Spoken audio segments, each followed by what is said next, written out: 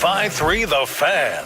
Harris fires, and that ball is hit high and deep to right field. Thomas going back. He's at the wall, and it is gone. Into the Rangers bullpen. Corey Seager with a 3-run home run, and the Rangers now lead 6-1. Matt Hicks with the call to start off the Hump Day edition of Sean and RJ. We have our Cowboys insider Bobby, Roberto, Bell, Peyton, and Aiden in the back, smack in the middle of your week, trying to get you to your weekend as quickly as possible on your home of the Cowboys and Rangers. Micah and Diggs clapping back yesterday in Oxnard, California. What happened day one at practice? That's all coming up at 6:20, a loaded show. We'll chop it up at 7:40, and then the Show of Wales delivering again. Brian brought us from Cali at 8:40, followed by Adam Schefter live at 9, and Brett Boone at 9:20. Now that's how you do a guest list. You know, there's no cook. There's no cook on there. There's nobody that's like just a writer. All right. You know, writers. And it's no one who went to Duke or Texas A&M or wherever K&C went to college. I'll see you in Oxnard. Oh yeah, well that's a whole different discussion there. So 6-2 Rangers as Marcus Semien starts it off, going yard. Josh Smith with a clutch hit opposite field for the insurance run, and then Corey Seager ended it with Jacob deGrom on the mound, gives up the early home run. 6 innings, 3 hits, shuts down the Athletics after that. 1 earned, 9 strikeouts. deGrom moves to 10-2 on the season, and the Rangers are 2 games over 500. yeah, the Seager homer is one of those crush your spirit kind of home runs, kind of hits. It was over. Yeah, because the A's are at that point just kind of looking for a reason to pack it in. They, as we talked about yesterday, they were 22-40 in their last 62 games.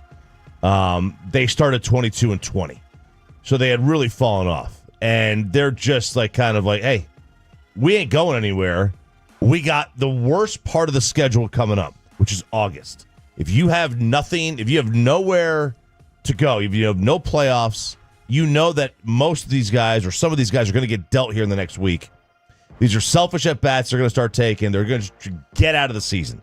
It's like they can't wait to get to September to where they can see the finish line, because they're about to start that. The dog days are called the dog days of August for a reason. You want to find any way to crush their spirit again. After hitting 188 in the month of June, Corey Seager is now at what for July? For the month of July, or what he's at for the season? July. He is at 400. 359. All right, I would have guessed in the 380s. 359 for Seager, 14 runs, batted in, 9 walks, and 4 home runs as the engine is rolling right now in that Ranger lineup. Yeah, it is. And they continue to do it. So the 6 runs again, that's above their 5.34 since June 7th. Number 1 in the sport, most runs per game in the sport since that June 7th date. deGrom, you could see this month they were trying to tick his pitches up. So they had like a bunch in a row where he was in the 80s, and in this month they've had 3 in a row going into last night where he was in the 90s. They could have thrown him out there for the 7th. And look, I mean, there was an opportunity for them to do that, but they were like, "What's the point? What's the point of throwing him out there? Got to lead, and let's keep him at that pitch count where he doesn't get stretched in the hundreds." This is 2 games above 500, by the way. They've kind of been around 500. Yeah. They haven't fallen way behind it. This is 2 games above 500 for the first time since May 18th for them. So you're talking about, but meanwhile, in that time, I mean, if you were to look and say, I think it's going back to June 12th, they've spent every day either 3 games below 500 or 1 game above. I mean, they're just in this 4-game window. So finally starting to see daylight here and clearing some victories. This is encouraging. The Astros keep winning, so the Rangers are still 7.5 back in the West, but they're 1.5 back in the wild card. What I think is happening right now is the Rangers are giving Chris Young the excuse not to aggressively buy. Choppy has talked about it in terms of the runs scored, 7 runs a game. You creep in a couple of games over 500. I think that's what you're kind of looking for if you're CY, an excuse not to get killed and crushed where the fan base has settled in and said, okay, let's see what you have on the roster. Let's see what you have from within without doing anything too drastic. Now, if they go and I would still like a bat, and they do need a bullpen arm. If either of those two things happen, I'm going to support it. But this is, I think, what they've been looking for, an excuse not to go outside of their own clubhouse and say, let's get the actual performances we know you're capable of. Do you think it's at all, for some fans, though, going to be the opposite? That, like, now that they're winning, it's like, no, now you need to get me something else, because now I feel like it's worth investing in. Previously, it wasn't worth investing in. Like, now you're playing well enough that it's like, you could contend, go get something. Or maybe the fan base is like, no, if you sleep and don't do anything major and the offense starts regressing, you screwed up your opportunity. You were in the mix. You're 1.5 games back. I don't know how people feel. Nope. I don't know if people are totally bought in and sold after we saw 100 games of a disappointing offense. This might be, especially when you keep talking about Seager mainly carrying it. So that's what I was going to say. This might be an exaggeration, and if it is, I'm sure Sandler will tell me later. Seager, it feels like, might be more important to a single lineup success than anybody else in baseball consistently. Like, if he's hitting well, it's like no one else really has to do anything other than whatever your rotating current hot guy is. Because then you've got two guys who are at least hitting consistently in the lineup, and the pitching's been good enough to where you can win with that. The biggest problem, the reason why they were floundering so much early, was either they didn't have Seager or Seager wasn't hitting. Now that he's hitting and things kind of fill in, okay, Higashioka's hitting well right now. Evan Carter's hitting good right now. Oh, okay, it's Marcus Semien's turn. As long as you're getting that around consistency from Seager, they seem to be okay. They are 45-1 to win the World Series right now. They were 21 to start the year. 20 and then 24, depending on where you were at. I mean, for a team that's a game and a half out with those two guys at the top of rotation, you're not going to find better value. Patrick Corbin is going to go tonight, 6-7 with a 3.91. It's sounding like Eovaldi is close. And when you look at Patrick Corbin's numbers, that's going to be a 6:30 pregame, 7 o'clock first pitch. His lowest ERA after 18 starts in a season since a 3.34 mark, spanning his first 18 games of 2019. And his last start marked his first scoreless start as a Ranger and longest scoreless outing since August 24 against the Yankees. This courtesy of Sandler. In 14 of his 18 starts, he's gone 5+ innings, allowing 3 or fewer runs. Went 5 2/3 in the last one against Detroit, the best team in baseball.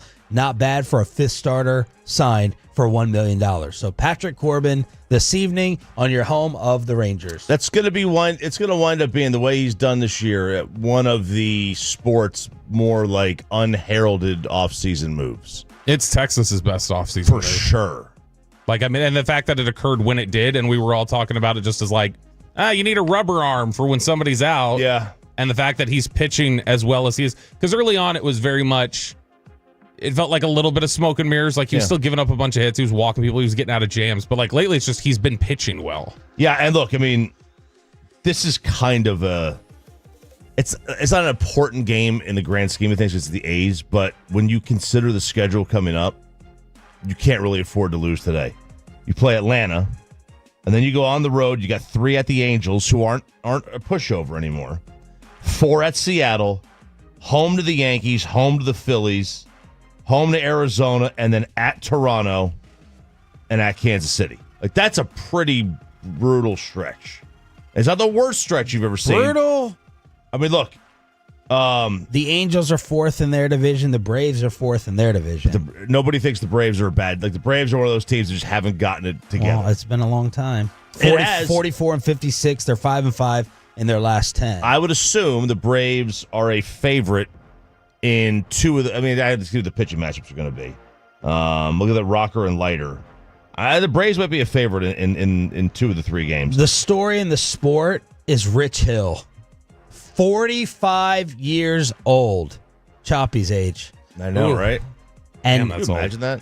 He pitched, I know, waking up out of bed and going out and starting a major league game. And he pitched at Chicago yesterday. 5 innings, 1 earned. 5 innings, 1 earned, with 3 runs on the board total. They end up losing 6-0, but 5 innings, 1 earned. Holy crap, that's incredible. Last night, my right leg was 2 inches shorter than my left. Okay, I had Sarah do the thing. She looked at it. She had to pull it. She had to pull the leg, What about the third pull one? it back, pull it back into place because the hip, my hip just kind of moves on its own now. All right, at 45 years old, he's out there throwing. 45. No, you're. This is this is a TJ Watt tryhard guy. You just retire.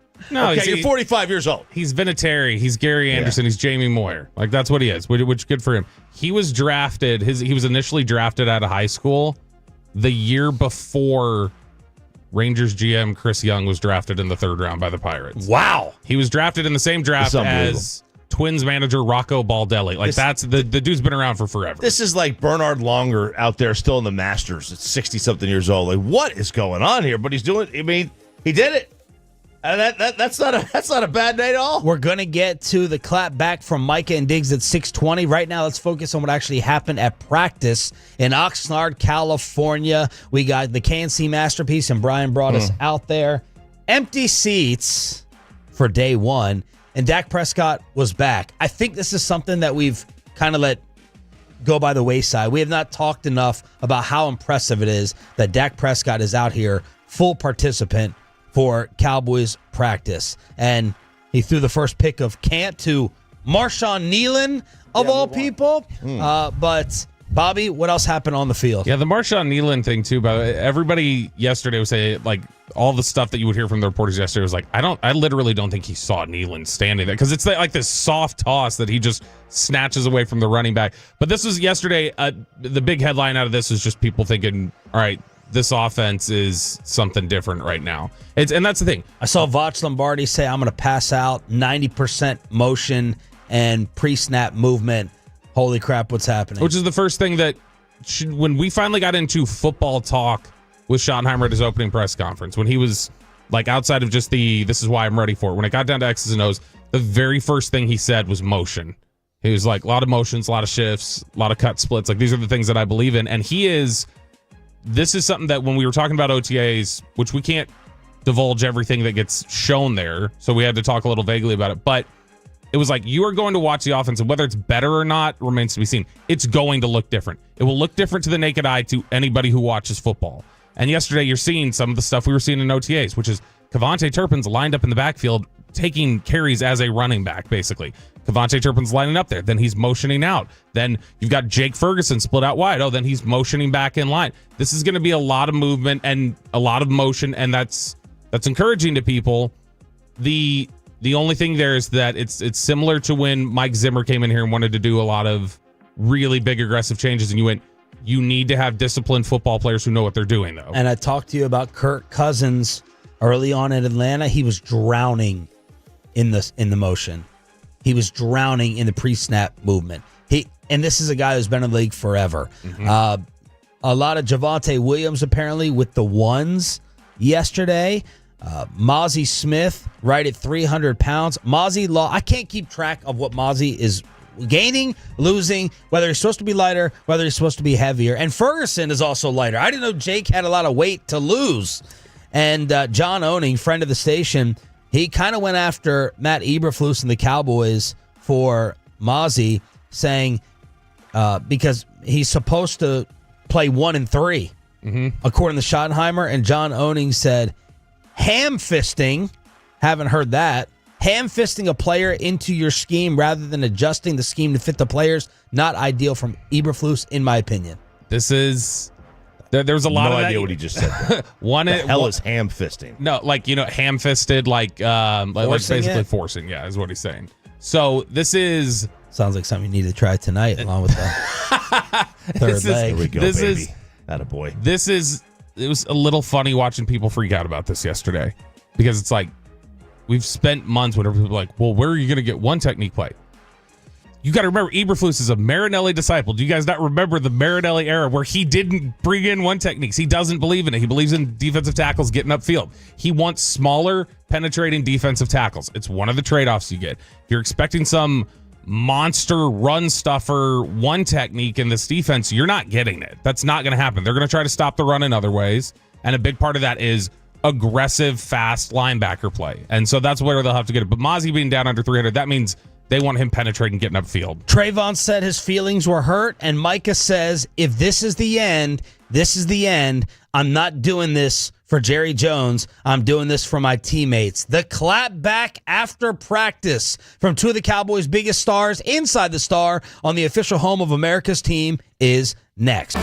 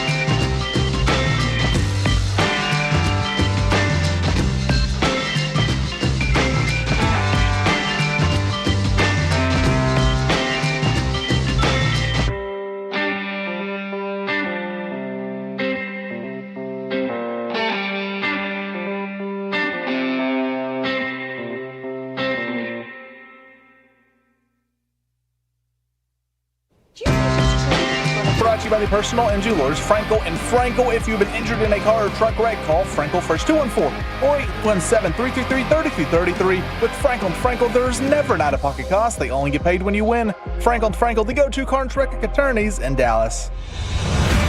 From news and notes to the coaches and players for America's team, let us go inside the stars on 105.3 The Fan.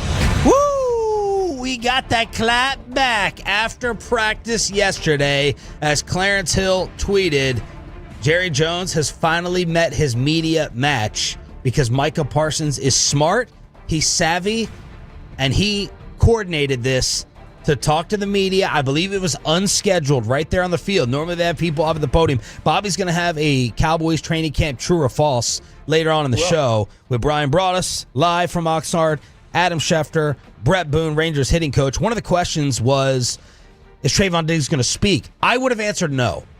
I would have said we do not hear from Trayvon Diggs during this camp. We heard from him.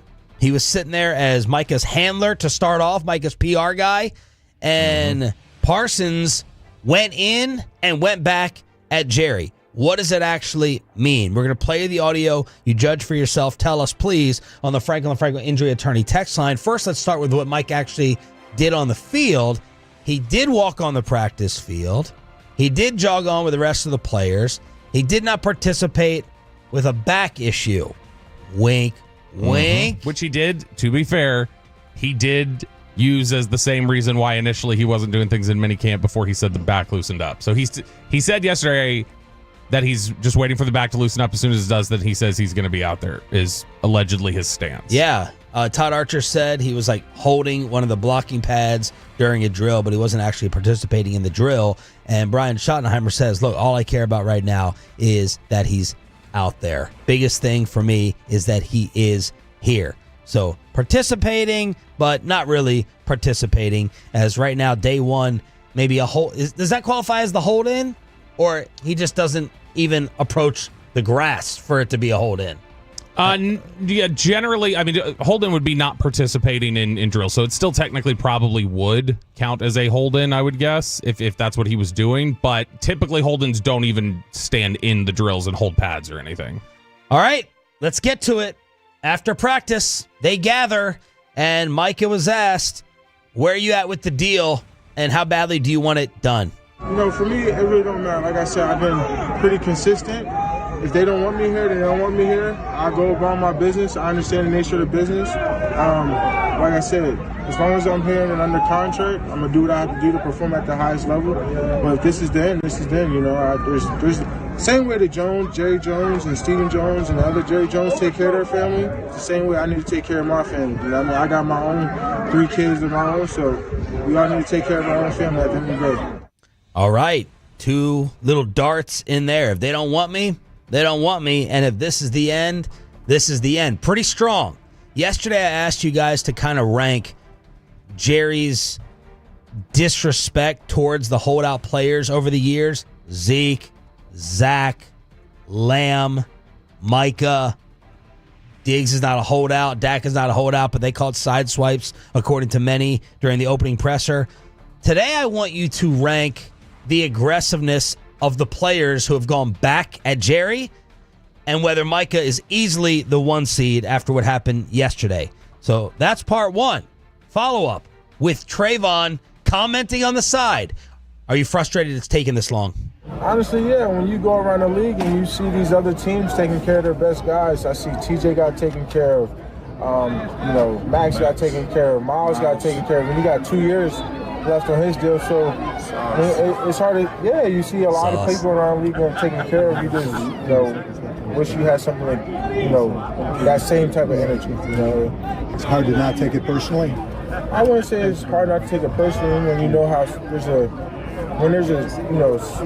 chain of events of something consistently happening over the course of years, when you kind of see it before through other players and things. So you don't take you don't take it personally when you're like, all right, it's not like I'm getting treated differently than anyone else, So I don't take it personally.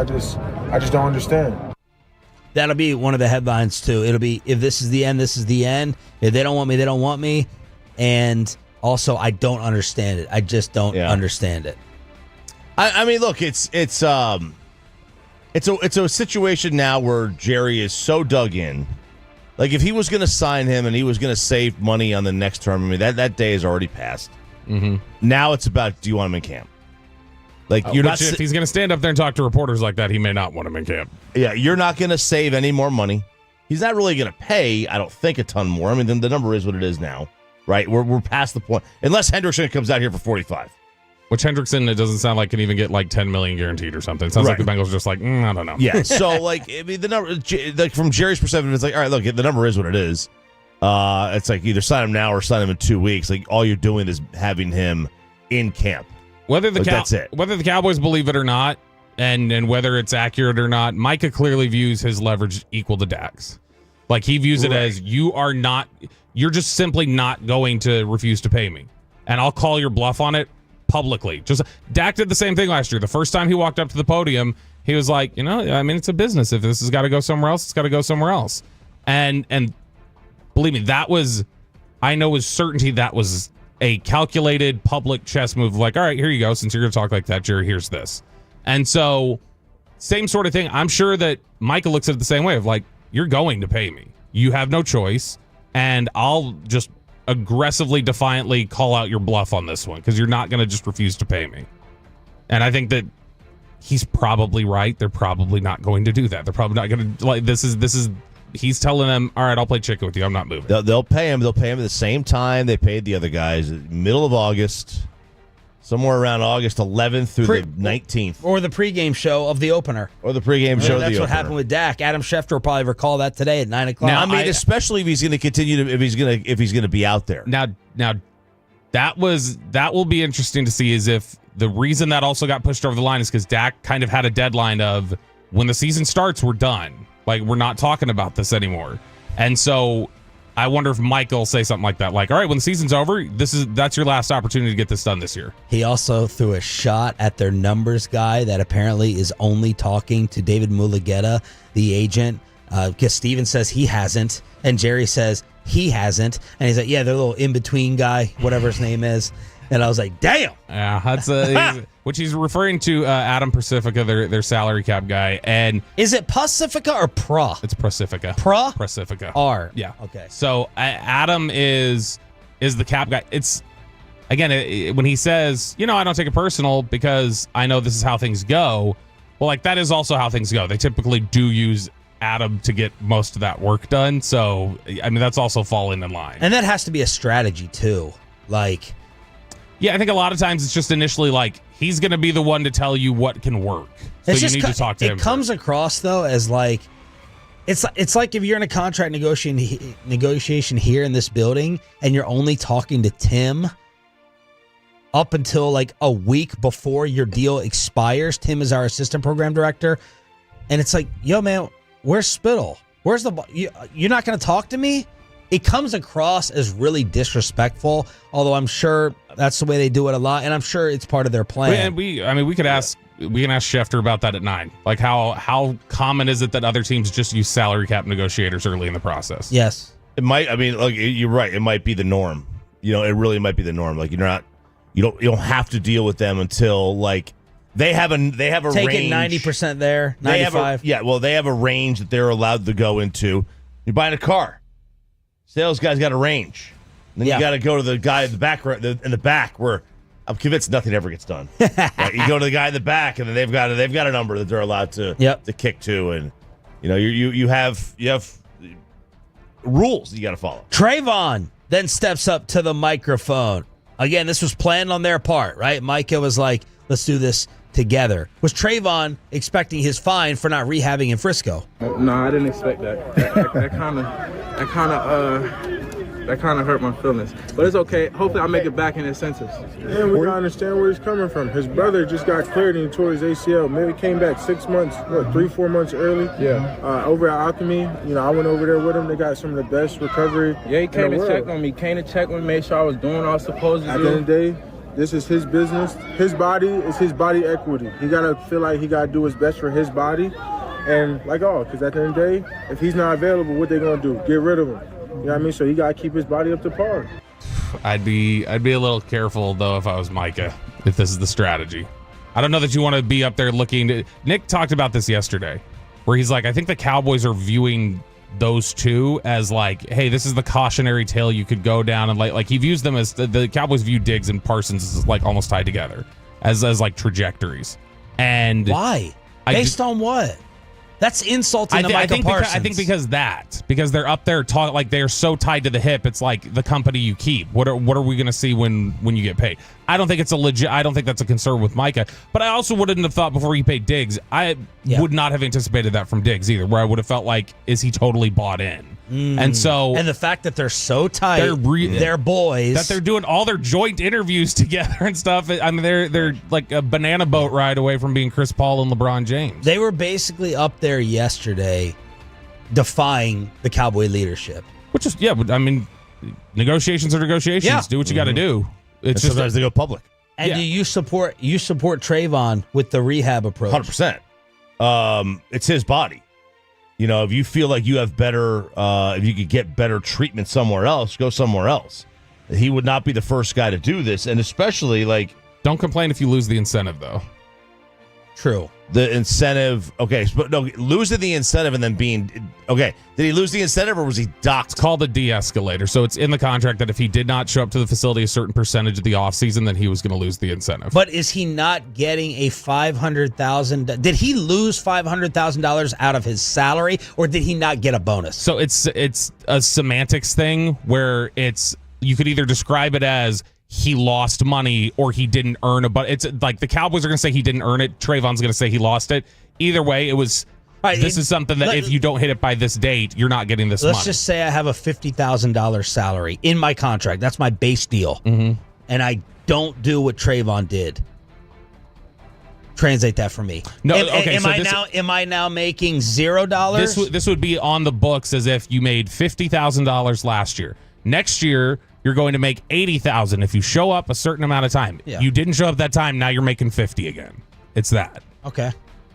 Which is $500,000, which is not clearly like a massive pay cut in the grand scheme of a $20 million contract. But. Right. I mean, it's not, but it's still a lot of money. And I agree with you. Like, you can't really complain. But what does it say about your team and your training? And when you have the NFLPA report card that comes out, gives you a C+ on that, and then you got players, high-priced players, top-tier players from your pay scale who are choosing to train and rehab somewhere else. That tells me a lot about what's going on there. What's a cost of living raise? 2.5%-3% generally? Like everybody everywhere generally does 2.5%-3% just for the year changeover. Diggs' incentive is basically 2.5% of his contract. This is essentially like you went into the next year and you're not getting the cost of living raise. I like this tone, though. You know, Trayvon can be moody. I was expecting him to be a lot angrier and more ticked off at Jerry. Yesterday, at least, they were calm. They were composed. I liked it. I found myself rooting for both of them yesterday and against Jerry Jones. More on what happened in Oxnard as we are off to a fast start for Cowboys training camp on your home for America's team. Brian brought us live at 8:40 from California, but the guys were shaken up yesterday over the passing of Ozzy Osbourne, and I was shaken up over the passing of Theo Huxtable. That's next on 105.3 The Fan.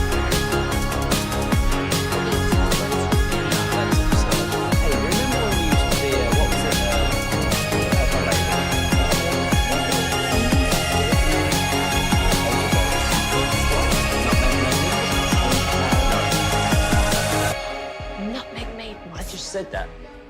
Was it Spice Girls? Doesn't sound right. Was it Saffron Squad?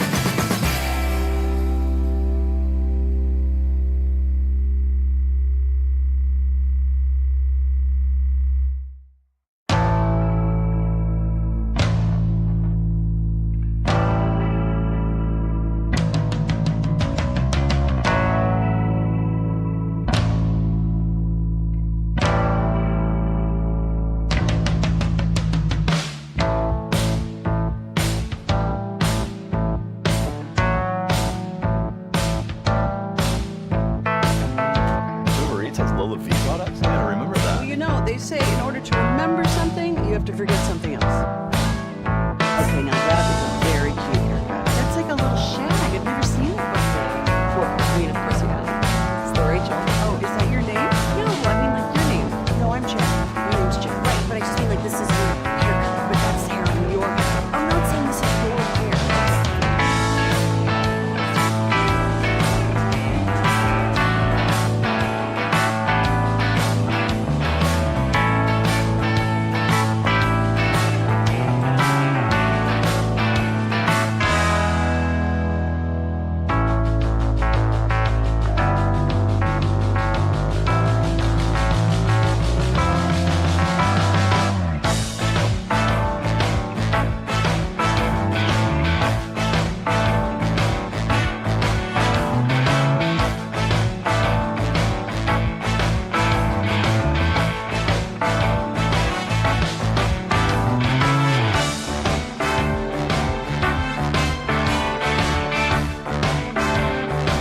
Grapevine today, the back-to-back #1 Chevy dealership in the world. More new Chevys than anyone else, all priced to sell. Visit ClassicChevrolet.com. This is Texas, this is Classic Chevrolet. Together, let's drive, relax, enjoy the difference based on new Chevrolet registrations 2023 and 2024.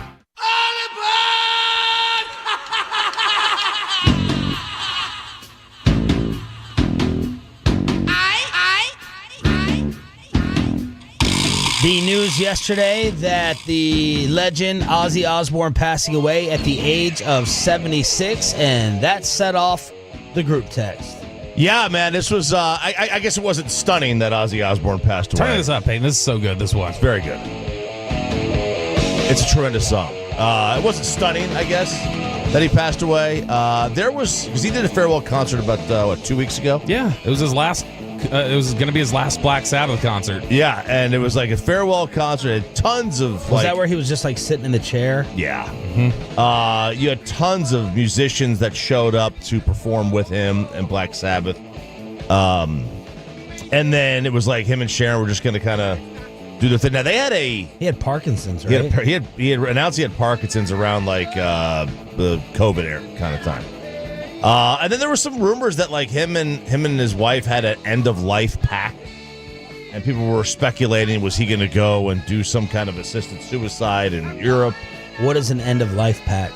Like we agree to end our life this way, kind of thing. Oh, because like health issues. I mean, she's had her own health problems. He's had health problems, obviously.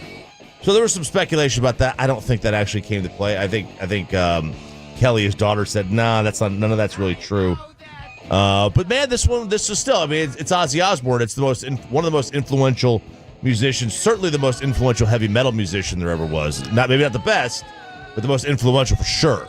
Yeah, I mean, when I think of Ozzy Osbourne, I think of two things. I think of this, Crazy Train. There's no Metallica without Ozzy, and Metallica took it to another level, but there's no Metallica without Ozzy. I think of this, and then I think of him biting the head off of the bat on stage when he thought it was fake.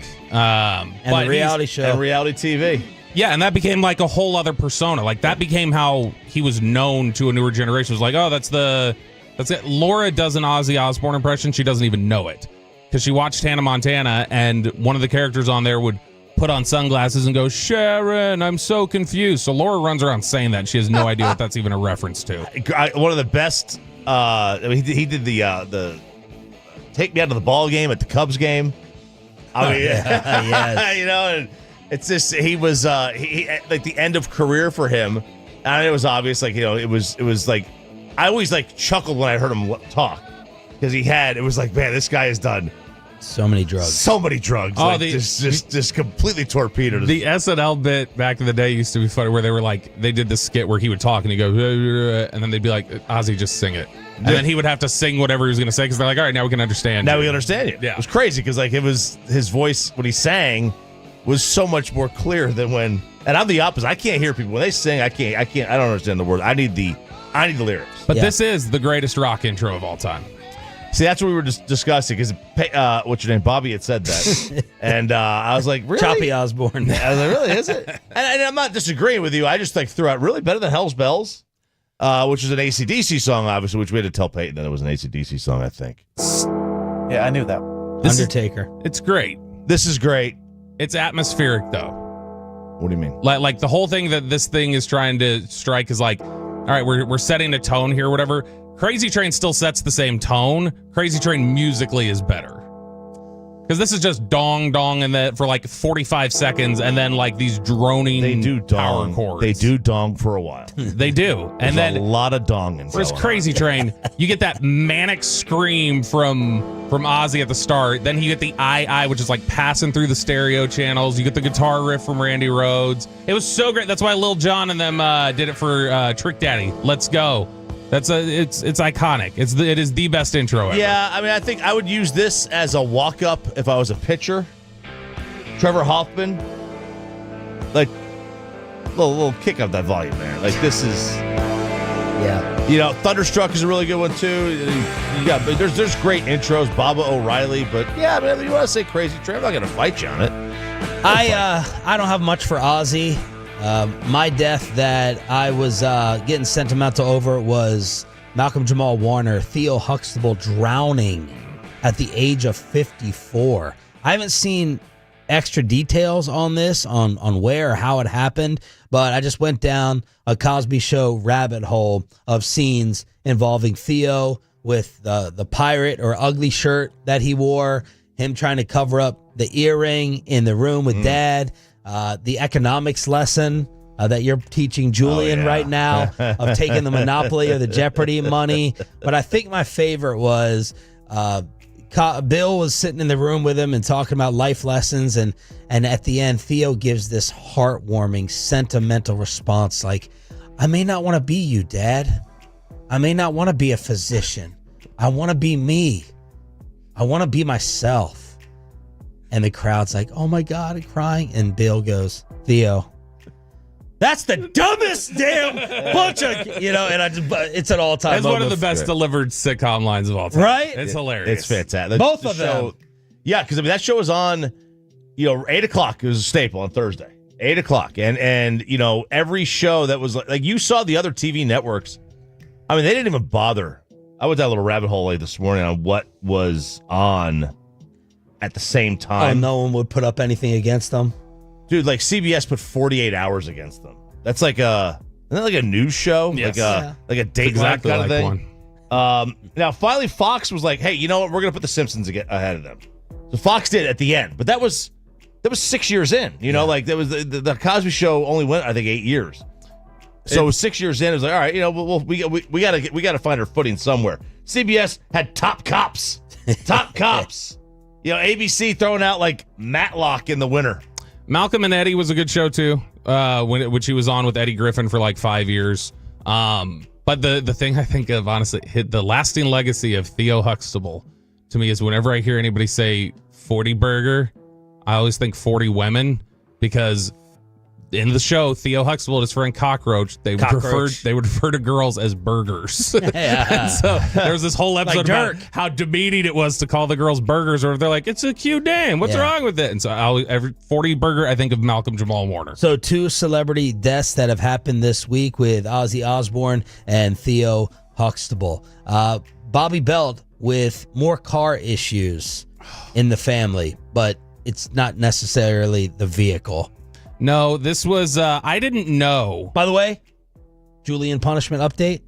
So yesterday he did the interior windows, washed all the interior windows. Washed them? Like cleaned it, yeah, like just, wiping the windows down, the windowsills. Because you're starting to add on here by day. I thought he was just supposed to get the dust and the blinds. Off the blinds. He got that too. Okay. He got that. The dust of the blinds, a little bit harder to get off than I thought. It's like caked on there. I hadn't done some of the blinds in a while. So did he put up a fight?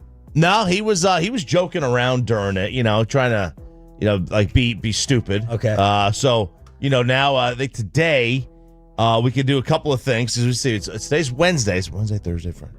So we got 5 more days. So we got baseboards and we got toothbrush toilet scrub. Baseboards, and we have the outside windows, too. He's going to do the outside windows. And now we're thinking, how did we forget mopping the floor? You only have so many days. You know, some of these are easy. You guys are adding on to the sentence. Listen, here. the sentence was given. The toilets are an easy I'm thing. going to start defending him. Is this a de-escalator or is this what is this? The toilets are easy, right? The toilets are easy. That should take a few minutes. So maybe we can mop the floors with the toilets. So our issue yesterday is one where Kristen had sent me a photo like near the end of the show, and I was like, "What the hell is this?" Like, it looks like there's something like pieces of something in the back seat, but I don't know what it is. And I just sent it to Aiden, so he's gonna try and throw it up on the fan cam. But did you guys know that the water cooler jugs that historically go up on top of it, like they've always been these giant plastic jugs, or I don't know. I guess all this this push to get rid of the plastic and different things like that, we are now getting glass jugs. 5-gallon glass water cooler jugs. I didn't know these were a thing. Why are you having them? So Kristen is helping out a family we know, and she's helping them do their move and everything like that. And so they had asked her, like, hey, can you bring this over there? And so she put it in the back seat of the Explorer. I didn't know these things existed, and I didn't know how easy they were to shatter in the back seat if you went over just like a bump. Oh my. Not very fast. This is 5 gallons of water spilled all over the back seat, and all of these shards of glass are everywhere. And I mean, like, flat out shattered. Like, that had to have had a weak point in or something. And Hayden's got it up on the fan cam now. It was soaked, and so Kristen took it over to. So it had all the water in it. Yeah, all full. Dude, that is gonna reek. So Kristen took it instantly to the friends who were they were like, hey, go take it down to this place, have them do it, we'll pay for it. Like, just do it, and they'll clean the car out and they'll dry it out. She's like, okay. So she went in there and she gave them very specific details of what to do. And then she was like, okay, well, they went to the Rangers game last night. So I went, picked her up, dropped her off to get the car. She got in the car, immediately drove off to the Rangers game, didn't have time to check anything. But then the car's sitting there baking in the evening sun.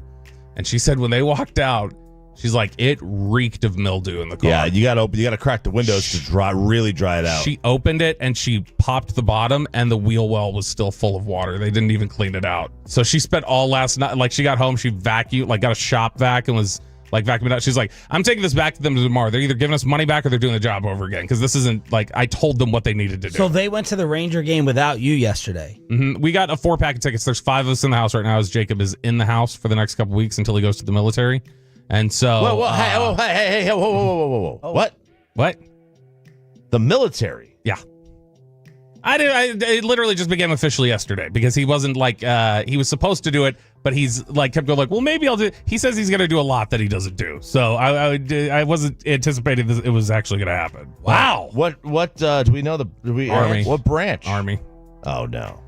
And Kristen's allowing this? Yeah, he's going to Army because the welding stuff that he's been doing. He's going to the Army. He's going to be a welder in the Army. And so that's what he's doing. He's going to be working with, I don't know. They told me go weld a ship in the Navy. Coast Guard, baby. That's it. He wants work to on Grapevine Lake. See, he wants to do Army, and we got a lot of Air Force people in our lives that kept telling him, like, Air Force, dude, Air Force, Air Force. And so he was starting to get frustrated and was like, I guess I'm just going to the Air Force. And Chris is like, no, you're not just going to do what people, this is your life. Make the decision. Back to the Cowboys inside the Star 720 commercial-free expressway. We'll chop it up. We have another Billy Currington concert ticket giveaway. Brian Broaddus, Adam Schefter, Brett Boone, back to back to back. But the Tolos tipped us off, and I have purposely stayed away from listening to this. We go through the G-Bag Texas Rangers interview next.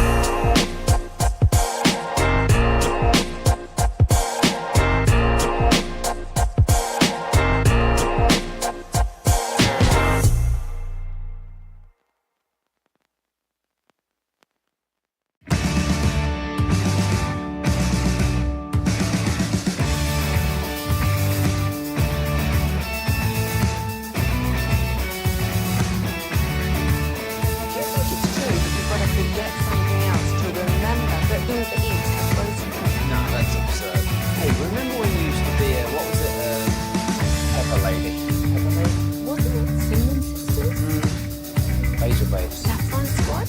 Nutmeg maidens. Paprika? No. Nutmeg maiden. I just said that. Was it Spice Girls? Doesn't sound right. What's it, Saffron squad?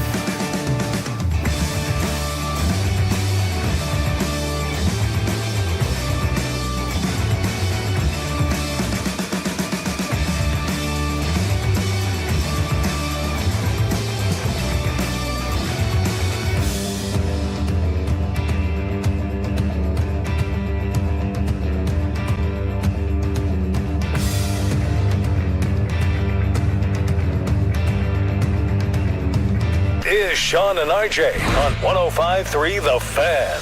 The 3-2. Swinging a drive down the left field line. Soderstrom back into his right. This one is gone.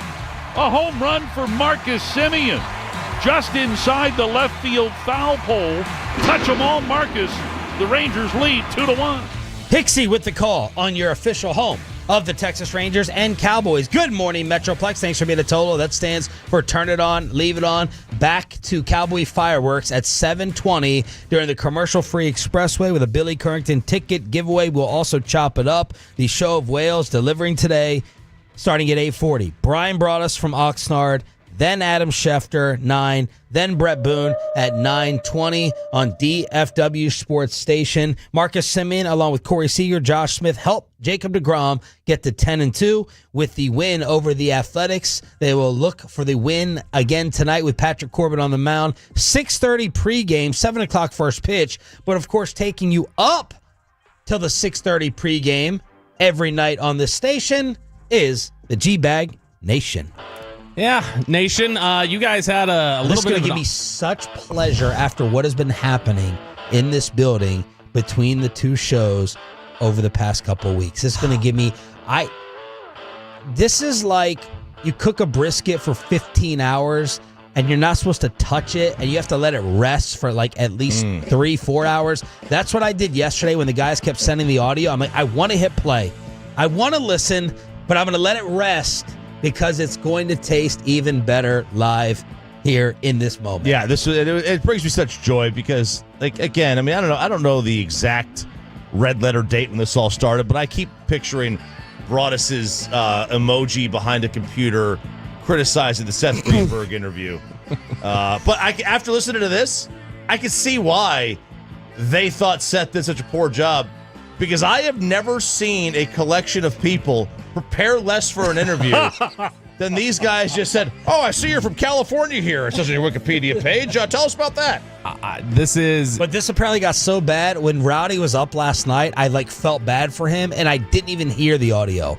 I was watching him last night. I'm like, oh man, poor Rowdy and what he just went through. Dude, this is. I know you're thinking you're gonna savor this. This is gonna be uncomfortable. This is uncomfortable audio to listen to. So. They had Rowdy Tellez on yesterday on the G-Bag Nation, their weekly hit with a Rangers player, and it got off to a little bit of an awkward footing. I want you to just take notice, how many times does Gavin Dawson in this first clip reference Rowdy Tellez's size and how well it's received? All 6'4", 270 of Rowdy Tellez joining in now here on your home of the Rangers. And a good afternoon, sir. Welcome to Texas. How the hell are you? I'm doing good, guys. I'm doing good. Thanks for having me. Well, yeah, it is great to have you. And they say everything is bigger in Texas, so I guess you're fitting right in, huh? Is that the story? I guess so. I mean, I'm built more like an offensive lineman than a first baseman, but I guess it worked. No, seriously, though, how many brisket sandwiches are you in right now? What? Had yourself a brisket sando yet, Rowdy? Wait, stop. He didn't answer. Okay, so you didn't stop that cut. No. You didn't stop. That's all. Pause. Okay. You know how like you have like a Oh my God. you know how like you have like a moment where like you remember exactly where you are. I was turning right on. I had picked up Luca from the water park. I was turning onto 114 at this very moment. I was waiting at the light, and I thought for a second. I looked down at my phone. I was like, "Did this thing just cut out? What happened?" And no, it was just dead. He goes 6'4", 270, and then he goes, hey, how about, you're fitting right in. But the fact that he went, now seriously, how many brisket sandwiches are you in right now? Now, I'm trying to think of when we have ever referenced someone's weight. Of all the sports, I think baseball is the least appropriate to mention someone's weight. Like, there's nothing complimentary about saying 6'4", 270, Rowdy Tellez coming in here. Like, maybe Shaq? If you were going to do it? Like, offensive line guys, you do it because they wear it as a badge of honor. Yeah, they want to be big. They're big, nasty. Yeah, they're nasty. Yeah, right? no, like... Or like a UFC heavyweight fighter or a heavyweight boxer, maybe. Who do we like? Not a baseball, not a hitter. George Steinbrenner and Hideki Arabu. What do you call him? A fat toad or whatever he did back in the 90s. Yeah. That was a problem when that happened. And like Bartolo Colon got like criticized for it all the time, and it was like people were like, "Come on." This is back to back. It's hilarious. This is back to back to back, just straight insults from Dawson to start. I want to from the beginning, please. All 6'4", 270 of Rowdy Tellez joining in now here on your home of the Rangers. Hey, good afternoon, sir. Welcome to Texas. How the hell are you? I'm doing good, guys. I'm doing good. Thanks for having me. Well, yeah, it is great to have you, and they say everything is bigger in Texas, so I guess you're fitting right in, huh? Is that the story? What? I guess so. I mean, I'm built more like an offensive lineman than a first baseman, but I guess it worked. No, seriously, though, how many brisket Wait, sandwiches stop. are Was you? that Chiafalo in the back going, that's my guy? That's Wolchuk. Tried, I think he recognized, like, okay, it's kind of uncomfortable. Like, oh, yeah, that's my guy. Another fellow big guy. He's trying to, like... That's my guy. Yeah, he's trying to... I'm trying to think of another state to where talking about the state moniker would be an insult to the person. You know what I mean? Like, everything's bigger in Texas. Everything's smaller in Rhode Island. You must be fitting right in. Well, welcome, Muggsy. Everything's smaller in Rhode Island. Come on in, Spud. It's the Big Apple. You sure have a Big Adams apple. How's that working out for you? That's right. All right, let's continue. I guess so. I mean, I'm built more like an offensive lineman than a first baseman, but I guess it worked. No, seriously, though, how many brisket sandwiches are you in right now? Had yourself a brisket sando yet, Rowdy? No, I live here, so I'm... Oh, okay. Yeah, I've lived here for a while, so I've dabbled in my fair share of them. Right on. There you go. See, I thought I noticed some Texan in your voice. I should have... No, it ain't. No, it's... I don't think it sounds any different. Right on. So they butcher the first minute. They butcher the beginning. Then they mess up the locality of it, the local tie, and then they mess up the accent. Right on. Yeah, the right on. It made it. He's like, no, I don't have your Chuchia that you adopted from Portland, Gavin. I give Rowdy. No, seriously, how many sandwiches? No, seriously, how much have you upped your cholesterol this morning? Tell me. No, seriously. Like, how much mayo did you put in your coffee today? Tell me. It's wow. Oh man, I respect him giving Dawson that pause. That pause he gave, that was very much intentional. Like, you were gonna sit in that, and like Rowdy's going like just like sit there and listen and feel this. that was great. A brisket sando yet, Rowdy? Sando. Now even brisket sando, like Sando. Choppy abbreviation. I love it. Even after all of that, Eric Chiafalo still decided, you know what? Let's go back, talk about his size. I've seen the other nickname float around. I don't know if you've heard it. The Girthquake. What?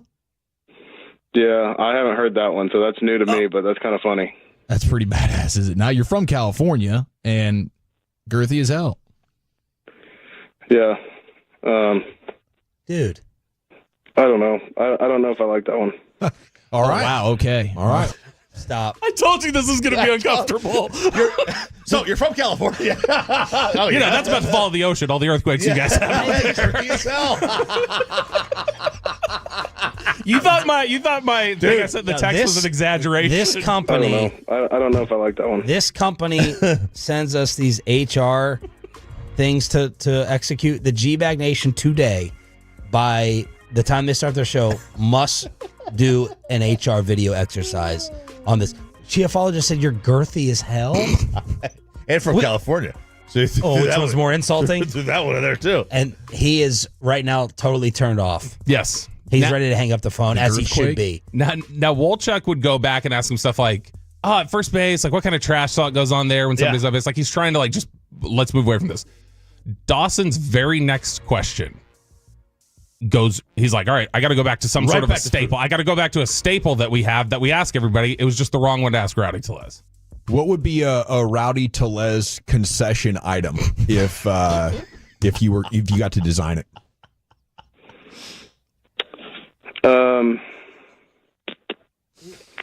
Trying to think. Anything probably with brisket. I love brisket. So like a good brisket sandwich, maybe some like onion strings on it, and like a sweet barbecue sauce. This had to be a bet payoff.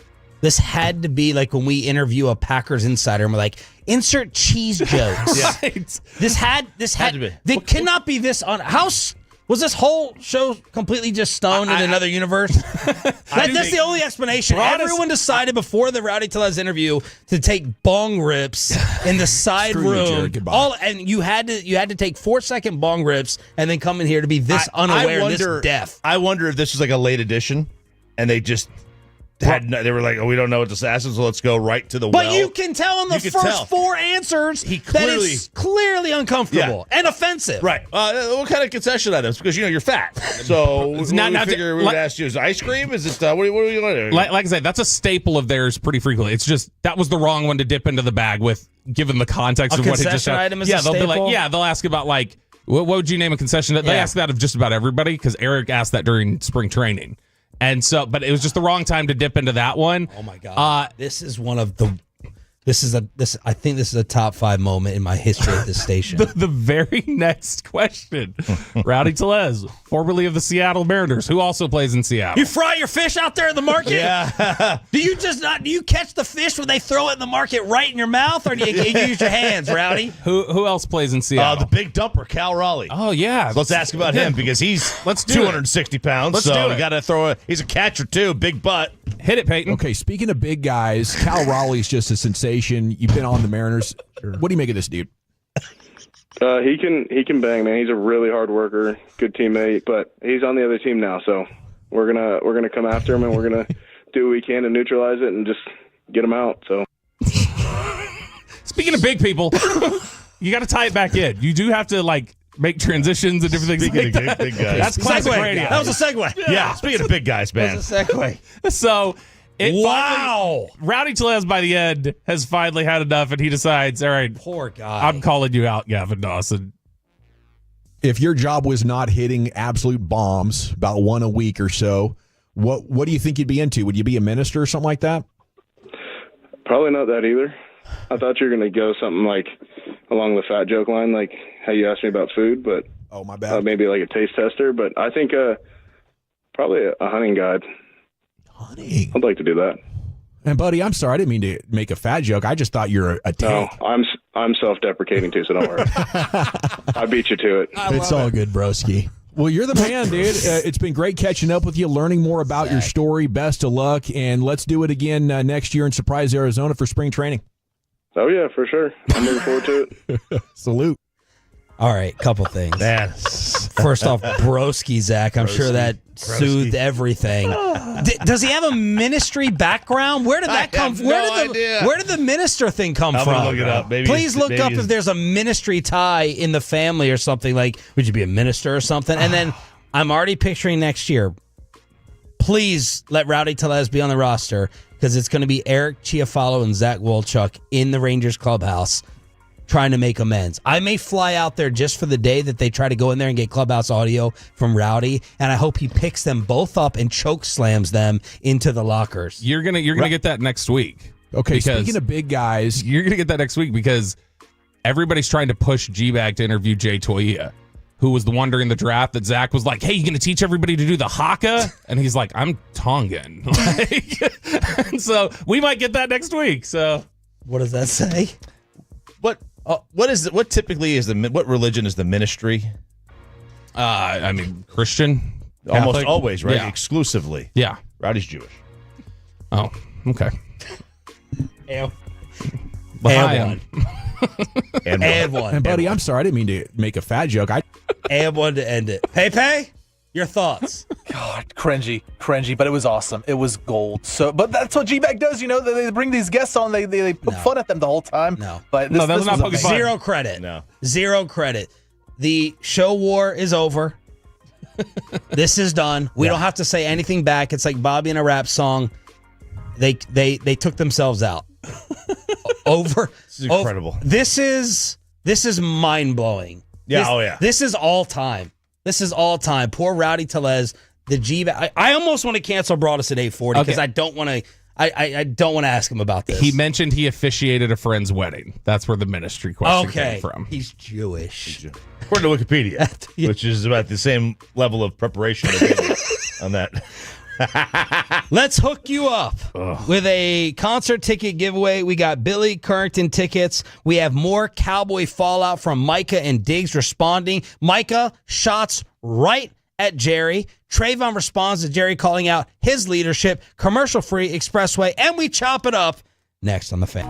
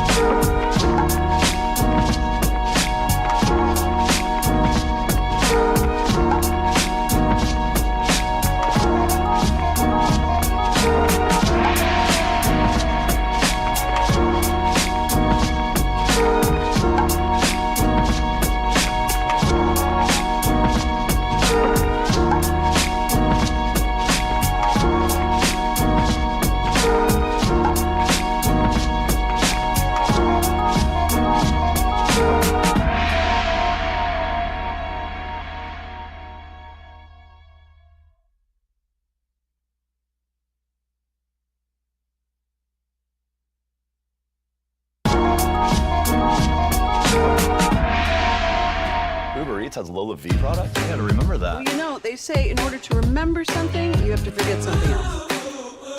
Okay, now that is a very cute haircut. That's like a little shag. I've never seen that before. Well, I mean, of course you have. It's the Rachel. Oh, is that your name? No, I mean, like, your name. No, I'm Jen. Your name's Jen. Right, but I just mean like this is your haircut, but that's not your hair. I'm not saying this is your hair.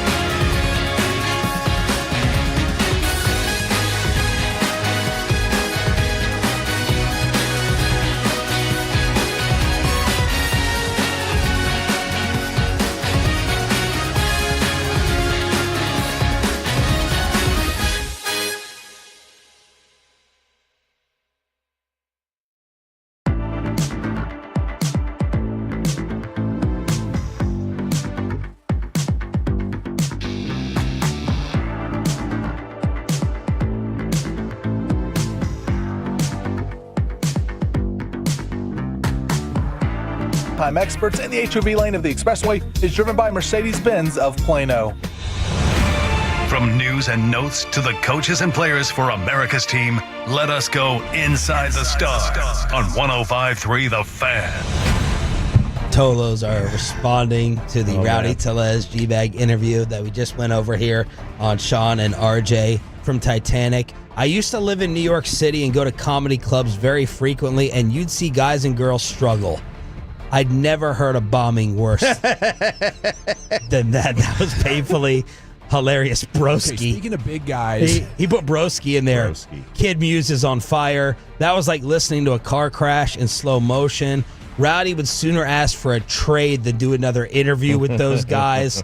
As someone who is Jewish, asking him if he would join the ministry had me in tears. Like, the Tolos are on fire with this reaction. I don't know if I like that one. Given their lack of awareness, 214 says, I'm surprised they didn't just ask him to do the truffle shuffle there in the interview. I have been laugh crying in the commercial break the entire time after that. All right. 817 says we should have him on to give him a good interview. Dude. Again, sensitivity training today. It has to be done by 2 p.m. From Odyssey HR. We're commercial free with the Expressway. We're going to chop it up. You know what? Let's just hook the tolls up right now with the tickets. I'm in too good of a mood. Let's not make anybody wait. If I fall, can you let me down? Say it. number 10 at 877-881-1053 wins a pair of tickets to see Billy Currington and Kip Moore on Friday, August 1st at the Pavilion at the Toyota Music Factory. That's caller number 10 at 877-881-1053. All right, back inside the Star. Bobby is having real bad Cowboy camp FOMO because they got after it yesterday at practice. It just wasn't a conditioning test, which Rowdy Tellez may have been in. It wasn't just stretching. They are out there going at it back and forth. And I was really impressed with someone that's going to make RJ Choppy very, very bitter here coming up. But then you had the Jerry presser to start. And then you had Micah and Diggs gathering the media afterwards. How surprised were you, Bobby, that they did that? I'm surprised that Diggs did. Not surprised that Micah did. Micah's very aware. Micah's media awareness is really, really high. Jerry has just been raving about his intelligence for years. Micah's a really good businessman. Micah's really good at branding. Micah's not any sort of a dummy or anything. I'm surprised that Diggs, given how much he has tried to avoid microphones before whenever anything is blown up, because I think generally he doesn't want to come off angry or he doesn't want to say something. We had the whole Mike Leslie incident outside the locker in San Francisco last year. I was surprised that he spoke at all, much less stood up there and was like, I'll directly answer all this. I'll talk longer in my answers than I do for anything else. What sounded more personal, Jerry's presser or these guys' response? Or both? Yeah, the answer, yes. Well, the Diggs-Jerry dynamic to me is that's not good right now. That's bad. But Micah sounded like he got personal yesterday too. But Micah, to me, when he was not the first to attack, right? So he is just, hey, look, man, you said to me, I'm just coming back at you. I expected more of the Micah type, or in terms of, I would expect the Micah energy more from Diggs in terms of the way that Jerry had spoken about it. I thought the Jerry criticism was more directed at Trayvon, but if Micah does view it as that criticism is a roundabout way to talk about what you think I could be, then he would be offended by it. Micah yesterday said, I'm confused. I don't understand. He said he was frustrated. I'm not frustrated. And then he kind of put Jerry in his sights with this quote. Nah, but I'm gonna talk to him. I just thought as a whole, everyone's situation is differently. You know what I mean? At the end of the day, I'm here for my teammates. I'm not here to please another grown man. I'm here for them. I want to be here with Trey, watch him rehab, watch him get on the field, watch his growth. I want to be here battling with Terrence Steele. I'm here for these guys. I'm not here for him. So I think, at the end of the day, he's on the field with us. We're on the field playing the games and things like that. So I'm going to just control my teammates, keep boosting it, and, we're just going to keep playing together. So that's a very us versus them. We're going to do it for ourselves, not for anybody upstairs in the front office. Why did he only name specifically by name Trayvon Diggs and Terrence Steele, I wonder? It's very clear Micah heard everything and he's making sure to underline. Well, he retweeted TJ Watt. Yeah, I'm here with all my teammates. I want to see Trey Rehab. I want to go up against Terrence Steele. I want to be with everybody. What's your point? It's okay. All right. You're being very specific there. Because showing his leadership.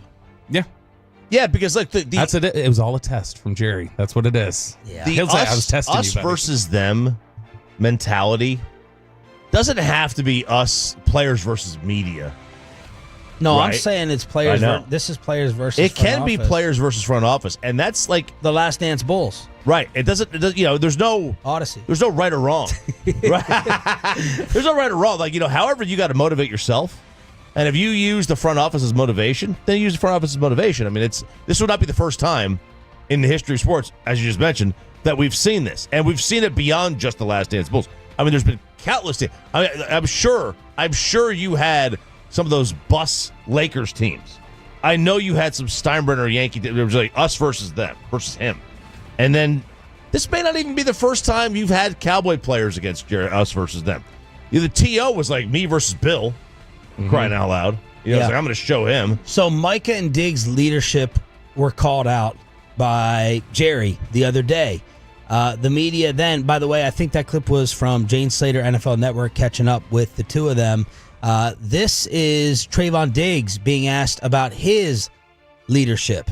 I feel like, me, I'm not even a vocal leader. Like, I'm not going to be screaming at guys. I'm not going to be yelling at guys. How I'm a leader is what I do on the field, how I perform on the field, the things that I do in practice hard, working hard. So that's how I lead in my way. I'm a leader in my way. I'm continuing to lead in my way. I'm not going to change who I am. I'm not going to change and start talking and being a vocal guy. Like, that's just not me. That's not who I am. But I will lead in different ways, and I feel like I do that. I feel like, the things I do on the field, the things I do in practice shows enough.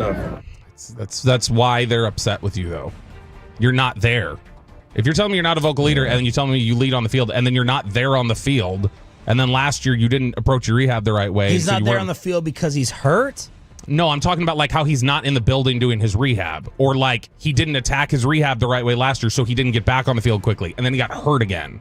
And it's like, okay, well, those sort of things right there, like, start pointing to, if your whole aspect is how you bond with the guys on the field, and then you're not even doing your rehab. DeMarvion Overshone ended up having David Durden in his wedding because they were in the rehab group together. Like, that's a thing. That's something that they want. Mickey yesterday on K&C was talking about how they had a crawfish cookout there at the facility. Was he there? Micah wasn't. Oh, Mickey wasn't?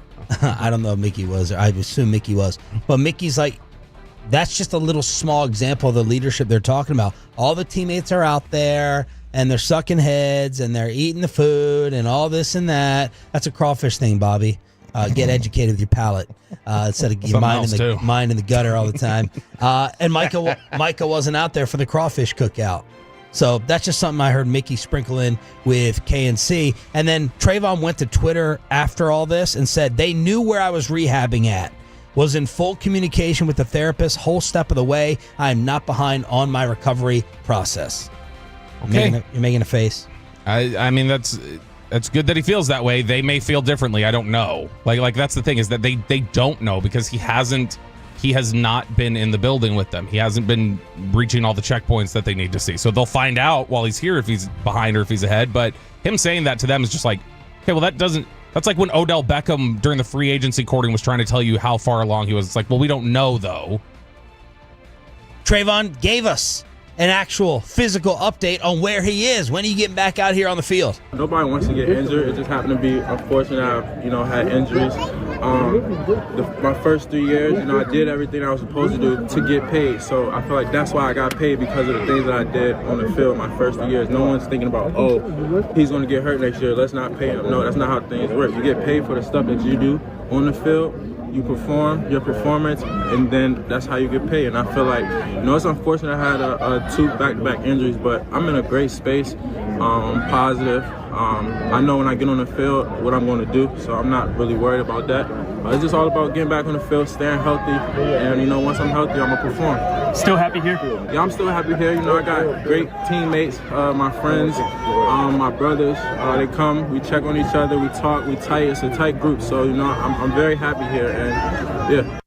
I like the tone. I like the delivery. They were calm. They were cool. Mm-hmm. They were composed. Micah sounded more hurt than Diggs. I get that. So things have gotten a little bit personal. And, of course, $40 million a year will make all of it go away, which will eventually happen, in my opinion, just like it did with all the other holdouts. So I think this might be Jerry's. Again, we're throwing out 15 different theories. This might be Jerry's, last attempt to show some power, because he had zero power in the Dak negotiation. None. So the only thing I can really do, right? It's like when you get in a verbal fight with someone, who's going to start going low with the insults? Like, this is the last thing I have to hang on to. I don't have the actual argument, so I'm going to try to insult you. I'm going to interview a Ranger player and just insult you. And that's what I'm starting to think here. Jerry's like, I'm going to sign the check. We're not going to have him miss games, but I'm going to make them feel my power and a little bit of my wrath in the last seconds that we have. Just a theory. And like you say. And by the way, I'm feeling bad for Micah in this situation and circumstance. They may be asking for $50 a year. Mm-hmm. That's what Mickey said he'd be asking for if he's the agent. Absolutely. Right? And then maybe they settle at 45. They might be asking for 45. We don't know. Because they alluded to that in the presser. They alluded to that saying, y'all think the players are just asking for the current market high.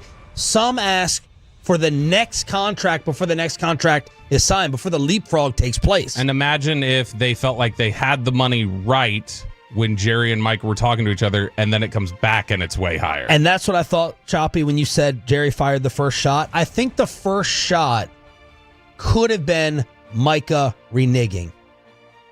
Jerry may view that as the first shot. We agreed. We agreed, and you backed out of the deal.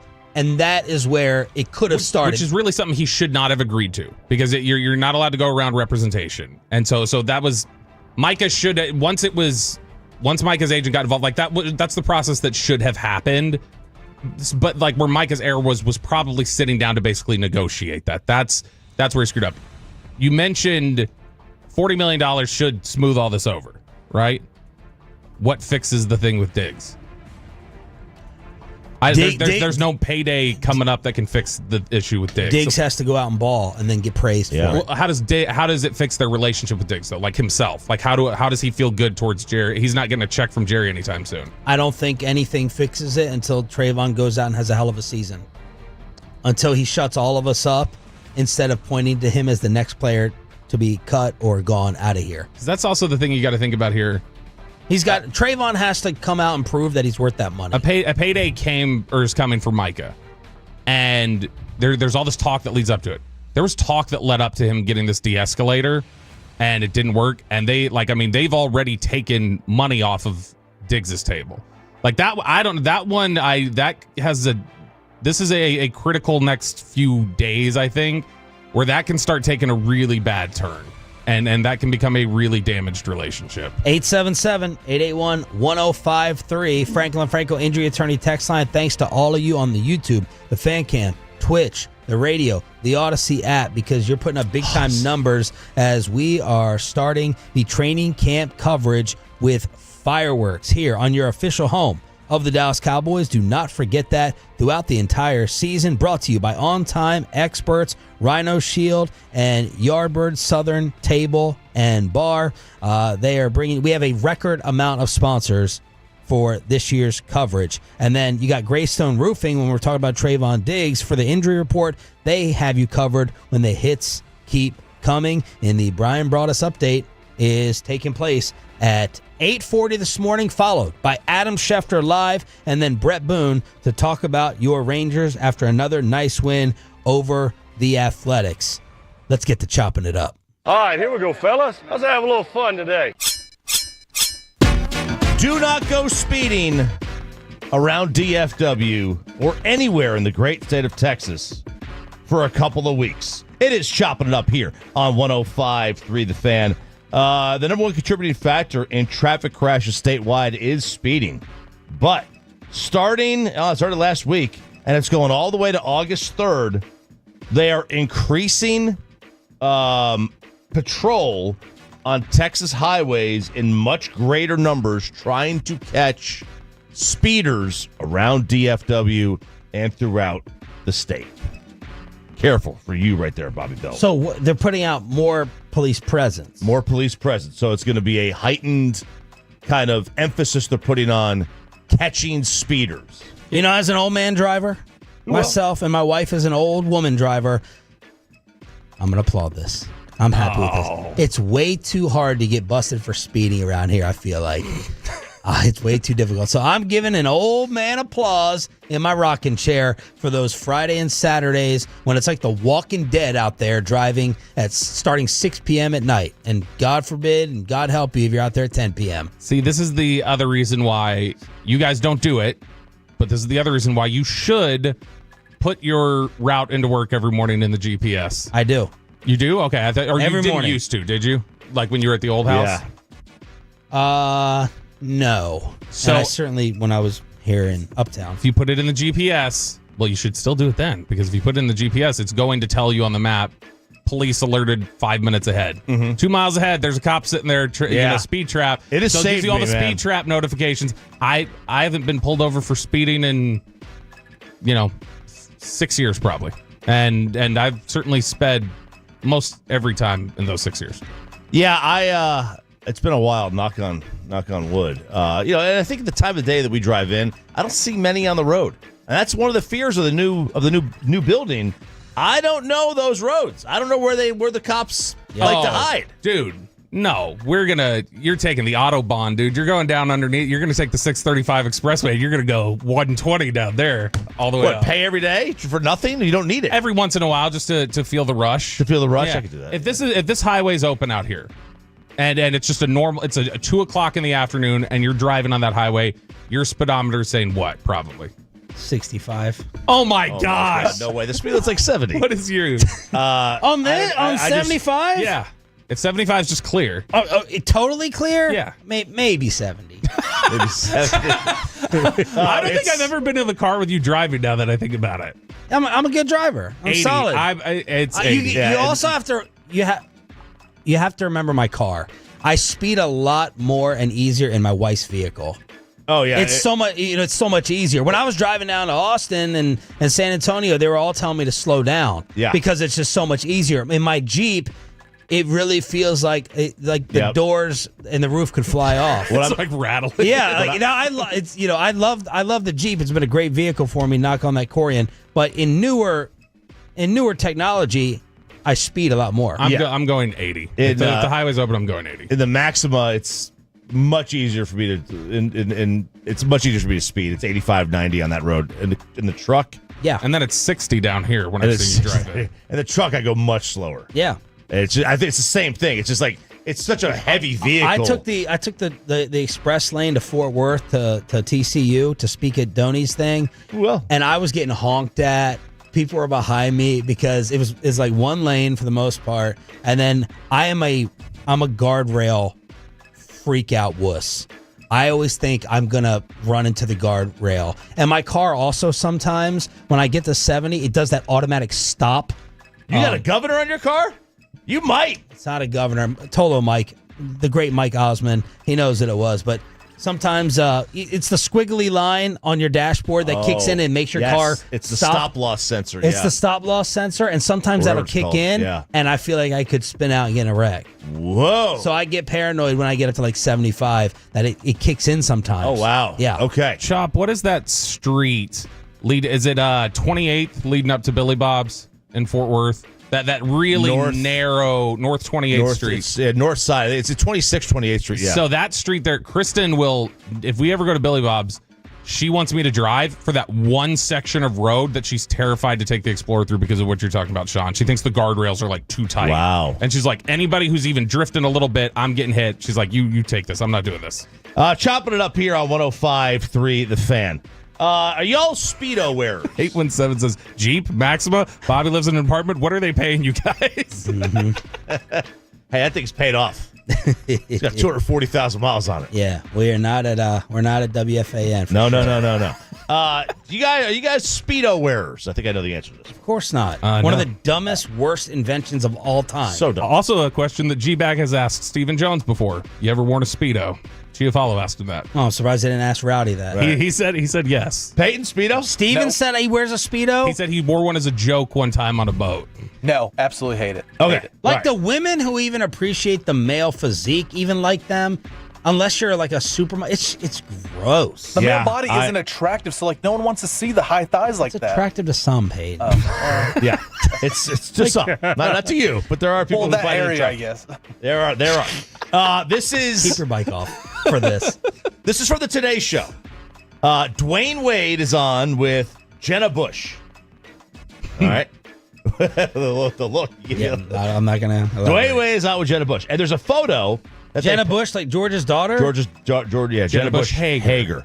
So they're on Today Show with Jenna and friends, and they're talking about this guy who posted a photo of him and his kids wearing a Speedo, right?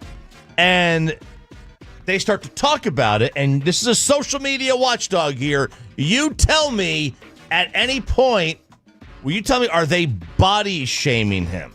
I don't cross the Speedo line. Okay, I feel like this, like when I'm on vacation, I see guys walking with the Speedo. It's like, what are you doing, bro? Like, why are you trying to show us we don't want to see all that. I feel like it's more common. By the way, I agree. And if my husband brought out a Speedo, I'd be shocked. Yeah. You would be absolutely shocked. I'd be shocked. Yeah. Nobody want to see all that.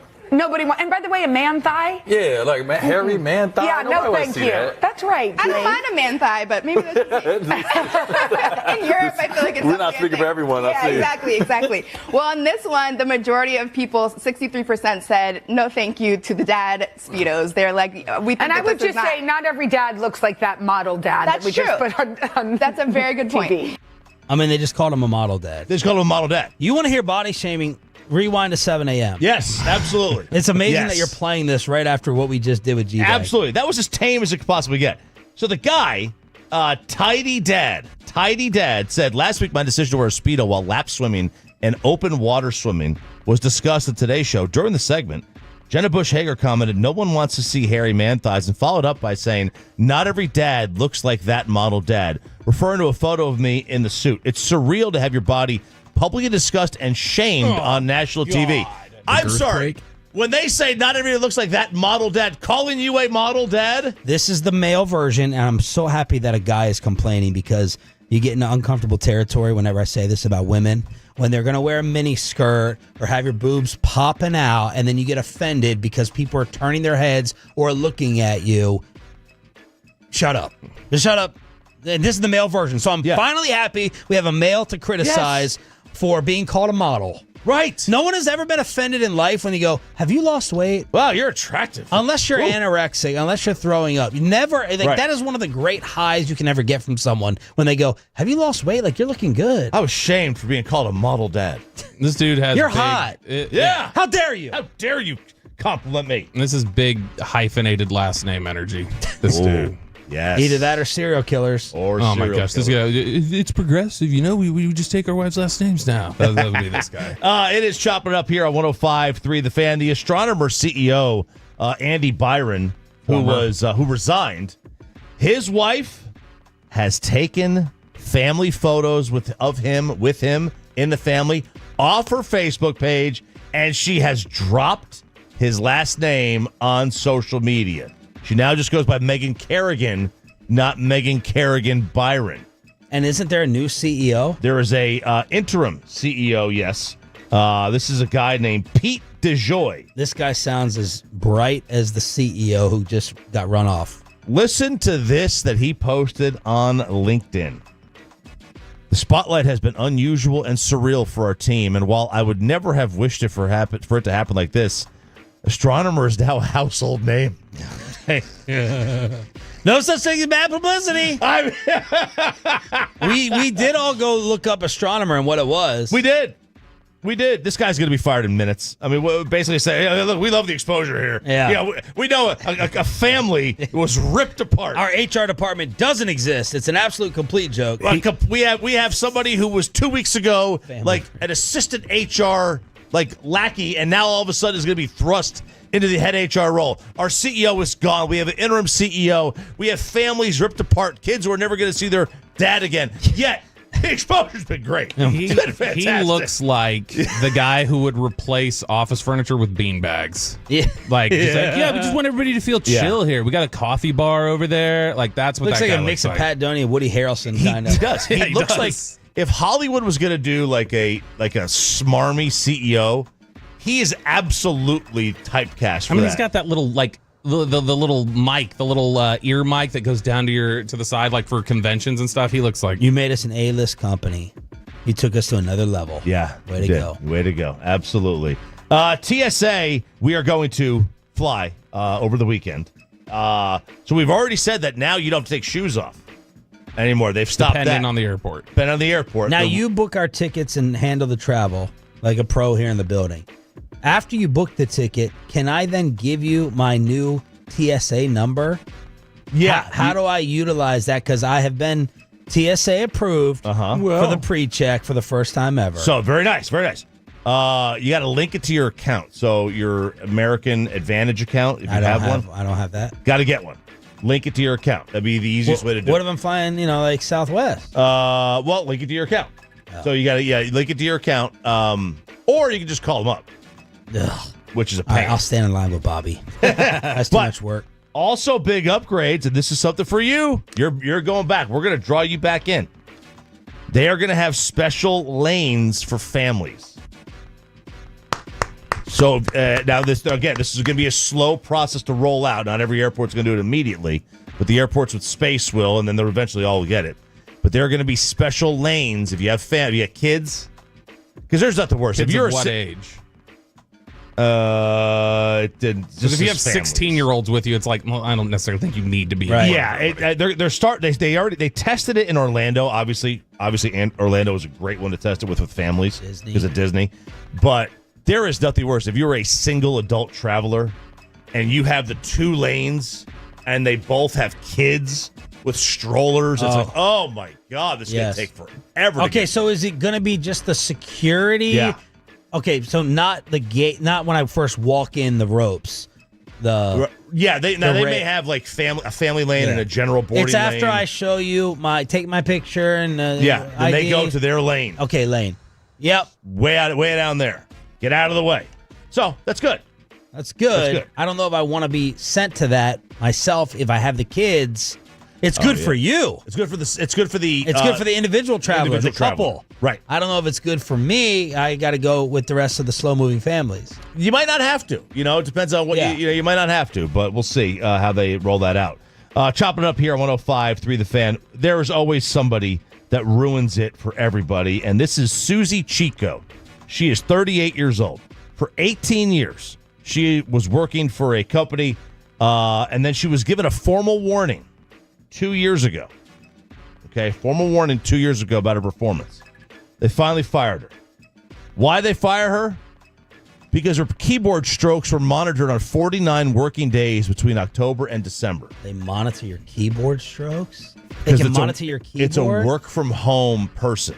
Wow. And it's they like found GPS on athletes. They found that she did not work her scheduled hours on 44 of the 49 track days. They tracked her for 49 days, and they said for 44 of them, you didn't work your normal scheduled hours. Someone's got to ruin it for everybody. This is checking your iPad at home. How much film did you watch? Yep. This is you know what this is, and they probably didn't have this option for. This is why you just say, I'll use my own computer, or I'll use my cell phone. You can just reimburse me for my cell phone. I don't want your company. What cell if the phone. production got done? That's what they should be judging her off of. Yes, that's what they should be judging. You didn't produce. Yes, I not agree. how many keyboard tabs. I would guess it's like one of those things where it's just like, well, there's only so much I can get done. Like there were probably issues with performance that they were like, what's going on with you? And she was like, well, I mean, there's just so much of it, and I'm not able to get through everything. Yeah, now she's boosted her online profile because of this, so she's hoping to become an influencer. But she's scared she's never going to get hired again. What's her name? Susie Chico, Cheiko. I mean, she's attractive. She's an attractive girl. I could absolutely see her increasing her online profile. There you go, Peyton. But yeah, this is the person that ruins it for everybody, because now it's like people are saying. So the whole company, by the way, is now being warned about this. The next person that fails with this, they're going to bring them all back into the office. Man, she's got a lot of different pictures. I would just say G-Bag should not interview her. Wow. Subtlety is not a... It was! See, subtlety is not a strength of yours. I don't know if I like that one. Who deserves less of our sympathy? The person who bought Fyre Fest tickets the second time around, or the person who bought the naming rights to Fyre Fest? Oh. Billy McFarland sold the naming rights to Fyre Fest for $245,000. All-time great documentary. Have you not seen it? It's amazing. Both of them. He still owes $26 million to the fraud victims from the Fyre Festival. But he's $245,000 richer now because he sold the naming rights. Who's dumber? The dumber is the people going to the second one, because I'm going to use the title and the name and the known.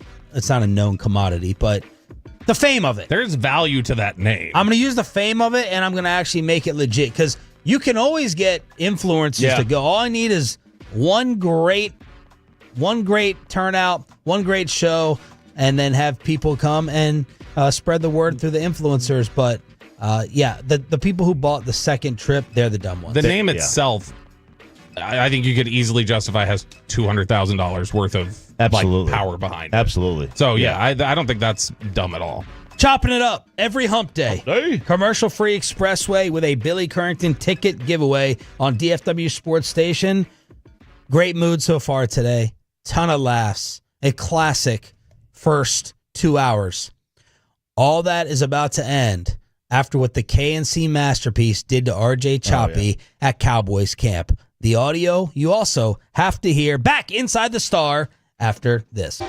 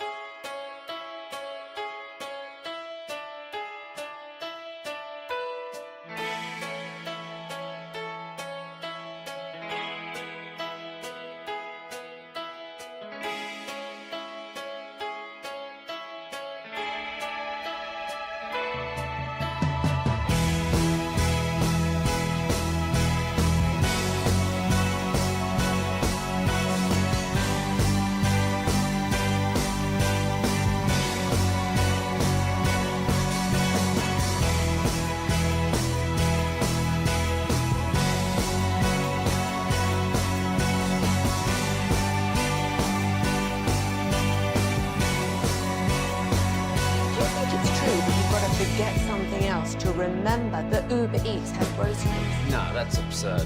Hey, remember when you used to be what was it? Pepper Lady. Pepper Lady? Wasn't it Cinnamon Sisters? Basil Babes. Saffron Squad? Nutmeg Maidens? Pre-curb? No. Nutmeg Maidens. I just said that. Was it Spice Girls? Doesn't sound right. Was it Saffron Squad?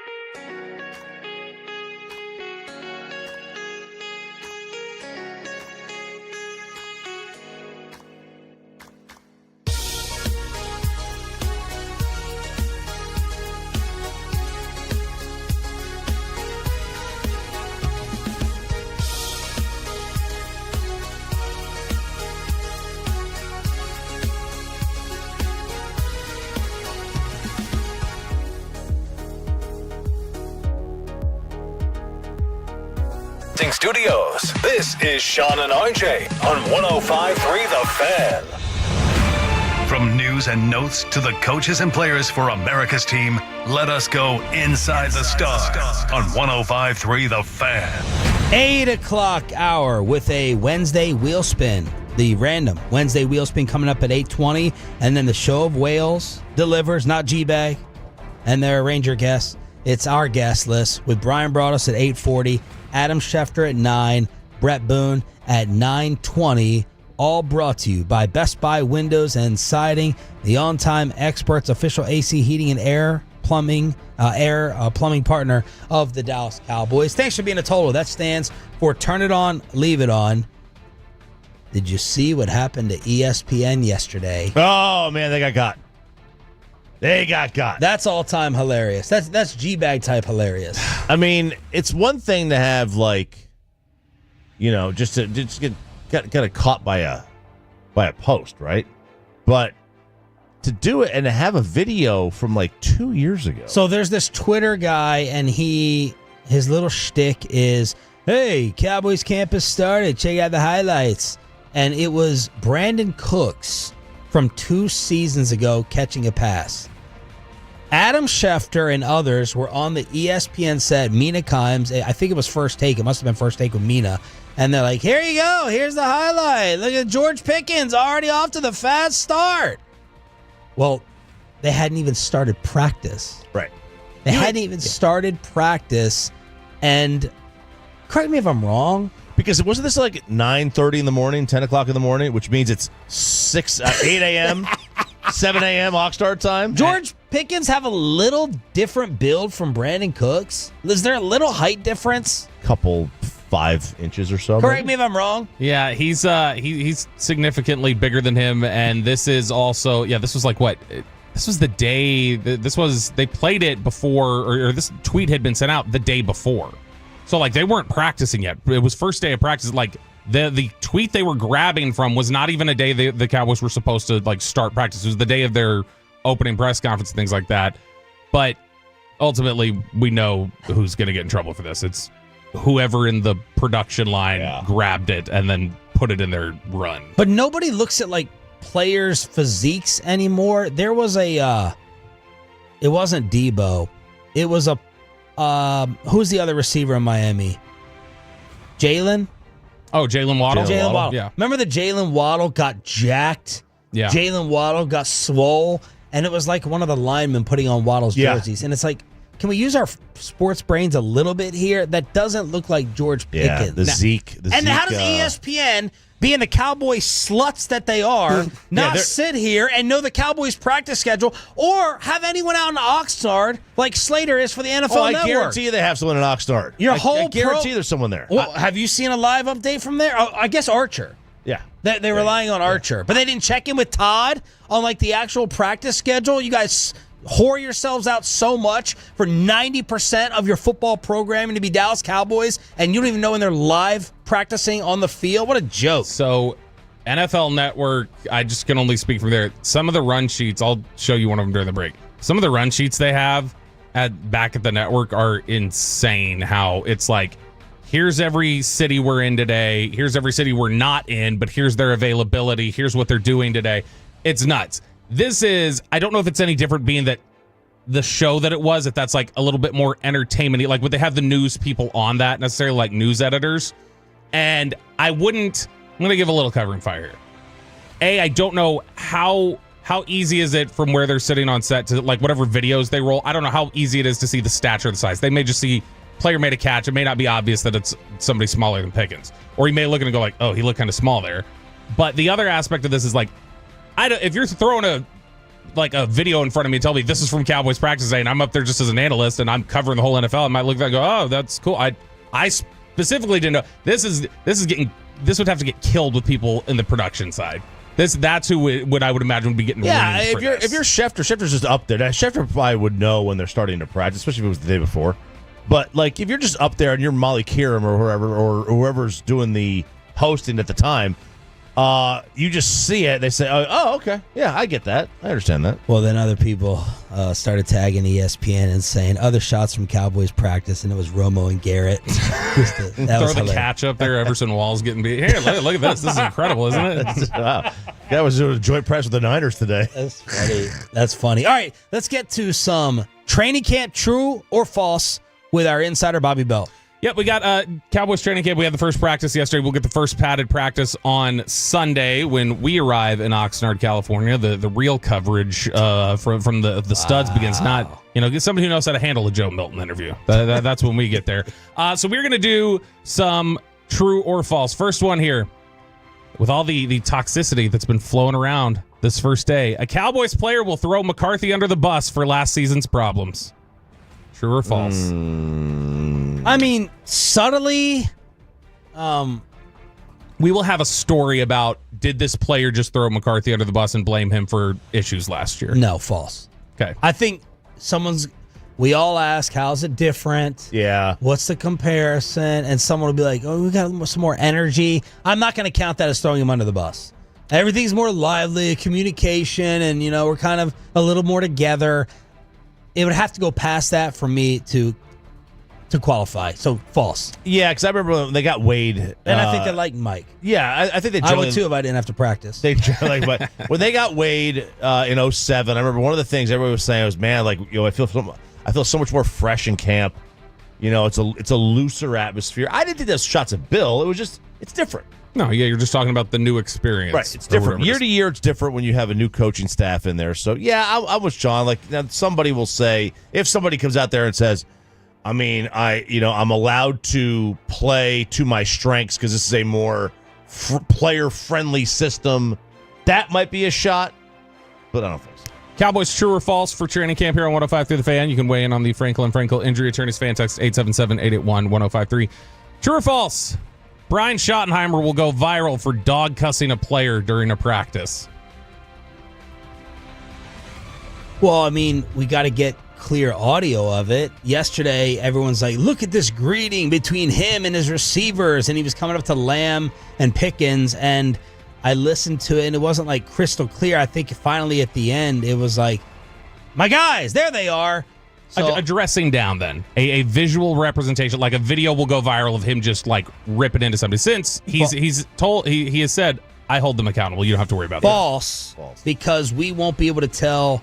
I don't think too much differently of the body language that Brian usually gives of pep talk guy. He's always excited. You're like Kavontae Turpin. He was criticizing yesterday, like don't leave your feet, stay on the ground.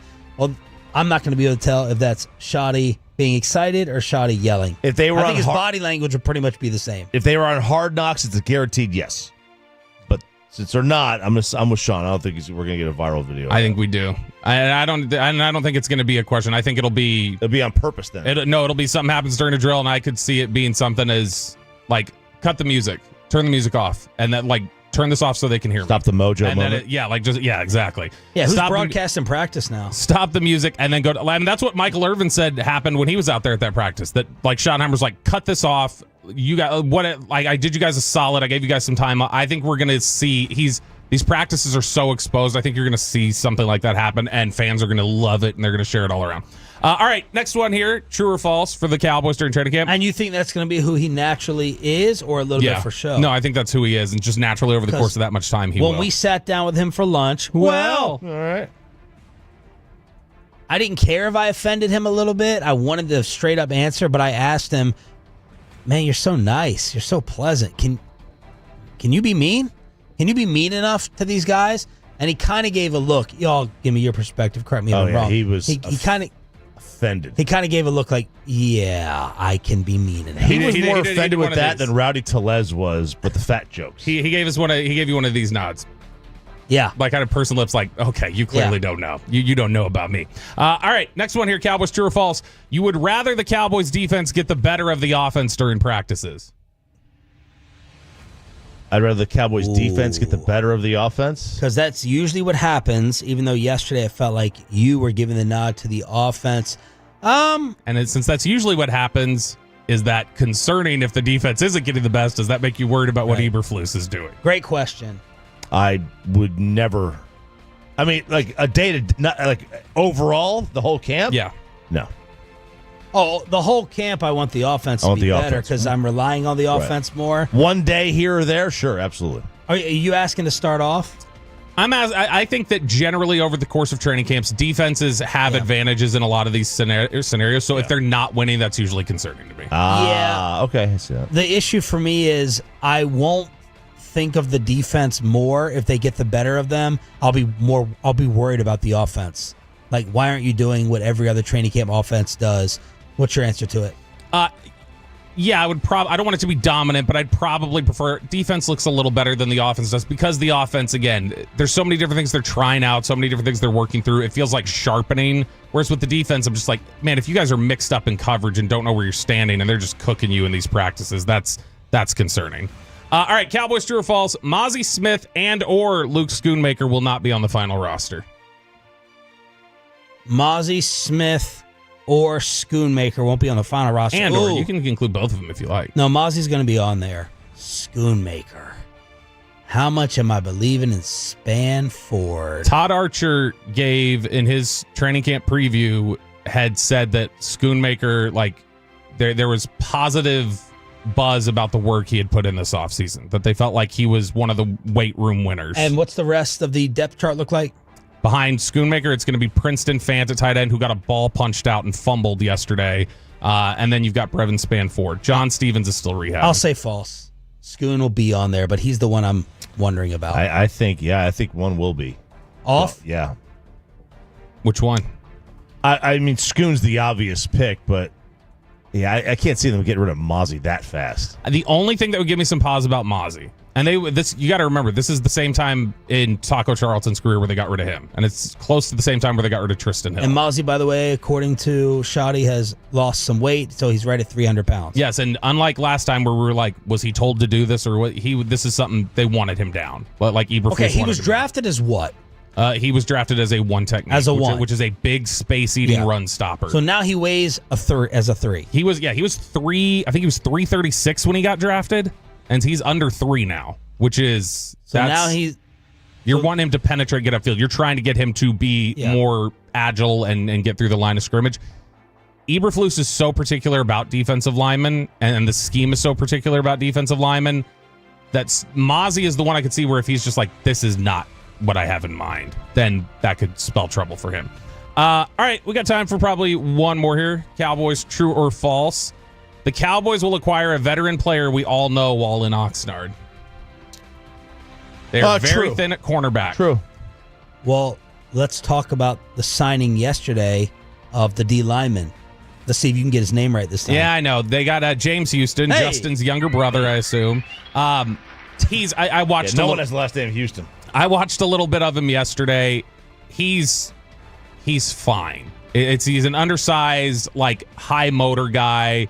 There's some tools that he has in terms of pass rush, but undersized edge rusher who's still available when training camp starts generally equals up to, you're kind of getting what you're going to get here.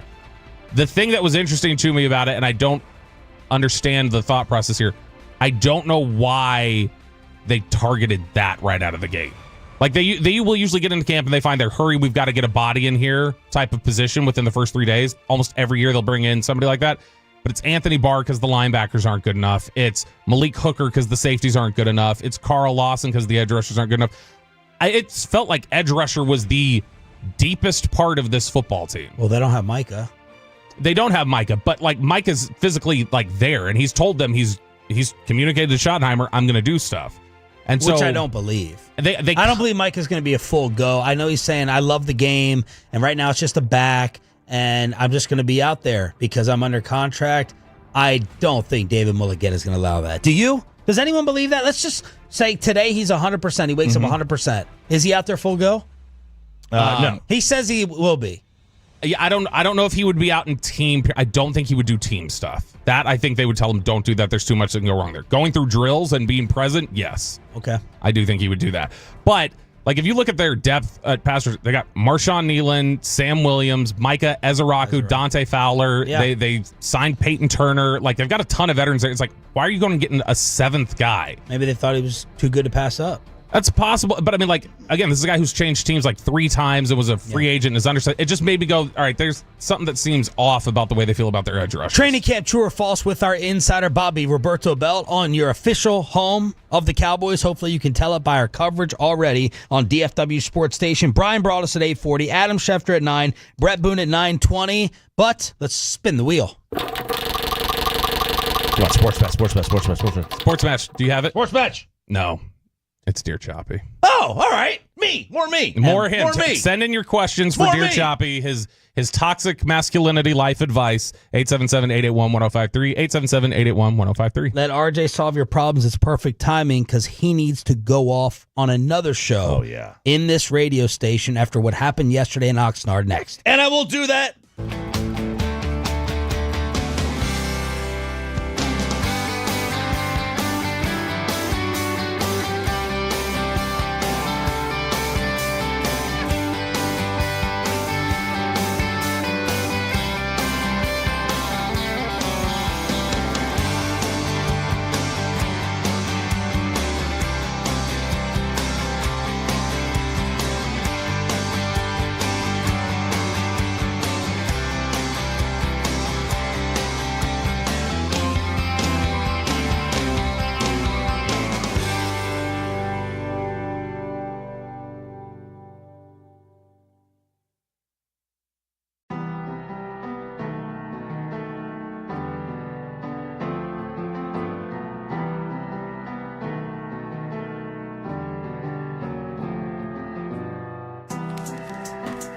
Has Lola V products? I gotta remember that. Well, you know, they say in order to remember something, you have to forget something else. Okay, now that is a very cute haircut. That's like a little shag. I've never seen it before. Well, I mean, of course you got it. It's the Rachel. Oh, is that your name? No, I mean like your name. No, I'm Jen. My name's Jen. Right, but I just mean like this is your haircut. But that's hair on your head. I'm not saying this is your hair. Okay.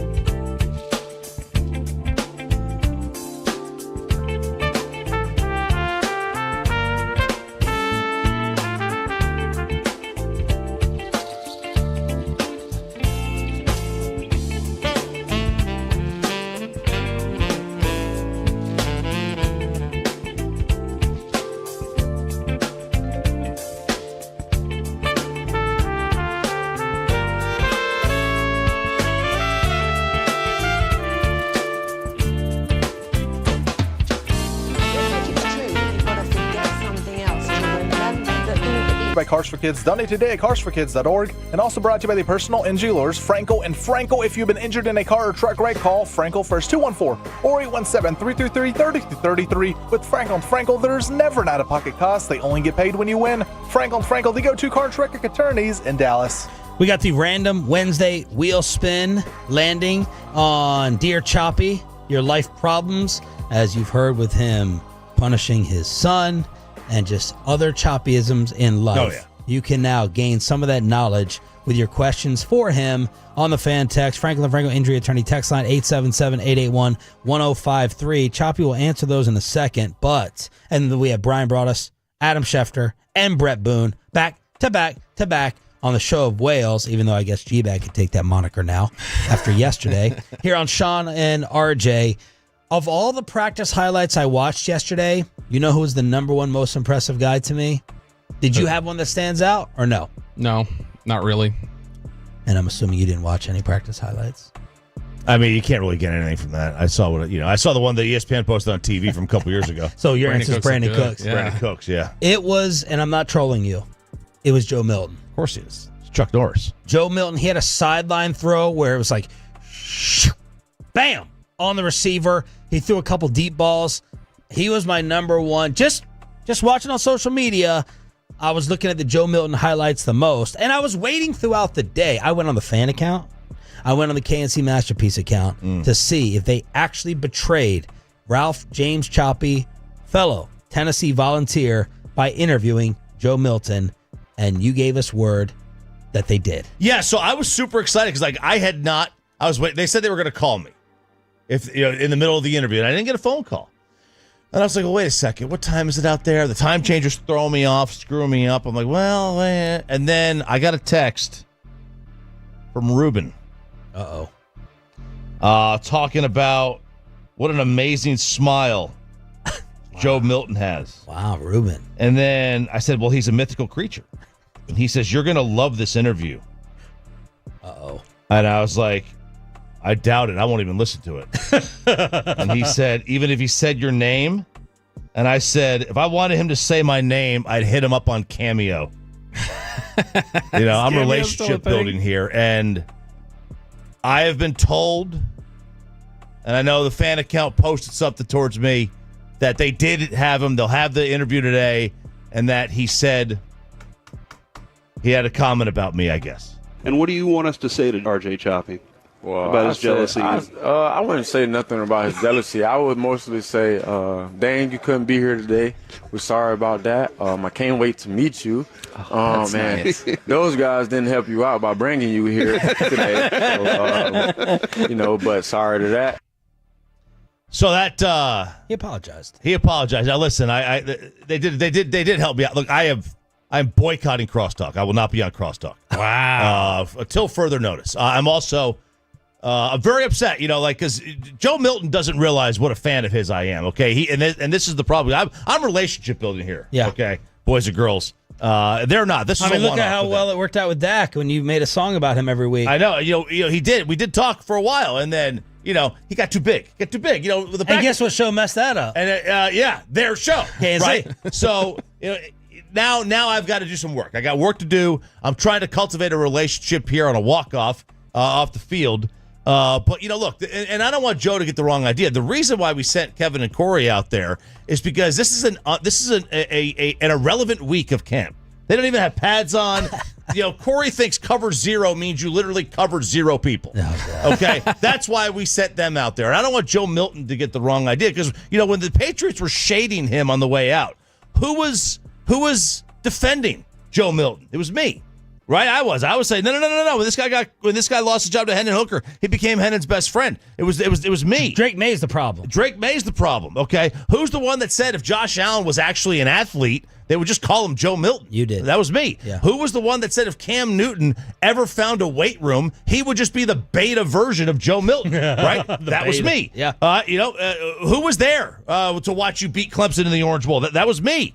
Yesterday I was at the gym. I was just trying to get my workout in. I was isolating biceps for 90 minutes like a real athlete would. And here comes Kevin and Corey ruining my day with it was one thing if they got them live to insult me by recording it. Yeah, you could have said no. But no, you guys don't have content for 4 hours. No! So you need to fill it with Joe Milton. There's no WWE wrestlers out there. There's no WWE. So let me tell you something. 3 things. 1, boycott and crosstalk. Okay? You just lost your fun. 2, next year when I do your rental cars, if you're still employed, next year when I do your rental cars, I am getting you guys the smallest damn rental car I could find. The smart car, not the Tellez version. Yeah, no, you two will not fit in this thing. And then 3, good luck selling anything for Pizzathon this year. Whoa! F them kids, okay? That's what we're doing. All right? I am torpedoing. I haven't even brought up the golf tournament. Okay, I haven't even brought that up. What golf tournament? The one that they sold with me. Oh, you're still waiting to play that thing. You're not going to participate. I'm still waiting to play it. I'm still waiting to play it. Wow. So, you guys messed with the wrong one. What an absolutely perfect lead-in to Dear Choppy. This letter's about love and loss. Here's what he writes. Dear Slim. All right, we got some questions for RJ Choppy and his toxic masculinity. You can get yours in 877-881-1053, 877-881-1053. First one here, 469. RJ Choppy, how do I convince my wife to let me turn the garage into a man cave? Oh. You're asking the wrong guy. Yeah, it's a good one. Yeah, I mean, I cleaned the garage. So I think you got to do this. You got to make it it's a land grab. You got to make it a land grab. What does that mean? You just start taking ownership. You start cleaning it up, getting rid of some of the stuff. All of a sudden, you put a Cowboys flag, or a Rangers flag, or Longhorns flagged up there. Incrementally, because you don't want confrontation. You want to make this a man cave without actually having to think that she gave anything up, because then you still have that card to play down the road. Oh, I didn't ask for a man cave. I just kind of took it. You have to install AC then, right? Yeah. I mean, you can't have a man cave in Texas right now.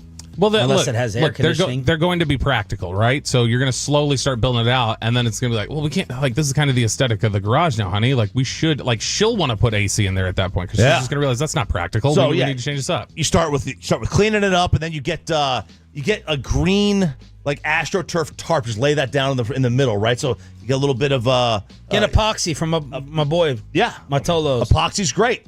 Then throw a TV on the wall. And then get like a what's that TV doing on there? Box fan, Then you start spending more time out there. You're working on your car. Oh, I'm doing some garage stuff. And you're constantly out there. It's a land grab. I think that's what you're doing here. You're just making it a land grab. You're taking ownership. It's a non-confrontational way to take it. All right, tell her it's increasing real estate value. Yeah, it's another room. If we put a closet out here, honey, we get to call that another room. Exactly. All right, 817 here on Dear Choppy. Dear Choppy, my girlfriend said she won't change her last name once she gets married. What do you think? It's a tough one. This is a tough one because this is, you could get canceled. Because Sarah's is now not countrymen, but choppy men. Choppy men, yes. So that was a great compromise. It's a great compromise. I think you just got to go down. This is the same thing I said. Who's stronger? I'm stronger. What I say goes. That's true. I think that's what you got to say. And Sarah's strong. I mean, she is. Mm-hmm. But truthfully, this is one of those that I think you would. It depends on your friend group.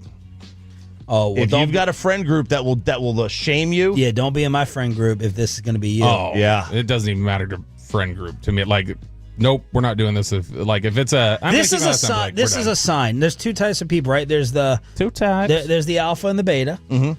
I think you can call her bluff. Well, I'm not going to be in the relationship. This is a sign that she is really, really strong-willed and want to probably control the relationship moving forward. Mm-hmm. That's the eject button.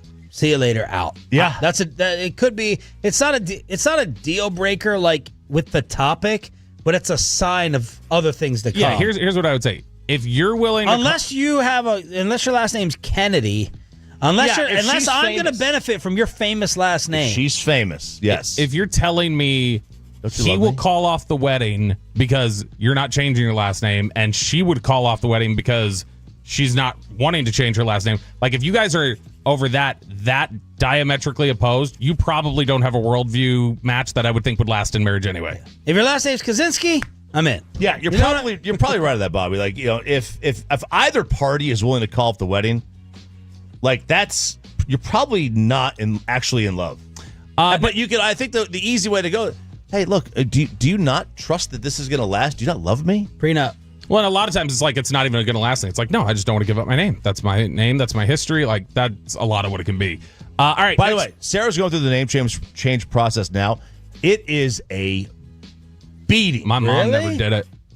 My mom, she ran out of time. Yeah, I mean, she only had 19 years or whatever until she did. But she actually she went by belt and all her documents, but she never had actually gone to the tax office to do it. What's the problem? You got to start with your Social Security card. Okay. All right, and then you got to get it made. Then you got to make a driver's license appointment, which is 4 months out. Oh my! And then you've got to make a passport appointment. Oh. And then you got to make a this and that, and it's you got to change everything. Wow. And it's got to go incrementally. It's almost 6 months to a year process to wind up doing this thing. Hayden Hawkins asked this one on Facebook last month when we asked for Dear Choppy questions. Dear Choppy, I struggle with the choice of bone in or bone out wings. What should I do? Well, I think you got to go place to place. I thought you were an anti-bone out guy. No, he's an anti-bone in. Oh, is that what he is? Yeah, I'm a boneless wing but guy. But you eat the cartilage when you get the bone. I do. Yeah, I do. Which is weird. That's very bipolar. That was very crazy. Listen, I go to the spectrums here. I can't believe I'll never forget when you did that. You ate the end of the wing at Twin Peaks. Yeah. Ate the cartilage. I love doing that. When Sarah, when we have chicken wings at home, yeah, and because she eats her chicken wings, she leaves so much meat on the bone. Yeah. And I just grab it, I just finish it, yeah, and I just put the whole thing in my mouth, just rip it right off, and I get that good cartilage. But I think it depends place to place. If you go to Pluckers, the boneless is the absolute way to go. That is a spear. That is a chicken breast. That is a massive breast of They'll chicken. give you the bird. That's why they literally will give you the bird. Yeah. But if you go to the original, that Duff's, the original chicken, those bone in, it's the size of a coffee mug. It's massive. Good answer. So you got to get it there. Last one real quick here, 254. Dear Choppy, how do I get my stubborn-ass son to realize that his job is quiet quitting him by cutting his hours? I think you should answer this one. They didn't cut his hours. They just said you're laid off. You got to go there. You have to say, listen, you got to find something else. You try threaten to kick him out of the house. There you go. If you threaten to kick him out, you need to get more money. You have to make X amount of money by this date. Otherwise, you're out of the street. Yeah, threaten baseboard work. Threaten baseboard work. Yeah, threaten them. There it is, Dear Choppy, Hump Day edition with the random Wednesday wheel spin as the Show of Wales is about to deliver for you 9 o'clock hour. Adam Schefter, Brett Boone live, but let's head out to Oxnard, California for our station scout Brian Broaddus on practice and all the circus next on the Fan.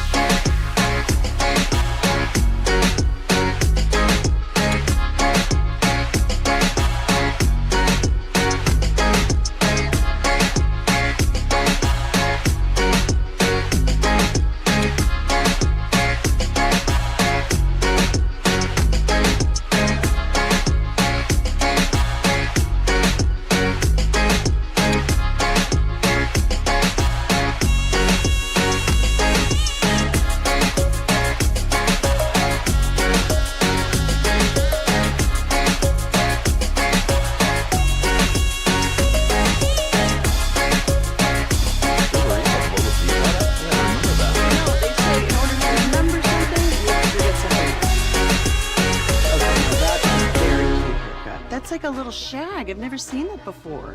Well, I mean, of course you have. It's the Rachel. Oh, is that your name? No, I mean, like, your name. No, I'm Jen. My name's Jen. Right, but I just mean, like, this is your haircut. But that's hair on your head. I'm not saying this is your hair. Okay, freaking me out a little bit.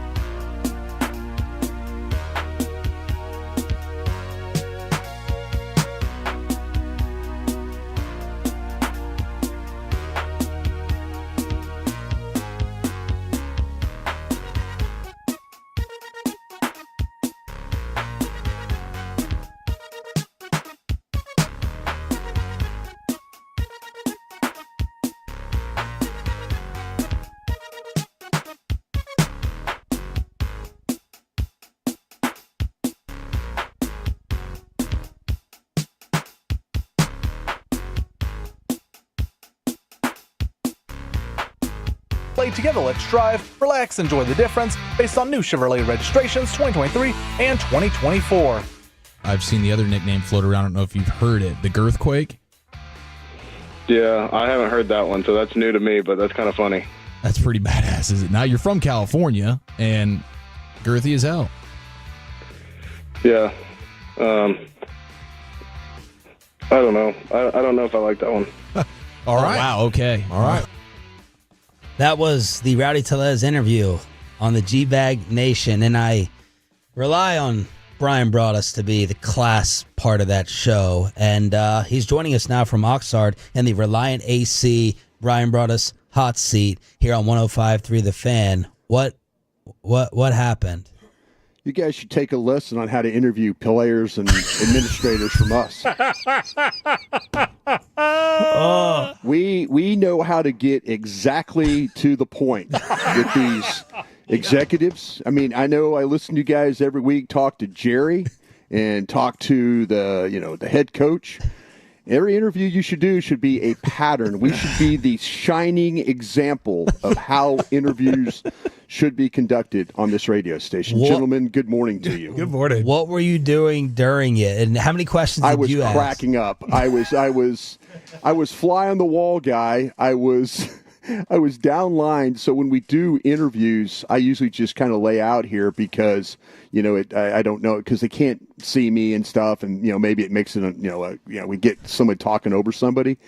I was just sitting here laughing. I mean, literally, I had my mic off, and I was laughing so hard. You did the first part of that interview, too. Dawson was asking him about brisket sandwiches and all that, kind of fat shaming him and all that. And, and then it came down to, I think he got more irritated with us as the interview wore on, and to finally the point where Dawson felt like terrible. Like he was, he had to contact Rich Rice and, hey, I'm really sorry, and so we might not have another player show ever again. I said that I thought you not being in the studio is what hurt the setup. Because you would have been in the studio and you would have been making facial expressions like, guys, this is not, we gotta stop. We've had some interviews that have gone that way. Eric makes people feel really uncomfortable with his questions. Yeah. Like, hey, if you're in the weight room, who's the guy you're checking out the most without his shirt on?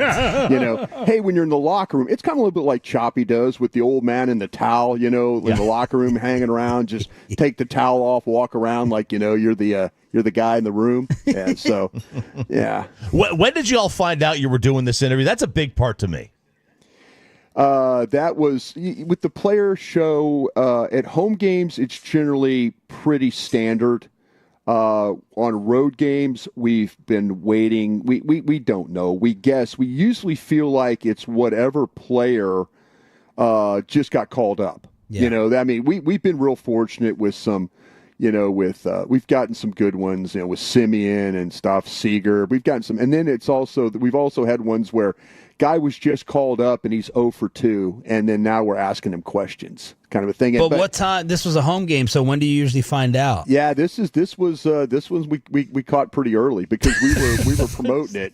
We were promoting it like, Gavin was really excited to ask Brisket questions, and then Eric into the girthy questions. It just, you could just tell we started off so bad, and he was very nice about it, and then all of a sudden it turned into, oh no, this is kind of becoming a little uncomfortable here. Yeah. But we slogged through it, but like I said, we are the standard of how to interview our guest and make them feel. Speaking of big guys, yeah. There we go. There we go.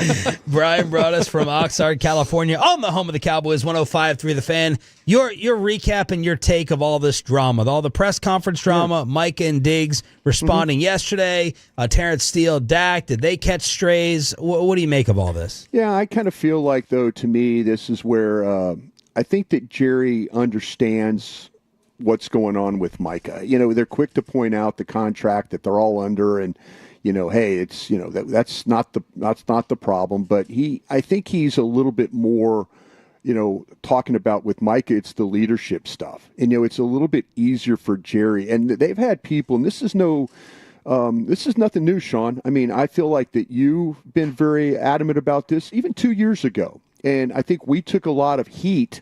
You, me, Bobby, Zach Wolchuk, people in the organization were telling us that, things with Micah are just not, hey, this would be a mistake. If you give this guy money, it's going to be a problem. If you do this, it's going to be a problem.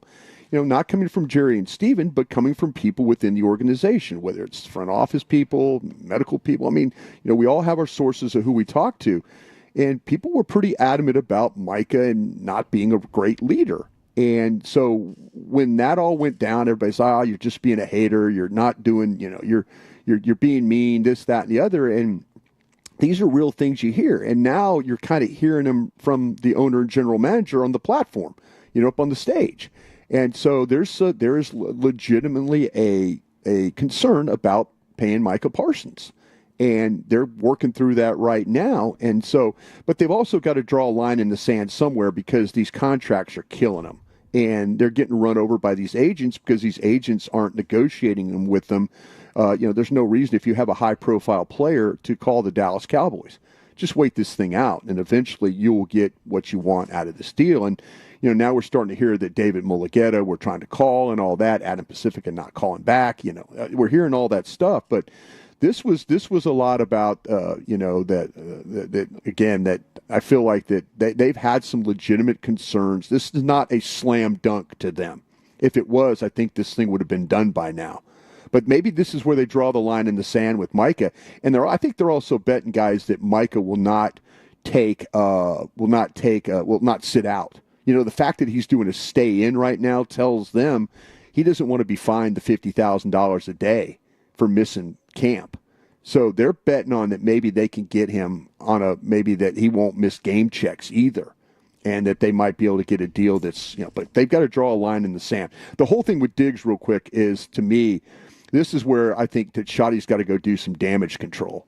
He's got to go put his arm around Diggs and say, listen, I don't share the thought of what the front office is saying about you. I need you to come play. I need you to be healthy. I need you to, you got to believe me. You got to trust me.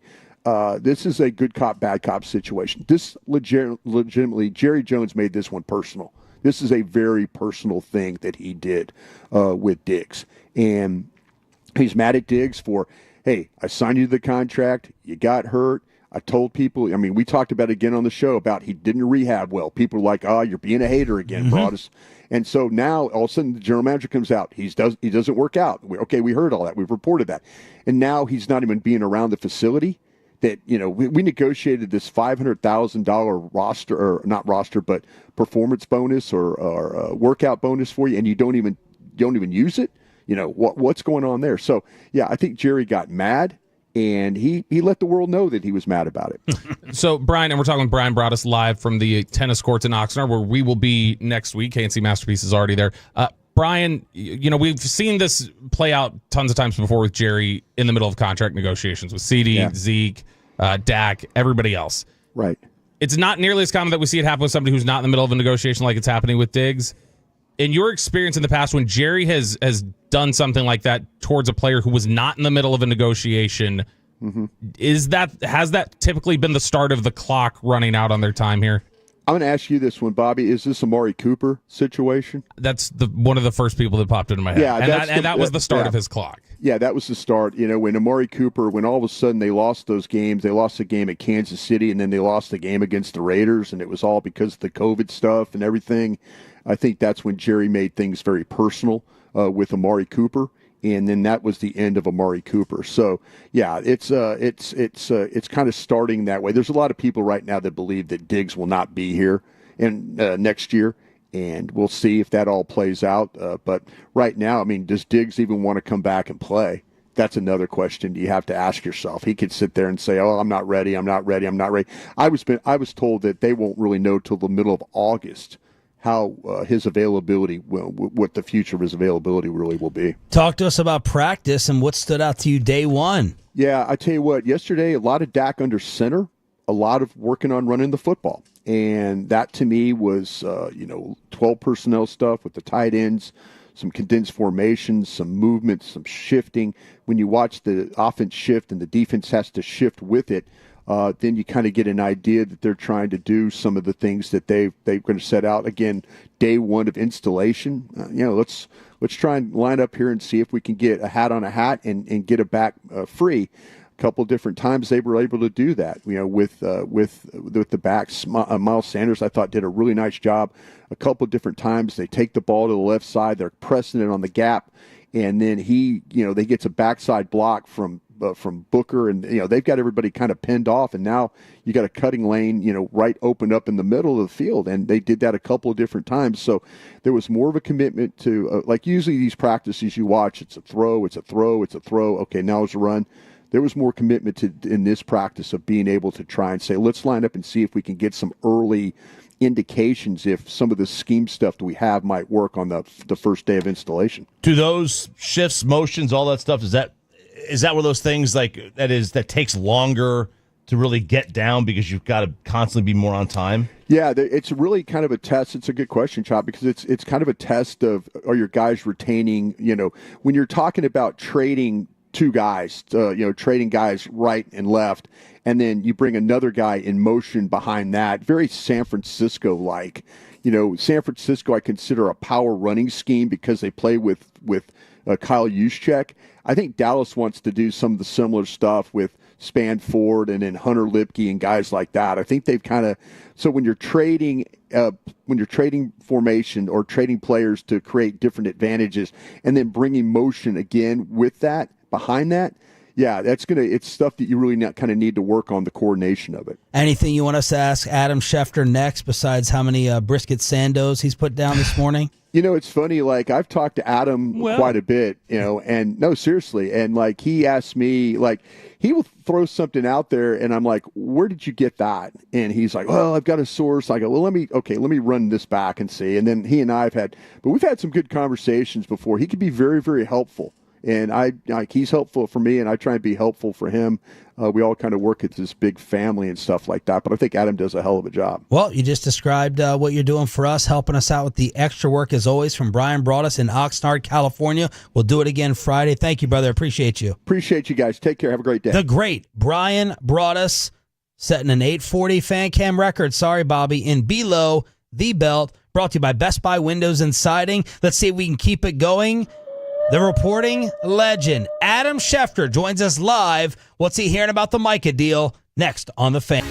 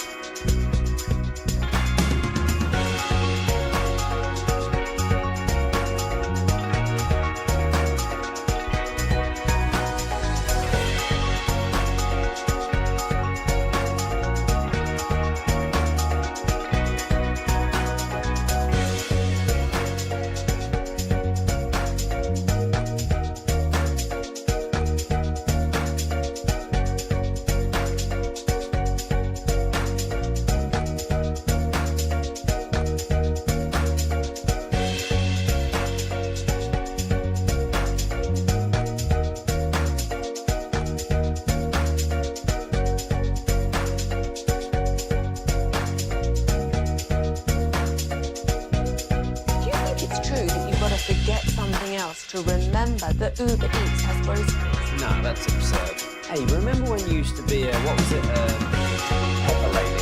Wasn't it Semien sisters? Razor Babes. Saffron Squad? Nutmeg Maidens? No. Nutmeg Maidens. I just said that. Was it Spice Girls?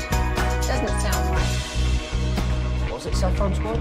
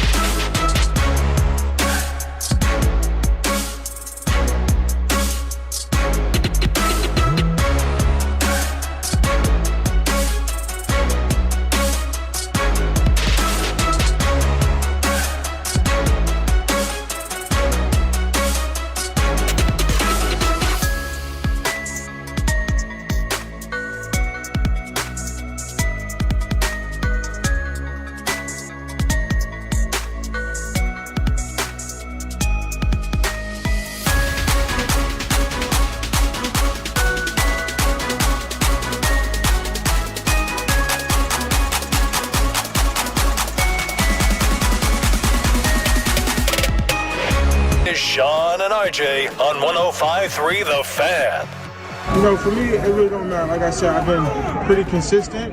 If they don't want me here, they don't want me here. I go about my business. I understand the nature of the business. Like I said, as long as I'm here and under contract, I'm gonna do what I have to do to perform at the highest level. But if this is the end, this is the end. You know, there's same way that Jerry Jones and Stephen Jones and the other Jerry Jones take care of their family, it's the same way I need to take care of my family. You know what I mean? I got my own 3 kids of my own, so we all need to take care of our own family at the end of the day. Micah Parsons and Trayvon Diggs firing back at Jerry yesterday. We have been all over it here on your home of the Dallas Cowboys. It's Sean, RJ, and Bobby, and no reason to have the fan cam off for an hour because we just had Brian brought us from Oxnard, Brett Boone, Rangers hitting coach at 920, and right now, the legend himself, I felt his aura at Rayo's in New Orleans. I know you guys weren't there, but I walked in, I saw the commissioner, Roger Goodell, and I just felt the power. It wasn't the meatballs. It was Adam Schefter at this NFL party that I was able to sneak into. And he's now joining us on the Fan Cam, Twitch, and YouTube. Brought to you by Wild Fork Foods, wildforkfoods.com. Elite game day grilling favorites. Adam, good morning. Sean, RJ, Bobby, thank you for having me today. Appreciate it. Nice to be with you. Yes. Yesterday, we went to you guys live as you reported that the Cowboys have not actually exchanged contract proposals with Micah Parsons. Stephen Jones confirmed he also has not spoken to Micah's agent. Adam, we keep trying to find excuses for the Joneses and how they're negotiating these deals. We know the narrative, right, and the fact that they keep waiting and waiting and waiting. How unusual is it for the cap guy to do the talking until the very end? And what are we maybe missing about the way Jerry and Steven do this that they're not getting enough credit for? Well, listen, I think what happened here is that there has not been any recent talks. There has not been any recent contractual exchanges. But I think we have to go back to the spring. And if we go back to the owners' meetings and the lengthy press conference that Jerry Jones held at that time, I think that was quite revelatory in the sense that he was talking about meeting with Micah and he was ready to do the deal. And it certainly sounded at that point in time like Jerry and Micah were down the line on a deal. And then all of a sudden we had Micah tweet out, we're not going to do a deal without my agent, David Mulgeta. And I think ever since then, everything's come to a screeching halt, which tells me that at that point in time, the Cowboys and Micah felt like maybe the deal was going to get done. And it also means that I don't know if the Cowboys are particularly pleased because they probably felt like the deal was going to get done.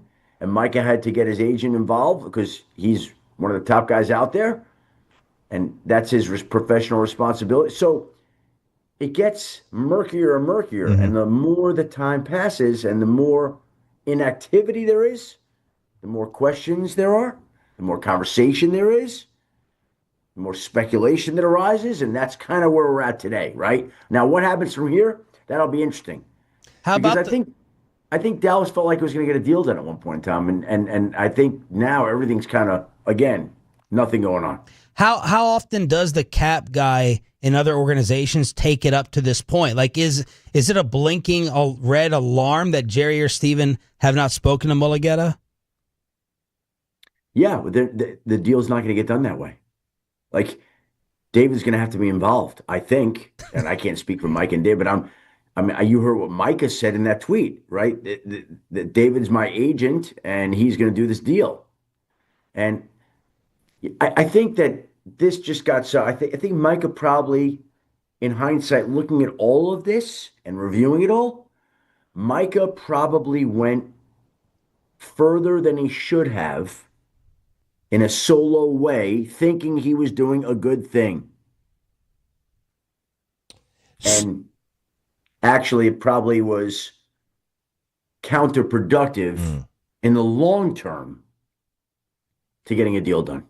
So, in the terms of no formal offer made, is that like, obviously it's a piece of paper here that it's got everything written down? Again, I think I should have probably said it that in recent months or weeks. Back then, no offer. Like, I think Jerry and Micah had a deal, the parameters of a deal certainly in place. So an offer back then was made, right? But not recently, not in recent weeks. Adam Schefter joining us here on 105.3 The Fan.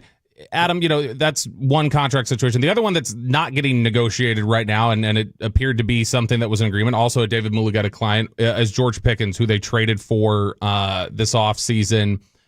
What is the thought from the Cowboys on the Pickens acquisition? Is this really just a trial run, do you think, where they're saying, all right, we're going to make up our mind if we want to have him here long term, or could this be viewed specifically as just, no, this is a rental for a year where we're going in? Well, I think it could be both, actually. I think that they bring him in knowing that they're going to have him for this year.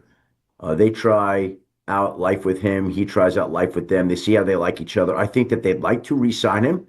I think they'd like to keep him, but they also want to see how the year is going to go, and I'm sure he wants to see how the year is going to go and see what his market is, right? I think it's exploratory for both sides to figure out, and that's what they'll determine here in the days and weeks to come, whether or not they want to be together. So maybe he is just a one-year rental. Maybe he does get a long-term deal done with Dallas. I think both sides are probably open to that. I'm sure he feels really good about being a Cowboy right now. I'm sure they feel really good about having him here. Is that going to continue on for 20 weeks of the season? We'll see. And that'll help determine whether or not he is or isn't in Dallas. Pickens' reputation leaving Pittsburgh obviously was not a great one. How much of that do you think was reality-based versus, hey, he just needed a fresh start, or maybe there were just some hurt feelings, and so maybe some of the feedback became more negative as things went along? Listen, I think when I spoke to people in Pittsburgh, the thing that always came back to me about George Pickens is he is the most talented wide receiver in the game. That's how they felt. Wow. They just, it wasn't always easy to communicate with him. It wasn't always easy to have him on time to meetings. Like, there were certain little things that I think George over time probably needs to be more responsible and accountable for. And if George can do those sorts of things and be responsible and accountable, then he's going to be an unbelievable wide receiver in this league. Adam Schefter joined us here, 105 through the Fan. What is your philosophy, your opinion on the Cowboys' contract philosophy, where they just seem to take forever, wait till the very, very last minute. Jerry's obviously smart. I mean, he's no dummy. But what's your opinion on their philosophy? Well, I think that's exactly it, RJ. Right? Like, I'm never gonna question the tactics of arguably one of the greatest marketers in American history, not sports history, American history. That's how Jerry is. Do I agree with how they would approach the cap? I would be more proactive about signing my players sooner, but I'm not going to argue with Jerry and the success that he has or hasn't had. Like, again, if we go back to last offseason, it's very easy to say it now, hindsight, but I would have said it back then. I was surprised that there were no conversations with Dak in February about a new deal. You know, a couple months later, Jared Goff gets done at $52 million. Then there are more quarterbacks that get done. And all of a sudden, Dak's at 60. So if they had gotten Jared Goff, or they had gotten him done at the time of Jared Goff, right before, right at, it's 52, it's 53. So it cost him an extra 7 by waiting. What was the advantage of waiting? I don't know. Maybe Jerry liked that everybody was talking about Dak Prescott all summer. Maybe he got $7 million worth of PR. Like, that definitely could be the case. But to me, I would rather have signed him up early, had that $7 million to go spend on Derrick Henry. But I'm not going to argue with how they do things. Jerry's unbelievable. ESPN NFL insider Adam Schefter joining us here on The Fan. He's going to be telling us here shortly about a great cause that he's here to talk with us about. Before we get to that, Adam, I'm curious. You know, you mentioned Dak's contract there and how long they kind of meditated on that or thought about it. Last year was not a great year for him. He got hurt again and missed the back half of the year. Is there any part of the Cowboys you think that they look at it and go, man, we're kind of stuck now in a deal we wish we wouldn't have made? I don't think that. I think, Dak is still a top quarterback. He's just got to stay healthy. And if he's healthy, then the value will be there, and there'll be other quarterbacks that surpass him in no time at all. And 2-3 years from now, that 60 might just be a bargain for Dak. So, if Dak's out there and healthy, he's a great quarterback. But he just got to stay healthy, and that's been a battle recently. Adam, there was a big shock to a lot of people, I think, around the league, or at least outsiders, when they looked at Brian Schottenheimer getting hired in Dallas, and a lot of people thought, man, this is a candidate we all thought had kind of gone by the wayside. But Dallas has been really positive about him, and he's had a really good offseason. What are kind of the thoughts or the sense around the league about Brian Schottenheimer as a head coach and his prospects into the future, and what kind of a coach he might be able to be? Well, first of all, of course, everybody's going to be positive about him right now. Every team, every city is positive about their new coach everywhere because nobody's lost a game. So, I mean, it's really simple and easy. Like, if you weren't positive about your new head coach right now, I can't even remember a head coach that started out that got hired where the team and city weren't positive about that guy. Maybe Adam Gase after the opening press conference when his eyes were darting all over the place, like people wondering what's going on there. But short of that, everybody's always in love with their new head coach, just the way that it kind of is.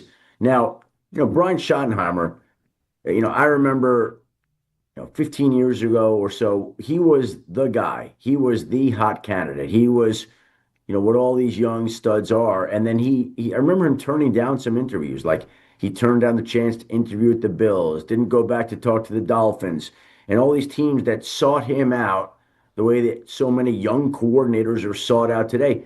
They just kind of went away. The opportunities dried up. And then, obviously, over time, he's with Dallas. The Jones family gets to know him.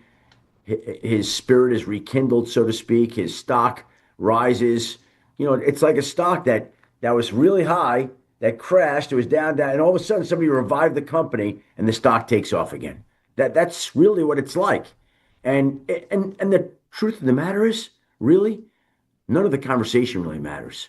I think that the players so far really like him. The organization is really pleased with them. You would expect that to be the case. The true results and the true proof will be in how they play this year. But there are a lot of positive signs. There are a lot of positive indications. I think people feel good about him. And if Dallas Cowboys win games and have the type of playoff success that they haven't had in recent years, then people are going to feel even better about Brian, and they'll continue to celebrate him. When did you realize yesterday that Brandon Cooks was not George Pickens? Yesterday? Why? You mean like George Pickens coming out and catching a touchdown on the first play of practice? Is that what you mean? Yeah. Listen, Brandon Cooks, well, here's the thing. You want to equate those two players. If George Pickens carried himself the way that Brandon Cooks did, okay, George Pickens would be the greatest wide receiver in the league. That's what George Pickens is trying to pick up, because Brandon Cooks is a pro. He's a pro. He may not be as talented as George Pickens, but he's a pro. I'm alluding to the ESPN video that went viral with you guys on set showing the Cowboys practicing when that was from a couple of years ago. Were you not aware of that? I didn't even know that. I didn't even know that happened. Yeah, I think Mina I didn't had. know it happened. Yeah, that went viral. All right, last thing before we get to this awesome early detection that you're talking about. Yeah. Teach us how to. You dress like a professor, like always, every day. Teach us how in journalism class to break a story.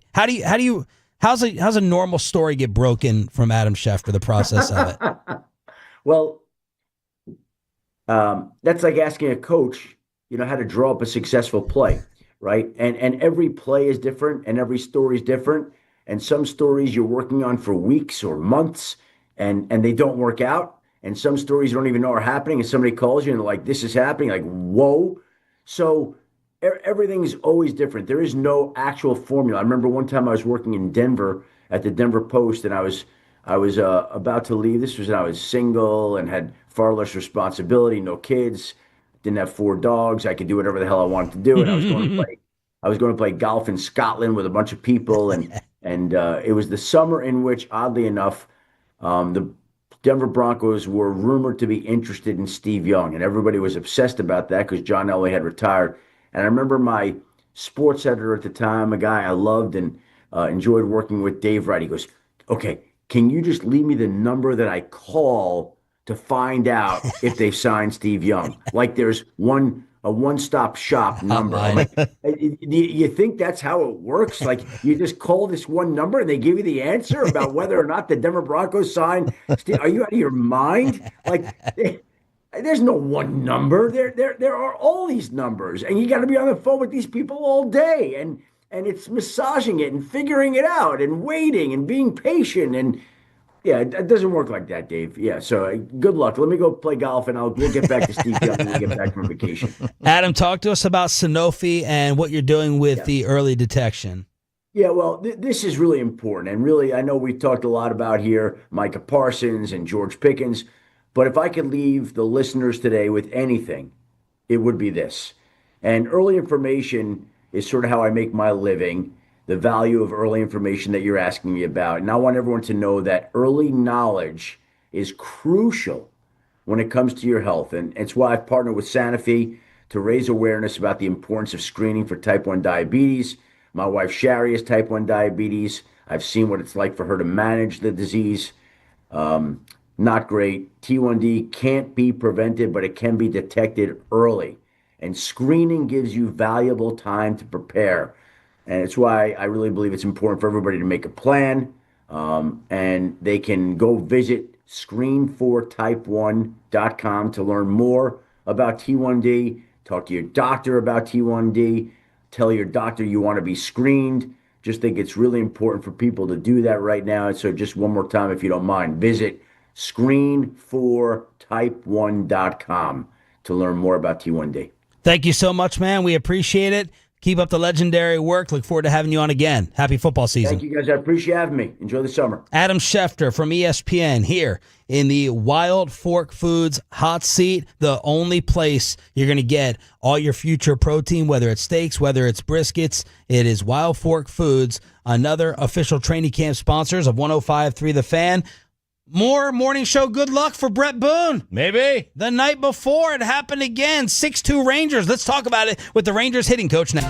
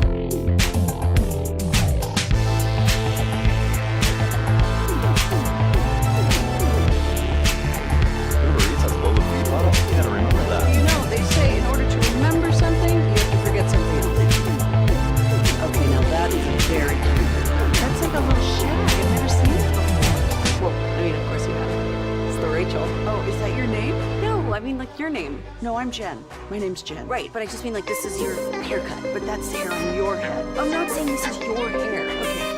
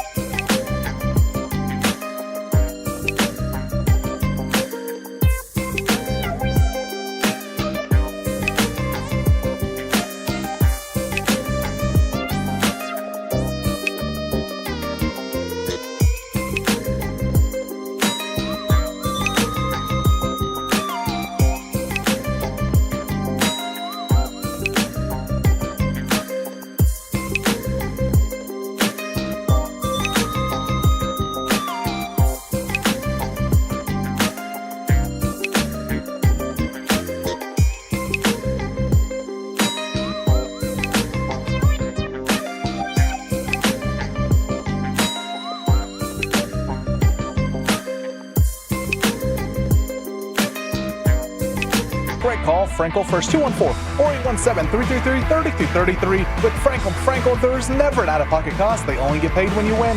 Frankel, the go-to contract attorneys in Dallas. Harris fires, and that ball is hit high and deep to right field. Thomas going back. He's at the wall, and it is gone! Into the Rangers bullpen. Corey Seager with a 3-run home run, and the Rangers now lead 6-1. More luck from the morning show on your home of the Rangers.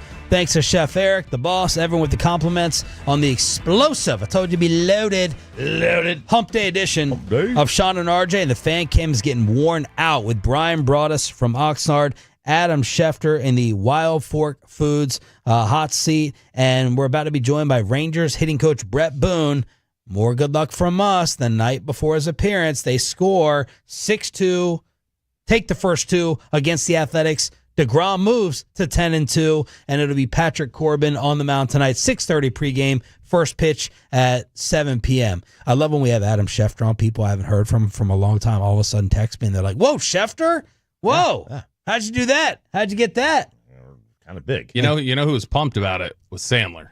Sandler was giving us the promo tweets. He had texted me. He's like, "Hey, he's going to be on at night." Like he's a Schefter and he fan. texted me. He goes, "Oh my God, he knows RJ. How do he know?" And I was like, "Well, I think he read it on Zoom, but he didn't read Bobby. And for damn sure, he's not going to read my name because everyone justifiably terrified." But he said Sean. He said Sean earlier in the show. Did he? When he first came on, I said, "Sean, RJ, Bobby, good to be with y'all." Okay. Now here's the only thing: is that he only referenced Choppy's name. Mine was the only one clearly spelled out. If you look, I have my first and last name separated. Y'all's are squished together. It's not easy to quickly identify it. He shouldn't have been able to read y'all's as easy. We're about to be joined by Texas Rangers hitting coach and, of course, Odyssey baseball insider Brett Boone. Have you kissed up to Brett enough? You have the weekly conversations? Yeah, I texted him yesterday a couple times.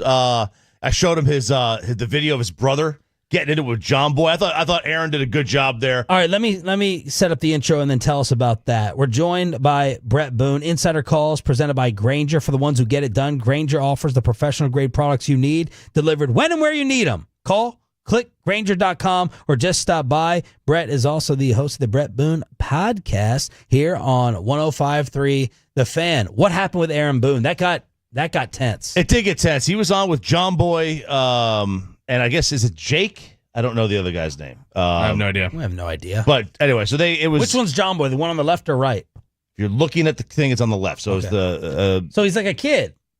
Yeah, I mean he's always. I don't know if he's our age or not, but he's probably around Bobby's age. But I am younger than y'all. Yes, but it was they're talking Yanks, and somehow they get Aaron Boone on. It's just they get Aaron Boone on, and they were kind of going at him over basically the fact that they don't think that the team acts appropriately from an outward emotion standpoint.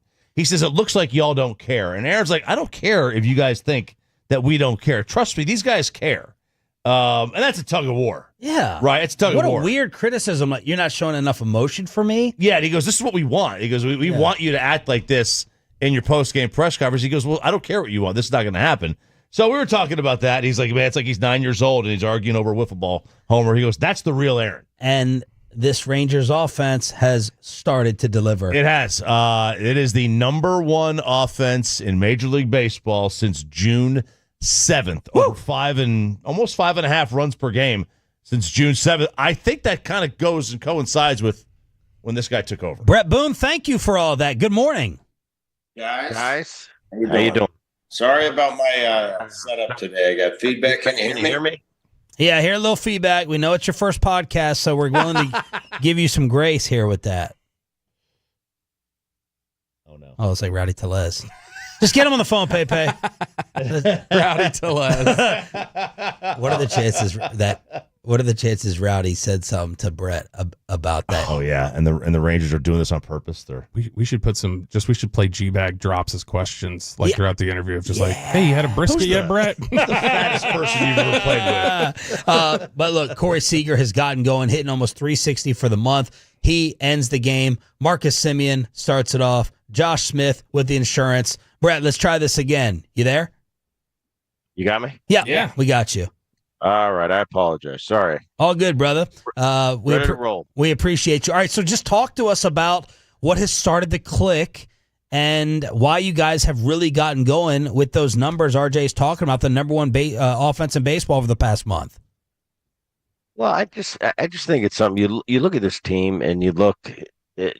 I've only watched it from afar, coming on with you guys for the last couple of years on Wednesdays and covering them in that capacity, and you watch them. It's the same kind of, for the most part, it's a lot of the same guys from that 23 run, and you come here and you kind of look and you say, what's going on offensively? And I can't sit here and say that, because I came here and we did this. These guys are just really good players that kind of got away from doing what was successful for them, and they're getting back to that. You had Corey go down and then kind of come back and really scuffled for a month. I don't think a lot of people were used to it. Now all of a sudden it clicked, and he's Corey Seager again, and you put him in the middle of that lineup. But there's a lot of talent on this lineup. The guys are starting to kind of. There is a little bit of a difference when I come into the clubhouse, when I'm in that that dugout before the game, that I can't really, without getting wooey on you. It's just that something, that it factor that the guys are starting to have, like going into the game, like, hey, we're going to win this game. Whereas before, it was kind of hopefully we win today and we play well. Mm-hmm. They're finding a way. The thing that I've noticed is for the first 3 weeks or months or so, it seemed, boy, we got down in that game early. It was kind of over. Pitching was great, but the games that we'd get down 2 or 3, it was like there was no coming back. I don't remember the last time, with the exception of a Sunday, I think, in Houston, a couple weeks ago before the break. With the exception of that, I don't remember a game where we got down in the game and we didn't at least come back to tie it. And I don't remember that happening in the last 5 or 6 weeks. So these guys have got fight in them now. We've lost a lot of tough games in July, but right now, the guys had a nice break. We come back. We went 4 out of 5 out of the break this year, and looking forward, I think we're going to have a really nice second half. Brett, do y'all think or talk about it all that if you find a way to get in the playoffs with those two guys at the top of your rotation, that this is the team that nobody wants to play, that you got a real chance? I think that kind of goes, without saying. I mean, you look at these guys. You look at a Jacob on the mound. You look at what Nate's done, and with a sub-2 ERA all year. And I think that goes without saying. The bullpen's done a really nice job as well. I think it's up there in the top in baseball as well. So I think that goes without saying. We play unbelievable defense. These guys do, and the offense was missing early, but it's coming back. This is a really good team, and I tell them all the time, it's different than it used to be as far as making the playoffs. There's a lot more spots now. All you need is a place at the table, and we talk about that. Of course, you get greedy, and as we get closer, you want to win the division always. But I think in 2025, and I think the Texas Rangers a couple of years ago proved that, playing the Diamondbacks in the World Series, that all you need is a seat at the table. And, we're looking at it that way as of now. Rangers hitting coach Brett Boone joining us here on 105 through the Fan. Brett, Josh Young came back up this week. He had a really nice first game back. What have your impressions been seeing him come back? Does he look like, all right, this is the right headspace? This is exactly what we want to see. He's seeing the ball a lot better. Josh, he seems to be in a good headspace. He seems to be smiling, back in his element. And I felt great for him when he came back. He hit the home run. He got a big hit. He worked in a walk, and that's always so nice to come back. When you do get sent to the minor leagues, I've been there, and I really haven't had a chance to talk to him about it at length. I've had a lot going on the last couple of days, but I've been in his shoes. I've got sent down. I've got sent down again. And then you come back, you go back and forth, and it's a little bit humbling when it happens. But it's part of the journey, and it's part of learning to deal with adversity. Nobody wanted to see Younger go down, but he did. He came back and had a big game. Got another knock yesterday. So hopefully this is really good things to come and get Josh playing like Josh Young could play. You've also had some new bats come up to the majors in Michael Hellman and Cody Freeman. They both got their first hits back to back. Then you have the big home run from Rowdy Tellez this week. What have your impressions just been of those guys coming up and joining the team and the way that they look at the plate? I've heard a lot of good things about Rowdy. They said you'll love him in the clubhouse. He's already kind of making his impression known. That guys really like him. He's just kind of that. It's hard to explain, but he draws people to him. You look at Hellman hitting his first big league home run, big one too. Big part of that win the other night. That was great, and to see Cody get his first hit, the excitement. I mean, I looked at him at second base. He was going crazy. He's a good kid. He's a good kid and good player. I watch him prepare, and I'm going, what are you hitting at AAA? He said 315. I said, wow. I said, now I can see why. I said, not too many people hit 315 anymore. He's got a really good idea, and his approach, his thought process through the hitting session. I was picking his brain a little bit, and he for a guy that hasn't been in the big leagues, he has. I was really impressed with his prep going into a game, how he's going to approach certain pitchers and what they're going to try to do to him. Interesting conversation. Always love having those. So I'm looking forward to see what those guys bring for us. Tellez didn't mention the radio station or nothing yesterday, right? Did you talk to him or have any conversation? I didn't. What happened? Nothing. It's our afternoon. Nothing we did. Our afternoon show acting a fool. They had a bad interview with Rowdy. Terrible. But we're punishing them. All of them, not Rowdy at all. Yeah, not Rowdy. Rowdy was also. I just wanted to make sure it didn't permeate through the clubhouse. No. But I would like to know. I thought I saw you at the cage with Clay Thompson taking some BP. Did you talk to Clay? Impressions of Clay's swing, or just having him out there? We just had Clay out there, and I talked to him a little bit. I think he's from the Seattle area, so he was asking me questions about some of my yesteryear teams with the Seattle Mariners. So good guy. I watched him hack.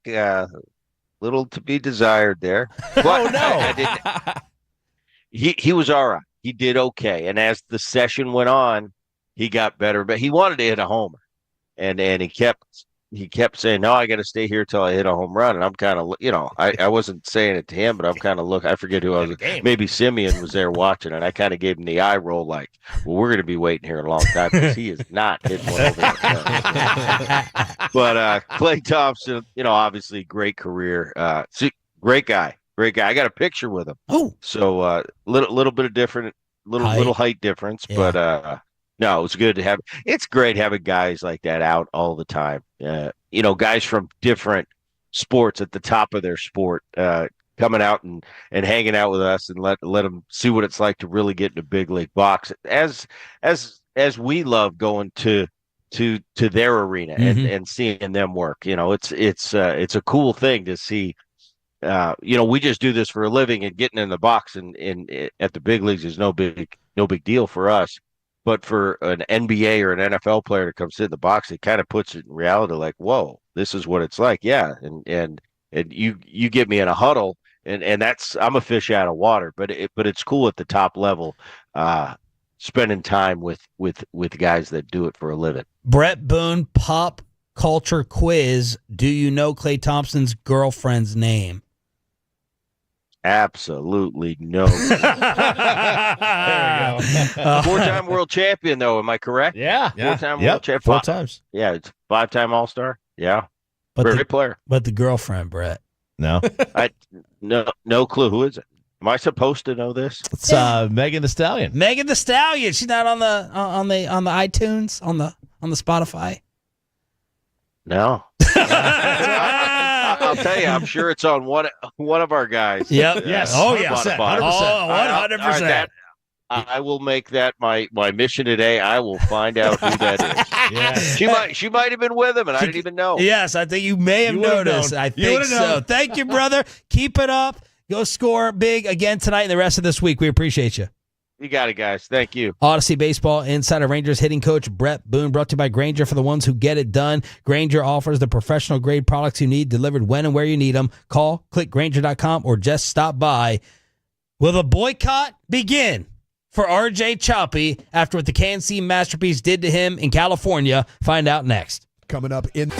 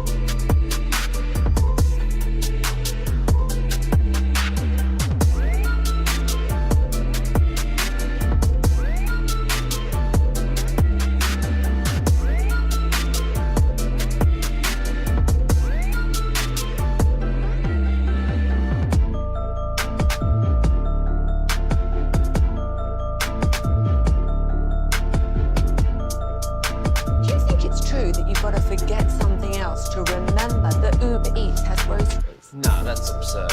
Hey, remember when you used to be a, what was it, Pepper Lady? Pepper Lady? Wasn't it Cinnamon Sisters? Basil Babes. Saffron Squad? Nutmeg Maidens? Freaker? No.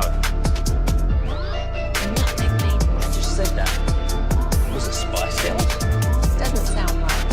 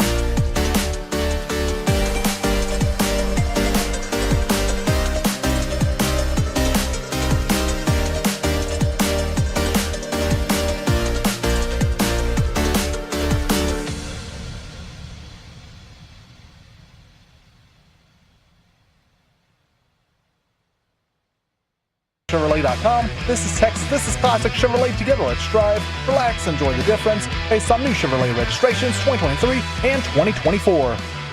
Crosstalk with some of us, including the K&C Masterpiece in Oxnard, California, here on DFW Sports Station.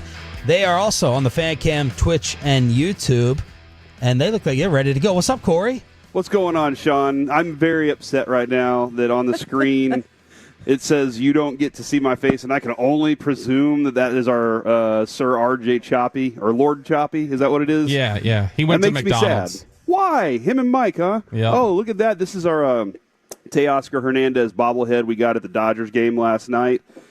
He did not play, which was weird. That's a weird thing on bobblehead night. Just because you've gone 1 for 15 and struck out 5 times in your last at bats, you don't get to play on your own bobblehead night.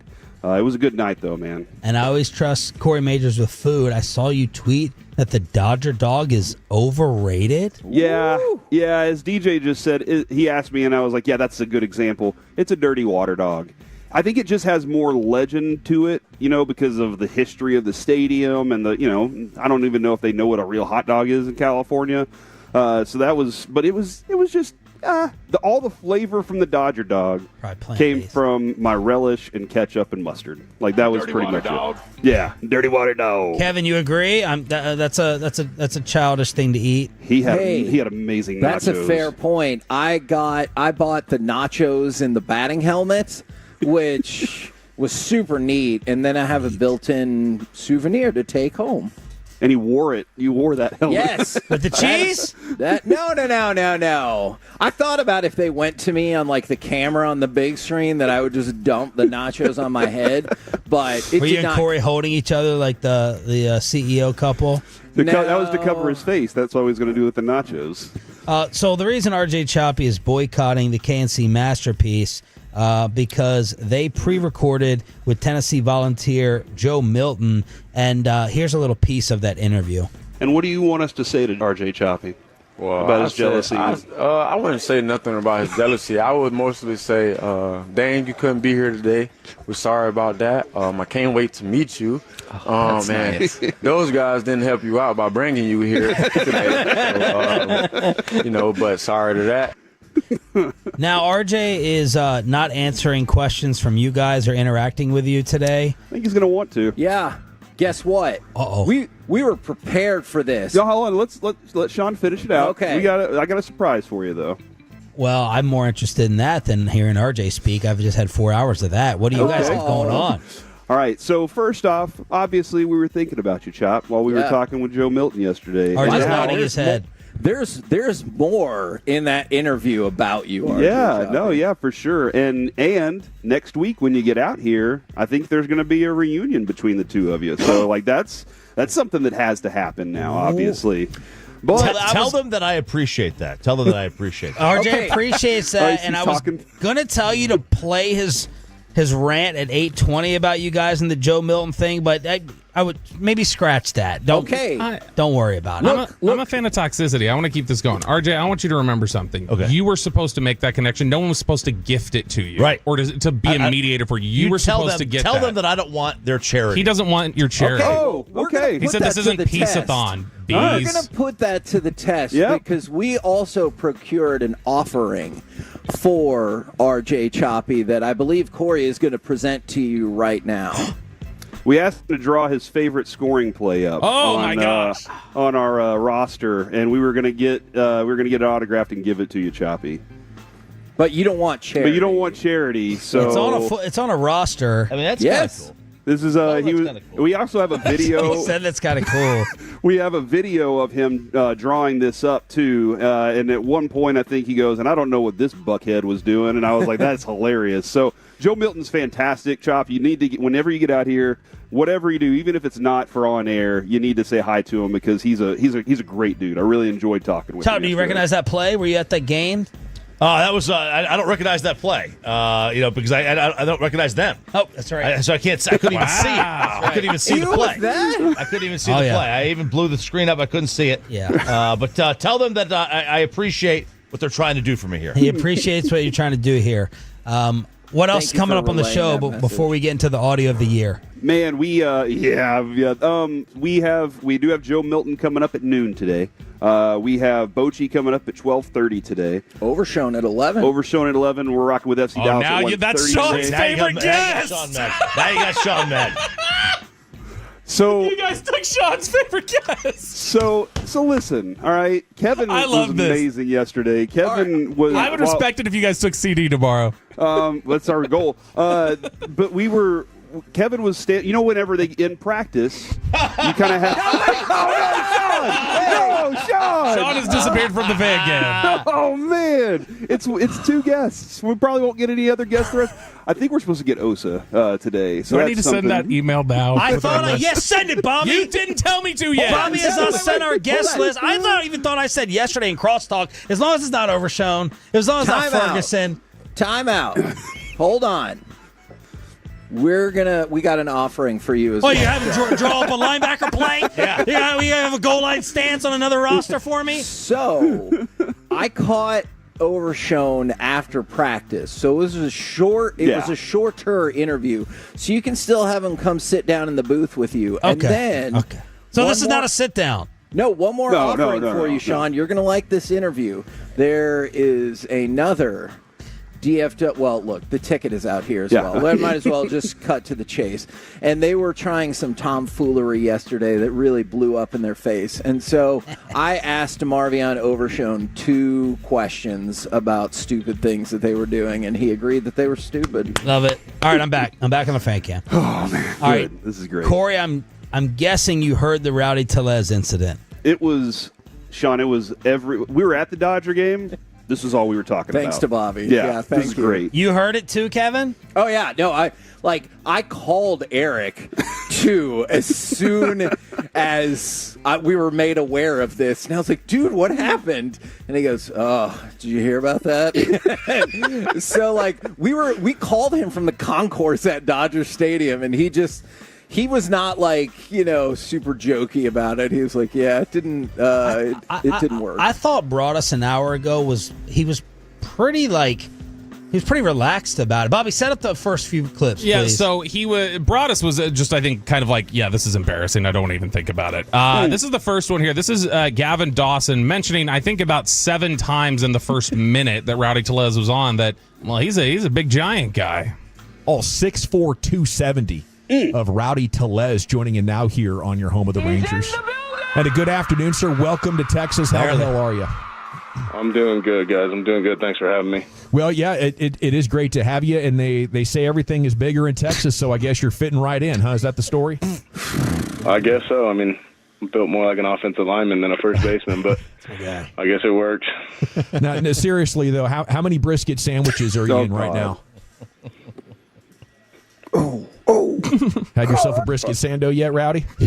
No, I live here, so I'm... Oh, okay. Yeah, I've lived here for a while, so I've dabbled in my fair share of them. Right on. Yeah. See, I thought I noticed some Texan in your voice. I should have... No, it ain't. No, it's...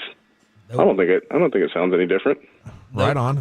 Right on. Oh, God. Right on. So that was clearly uncomfortable. And 3 straight insults to start. Zach came in and was like, all right, let's pivot. Let's ask about, oh, you playing first base. Do you guys trash talk over there? Gotten a few questions. And then Eric Chiafalo was like, I don't think we've touched on the weight thing enough. I've seen the other nickname float around. I don't know if you've heard it. The Girthquake? Yeah, I haven't heard that one, so that's new to me, but that's kind of funny. That's pretty badass, is it? Now, you're from California, and girthy as hell. Yeah.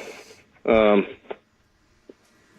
don't know. I don't know if I like that one. All right. Wow, okay. All right. It took 15 seconds to go from that's clever to, I don't think I like that. And I know what Eric was doing. He was making a girth like a penis joke. But that is not, that's what he was doing. You know it, and so do I. Michael Penix. The next one here, Gavin Dawson was like, all right, let's bring it back to some of our questions we have in the bank. And he came back with a food question. What would be a Rowdy Tellez concession item if you got to design it? I'm trying to think. Anything probably with brisket. I love brisket. So like a good brisket sandwich, maybe some like onion strings on it, and like a sweet barbecue sauce. Dear God, Gavin Dawson, please don't ask about food anymore. Just ask about other players around Major League Baseball. How do these guys' wives, like, I feel so bad for all of their significant others. They're this tone deaf. Like, they're this stupid. How can you be this? No, this isn't even like crazy insults. Like, people are like, oh, give him a pat. Choppy's like, I think they just found out about it, like the segment before. That does not get you off the hook for not picking up the tone of your interview subject on the fourth time you've insulted his weight. I don't care if you didn't have enough time to figure out where he played college ball and how many home runs did he hit off. You're not getting the tone of the interview. Like, what are the conversations like with your women? Tell him Brett Boone just texted, wants the audio to the interview. He wants to hear it. No. Oh, yes. We're doing all that. No. You know what, though? Gavin Dawson's a radio pro, and he's got segues galore. Okay, speaking of big guys, Cal Raleigh's just a sensation. You've been on the Mariners. What do you make of this dude? He can bang, man. He's a really hard worker, good teammate, but he's on the other team now, so we're gonna come after him, and we're gonna do what we can to neutralize it and just get him out. So you got to play the what would your other job be, because that one is so uncomfortable. That's the last one. If you want to play that one out, hit it, Peyton. If your job was not hitting absolute bombs, about one a week or so, what do you think you'd be into? Would you be a minister or something like that? Probably not that either. I thought you were going to go something like along the fat joke line, like how you asked me about food, but my bad. Maybe like a taste tester. But I think probably a hunting guide. Hunting? I'd like to do that.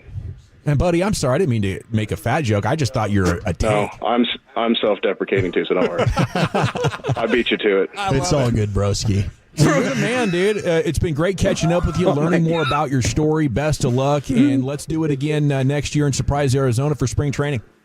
Oh, yeah, for sure. I'm looking forward to it. Yeah. Salute. Man, hey, broski, don't worry, broski, I got you. I think this set up You're great. the man. I think this is a perfect setup for a future great relationship. What did you find in his Wikipedia page about? He being wasn't a minister? going to go into the mission area and be a minister because it turns out that he is Jewish, and I don't think that would bring you into the missionary. I don't think that would bring you into the missionary. Into the mission. What? I think he goes into the mission, not into the missionary. What did I say? Into the missionary? I don't know if I like that one. The K&C Masterpiece, brought to you by the on-time That's on me. On-time experts, Rhino Shield and Yarburn Southern Table and Bar. Next.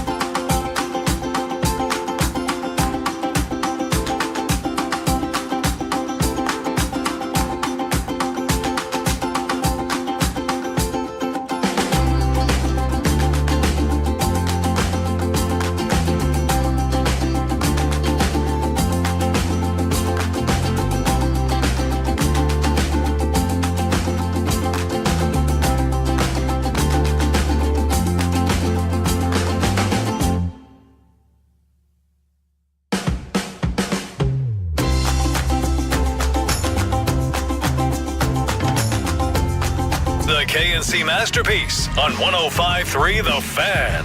K&C Masterpiece right here on 105.3 The Fan. We are live from Oxnard, courtesy of the on-time experts, Rhino Shield and Yardbird Southern Table and Bar. Thank you very much for our sponsors for making this trip happen. We got a lot to break down today. We've got DeMarmion Overshone at 11, Joe Milton at 12, Bruce Bochy at 12:30. It is a jam-packed show today, but Corey, we also got to see the first practice yesterday. Now, I wanted to do like a little bit of a combination right here, if we can.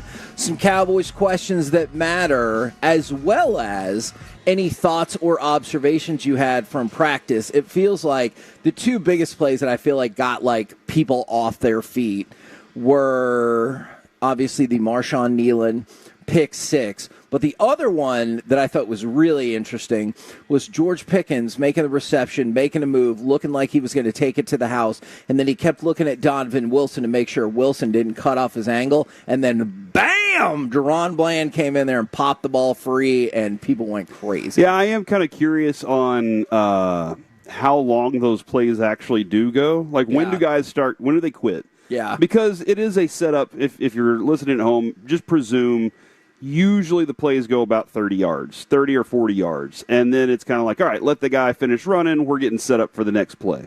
But on occasions when it's a big explosive play, they do kind of keep going. And on that, Pickens, dude, he was open, and he created more space after he got the ball in his hands and took off.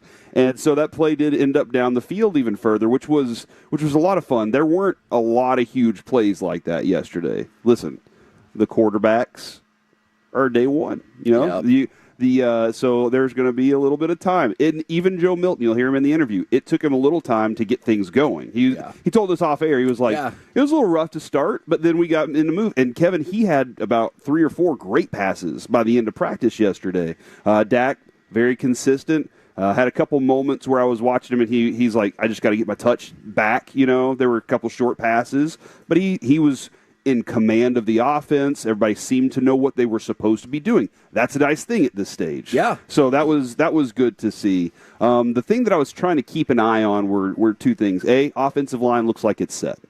That is the Tyler Guyton, Tyler Smith, BB, Booker, and then Terrence Steele at right tackle. That looks like that is first team no matter what. Remember during minicamp they were talking about how everybody kind of was, oh, this guy's with the 2s and this guy's with the 1s and what's going on here? And people were asking questions.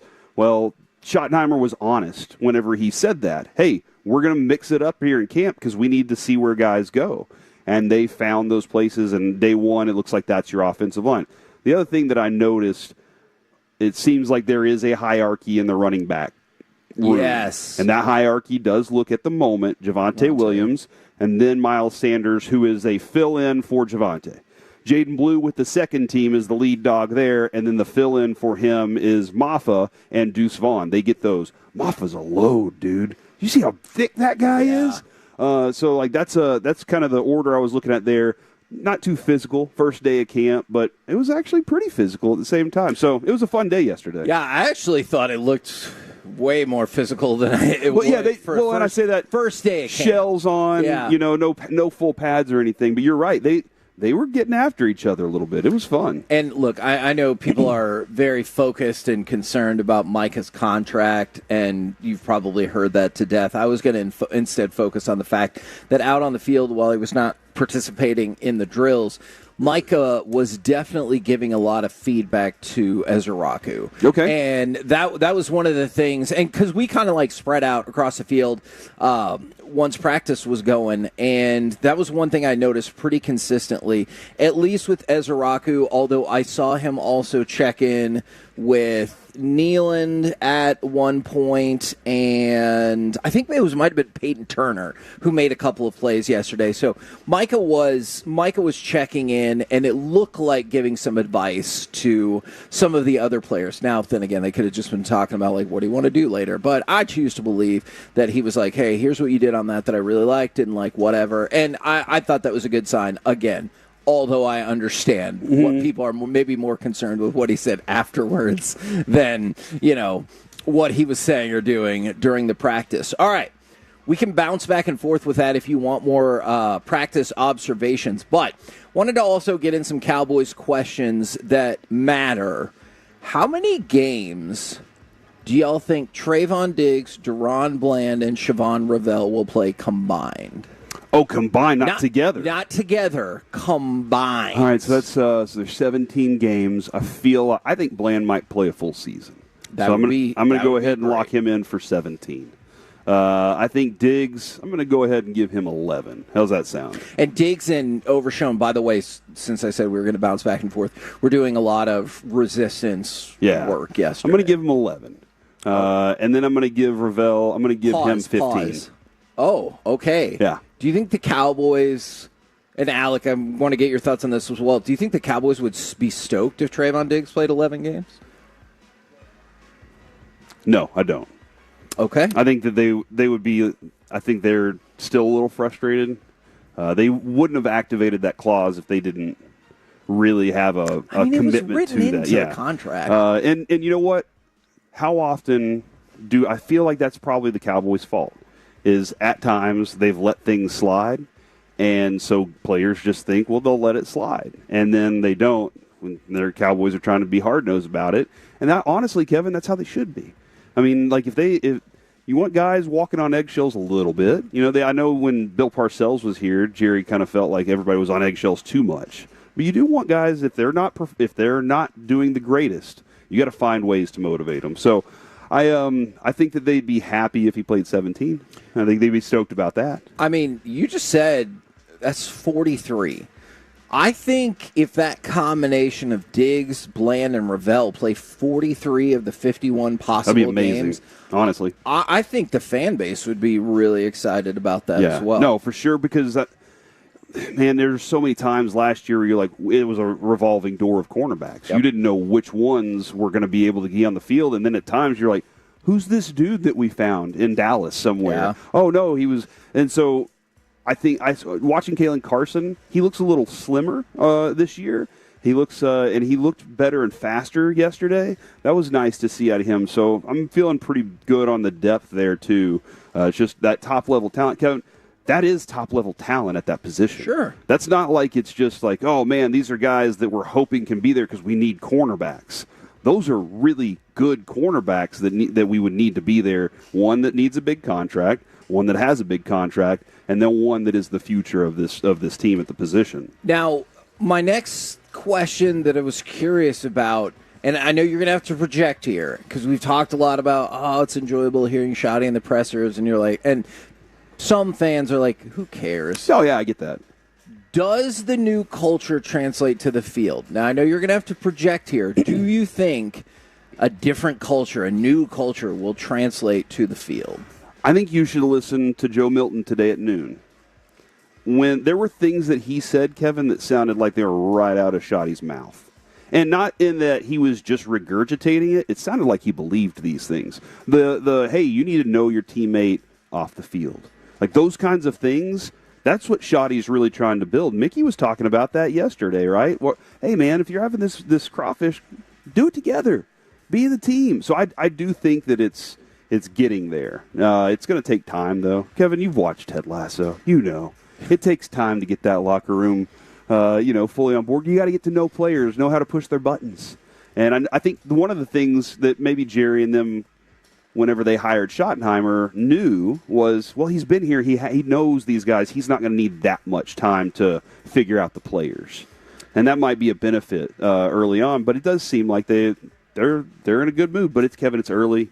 Early Sure. in camp, it's honeymoon. Let's get rolling. Everybody's playing for jobs and money and all that stuff right now. One of the things I know some folks took notice of yesterday is you drop a pass in some of the drills. You have to drop down and do push-ups. Yeah, that was fun. And so, hey, keep doing that. Yeah, man. Absolutely. And it's going to make you stronger in your chest and your back and your triceps. Okay.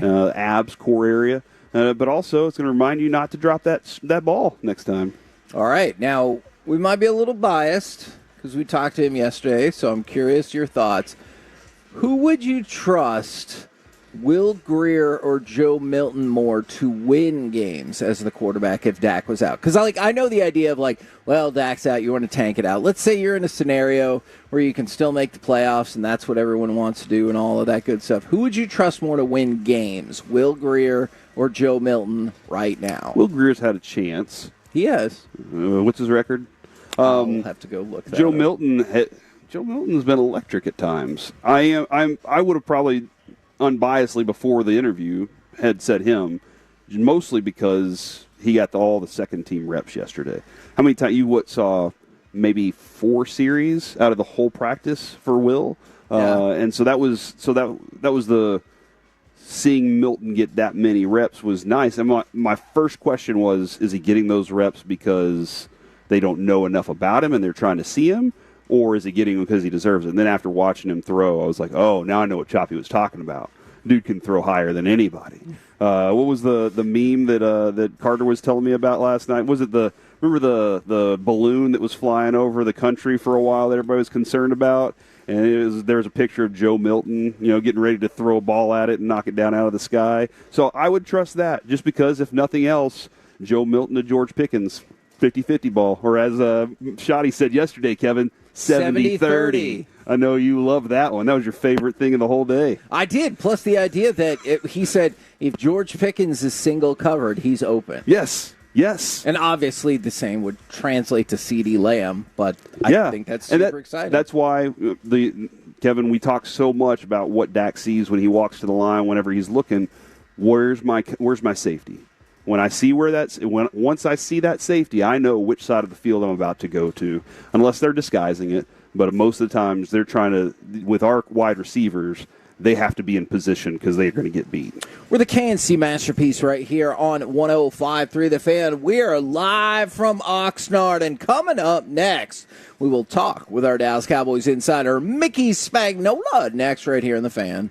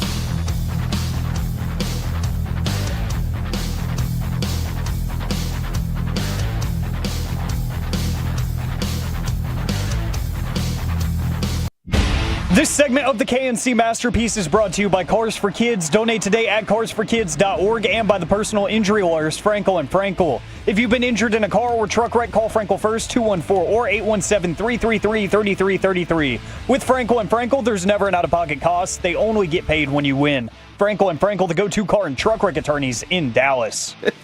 K&C Masterpiece back here on 105.3 The Fan. We are live from Oxnard. By the way, be on the lookout for those Best Buy windows and siding confessional videos. We got some quick Stars news for you. The Dallas Stars are going to induct Joe Nieuwendyk and Ralph Strangis into the team's Hall of Fame.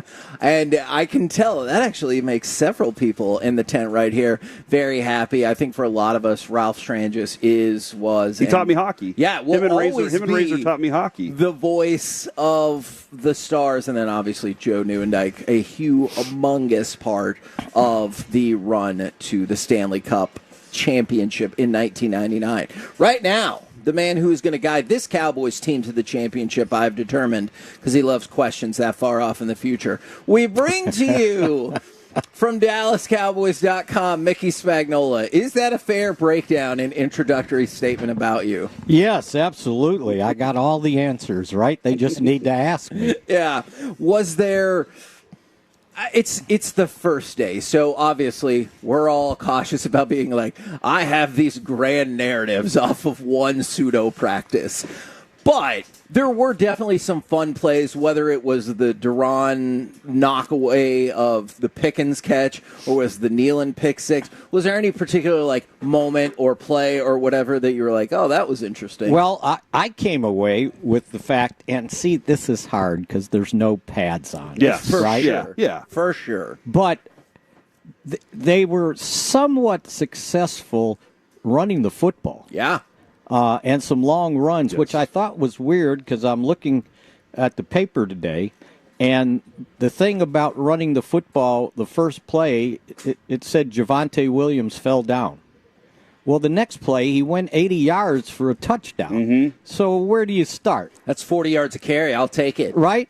So I thought that was strange. I thought the pace of practice was good. That was something that Schottenheimer wanted to kind of empower with this team. Can you explain that a little bit more because I know you're used to it, and I saw your thing about this is the 40th time spending at least 1 week in training camp with the Cowboys. And by the way, my side question for that, were the 1988 Olympics really worth it to skip out of training camp? But 3.5 weeks in Seoul, Korea? Come on. I'll take it. So you get to see this. Yeah. You are very familiar. Can you explain for people, what do you mean when you say the pace of practice? It things just kept moving. Yes. Yeah. And even during individual drills, the pace was boom, boom, boom, boom, go to the next thing.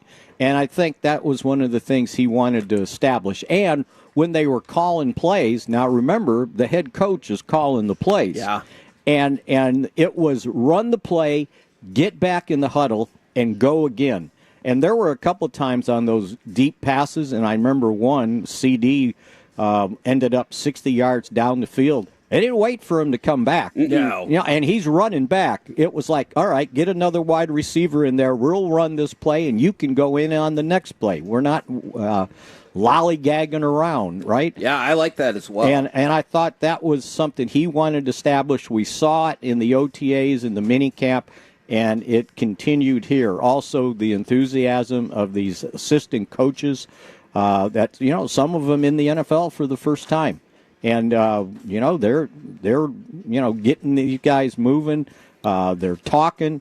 So yeah, I like that. I like the energy on the defense for sure. Yes. And a lot of guys are getting opportunities that if they were totally healthy wouldn't be out there. So again, I thought that was looking good. Now we made so much a deal. I guess maybe it was in the press conference, we're going to have to redefine what participating in practice is. For sure. Hey, they were out there on the field. They were out there. That existed. And I should have brought my bike helmet. And showed you just kind of put it up on the back of your head, whenever right? you're cruising. So the helmet is up on the back of Micah Parsons' head. Now, he did stretch with the team. And he was actually with the team, so that was an improvement. He was, and we talked about this in the last segment, and this could be a big nothing, but I thought it was at least encouraging that he wasn't isolated when you say with the team. He was chatting Ezraku up quite a bit. Right. Following plays or drills or whatever. Right. But he wasn't participating. You're right. He was a watcher. Yeah. And the guys that we expected to continue rehabbing continued to rehab. That was a good thing. Positive, Sam Williams was out there. He was pretty physical too yesterday. He blew somebody up on it was a tight end, I believe. Yeah, it was. It was a running play, and the tight end got in his way, and he just cold cocked him. Yeah. I thought there was going to be a little bit of a scuffle after that for a second because they did walk next to each other for quite some time. And I think folks need to understand he tore his ACL at the end of July. So he's had this is long rehab for him, and he's ready to go. So I thought that was good. That was a positive. I'm watching Savon Revel do his rehab with Britt Brown, and he looks like he's ready to go. I would imagine they're going to continue his rehab for this week during ramp up, and I wouldn't be surprised if maybe next week when the pads come on, he's ready to go, and that helps out the cornerback position greatly. Okay, and I'm glad you moved in that direction because is it maybe most intrigued, curious, concerned, whatever the right word is, about the cornerbacks? Not in terms of the talent, but just because, like you said, you have so many people like working back from health. Things. Yeah. Right? You've got 3 guys coming back from knee surgeries, and that includes Josh Butler, who, by the way, kind of made a cameo appearance as a starter, and then he tore his ACL.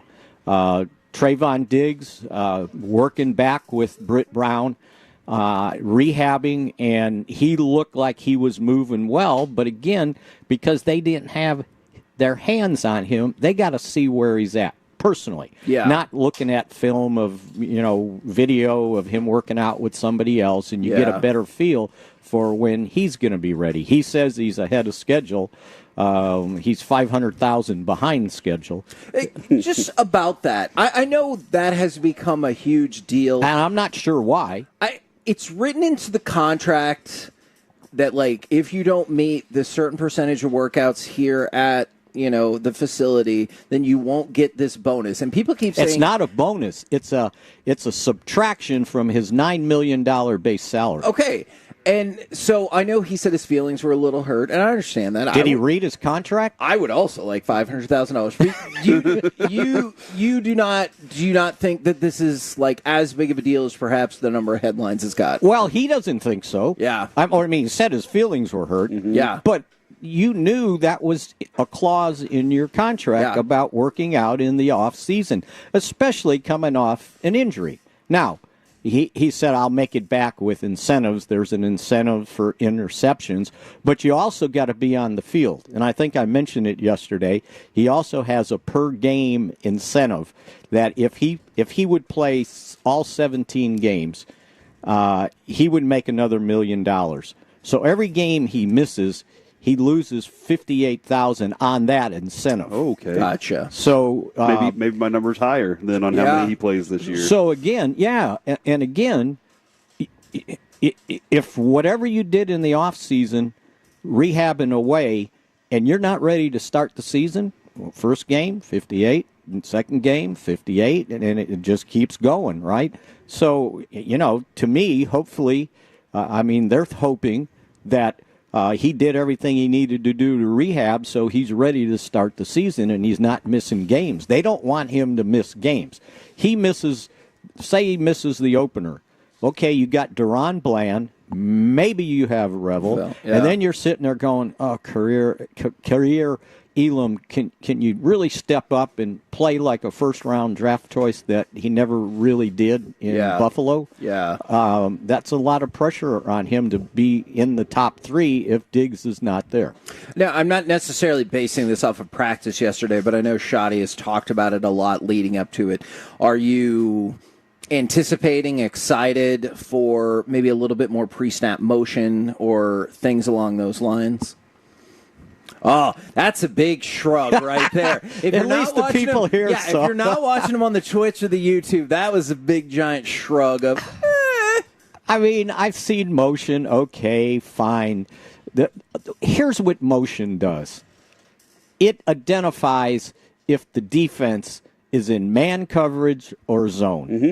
Because if you're in man coverage and your wide receivers in motion left to right, if they're man, the man's following them. If not, the cornerback on the other side's widening out, and it's like, okay, he's coming into my zone. So, I mean, if it was the panacea of deception, you would do it every play, right? Yeah, absolutely. So I like that. Which I do think guys like Mike McDaniels, and I think they do it sometimes just and they because. might, yeah. Sean McVay, just because. Yeah, it's not like they're trying to deceive you. Yeah. They're trying to identify where the linebackers are doing, what the cornerbacks are doing. Fantasy of deception. It's my new favorite word. Yeah, we're going to use that from now on. I've been very adamant. I wanted to go back to Javonte Williams real quick. Very adamant that if he could make, I watched a lot of Denver games last year because he was on my fantasy team.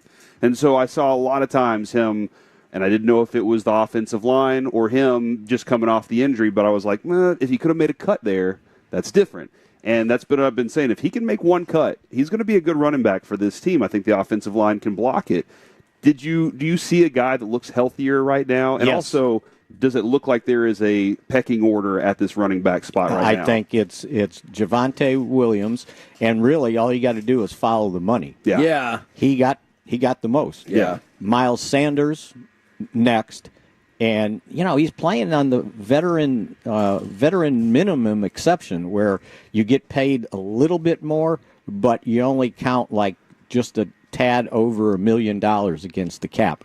And then after that, I think it's Jaden Blue. And how quickly can they integrate him into the offense to really know what he's doing? I think a couple plays, you saw his speed when he exploded around the corner. Which game was it with Texas? It was one of the plays. Was it Clemson? He had the big runs. There was those big runs for touchdowns, and you're going, oh, okay. And my thinking is third down, if he happens to be the third down back, and I've got Pickens and Lamb on the outside and Turpin in the slot, that's a lot of speed. Mm-hmm. Yeah, a lot of speed. Turpin was running out of the backfield yesterday, right. too. He had a couple of he had a couple of plays. So Schottenheimer's going to make a priority of running the football. Now, how well? That's what we got to find out. But he will not get away from it. If you look at his numbers when he was in Seattle and the Jets, the running game was always effective. I think one year with Seattle, they were number one in rushing in the league. Oh, and that was, Carroll obviously was committed to it, right. But it was his job to make sure those were drawn up and installed. And when he was in these different places, it was just with guys. Yeah. And Clayton Adams, the offensive line coach, now the coordinator here, but when he was in Arizona, is it James Conner, running back? Yeah. The guy was effective. Yeah, he was. And he was just thought of as a guy, but the running game was effective. Now, it helps if you have Kyler Murray at running back, at quarter running back. Quarter running back. Yeah. That's okay. Look, Jerry said Michael Parsons. Right. So it's okay. It happens. The other thing too is obviously body types are interesting to see. Nealon and Guyton look like they've grown into men. Yes. It looks like Guyton looks like he's put on weight, and yesterday watching him, he looked like he knew what he was doing. Whereas last year at this point, it looked like he was still trying to catch up and get up to speed on things. He just hadn't played a lot of football. Yeah. And again, if they had a healthy and better third swing tackle, he might not have played as much as he did. But Chuma Edoga, okay, that guy makes me kind of suck air through my teeth. Like, that is not what I expected you to say. And then he got hurt. Yeah. And so now Guyton, he's got to play, right? And so, but again, I thought the few opportunities that Awesome Richards got last year, I liked him too. Yeah. So Guyton better be careful because now he's the swing tackle. Usually your swing tackle's an aging veteran that you just plug in. And interesting. And Richards might be the guy, and he doesn't have a lot of experience. That's why, like that position, I think it takes experience because you don't get that many reps in practice. Same thing with the backup quarterback. Once the season starts, Dak, he hogs all the snaps, and so the backup quarterback has to rely on preparation and experience.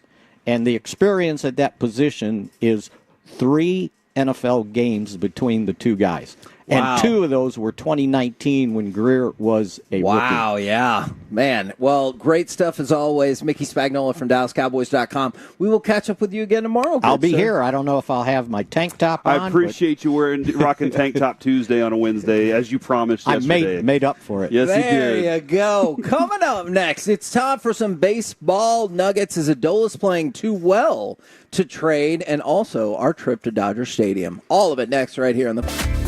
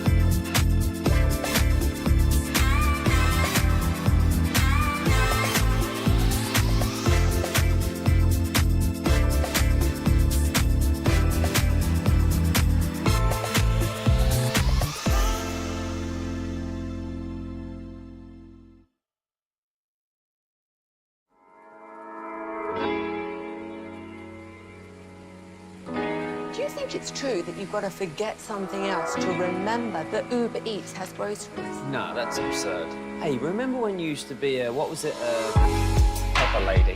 Pepper Lady? Was it Semien Sisters? Basil Babes. Saffron Squad? Nutmeg Maidens? Paprika? No. Nutmeg Maidens? You just said that. Was it Spice Girls? Doesn't sound right. Was it Saffron Squad?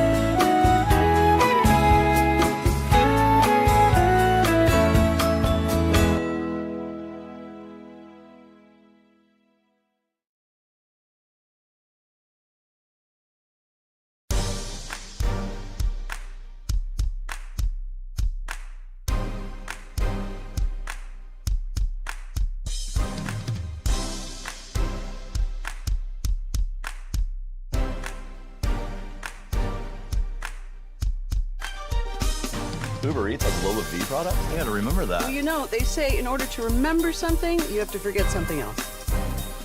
Okay, now that is a very cute haircut. That's like a little shag. I've never seen it before. Well, I mean, of course you have. It's the Rachel. Oh, is that your name? No, I mean like your name. No, I'm Jen. My name's Jen. Right, but I just mean like this is your haircut. But that's hair on your head. I'm not saying this is your hair. Okay, freak me out.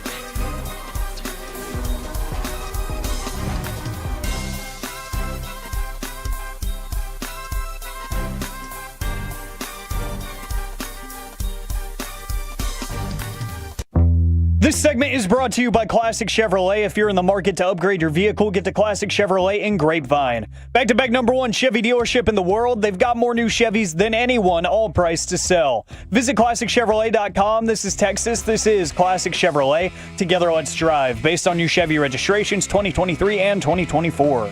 Harris fires, and that ball is hit high and deep to right field. Thomas going back. He's at the wall, and it is gone! Into the Rangers bullpen. Corey Seager with a 3-run home run, and the Rangers now lead 6-1. K&C Masterpiece right here on 105.3 The Fan. Those Texas Rangers, they have won 7 of their last 9 going back to, I believe, the final series of the first half. If you're more focused on how the second half has started, they have won 4 of 5. 4 is 4. That is right. Yep. And trust me. I do.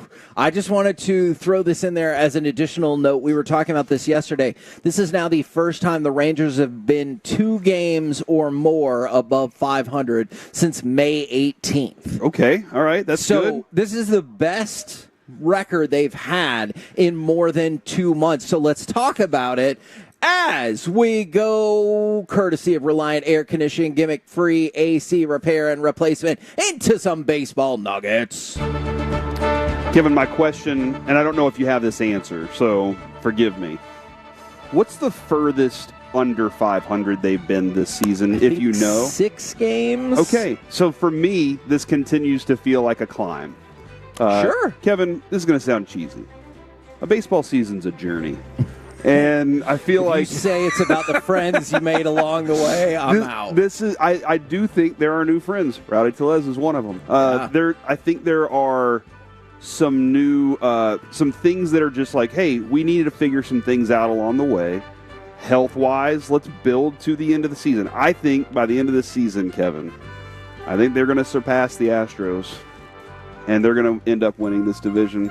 That's where I feel right now. That's where my heart is. Man. And I am ready to continue watching this surge up the standings, Kevin. And last night was the formula for how the Rangers win baseball games. Corey Seager, Marcus Semien, and Adolis García all have home runs in a game. That's how we win baseball again, Kevin. Okay, and that kind of leads into one of our broader questions right here. And it was, in fact, I believe 6 games below 500 at 29-35. So, hooray. Yeah, let's keep this climb. Okay. Now you're 2 over. Let's get to 6 over. Okay, agreed. And you mentioned it, that trio of folks hitting home runs. And so I wanted to focus in on this because a lot of people they've talked about the idea that they do not want Adolis García to get traded. And I get that from both a sentimental and like on the field reason. But one of the reasons I think we've talked about it a lot is you've heard some of the buzz, and that's the thing. If the Rangers were going to bring in some more players, they don't necessarily have the cash to make that happen. And so if you traded off somebody like Adolis García, that would probably get you in a position to pick up more of the players that you would want or need. But if he's the player that you want or need, right, and he's playing like that player, then you don't need anything else. And that's an interesting thing, because if you look at the first 2 full months of the season, so April and May, he was wildly disappointing. But then, which is kind of his MO, is there stretches where you're just like, what's happening? Oh, for sure. Look, that's what I say all the time. Hot Adolis Garcia, I think, is the best player in the league. And I don't mean that hyperbolically. I think when he's on fire, I'll take him over anybody. Yeah. So you look at June and you look at July, and it's not as pronounced as Marcus Semien. We talked a lot about June 1st, Marcus Semien is like really taking a off. switch flipped, and it for just sure. it said we're not turning off. But Adolis Garcia has been playing significantly better from pretty much all perspectives, from his power efficiency to his batting average to his OPS, although OPS makes sense if you consider the other two things that I said, is he's been playing significantly better. And this month, he's hitting .250 with a .738 OPS. I'm not saying that is going to change the world or anything, but for a team that has struggled consistently this season with offense, he has turned it back up to a level that, quite frankly, is still better than a lot of Rangers players. Yeah, and that is, again, those three are the key to this whole thing because that's the heart of your order. They get the most at-bats. Your leadoff guy and that group are going to get the most at-bats and the most opportunities to score, to drive in runs. And they have lacked that so much. What does that do? That eases the burden on guys like Wyatt Langford and Josh Young lower down in the lineup, because if those guys are doing their job, it eases it for them, allows them to get base hits and not have to produce so many runs. That's a great thing right there. But that trio, Kevin, they're paid like that. They are your leaders for a specific reason, and them finally finding that timing that Bochy's been talking about all season at this point in the season, here on out, this is a really good quality thing. Look, I know it's the A's, but it was just the Tigers and the Astros a couple weeks last time. Yeah, Tigers had the best record in baseball heading into that series. You have to beat the teams that are bad. You got to punish them, and the Rangers right now are punishing the A's, and I like it. Look, we talk about this a lot. This ain't the BCS, right? You can beat all the crappiest teams in baseball and make the playoffs just fine. The other thing too is, Kevin, there was a big article you brought up maybe 2 months ago, maybe a month and a half ago. Okay. About the ball not carrying. Yes. And more so at this our stadium. And those three guys seem to have been suffering from it. Even Adolis was like, yeah, it's kind of in my head a little bit. Yeah, they referenced it. But then again, you get those three guys hitting a home run. That's the vision. Like that's what you're hoping for, is at some point either one of the two of those does it in the game, or if all three of them do it, you're feeling really confident. Now, I really specifically wanted to go back, if we could, for just a second for Adolis, and I should say a specific period of time.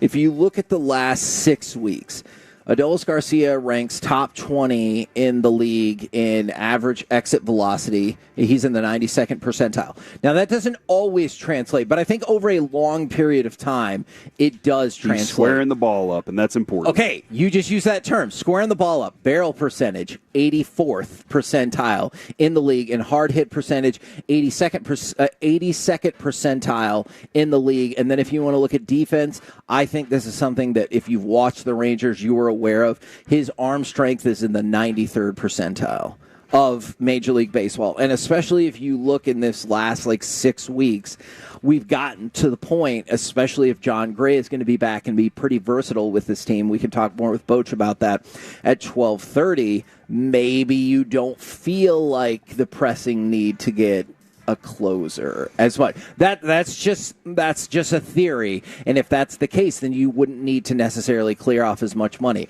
Because I know some people have said, I want to trade Adolis Garcia. I am just telling you the finances of it all. Yeah, and what if Sporesy's healthy and comes back and is ready to rock as the closer at the end of the season out of nowhere? So yeah, lots of good things could happen there, man. That's awesome. I could definitely see him helping us win the World Series. I've seen it before. That makes sense. Like in a dream, I believe, or maybe I wasn't dreaming. I don't know exactly. God, what a great call that was, right? Kevin, I know, yes. Oh, dude, it's Eric Nadel, of course. Of course it was a great call. Fair.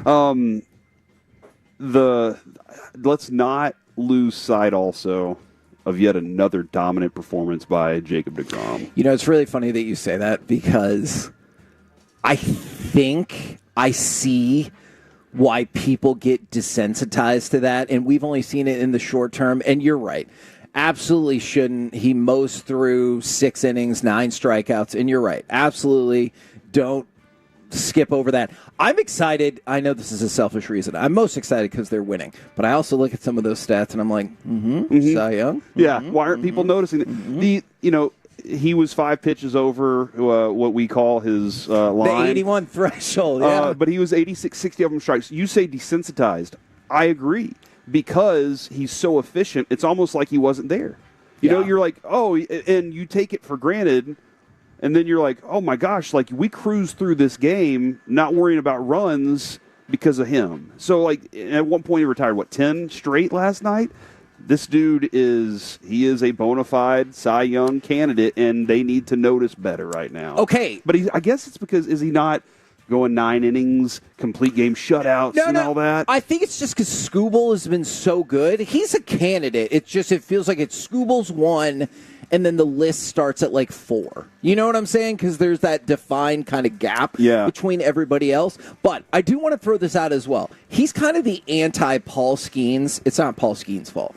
But the Pirates don't take advantage of his tremendous pitching performances. The Rangers are? Exactly. Now, if you want to say you don't care about the pitcher win, I get that. But if you just look at it, deGrom is now 10-2. I don't care about that so much for his record. Why I care about that more is when he's pitching, and when he's pitching well, the Rangers are winning these games. They're there for him. Exactly. That's a big deal, man. And so that is encouraging. And when you talk about the climb, you're going to need that with him and Eovaldi, and I'm going to see clarification, but I do think there's a good shot. You'll see, I believe, Eovaldi on Friday or Saturday. If they already announced that this morning, I apologize for missing that, but we will confirm that with Bruce Bochy. We're the K&C Masterpiece right here on 105.3 The Fan. We are live out here in Oxnard, California, courtesy of the on-time experts, Rhino Shield and Yardbird, Southern Table and Bar. You also heard Mickey Spagnola on that Wild Fork Foods hot seat, wildforkfoods.com, elite game day grilling. Trust me, they do food better than I can say it. All right, you're just gonna have to take my word for trust it. me, it's I've been in there. It's amazing, dude. Just trust me on that one. Coming up next, we have the opportunity to talk to DeMarvion Overshone. So we're gonna get to that and maybe other interviews you've heard of. Maybe not. Next on The Fan. 30 straight minutes without interruption. It's our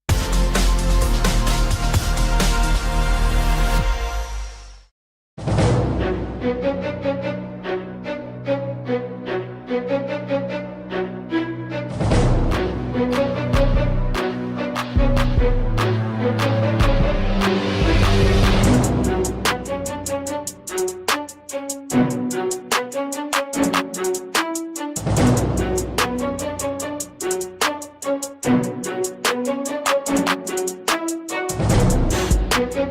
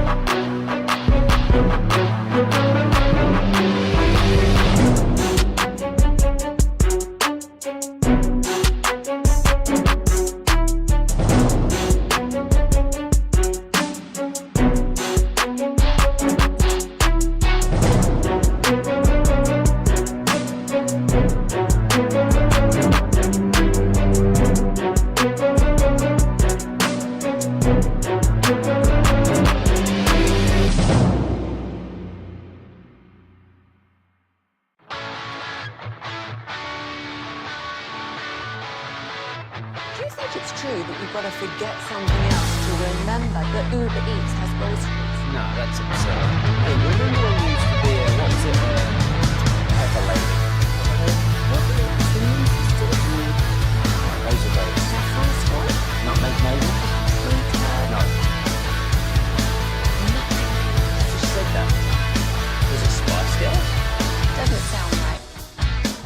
What's it sometimes called?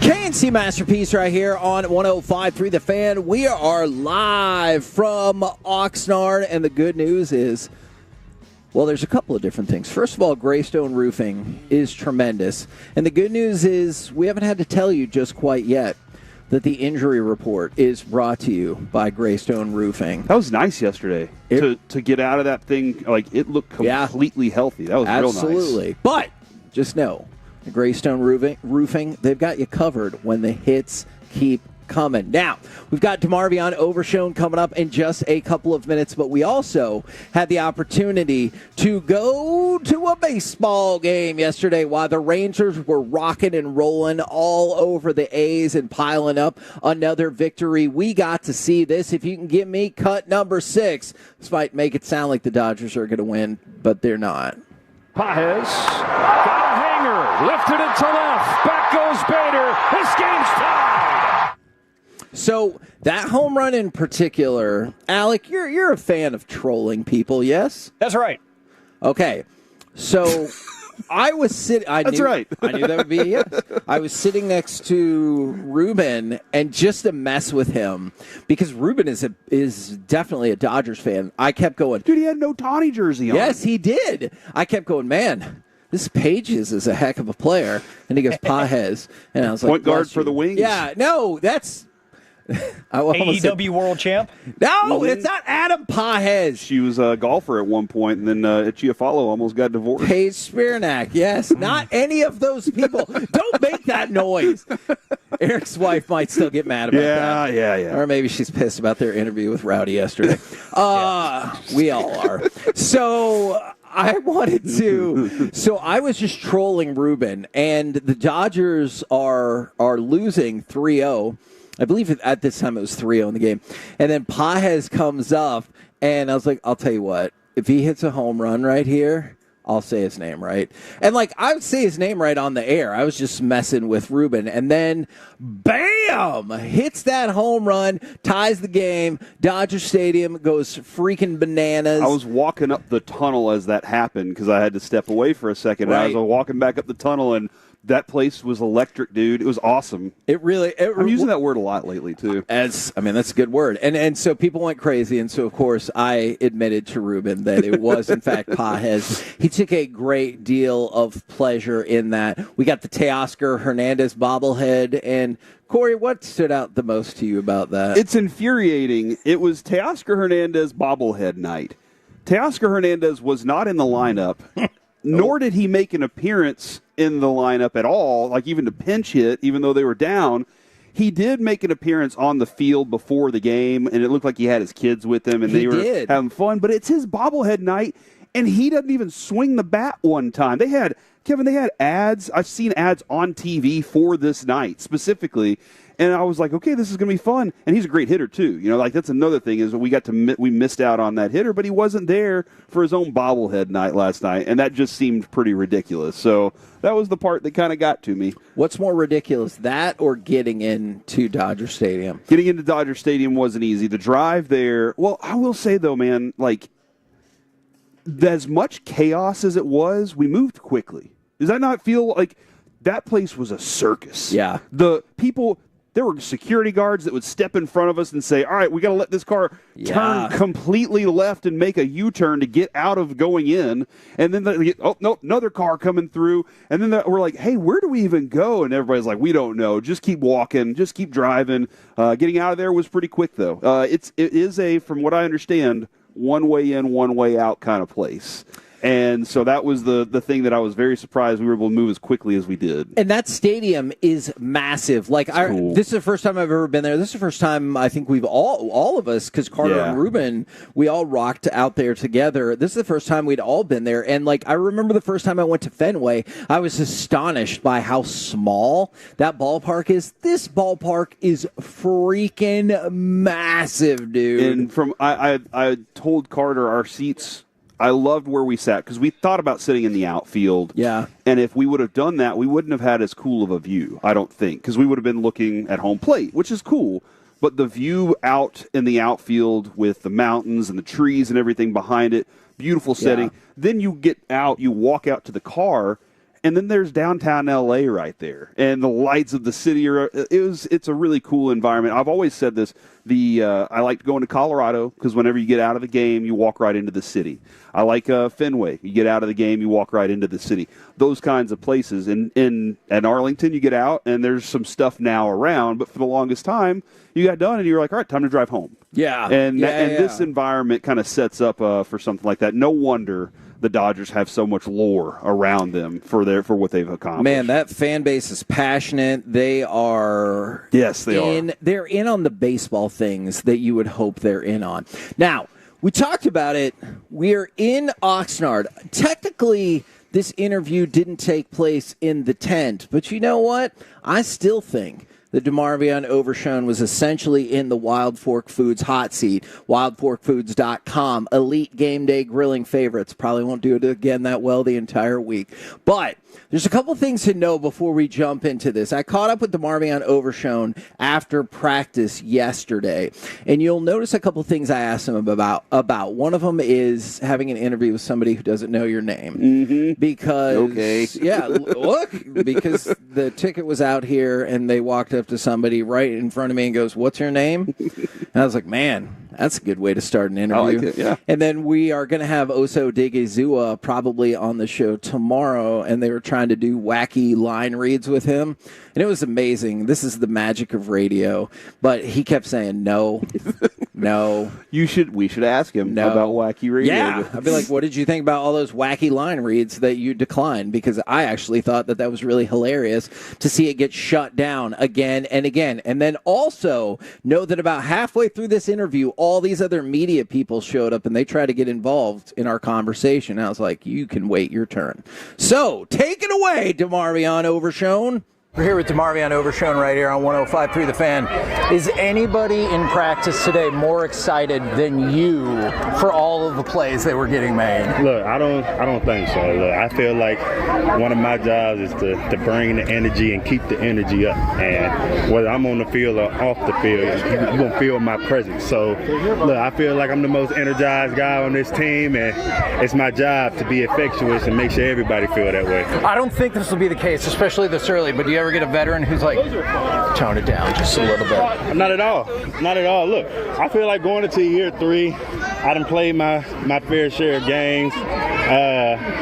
I'm respected by my teammates, which is, the biggest honor you can have. Right. So when they see me that happy, I feel like you got guys in here year 9, year 10 that get that same juice. Any particular honor that you feel when the media is like, hey, already, number 8, off the ball linebacker, not just the media, but coaches, scouts, they all got voted on. How do you feel about that? It feels good, but, like the great Kobe said, the job's not finished. Right. 12 games, I'm proud of that. It's an honor to be voted amongst the top of the best in the world. Right. So, knowing what I put out on the field, that's just the beginning. I feel like it's going to only climb from here. You said, I know you probably don't want to get into specifics. You said the doctors gave you some good news. What's your confidence level, whether it's week 8, whatever, of being out there this season? My confidence level is 110, 120%. I've been working with Britt for 2 years now. The whole training staff, Hanson, Handman, my guy Andy, all those guys, they do their job really well and make sure I'm where I'm supposed to be. And all I do is take on those challenges and, I go on to the next thing. So when I get on the field, I'm more than confident. No, I'm going to be all right. What have you learned, or what do you see the game differently when you're watching, as opposed to you're like, I'm not the next rep or whatever? How different is it for you when you're just watching?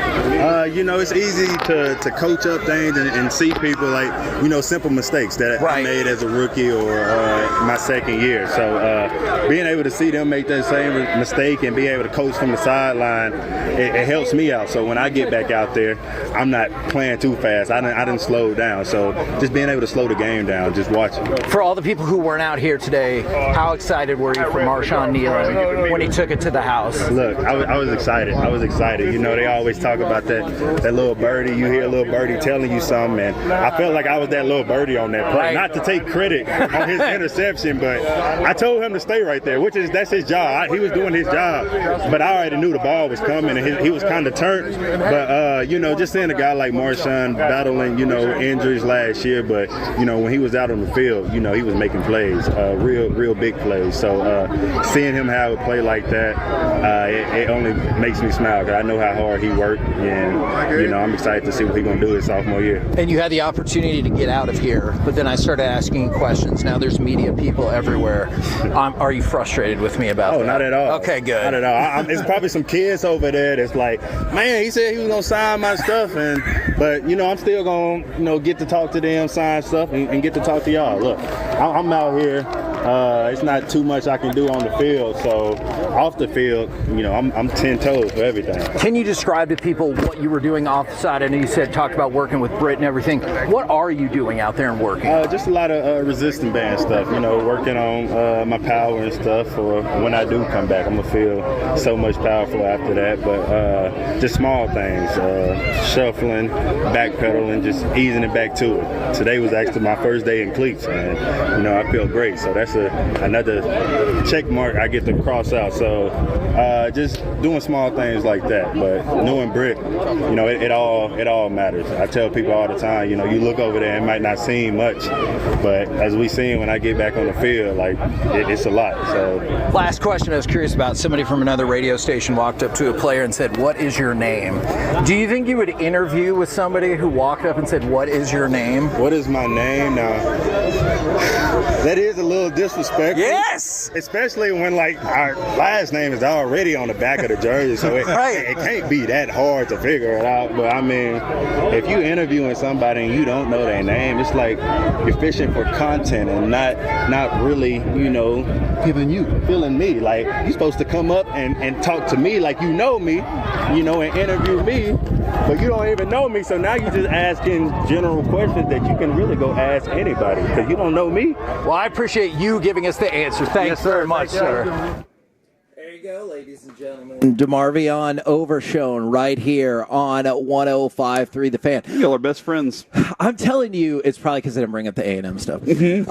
But I'm telling you, if you wanted a couple of good signs, first of all, from a more specific on-the-field standpoint, when he was like, no, I got great news from my doctor, and he feels like he's 110% going to play this season. That is something I have been very skeptical about. And then the other thing is, I hope that conveyed it. He was so excited for, like, everything positive that happened defensively yesterday. Yeah, I like the guy a lot, man. I'm really pulling for him. We're the K&C Masterpiece right here on 105.3 The Fan. Coming up next, it's time for AM on the FM. We got the question of the day plus a Looney Tunes style accident in real life. You're going to hear about it next on The Fan. North Texas born and raised.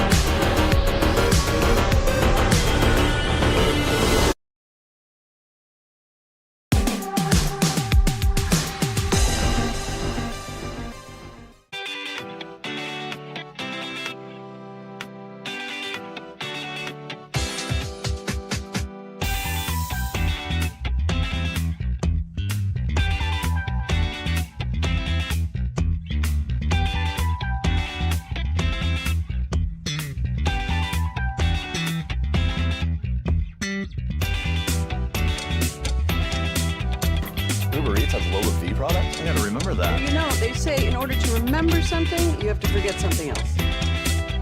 Okay, now that is a very cute haircut. That's like a little shag. I've never seen it before. Well, I mean, of course you have. It's the Rachel. Oh, is that your name? No, I mean, like your name. No, I'm Jen. My name's Jen. Right, but I just mean like this is your haircut. But that's hair on your head. I'm not saying this is your hair. Okay.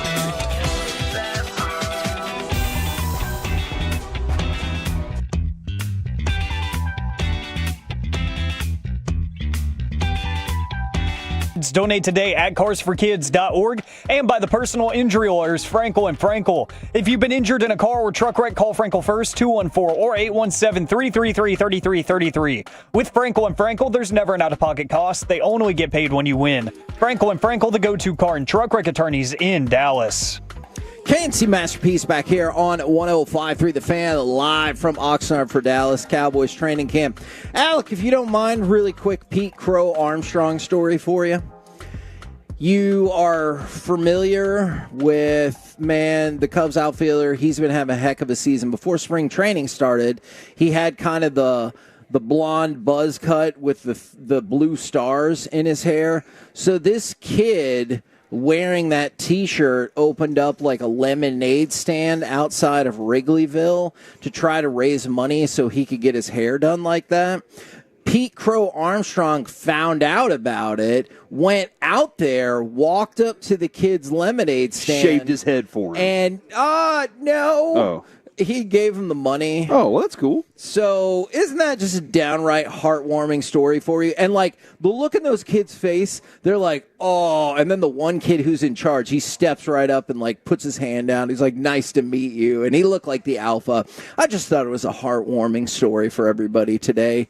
Now, it's time for this. What does this button do?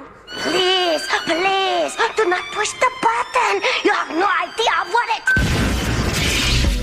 Alec, you be quiet. Alec, that was awful. 1 for Alec, 0 for Peyton. Don't you dare touch that dial. Don't you dare do it. It is time for AM on the FM. My name is Alec Medford, the man that they call the pride of Mansfield, Texas. 877-881-1053. The Frankel and Frankel Injury Attorneys text line to answer today's question of the day. Plus, I got what feels like, when you hear it, a Looney Tunes scene that actually happened in real life. And I wouldn't know how to comprehend this if this happened to me. We'll get to that here in just a little bit. But, Kevin, actually glad you brought up that Pete Crow Armstrong story. I was, as one does, doom scrolling on TikTok last night because I couldn't sleep. And I came across that video. And shortly after, I think because I liked it, my algorithm quickly switched to pretty much all baseball stuff. Yeah, it's wild how that happens. And I actually got a really intriguing video that I was like, I need to find a way to cram this into the show today. It was Tarek Skubal during the All-Star break. They were getting him dressed up for the red carpet event. And so they had stylists there that were helping him because he's like, I'm not a fashion guy, so you're going to have to help me out. And whoever was styling him was like, okay, let's figure out some shoes. And he pointed out, he was like, I need 2 different sizes. And she was like, oh, okay, that's somewhat common, especially with bigger dudes. Like, Skubal's a massive guy. Yeah. And he was like, no, like, massively different. And she was like, okay, what sizes do you need? One of his feet is a size 14. The other one is a size 12.5. What? Like, his feet are dramatically different. And he was like, I just always put up with it. He said he was always like that. And he was like, I just put up with it growing up because I didn't want to buy 2 pairs of each shoe. And he was like, I didn't start actually accommodating for that for myself until I got to the big leagues and I started making real money. So he's like, now I actually do get each shoe the correct size, but his feet are a size and a half different.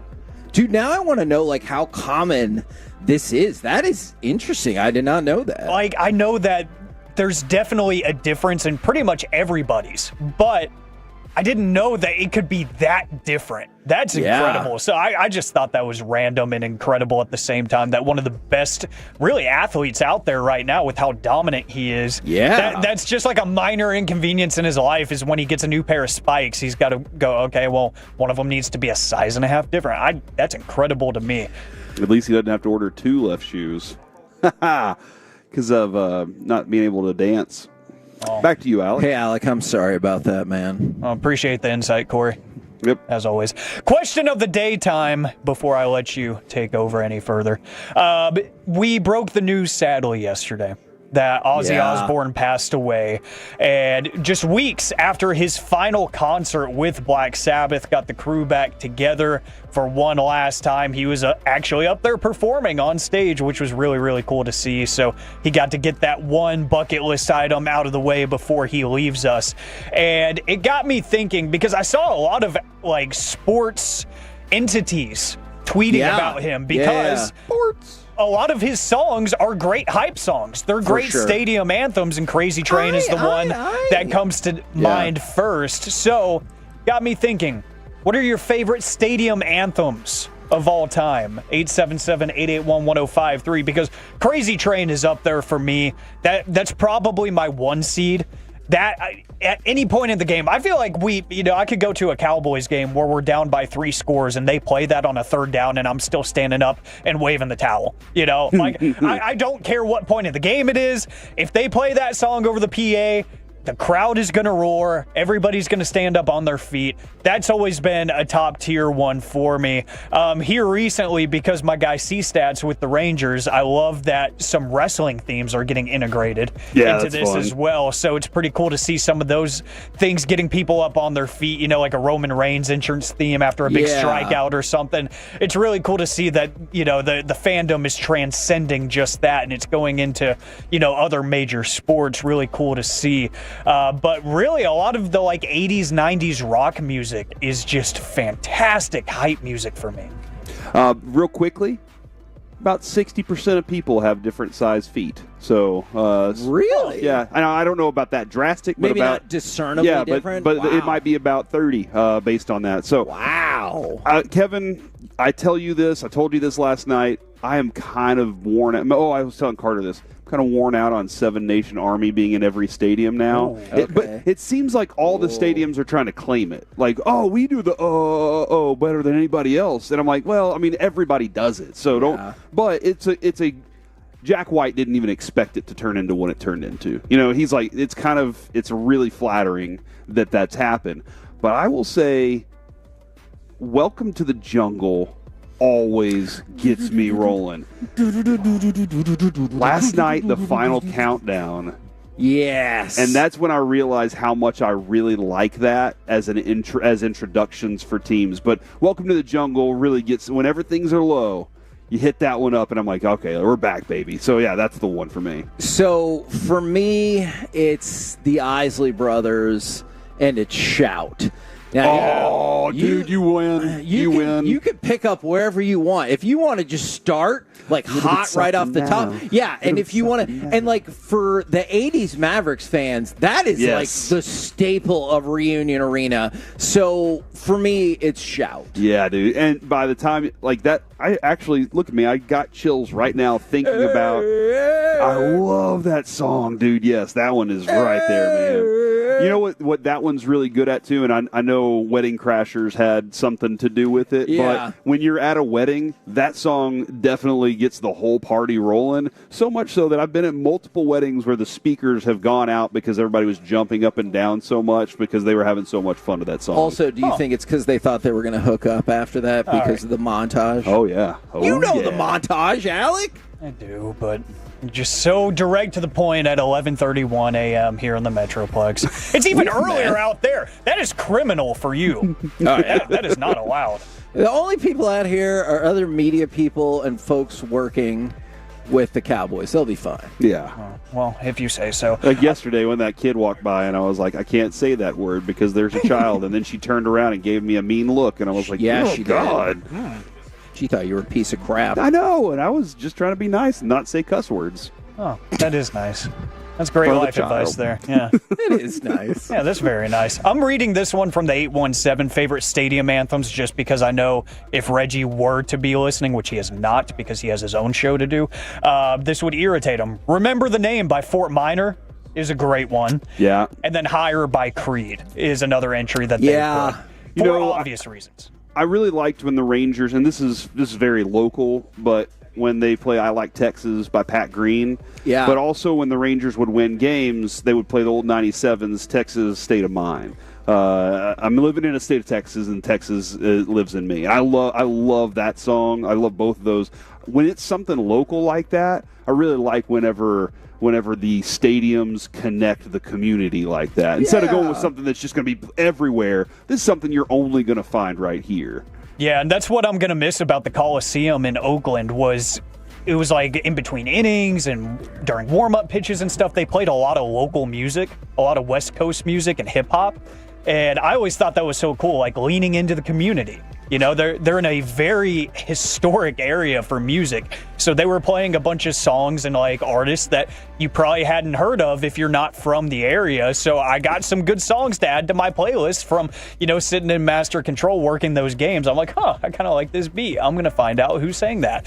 And, you know, I do like when the community gets involved there. And this one's going to be for Hagee from the 817, Power by Kanye at Kyle Field. Yeah. Is that does that have to get changed or I mean, I always, I don't know like, where people fall on that. It's tough because like a song by somebody who's been followed by controversy will come on, you know, while I'm in the car, and I kind of have to just give it that look like, Michael Jackson. You know, that's true. They have a whole freaking Cirque du Soleil of Michael Jackson. Exactly. So sometimes you just got to respect the music and not the artist. Yeah, separate the art and the artist. I got you. Exactly, because you know. When I was talking about I was on the boat on Lake Louisville over the weekend, you know, a Kanye song did come on, and I was just like, man, look, I'm not about him anymore, but I'm about the music that he made 10 years ago. See, okay, and I've seen this one pop up a few times, and I agree, but I also associate this with every time my favorite hockey team has scored a goal. It's Pantera's Dallas Stars anthem, but I also, like, I cannot think of that song without thinking of, oh, hell yeah, we just scored a goal. You know what I'm saying? So, like, I'm automatically already hyped, too. I feel like my brain has been totally rewired by hockey because if I hear anything by Pantera, I just think about Dallas Stars Green, and it's almost like a highlight reel just starts playing in my head. And I'm like, it's not even the song that they play in the arena. Right, and I'm still thinking about hockey. Maybe it's just because I miss hockey. Stars. That's probably what it is. I just miss hockey. Stars. I just miss hockey. But somebody is going to be missing their car for a while, guys. I'm going to read this story from a local monster truck event in the state of Washington, not the District of Columbia. Alex, super quick, because this was shocking news to me. Did you know Jess is like dying to go to a monster truck show? Really?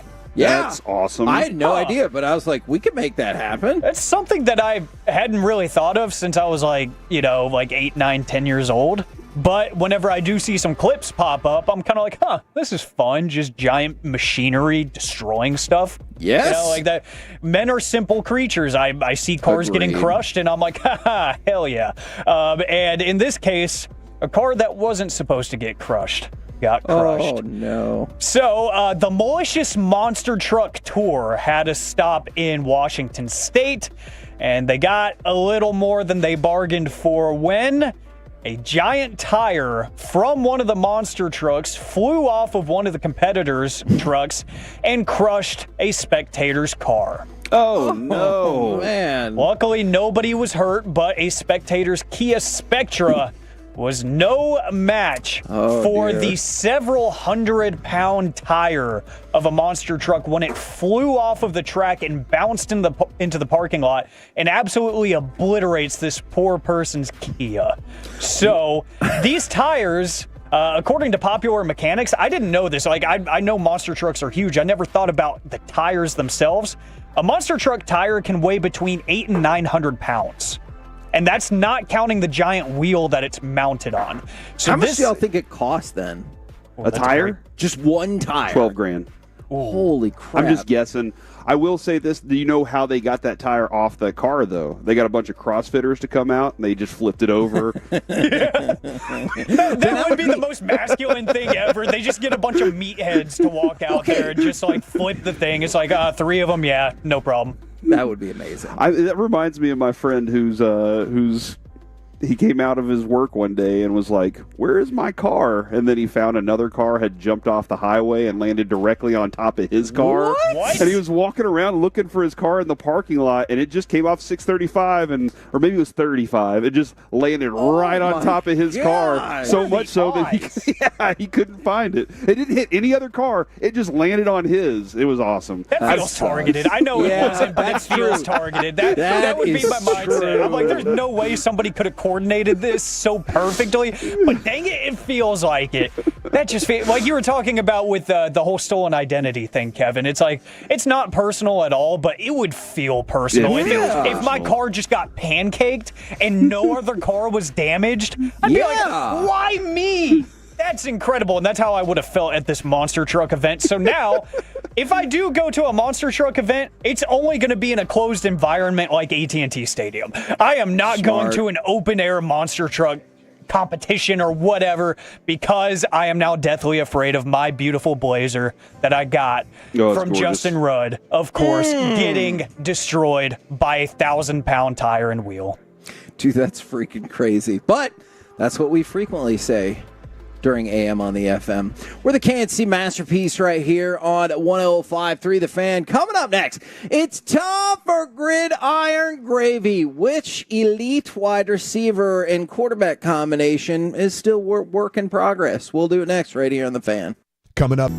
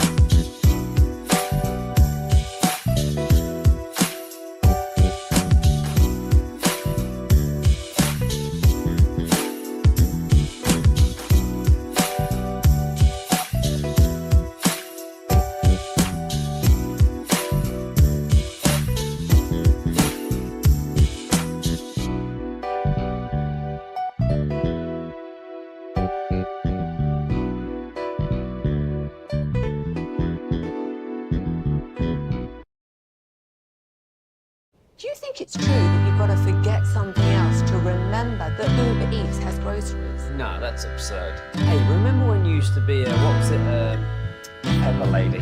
Pepper Lady? Wasn't it Cinnamon Sisters? Razor Babes. Saffron Squad? Nutmeg Maidens? Paprika? No. Nutmeg Maidens? I just said that. Was it Spice Girls? Doesn't sound right. Was it Saffron Squad?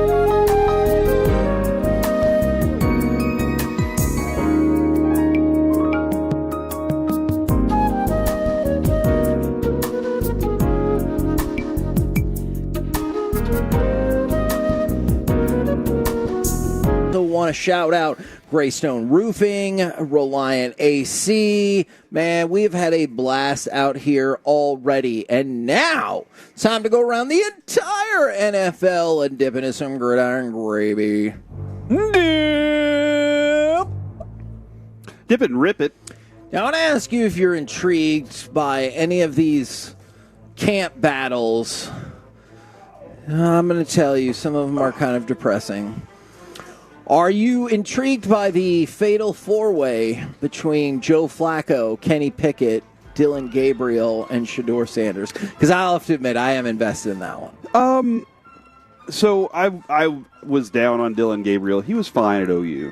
And then he went to Oregon, and he was like a Heisman, candidate. He was really good. Flacco is always interesting because he's good enough. Somebody said that he's good enough to be a good backup, but too good to be a good backup. You know, so he's like right in between there. He is. I am interested in that. I don't think Kenny Pickett is like really anywhere in that conversation, which is really interesting because for a while he was the betting favorite to take that job until they drafted two. Yeah, that was the difference for me there. So. But yeah, I am actually invested in what you call the fatal four-way. That's right. That's interesting. That's who do you hope comes out of that? Shedeur. Because you're really invested. I think you're like me. Because of the fall. It went too far. It's kind of like one of those things like maybe there's a scenario where like somebody has to pay the price for the consequences of their action, right? But then it becomes a time when it went too far. Like, really quick, when I was in college, my junior year, I had 3 roommates. One of them was engaged to this girl who lived in the same apartment complex. She started cheating with one of our other roommates, which was shocking. And the guy who got cheated on was like, when he comes in the apartment, I'm going to punch him in the face. Mm-hmm. And then my other roommate's like, then I'm going to jump on him and we're all going to beat the ass out of him. And I was like, the punishment doesn't fit the crime. Yeah, I was like, that's too far. Like, you got to let my guy take care of his business there. And I totally agree with all of that. But I think all of us just beating the crap out of him, that felt too far. And so this is the same thing with Shedeur. Like, he goes in the top of the 3rd round, whatever. Good for you. Yeah. But, like, he just fell too far. And so it was a pile on after that, too. I kind of root for him a little bit. No, I see. All right. I'm with you, too. Can you be brought to care about the Colts and Anthony Richardson versus Daniel Jones? I don't understand it. Maybe Anthony Richardson still flashes the ability to throw a good deep ball. Sure. Daniel Jones does not. Yep. So I guess if you want to just rotate them and have one throw short passes and one throw long passes, that's the perfect combination. But I watched Daniel Jones enough to know that I don't have no faith that he's going to be a good quarterback. Okay. So I am interested in the respect of, I think Anthony Richardson, if given the right guidance, can, because I think the athleticism and the arm is there. But I don't know. There's a difference whenever you talk to a guy. You get him prepared for something very similar to Josh Hamilton. You've said all the things to prepare him for the moment. And now he goes and steps on the field and he forgot everything you said and he just lets the instincts take over. And his instincts aren't quite ready yet. Now, okay, so this isn't a positional question, but it's related since you were just talking about the deep ball. I was going to ask y'all in NFL Overreaction Reality if the Chiefs can get back to being an explosive offense. And so let me walk you through that just a little bit more. So Mahomes averaged 8.7 air yards per pass attempt in his first 3 seasons. Okay. So, like, you had Prime Tyreek, Travis Kelce, and everything like that. And we talked about the idea of them becoming a more explosive offense. Well, today, or it might have been last night, Patrick Mahomes says, I have to be better at throwing the ball down the field. So, my question is, do you believe that Patrick Mahomes, A, does need to get better at throwing the ball down the field, or B, is that totally necessary for a team that did still make it to the Super Bowl? I know they lost, but they still made it. It's very interesting, because I wanted to kind of look at some numbers that would put me into his percentages, because you gave me good numbers on his air yards. Yeah. But, like, what is the percentage? his completion percentage was the same as it was. Like, it's as good as it has been last 5 years. His explosive pass rate against single high defenses was 27th last year. Okay. So I know what I watched. His completion percentage was good. The short passes helped out a lot. For sure. And when I watched him last year, I was thinking to myself, this is a guy who knows he has another play in the chamber. Right? And let me kind of explain this a little bit more. When you know you have 5 attempts to do something, you're like, well, maybe I can risk it on 3. Yeah. Or maybe I can risk it on 2. He seemed to risk it on 4 a lot last year. And when I say that, I'm saying when you know you only have 1 attempt, you start looking at a dime instead of $1. Yeah. And so I feel like with Mahomes, he's just like, well, I know I'm going to go out there and sling it. And if I miss one, it's okay. And that is okay to have that mentality. But at some point, you got to hone in. And it felt like last year he got a little loose with some things. And maybe Andy Reid needed to have that talk with him. I think they can. It is going to rely on him a lot.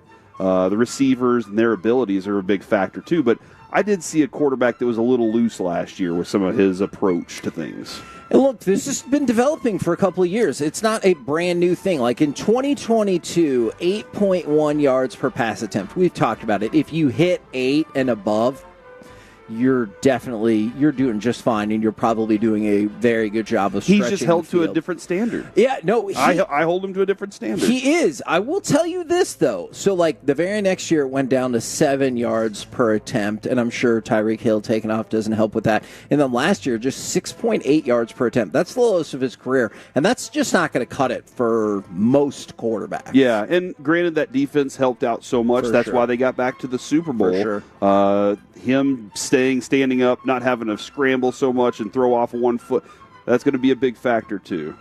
Now, I want to bounce back in to the training camp battles. If you couldn't find your way to be a Care Bear about the Colts, Tyler Shuck against Spencer Rattler for the Saints quarterback job. What is the next topic, Kevin? Okay, next. Now, listen, Russell Wilson against Jameis Winston against Jackson Dart, which, by the way, Dable came back out again and said that Wilson is the guy. But are you intrigued by the hierarchy at all, or do you think it's set? It's Russ, Jameson, Dart. I am intrigued by that one. I hope Kellen Moore is able to get the most out of those quarterbacks. Yeah. I'll say that. Okay. With this New York situation, obviously, I still want to watch it explode. Sure. Because Cowboys. Sure. I think Jackson Dart has all the tools to be very good. And you played that highlight of him dropping one and down the chimney. He has that ability. He does. Have you seen the guy throw to a friend on a jet ski yet? It's always fun to watch those things. Yeah. You're like, yeah, he spends all day throwing a football. I hope he can do that.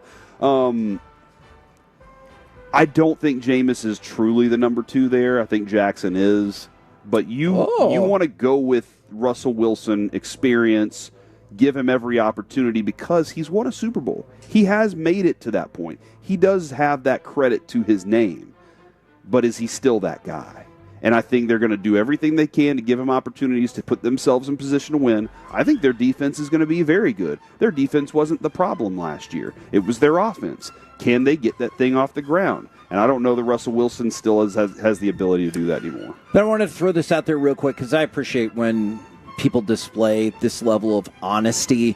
Tua said that his relationship with Tyreek is still a work in progress, although that is honest. It is, but he said, I think there's a lot more vulnerability with Tyreek. He's conversating with a lot more guys, not just about football, but about things off the field. And so, I know that's going to be the headline that gets a lot of attention, but if you go into the answer, which is what we always ask to do and what players ask us to do, which I think is pretty much the least you could do. Mm-hmm. Well, I guess the least is nothing, but you get the idea. And so him saying, hey, we've still got work to do, but he's progressed a lot in terms of talking to more people, talking about more things, and that feels like a step in the right direction, even though I know the headline by its nature kind of makes it sound like, uh-oh, Mike McDaniel is in even further trouble, you know? Yeah, coming up here at noon, I think Milton might have a conversation about that particular. And, Kevin, we see it all the time in offices.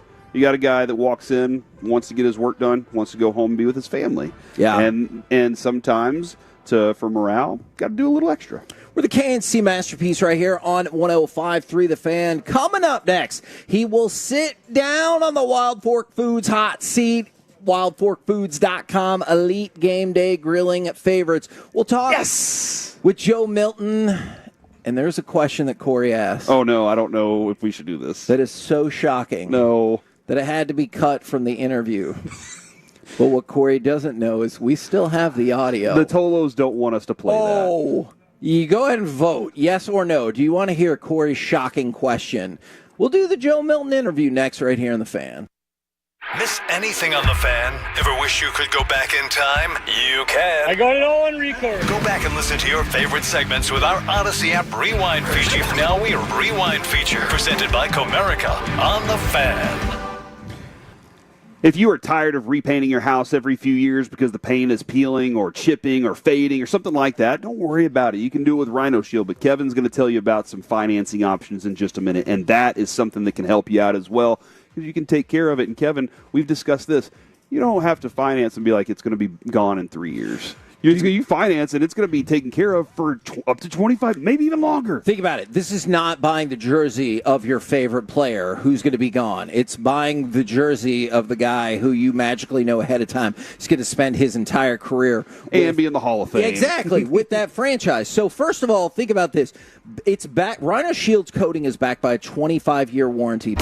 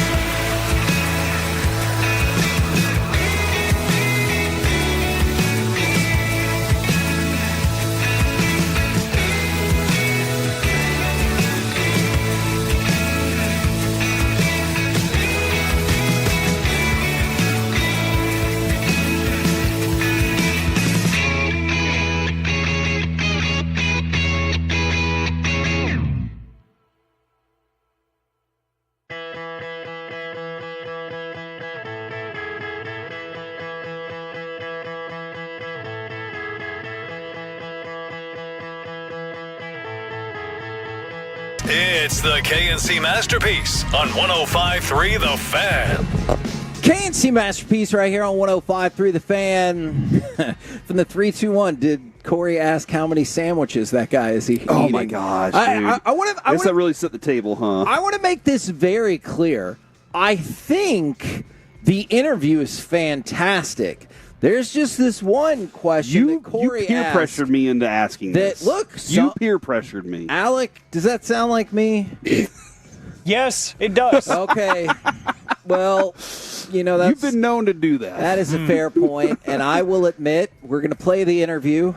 Early on, it really, really seems like people want to hear the question. Oh, no. The regular interview, and then we'll see if we play that other question. It's pretty shocking. But without further ado, let's throw it to Joe Milton right here on The Fan. K&C Masterpiece back here on 105.3 The Fan. And we're here with Joe Milton. How you doing today, man? I'm doing great, man. Thank y'all for having me. But also, man, I'm blessed to be out here. This Cali weather. I'm out here for the first time. So it's great, man. Oxnard is beautiful. So you prefer this weather to 103 like it is back home? Absolutely. Man, me too. I keep texting my wife weather updates. That's probably not the right thing to do, is it? That's not the right thing to do. Okay, all right. Now, you talked about how a little bit of a rougher start maybe to practice today, but finish really strong. There was one particular play. It looked like the ball got stripped from you, but it looked like it might have been after the whistle. Yeah. What was your takeaway on that play particularly? It was after the whistle, but just regardless of that, just finish the ball, just bring the ball back to the ref. That's something that I kind of grew upon when I took my time at Tennessee. It just always hand the ref the ball. And for me, and that rep right there was like, I may turn around and say something, but at the same time, it's more of like, Joe, you got to keep the ball high and tight until the whistle blow or until it's time to hand the ball to somebody and somebody asks for the ball. So that's what I should have been doing. And you see that a lot with the running backs in particular. I know the tight ends and wide receivers will do it as well.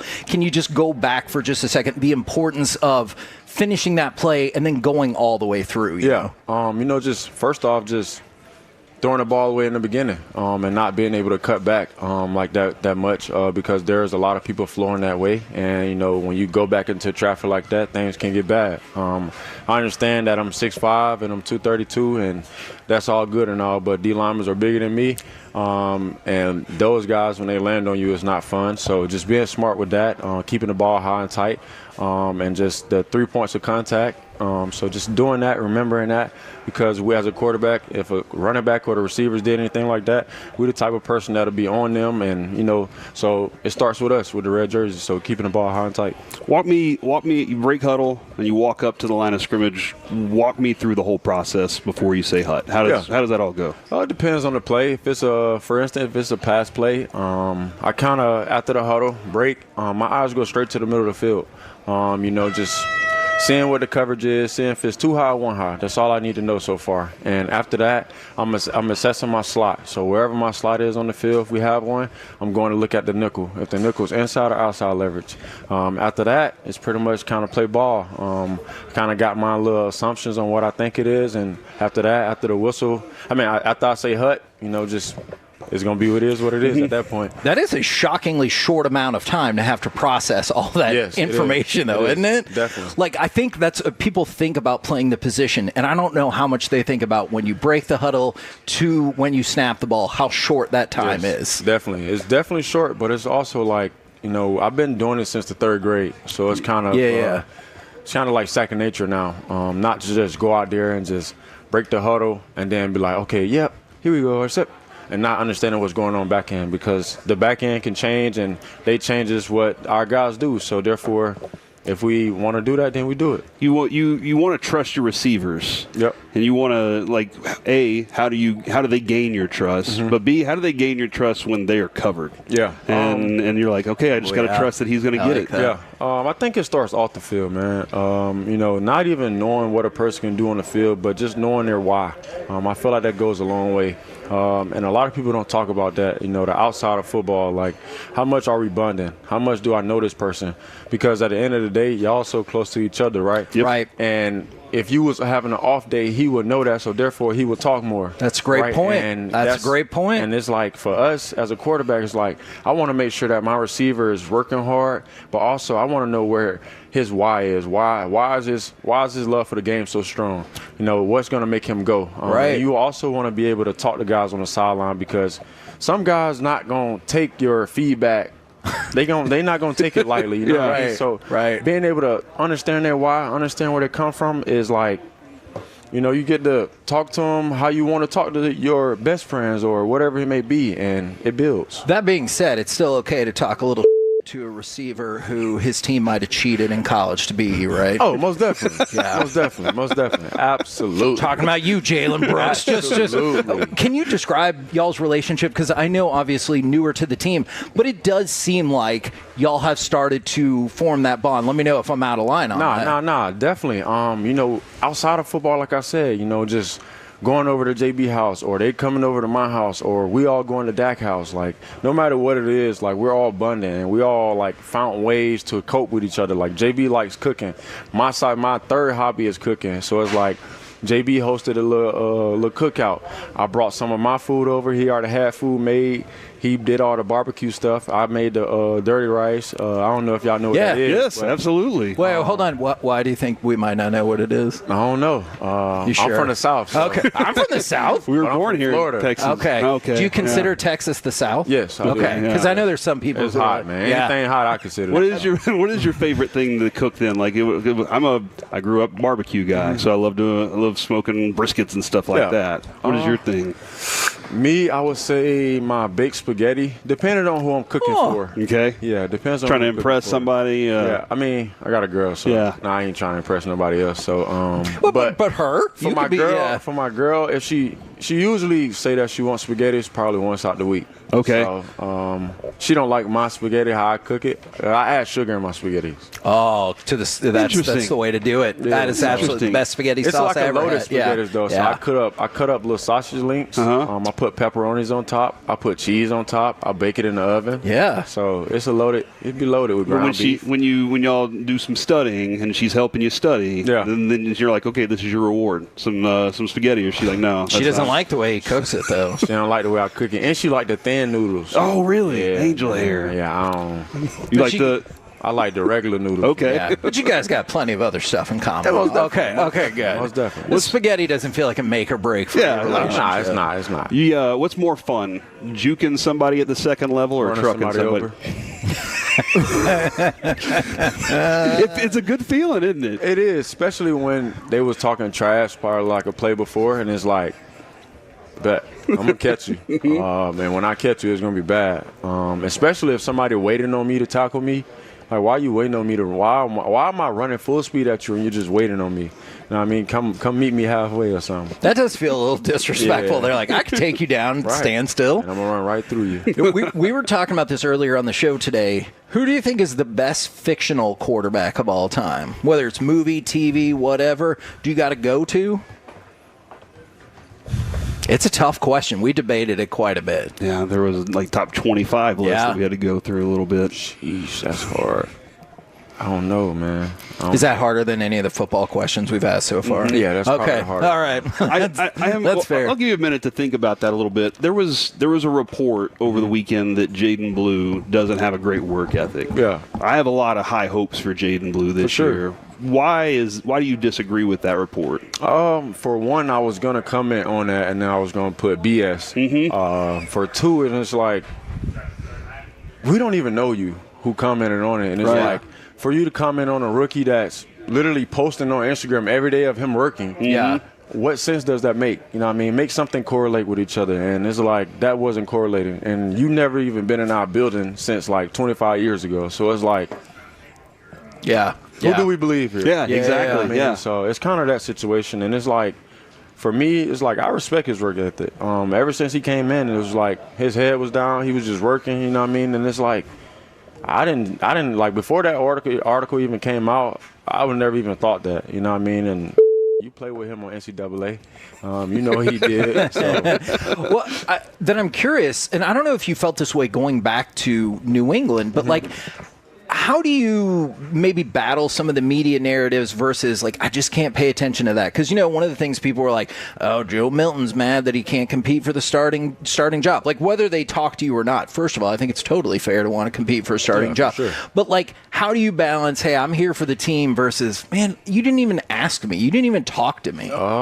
I didn't even see that until you said it. Okay, I'm very sorry. That. I really don't. To me, I really don't care. Yeah. It's all about getting better than me. It's for the long run. You know what I mean? It's not a sprint, it's a journey. So I feel like, just trying to just stop here and just compete, and if it all feels like, oh, no. I mean, Dak is a great leader. For me, and it's like I love learning from people because you can, not saying he's going to make mistakes, but you get to learn from people instead of you going out there and I'm messing it up. You know what I mean? Excuse me. That's a pre-record. It's fine. It's like you going out there and you just like messing it up, or you can go out there, you can sit on the sideline, you can watch somebody else that's been in the league for his 10th year and learn from him. He got a lot of knowledge. He done been around a lot of great people. But it's also like, everybody just like talking about me, I guess. I don't be bothering nobody. I like playing my video game. I love football.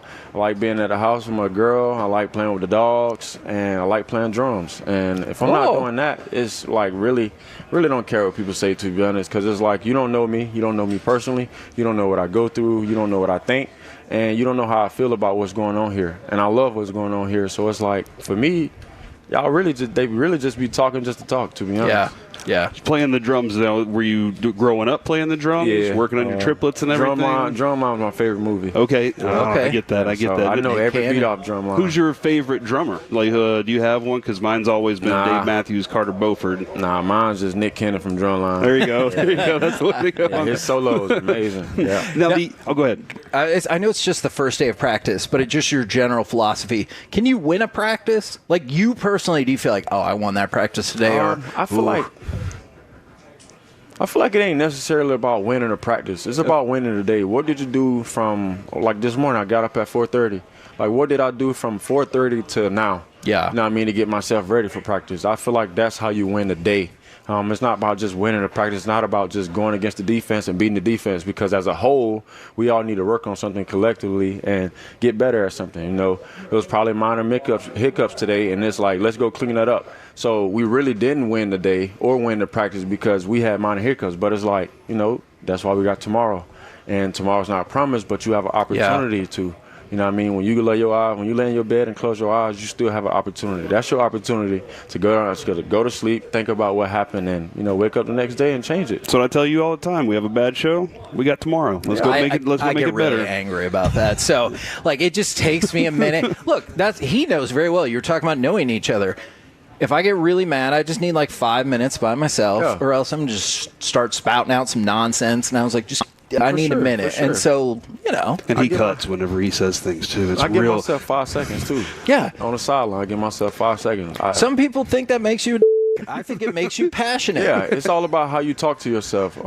If you're big on yourself with criticizing, I feel like you're good to talk to yourself. Some people are not good with criticizing themselves, and I am, because I'm true and confident in who I am. So I talk to myself like I appreciate that. Our morning show host, his name's RJ Choppy. He went to Tennessee.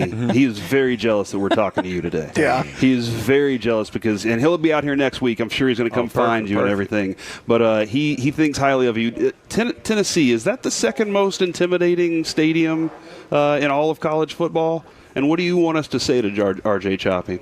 Well, about his jealousy? I wouldn't say nothing about his jealousy. I would mostly say, dang, you couldn't be here today. We're sorry about that. I can't wait to meet you. That's man, nice. Those guys didn't help you out by bringing you here today.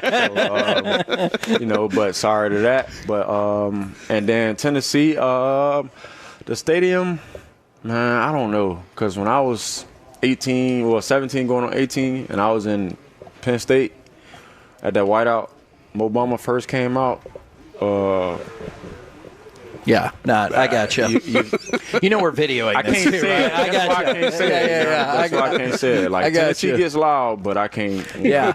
I just want to warn you about Choppy. I've seen him operate before. There was a time we were at the Super Bowl bar. He saw Cooper Manning, and he walked over there to talk to Cooper Manning, and he posted up like he was going to hang out and have a conversation. Never met this guy in his entire life. And he's like, no, we're going to hang out and be friends. So don't get too close to RJ, because he's going to be like, what about your phone number? What's your player tag? Like, just be careful. He's a lovely person, and he loves Tennessee, but like just little tag. Yeah. Okay, good. See how good. they talk about you? These your friends. He knows. I never said that. I said we work together. I'm just kidding. Just kidding. All right, we gave you a couple minutes. Have you come up with your favorite fictitious quarterback, or the best fictitious quarterback? To be honest with you, I'm going to have to say, I really don't know, to be honest with you. I'm trying to think of the quarterback name from Little Giants. He was tossing. Oh, he was like number 12 on the list, wasn't he was in the top 20, and we were like, he's a kid. Yeah, but they're like, okay, all right. So who did y'all have? Oh, Shane Falco from The Replacements. That's my guy right there. I don't think I've seen that. Yeah, you're going to have to check that one out. It's about whenever the league struck and all that, and they were like, we're still going to play anyway, and he came in and he took over. Matter of fact, what's the movie The Rock is in? The Game Plan? The Game Plan. Yes, there you he go. was in the top 10. So there you go. That's a good one. All right, man. Thank you very much. Really appreciate your insight, and we're really pumped that you're part of the team. Thank y'all. Thank y'all for having me. Junior Floyd from the Little Giants was the name right there, but the people have spoken, Corey, and they want to hear. I don't think we have time. We got to get a boat. Yeah, you know what? I'm going to leave that to Alec to make an executive decision. Alec, do you think we have time for Corey's forbidden question to Joe Milton? I think we have time for it later in the show. No. Yes! Yes, I got away. All right, later in the show, we will get to Corey Major's forbidden question I don't know to if we should do it. Joe Milton. You're probably right. We probably shouldn't. Coming up next, though, we'll do a little bit of NFL overreaction or reality, plus we will talk with Texas Rangers manager Bruce Bochy, and then who knows, we might have time after that, plus a ticket giveaway. Woo! All of it next right here on The Fan. Your proud home of the ring.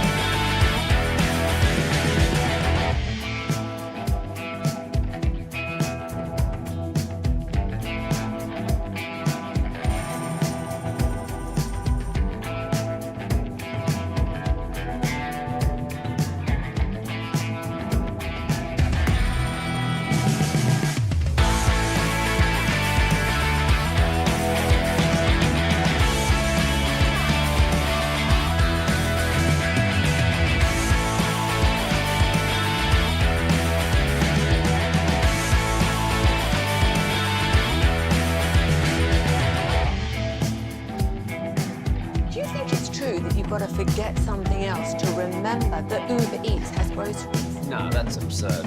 Hey, remember when you used to be a, what was it, Pepper Lady? Pepper Lady? Was it Semien sisters? Laser Babes. Saffron Squad? Nutmeg Maidens? Paprika? No. Nutmeg Maidens. I just said that. Was it Spice Girls? Doesn't sound right. Was it Saffron Squad?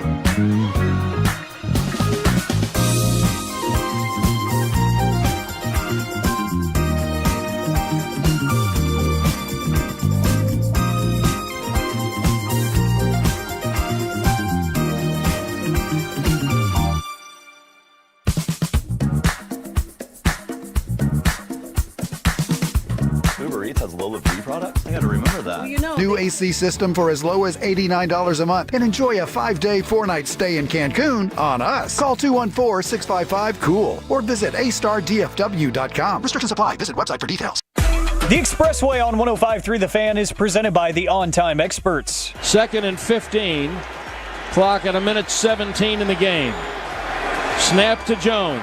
They stunt. He throws it over the middle. That's intercepted at the 35 by Diggs.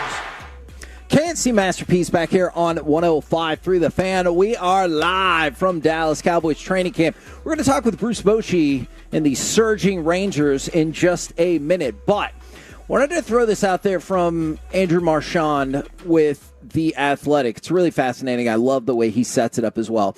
In 1987, an 8-year-old cable network called ESPN was just in 41 million homes. They acquired the rights to 8 NFL regular season Sunday night games and the Pro Bowl for $51 million per year. Cool. Now, multiple sources have told Marchand, which, by the way, the NFL and ESPN declined to comment, which I'm sure they did, that the deal is now inside the 5-yard line, because you got to use football terminology, for ESPN to acquire NFL Media. Oh, wow. So that is the arm of the league that focuses on content and runs the NFL Network. I'm sure for a lot of people, they'll instantly think of Red Zone for approximately $2 billion.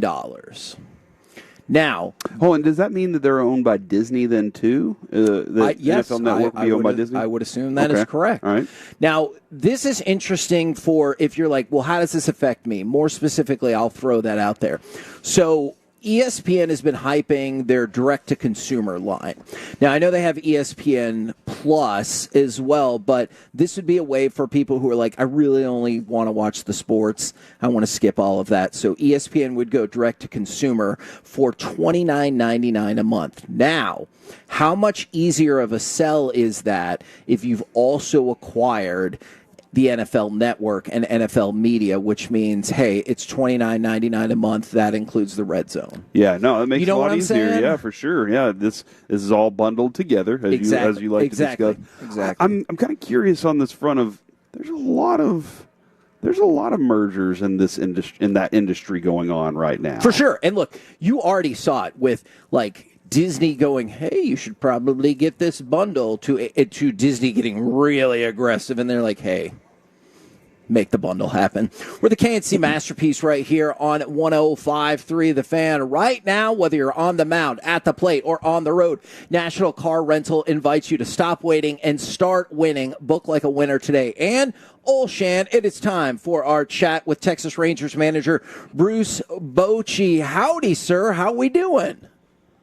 Hey, we're doing well. Thank you. How about you guys? Man, we're doing fantastic. Do have to make it an admission to you, and I hope this is okay. We went to a Dodgers game last night because we're out here in Oxnard for Cowboys training camp, and we rooted for the Dodgers mainly because we want the Twins to not interfere in any potential wild card scenario.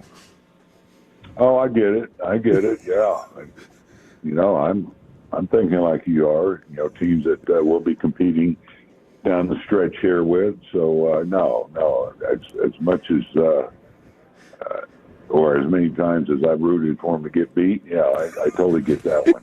Okay, good. We just wanted to make sure we knew you would understand our logic on that front. Now, Boach, the last night, though, this is an interesting kind of, you don't have to comment on the team or the player, but Teoscar Hernandez bobblehead night, and he was not in the lineup. And we were kind of curious, have you ever been asked, hey, make sure that guy stays in the lineup, it's his bobblehead night, before?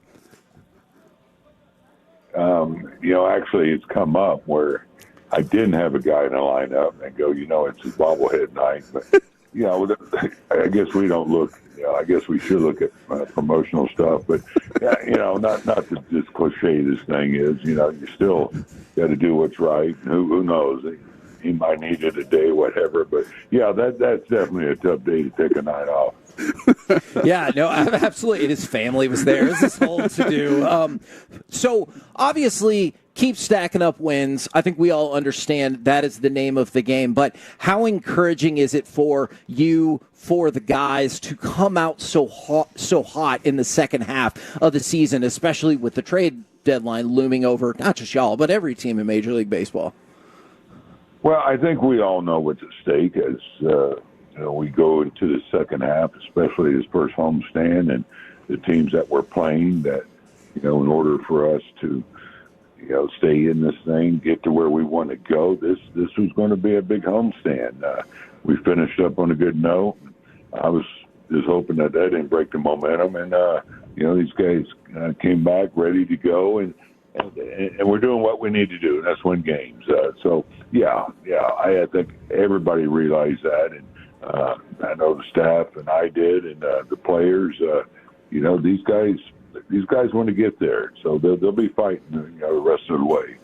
And when you talk about stacking up those wins, you guys logically have also stacked up series wins over the last 14 series, 10 wins, only 3 series losses, and then 1 split. I know, tracking the standings every day would drive anybody insane, but does it not always feel like, hey, as long as we're winning series, we're logically progressing in the right direction?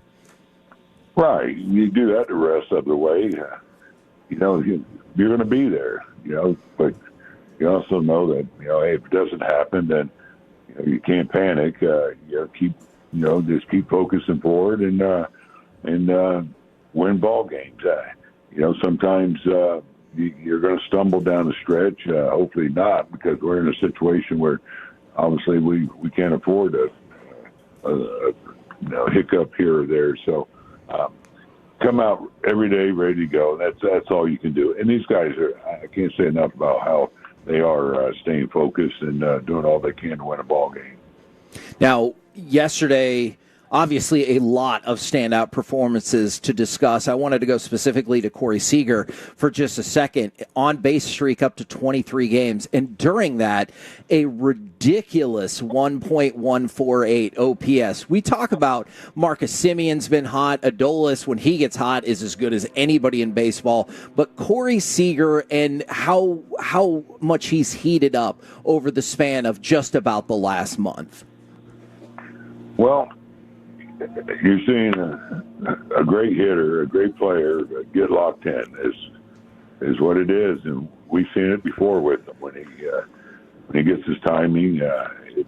It's incredible what he can do, and he uses his whole field too. It's just not pulling the ball.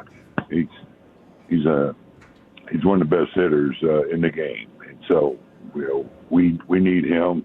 I mean, to be doing what he's doing, that's beyond, but that's how good he is, and that's what great hitters, when they get on the roll and get in that zone, man, it's a joy to watch.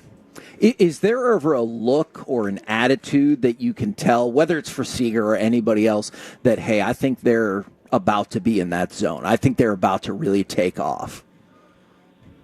Yeah, just watching the bats, how they take pitches, the swings are getting off, the result may not work out, but I think you look at the quality of the AB. Sometimes you can have a night and you hit 3 balls hard. It's right at them.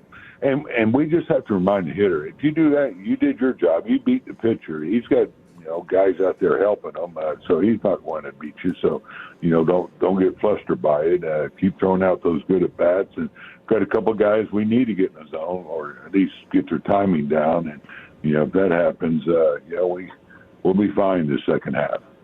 Yeah, and I've been discussing that off air with Kevin a lot about the timing of these players and how you've been kind of discussing that with us all season long, and now it's starting to come around. To continue in that question, the Josh Young, since he's been back and when he went down, can you tell a difference in maybe the bounce in his steps from before and now? Oh, no doubt. I mean, to come back and hit a home run your first at bat. Yes.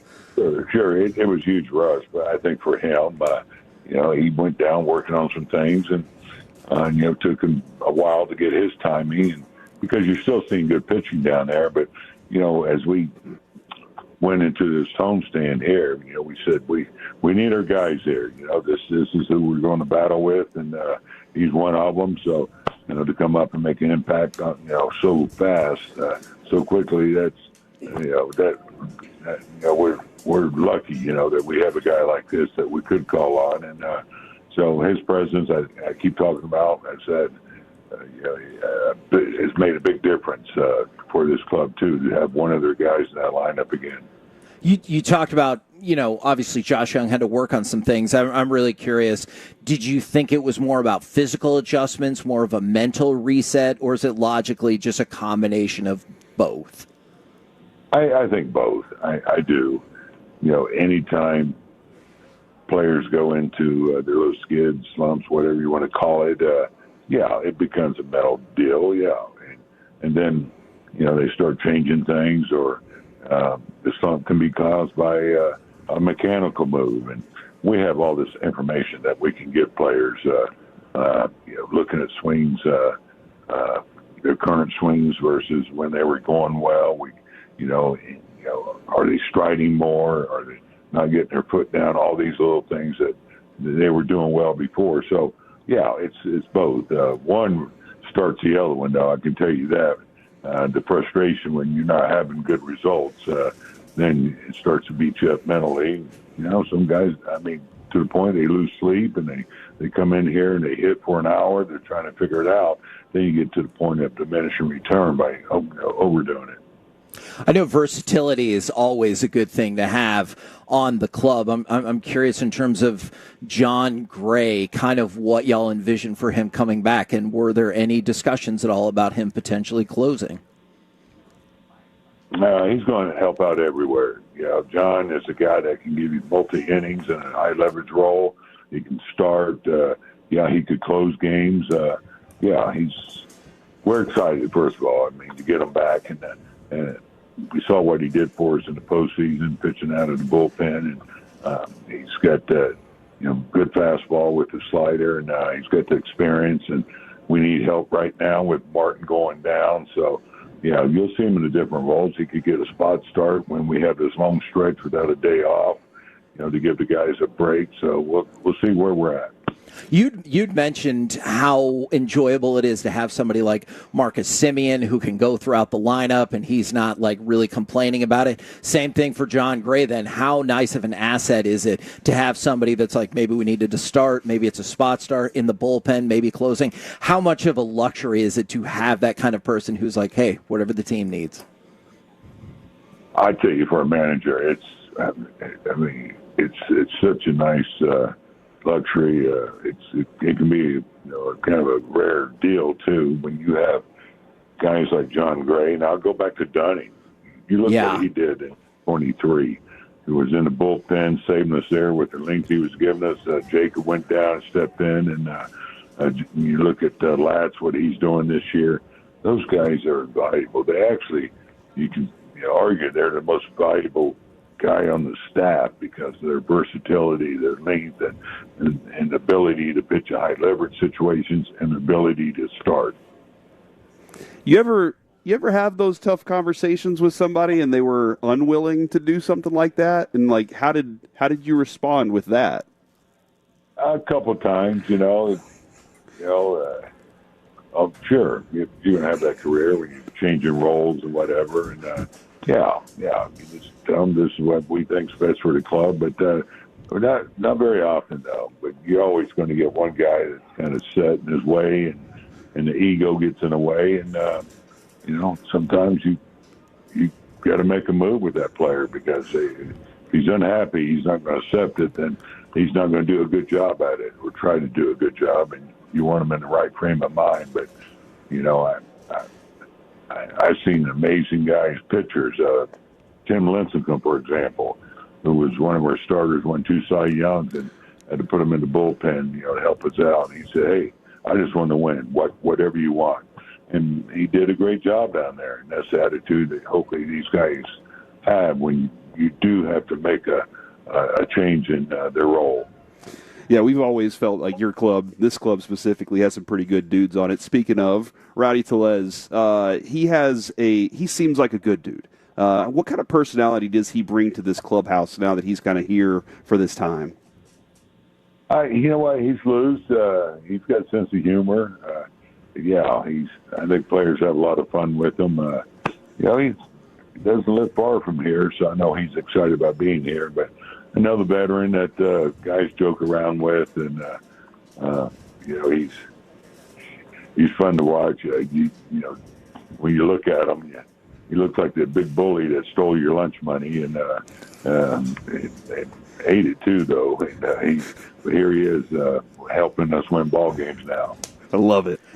Did you by chance hear anything about his interview with our afternoon show yesterday? No. Tell me about it. No. Yeah. They might have really focused on the weight as part of a lot of their interview questions, and I know he's a funny guy. I don't know if he totally loved all of those questions. He seemed like a good dude. Yeah. He did a great job with it yesterday. Yeah, no, he is. He's been great. He's been a nice addition. Can you tell us anything about the thoughts about Evaldi? Is it possible he'll start Friday or Saturday? Yeah, right now we got him scheduled to pitch on Friday. All goes well today. He has a bullpen, and then that will clear the way for him to start Friday. And I know it was his back and not his arm, but coming back from, missing a start, are there any restrictions on him or anything like that if he does pitch on Friday? No. We feel like, he's good to go. His normal start, around 90 pitches in there. Like you said, it wasn't the arm. It hasn't been that long. And then I don't ever want to lose sight of this. One of the things we were talking about earlier in the show is not only is Jacob deGrom pitching very well, but how huge has it been that your team has been able to take advantage of those quality starts? Because that's something, whether you look at Pittsburgh with Paul Skeens or any number of different places, just because you get a good start doesn't necessarily mean you'll win the game. Oh, you're right. No, it's a good point. Nothing bothers the manager more.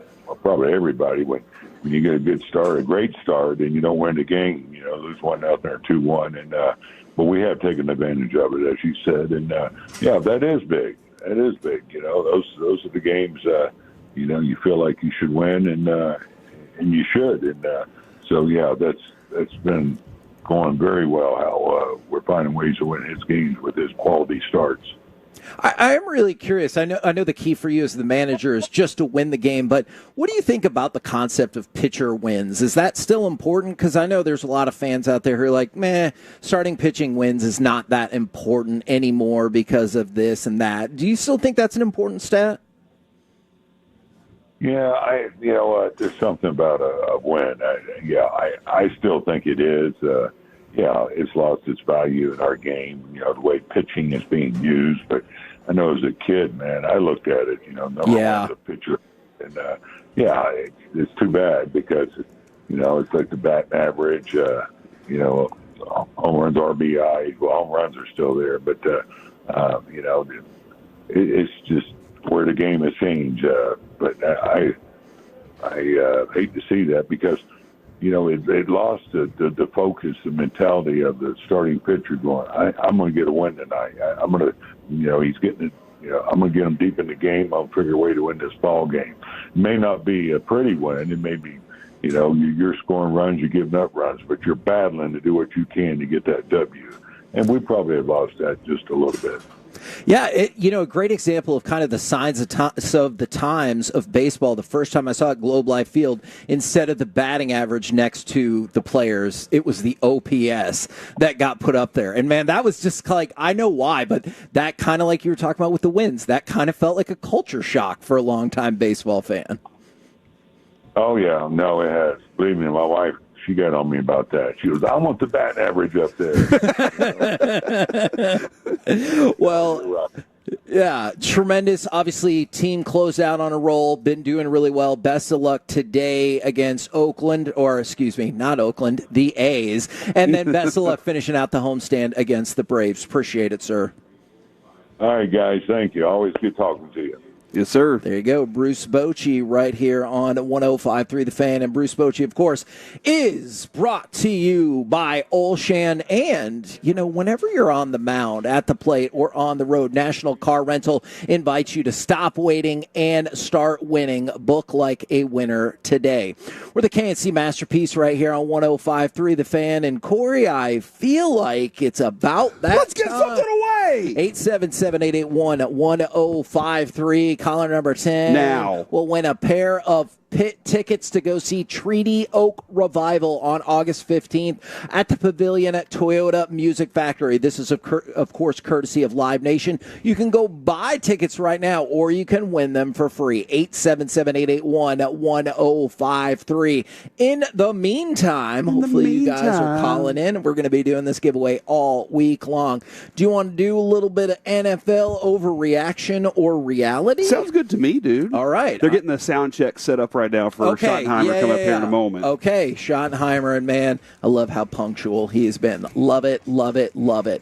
All right, so I was reading an article about the most overrated and underrated teams in the NFL. Okay. Now, I know that might seem like a somewhat ridiculous concept since we haven't even actually gotten to the preseason games just yet. Right. But this is just based on logo and history, huh? I mean, I don't know about the logo part, maybe. Right. I don't know why everyone answered the way they did. All right, Corey, and in a minute, Alec, if you guys had to guess, or maybe your own thoughts, who is the most overrated NFL team heading into this season? The Bills. The Bills did not make the top 5. Leading the way, the Green Bay Packers got 34% of the vote, followed by the Texans, the Commanders, which I do kind of get that. Like, I understand why Commanders fans would expect huge things going forward, but I could see how some people might not be sold. Then the Vikings and the Chiefs. So that's interesting on the 5. Chiefs. How are they overrated? They've been to the Super Bowl. Right. Multiple times. Do you think that could just be a fatigue vote right there? That probably is. I'm tired of them being so damn good. Yeah, that happened to the Patriots, right? Yes, they pop absolutely. up out of nowhere, and then you're just like, good gosh, it's just all of them all the time. Absolutely. So Packers, Texans, Commanders, Vikings, Chiefs. All right, most underrated teams in all of the NFL. I'm going to go with Carter's or Alex's pick yesterday, the Broncos. The Denver Broncos are number 1 on the list. They are the number 1 most underrated NFL team, followed by, I mean, you already got the top one. Do you want to take another guess? Are the Chargers in there, or are they overrated? The Chargers are number 4 on the most underrated list. All right. I don't... You can stop and cash out at any time. Okay, I will stop. Actually, I want to take one more guess. All right. There was a quarterback on that said that his team had a terrible first practice and that they have a lot to clean up. I'm going to go with the Bengals. The Bengals are second on the list. Look, whether it was Joe Milton, who we had on earlier, Joe Burrow, I appreciate the straight-to-the-point honesty of, this is the first day, and you could tell. Like, it was poor. Yeah. We got a lot to fix. Absolutely. That makes a lot of sense. I'll cash out now. Yeah. Okay, good. By the way, also, wouldn't you just inherently not trust a quarterback who came out and was like, we pretty much got it? After you saw what happened? Yeah, I'd be like, No, it's the first day of training camp. It's kind of like this idea of like, guys, I'm trying to protect you, and you're like, no, I don't need protection. I need to be better. Yes, absolutely. So Broncos number 1, Bengals number 2. This one is interesting. This feels kind of like a Shedeur Sanders situation, where we all know that they dropped and why they dropped, but perhaps they've dropped too far. The 49ers are third on the list. They play a very physical style of football. Yes, they do. Last year, it seemed like that kind of had worn them out, and they had injuries start to pile up on them, and they were just like, man, I don't know if we can do it again. And when Debo would get hurt, that kind of hurt them emotionally because they knew, look, when Debo gets the ball, we feel confident. Yes. But he would get hurt, and then they were like, oh, man, like we thought we were on this run, and he gets hurt again. So I understand this a little bit. I don't think they're going to be back as quickly to the prominence that they were. But that is a well-coached team. They have talent on it, too. And then we wrap it up with the Chargers, who you mentioned, and the Steelers as the 5th most underrated team. I don't know if that's just like an Aaron Rodgers contingent or a Mike Tomlin group or just people who just think they're underrated because they're underrated. Yeah, I can see it. I understand that a little bit. It just seems like you're like, okay, what exactly is that team? Dude, it looks like just a bunch of stuff thrown together right now, and defense is going to be good. Is that how you feel about that? Yeah. Like it's just like they throw it all together, and good luck, Mike Tomlin. Get that pot stirring, man. We're the K&C Masterpiece right here on 105.3 The Fan. Coming up next, it's time for a combination segment. We will have the C block, as well as we will hear from Coach Schottenheimer right here in your home of the Cowboys, live from Oxnard on 105.3 The Fan.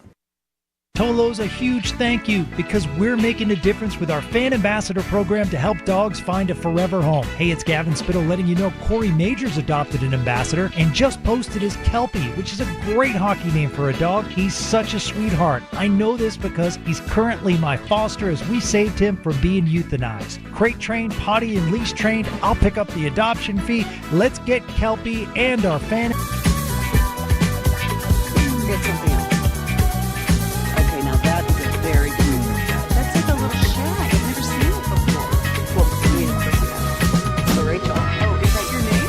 No, I mean, what's your name? No, I'm Jen. My name's Jen. Right, but I just mean like this is your haircut, but that's hair on your head. I'm not saying this is your hair.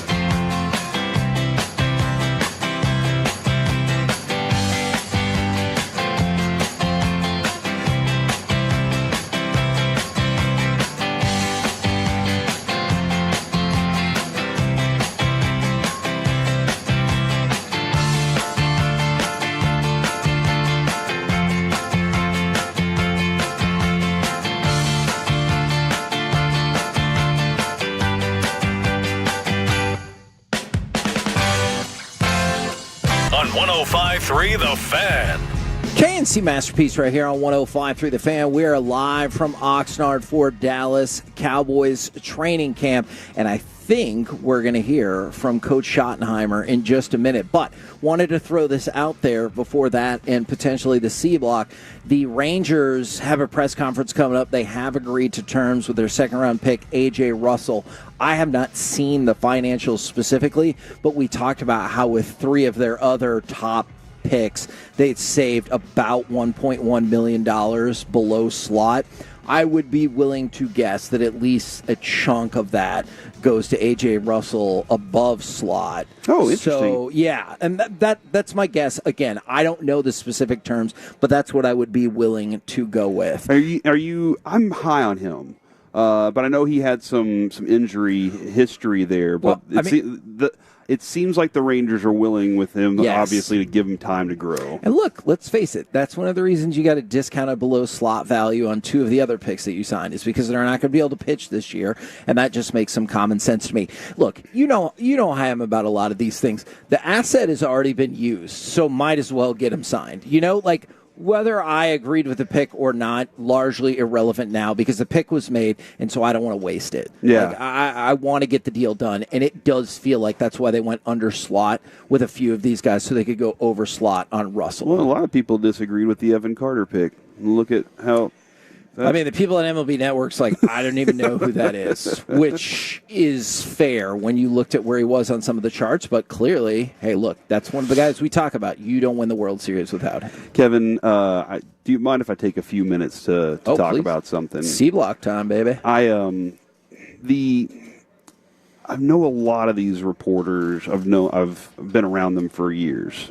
I was an intern during Bill Parcells' era with Mickey over at DallasCowboys.com, and I got an opportunity to be involved with things, and I got to spend a summer with Mike Ducey at Channel 4. Yeah, and I was an intern for him, and yesterday we caught up for just a few minutes, and we were talking, and this is going to sound a little cheesy, Kevin, because of this journey that you and I have been on together. You love to talk about the journey, don't you? That's what my whole trip out to California is about this year. But he asked how things are going, and I was like, man, it's really great. He was congratulating us on all the success on air and how we're doing right now. The show's in a really good spot.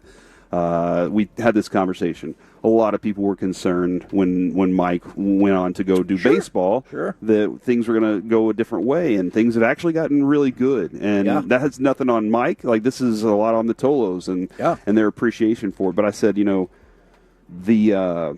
known Kevin as long as I've been married, and so it's really fun to be able to get up and do this show with a friend. Yeah, to be able to hop on with a friend. Yeah. And he was like, yeah, you have a chance to do it with somebody you trust, somebody you don't. Sure. He was like, there's two different lifestyles you live whenever you have that. And he was like, I've had both of them, and he was like, I'm really happy that you have somebody you enjoy working with. Look, I know we talked about it when it happened yesterday, but when we were interviewing Joe Milton, I loved that he pointed out, he's like, it's probably the same with you two guys. Like, if one of them's in a bad mood, you're kind of like, okay, I'm probably going to have to talk more today. Mm-hmm. And I thought, man, that is so spot on. That takes me back, and I don't know how many young people might remember this, but do you remember the Dennis Hopper commercials from the 90s? And it was Michael Irvin and Troy Aikman. Okay. And he was talking about how they had ESP. And he was like, Troy Aikman drops back, throws the ball. Michael doesn't even look at him. He just knows the ball's going to be there. And he's, I love that idea. And I've always believed in that. The more you know somebody, and that's what Mickey was talking about with Micah yesterday. That's what, Joe was talking about yesterday with us, is how do you get to know somebody in a different way that's going to help you? Because if you know what they're going through, then you know what their experience is. You know how they're going to react and respond to whenever things get hot. And anyway, that was just it's always fun to be able to catch up with some of these people that I've worked with for a very long time. I absolutely agree with you on all that. Who is the next person that you need to catch up with? I'm like, have your moment. Dollar Bill? Maybe so. Maybe him a little bit. I don't know when Newey's going to be out here. Newey's always been a big fan of our show. Now, I want to avoid Newey because it's like, what happened to the Final Four in that Houston game? And I'm like, I know. Actually, I need to ask him about something because he used to say that there was a certain vehicle that wasn't an SUV. It was actually a minivan, and I keep trying to remember which one it was. This is a long time ago, and it always cracked me up the way he said it. So I need to find him and talk a little bit about that. Kevin, we've been to plenty of baseball games covering high school sports. Correct. And we always did one thing when we went to these games: park far away. Because if there's one thing that you know, and that is that foul balls will crush your windshield. True. It has happened over time. And it feels like, I know they've redone some stuff at Plano Senior, but it feels like they, in particular, were really baiting you into it because, like, the entire lot right next to the field would open. And you're like, oh, man, those are the best spots. Like, what the hell? And you know what? I don't think they've done that much work to it. I think it's still there. It's the field that really got the good work. Montgomery County Fire and Rescue Service. Have you ever had to interact with them? I do not. Oh, that's good. They issued an apology following an incident involving a water discharge near a fire station and a community baseball field, which led to the cancellation of a scheduled game last week, I believe. According to WJLA, a baseball team claimed that a firefighter had sprayed down a field at Blair High School in Silver Spring, Maryland, after a ball hit during a pregame practice went over the fence and struck a pickup truck parked at the station. One of our players heard someone from the firehouse say, "Hey, watch out, we don't want to get you to get wet," and he said, "I'm going to shoot the water onto the field." Probably 2 minutes later, all we saw was a massive stream of water basically just shooting directly onto center field because his truck was hit by a baseball. So he was like, I'll show these kids. And he sprayed down their field. Well, try to follow that, Schottenheimer. He's up right here on the Fan. Hey, Calvin. Good. Calvin Watkins, Dallas Morning News. Micah Parsons, what is the plan for him? Because yesterday he indicated he's got a little back issue, and obviously he's got a contractual thing. How are you going to try to manage all that with him? Yeah, usually we go through the morning. As soon as I'm done here, we go and communicate with all of our players. We look at the practice plan. We see how they're feeling. And so as soon as I get done here, I'll go in there and get the report on all the guys, really. See how the morning went, some of the talk-throughs and things that we do, and I'll have more information here in a little bit.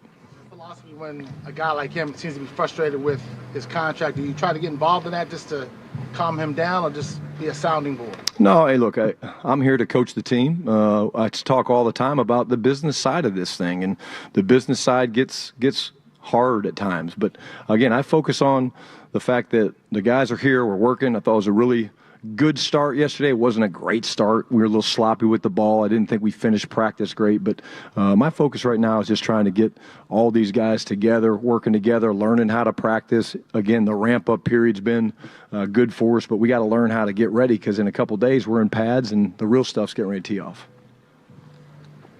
Clarence Hill, DLLS Cowboys. Can you talk about the changes you made from under Mike McCarthy and how y'all ran practice and the things you've done? Yeah, I mean, I won't compare it to what Mike did. I thought, I really liked and a lot of things we did, under Mike. My philosophy is, again, get these guys on the field. We ask them to run around a lot and move around a lot. I think what I try to do is get them on the field, get them off. But they got to give us what we want in terms of effort and all that. So I would say some of the practices might be a little bit shorter, but we're trying to get the numbers, the GPS numbers, the catapult numbers up a little bit higher.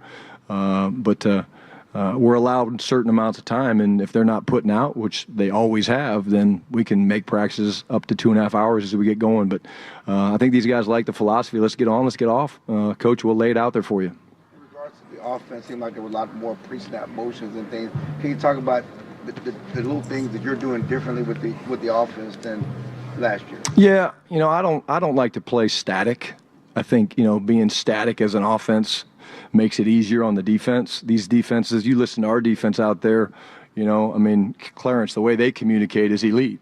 And so if we just line up in a certain formation, we kind of let them see things. It's easy for them to not only make their calls, their closed right or left calls, moving their front, setting their fronts, but actually there's tendencies. Everybody goes into a game defensively with tendencies that in this personnel grouping, in this formation, based on where the back is, I'm making up 70% run and 30% pass. Well, really good linebackers and really good defenses that communicate well, there's tells. So when you shift or change the picture or you motion, it helps disguise that a little bit. And then, of course, when you're using your motions, they're very different. Your motions make them adjust on the run. Shifts, they generally can, what we say, reload the front. So if you shift, the defense can reload. But when you motion, they can't because you're snapping the ball on the run. So we have those. We like those. Right now we're playing around with some of the ones that we believe that we'll use, but we change them up pretty regularly.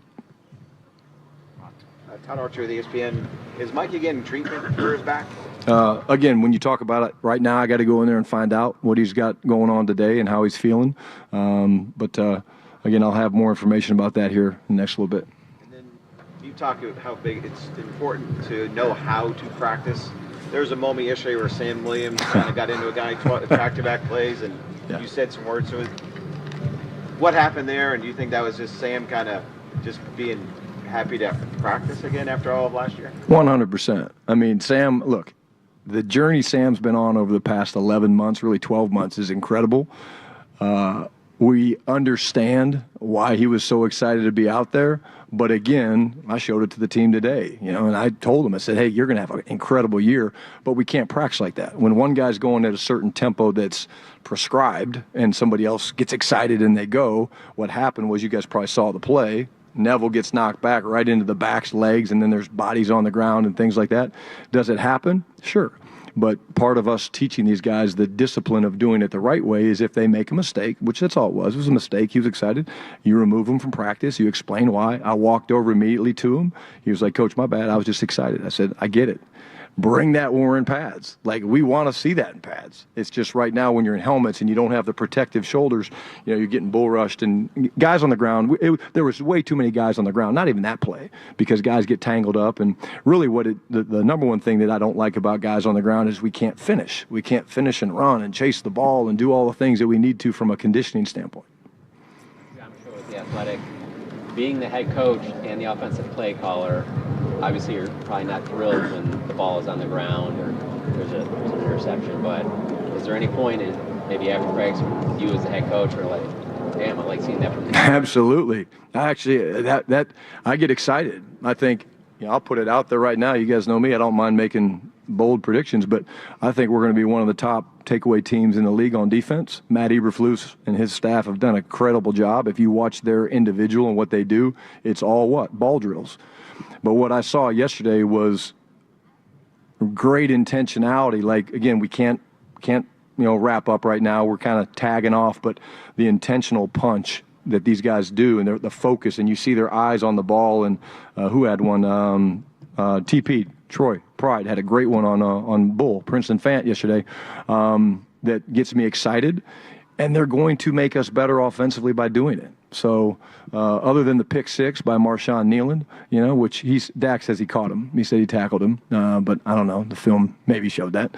But I'm excited about what this defense is going to do in terms of taking the ball away. And why does that excite you? It creates momentum. And then we obviously have to go out there and capitalize on that momentum. But my expectation is, because it's the number one thing we talk about in our football mantra, is we have to win the turnover battle. Yesterday the defense won it. We didn't. Today we got to respond. Nick Harris, 4-Star Telegram. Obviously some tense comments between Trayvon Diggs and the front office over the past 48 hours. You as a head coach, what kind of communication do you have with him to, give what you expect out of him whenever he does come back from his rehab? Has there been any communication between you and Trayvon? Yeah, again, I try to support these guys in terms of where they are with their life, but more importantly, just where they are in their headspace. So I have conversations with all those guys, everybody on this team I sit down and talk to, and that's because of the type of person I am. I enjoy the relationship part of it, and my conversation with Trayvon in terms of his mindset, he's fine, and the business part of it is the business part of it. And so again, I had great conversations with a number of the guys yesterday, and the business side of it works out, and I know that, but right now the focus is getting this football team ready to go play, not just in the preseason, but looking even to the opening game against Philly. How did you feel about the overall functionality of the first practice yesterday? Any kinks you're looking to work out before the pads come on next week? Yeah, I thought the energy was great. I thought that, again, I mentioned too many guys on the ground. I thought he got sloppy late. Our conditioning was a little bit less than what I was hoping for. So I think we'll ramp it up a little bit today, talk to the guys about it. Again, I'm very upfront with the guys. I make it very black and white for them. There's a standard around here how we run the ball, and that wasn't the standard yesterday. We made some adjustments in practice to make it better. It got better, but when you stand up here and you talk about being a championship team, you have a standard of practice. I also tell them this. Every practice we throw, we try to do it better than anybody in the world's ever done it. We did not do that yesterday. Maybe we do it today. We'll see. And that's the standard every day that we're trying to reach. Tommy Yarsh, DallasCowboys.com. Saw a little bit of Dak under center, too, yesterday. All the quarterbacks really under center more. In a league where it seems like shotgun is kind of the formation you typically see offensively, why is it important to keep that in and keep that mixed in when a lot of the college guys coming into are used to that shotgun style? Yeah, there's a number of things. Obviously, the balance of what you can do, both gun and under. We have both. There's a ton of tells when you're in the shotgun based off the back's location. If the back's offset weak, if the back's offset strong, there's tells. Dak feels like he's back at Mississippi State a little bit, playing under center. But that's really the main reason. We want to be multiple. You know that. We're going to be multiple. We're going to be difficult to defend because we're going to be under center. We're going to be in the gun. You haven't seen pistol yet, but pistol's coming for all of our opponents that are listening to me talk right now. There'll be some pistol. There'll be some wildcat. So again, we're going to be multiple, and we're going to attack people, and our system's built to do that. Coach, yesterday I saw Maris Leofow. Looks like he was diagnosing plays much more quickly and much more efficiently than he was in year one. Can you just talk about his progress and just the expectation that you guys have from him, especially not having overshown on the field for a good chunk of the season? Yeah, Patrick, I think it's great. He had a really good day. He's obviously incredibly intelligent. I think when you look at the system that we're putting in place on defense, the read and react element is really important, and Marist obviously has a great feel for that. He's one of those guys that has the ability to process tells and things like that. So I think what you saw was accurate. I think it's him getting more and more comfortable in Flus's system. And like I said yesterday, somebody asked me about Marist. I think, he's a guy that's going to have an incredible second year and really help us, play top-notch defense. Joe White, Dallas Morning News. You talked about Sam Williams' excitement. Obviously, when you tear an ACL, it can be tough, that rehabilitation progress. In terms of his motivation and excitement building, what did you see of the last year that kind of has led to how excited he was to get back? The positive nature that Sam has attacked this rehab and this process has blown me away. He's obviously built like a Greek god. He looks incredible. But I like the way he's talking. I like the confidence that he has. He said to somebody the other day about, you haven't seen anything yet. So, you like that. That's the way we're going to play defense. What he did yesterday in practice is what you're going to see on Sundays from Sam. But if I was going to point one thing out about Sam, it's just been the positive attacking nature that he's had towards this rehab. I talk about a guy that didn't miss a day in the spring. He was there every day. And it's been fun for me, going back to his rookie year, to watch Sam grow up and realize, man, this is professional football, and I can take care of my family for generations. And, he's on track to have an incredible year. Had some carries again, had that in minicamp OTAs a little bit last year as well. What do you see from him as a running back? And, obviously he's a little bit of a smaller guy, but what makes him viable as a potential running back in your guys' system? Number one, no fear. That's the kick return mentality. There was a outside zone play we ran yesterday where he literally hit the hole, and it was like no fair dodge, and he was going. So no fear, speed. He doesn't need a lot of space. It's just really getting him to understand the tracks. We have different tracks and courses that the backs take. So we do some cross training. You guys have heard us talk about that, but he's just dynamic, man. The guy's a weapon, and the new kickoff rule is going to help us get him touches. But this is a guy that can impact the game. We were actually doing the install today, and we showed the clip of the play against Houston where he caught the little slant, and no one in the stadium, including Brevin, who was trying to keep up, could touch him. So he's just a guy that we want to move all over the field. I just want to know what you thought about Mike and Trayvon speaking jointly to reporters yesterday. Did you like the fact that they were advocating for each other? And the second part to that question is, do you think any of that was a distraction, or do you think most of the guys on the squad understand the business side? Yeah, I think we're trying to create a family atmosphere. It's one of those things where when I look at our guys and I get a chance to talk to them a lot together, they're going to always support one another. And I'm not even talking about Mike and Trayvon. I'm talking about Dak and Joe Milton. Let's talk about CD and George Pickens. I mean, like, here's a guy that we get from Pittsburgh that they say is, trouble and all those things. And, like, from the time he's been here, he's been incredible. And why is that? Is it me? No. Is it CD? I don't know. I mean, it's the culture that we're building here. And so there's a brotherhood being built here. And so I don't read too much into that. And I think that I'm really excited about the family atmosphere we've built here. Bill Jones, CBS Sports Texas. What was it that intrigued you about Kenneth Murray when you acquired him, and how has he fit in on this defense? Yeah, size, power, ability to tackle, wrap up, get guys to the ground. He's a very good blitzer. And what I'm finding now that I'm getting to know K9 a little bit better, that's his nickname, K9, is the leadership that he possesses. He's a little quieter. When you get to know him, he comes out of his shell a little bit, but he's a grown-ass man out there, and he takes charge. He makes a lot of the checks, very smart, wearing the green dot for us and a lot of things we're doing. And, again, I go back to when we played the Chargers a couple years ago. They had him and Kendricks and obviously the two edge pieces with Bosa and Khalil Mack. And the most disruptive inside piece on that football team for them was K9. Ryan, you kind of touched on it a moment ago with CD and George and the relationship that's kind of blossoming there.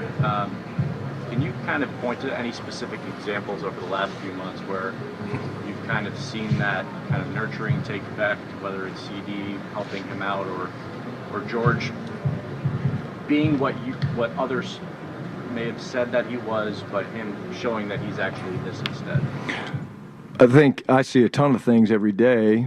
The first thing that caught my eye was when I heard the comment that CD made at some softball game or baseball game where he talked about, we don't talk about ones and twos. You look over there, there's a one. You look over there, there's a one. And it's just a cool relationship. There's mutual respect. They care about one another. But, CD, like I said yesterday, is in a great spot. He knows he's a great player. He knows he's an elite player, but he also knows that he can impact and affect our locker room, our team. And so I think you see a guy that's growing up and having fun. George told us yesterday sort of about his personality and how it's different from his football persona, and that some adults are not able to understand that those two are different. Have you seen kind of any of that take effect in these early days? Or at least see that there's a difference between those two? I see George in meetings. I see George in practice. I see George in the locker room. I see George shoot basketballs, which he didn't shoot very good today. He's happy. He's in a good spot in terms of, I think people that don't know George need to get to know George, because when you get to know George, you're going to be blown away by the heart that the guy has, the way he loves the game of football, how important it is to him, how important his family is to him, his mom. And, it's just it wasn't just CD and George. Like Joe Milton and George hang out all the time. They stream or whatever that's called. They play the video games, and I don't know, but they got these amazing setups. I've seen it, and I'm like, and they've asked me to jump on and sponsor them or pay money to watch. I'm like, hey, I'm good. I'm going to let you guys do that on yourself. But, again, if it's one guy looking out for one guy, it doesn't work. It's 90 guys looking after one another and 90 guys having each other's back, and that's what we're trying to build. Is it finalized yet? No, but we're making a lot of progress in the terms of guys looking out for one another and protecting one another. Brian Patoni with NBC in Dallas. I wanted to ask you, we were talking about Sam Williams' rehab. I wanted to ask you about DeMarvion Overshown and the way that he's approached his. What have you seen? He posted the good news that it sounds like he could be back this season, and the way he has attacked this challenging circumstance that he is facing right now. Stud. Attack is the right word. He has attacked it from the beginning. When you watch him out there working on the bands and whatnot, he pushes everybody he's training with, whether it's Dak, whoever's with him. But what's really cool is you're going to see as we get going now, as we're getting into practice, him spending more time with Flus, because you can't practice, but you can still watch and you can still learn. And again, Flus is really excited about being able to spend some time with Demo and maybe even have him radio the plays in. Like, it's not just quarterbacks that radio plays in, but he can make the certain calls. Hey, stud 51, whatever. And so I think that's the next step. So he's kicking ass in rehab, doing great, whatever. But now it's about, you can still lead from the sideline, and you can still be the green dot or whatever it is by, spending time. And Flus is all excited about doing that, which I think would be great for not just their relationship, but for Demo being locked into what we're trying to do defensively.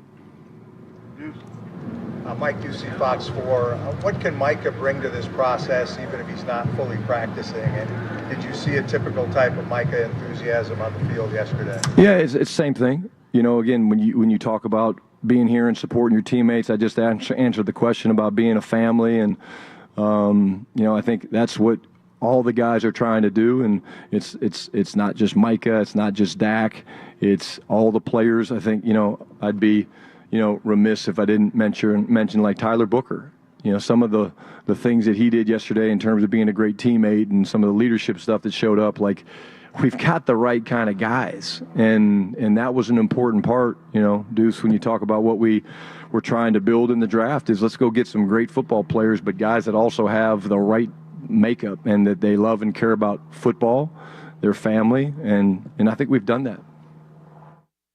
And that's the Brian Schottenheimer press conference right here on 105.3 The Fan. Coming up next, we're going to talk to Marco Farfan from FC Dallas right here on 105.3 The Fan. Thanks for Toloing through your midday with the K&C Masterpiece. New revolutionary idea.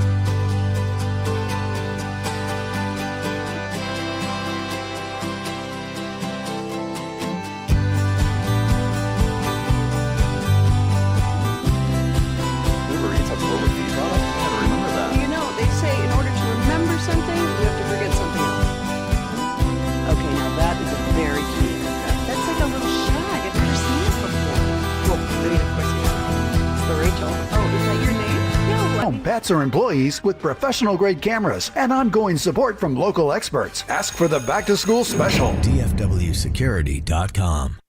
This segment of the K&C Masterpiece is brought to you by Cars for Kids. Donate today at carsforkids.org and by the personal injury lawyers Frankel and Frankel. If you've been injured in a car or truck wreck, call Frankel first, 214 or 817-333-3333. With Frankel and Frankel, there's never an out-of-pocket cost. They only get paid when you win. Frankel and Frankel, the go-to car and truck wreck attorneys in Dallas.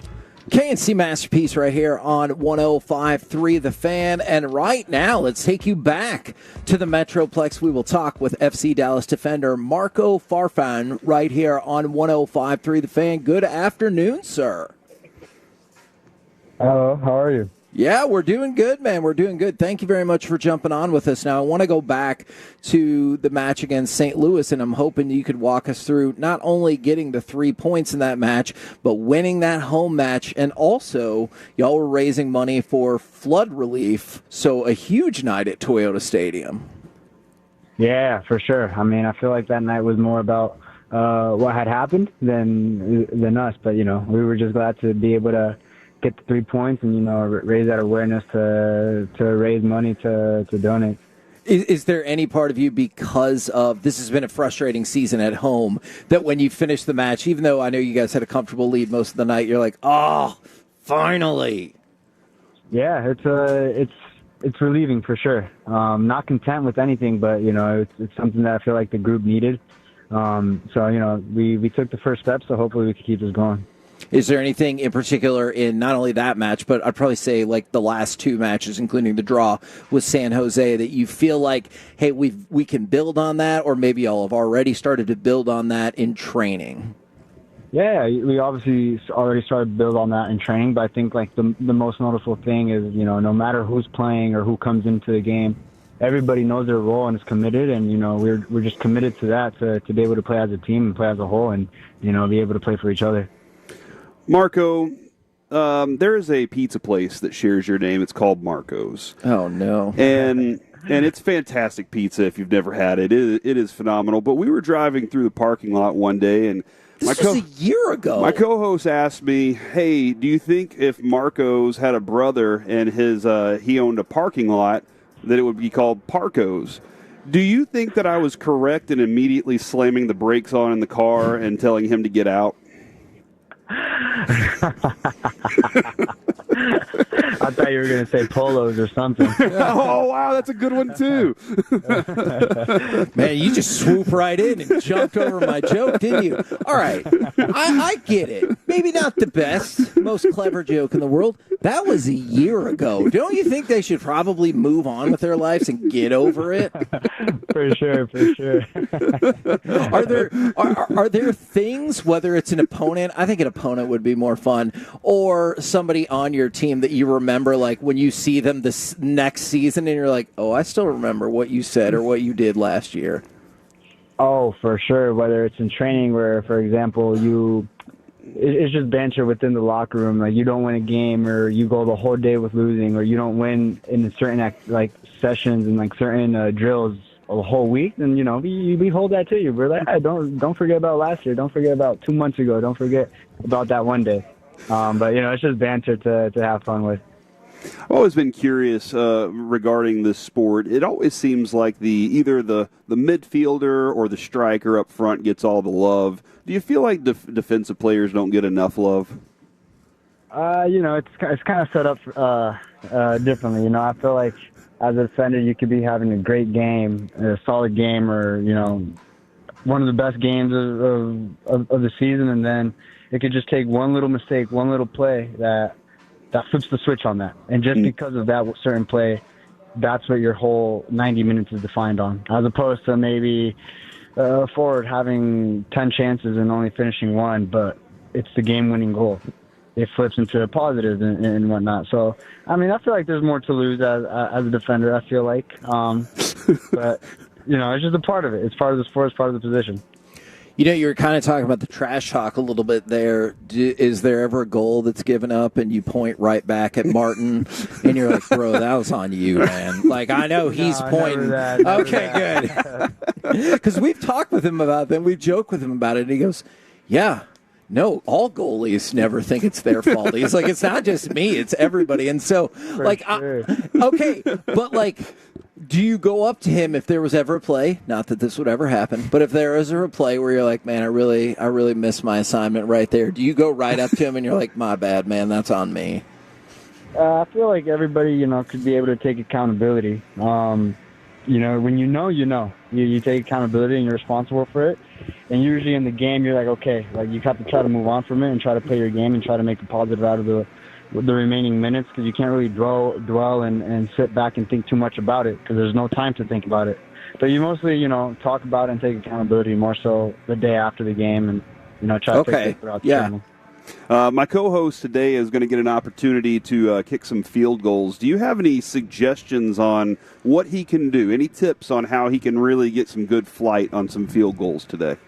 I mean, it's with the football, I'm guessing. Yes, it is. Yeah. Yes, for sure. I don't have too much experience kicking a football, but, I'm guessing just getting right under it.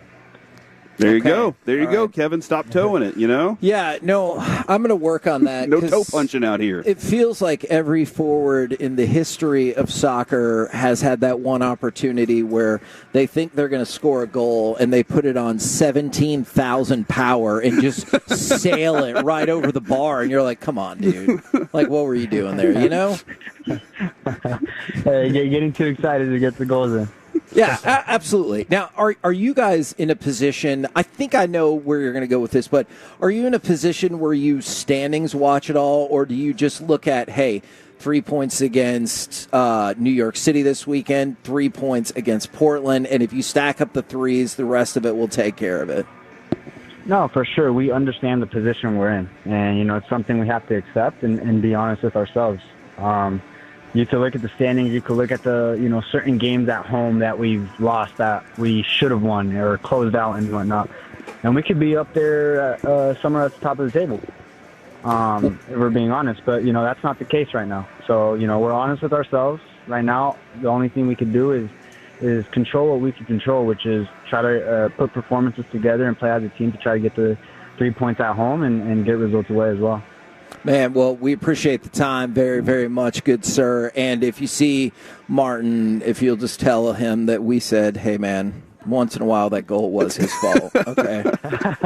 I'll let him know. Thanks, you very Marco. much, good sir. Appreciate the time very much. Yeah, absolutely. FC Dallas, Marco Farfan right here on 105.3 The Fan. I think he's the second longest tenured player on the team, or I guess second most matches perhaps played on the team currently that is on the roster. So you got the game, New York City. I believe that's actually a Friday night game.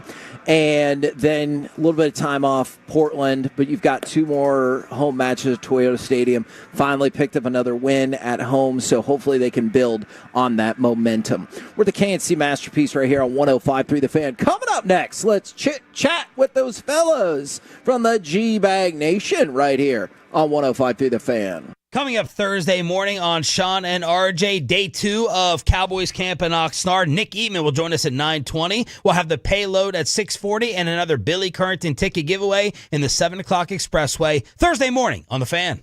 Hey, it's Gavin Dawson here for Window Nation. You've been trying to stay cool this summer, but your windows aren't keeping the AC in your home. Window Nation can help. With their energy-efficient replacement windows, your home will be better protected against the Texas heat. Better. Right, but I just mean like this is your haircut, but that's hair on your head. I'm not saying this is your hair.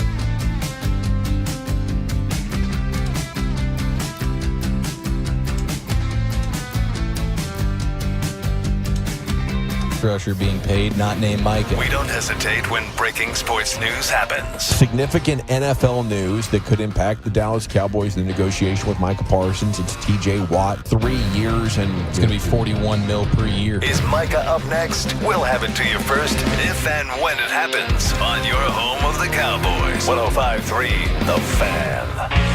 This segment is brought to you by Classic Chevrolet. If you're in the market to upgrade your vehicle, get to Classic Chevrolet in Grapevine. Back-to-back #1 Chevy dealership in the world. They've got more new Chevys than anyone, all priced to sell. Visit ClassicChevrolet.com. This is Texas. This is Classic Chevrolet. Together, let's drive. Based on new Chevy registrations 2023 and 2024. And a swing and a miss here on a deGrom heater. Rooker is out on strikes for a second time. 9 strikeouts now for deGrom through 6 tonight. Jacob deGrom looked tremendous yesterday. The Rangers win again. That's 4 out of 5. You go back to the last series or the last little part of the first half of the season. They have now won 7 of their past 9 right now. Courtesy of D&M Leasing, let's take you to the Metroplex to chit-chat with those fellas from the G-Bag Nation. Gentlemen, how was you today? Awesome, Heggie. How are you? We're doing well. Now, we haven't really talked about it a whole bunch today because I know Sean and RJ talked about it a whole lot during their show. How did you feel the Rowdy Tellez interview went? I mean, the beginning, it was shocking to me. Like, I was like, wow, how did that kind of a question get such dead air from him? You know, and then as the interview went on, at times I was like, okay, we're starting to vibe a little bit, you know? So overall, I guess I didn't think it was going to get this reaction. I just thought it was another awkward interaction that I, tend to have with players. And then I depend on Chief to make them laugh. Stephen Colbert once said, "You never want to be on great TV. You never want to be one of those people where people say that was great TV, and that was great radio. So I'll just put it to you that way. I enjoyed it thoroughly. Well, guys, we tried to do something for you. Oh, so thank you. This has controlled the 105.3 The Fan news cycle. We're trying to break that cycle right here and right now. Gosh, you made me do this. That's debatable. You peer pressured me into it. Have you made a diss track about this, Hagee? No. Not more slam poetry. So we interviewed Joe Milton yesterday. I hope you guys heard the interview. I thought he was fantastic. By the way, I just saw a picture Machota posted of him. He has a hat that says "Yes, Coach" on it, and I think that's awesome. That is awesome. We did take one question out of the interview, but I want to play that question for you guys right now, and I want to get your instant reaction to the question, to Joe Milton's answer, to why Corey would delve into this sort of madness. I really want all of your thoughts. Go ahead and, well, Alec, you know the question. This is a real thing that really happened. Play it. If you were a virgin at this point, how do you think your life would be different? You can say you're a virgin still, and we'll be okay with that, Joe. I told you it was a shocking question. Man, I'm sorry. To be honest, I would say I think my life would be kind of weird. Okay. In a way, and not to downgrade the Bible or anything like that, but it's like you kind of, as a man, you got to know how to experience things, and you're going to go through experience, you're going to go through adversity, and I feel like that's one of those adversities because I feel like time from time is different, so you just learn stuff and you kind of grow from it, and, See, it's a pre-record. You put thought into that answer. I know. I appreciate it. So we'll restructure the interview to sound regular, and then if we all feel okay about it, we can play that answer That at sounds the good end. to me. I like that. And we did feel, I guess, okay. We played it. I don't know if we felt okay about it. What do you guys think about Corey's shocking I asked you that question off air, and then you said you have to ask Joe Milton. Yeah, and then I you did. pressured me into it. I peer pressured Corey into asking that question, and then Joe Milton gave a really well thought out answer, which included, I'm not trying to downgrade the Bible, which is one of my favorite things I've ever heard here at training camp. Yeah, I was thinking, was there any pretext like, hey, we're going to ask you off-the-wall questions, Joe. Here they come. You ready? Okay, so he sat down and we started kind of joking around and everything like that. And I go, hey, my co-host, before we started recording, has a really shocking question he wants to ask you. And he didn't even flinch. He goes, yeah, man, shoot. Yeah, let's get it. And so so we did set it up. And I don't know if he was expecting that or not. Yeah. But so we did our best to take some heat off of you guys in the news cycle with Appreciate that preposterous question. I don't know if you've done enough, though. I think you need to do more of those tomorrow. You don't think you added to the heat a little bit with the Bochy question? Just Definitely. had to throw that in there, huh? Just had to stir it up with Boch. I was just asking how he's adapted to the team. That was all I was asking, and then Boch said what he said. Did you hear what the afternoon show had to say to Rowdy Tellez? Hey! I didn't laugh. I just asked them if they had heard of this interview because it kind of felt like Boch made a little bit of a joke in there as well. It was fun. I do know from personal experience, if anything that I say is embarrassing, Jared will run around like a school girl showing it on his smartphone to all the players. So I'm sure they're all very well aware of the Rowdy Tellez interview from yesterday. You gotta love Jared for those things. That's for sure. Okay, so I'm still reeling of Joe Milton going back into football speak with the adversity of being bad in bed when you start. You have to be able to overcome that adversity, bro. Always lost a man. What a savage. I thought his answer. If you have a bad day, you can have a good day tomorrow. Look, I thought his answer was tremendous, and just for the record, I mean, I called Eric immediately last night from Dodger Stadium because we were driving up there, and Bobby goes, dude, did you hear that interview? And I was like, I am in the car, so no. And I had to call Eric, and Eric, I loved your breakdown. But I think people are losing sight of it. At the very end of that interview, or the next to last part of that interview, he goes, I'm a self-deprecating guy, and I just beat y'all to it. So I liked it. I kind of thought maybe he did not think it was so bad. I hope so. Yeah, I don't know. He was claiming to be the Mr. Fun, loose clubhouse guy, jokey guy, but he wasn't necessarily here for brisket talk. It's like, how are we supposed to know that he was living in Texas? Did anybody in America know that Rowdy Tellez, after being DFA'd, was just going to be residing in the state of Texas? Did anybody know that? No. Apparently there was a lot of stuff I didn't know. Yeah.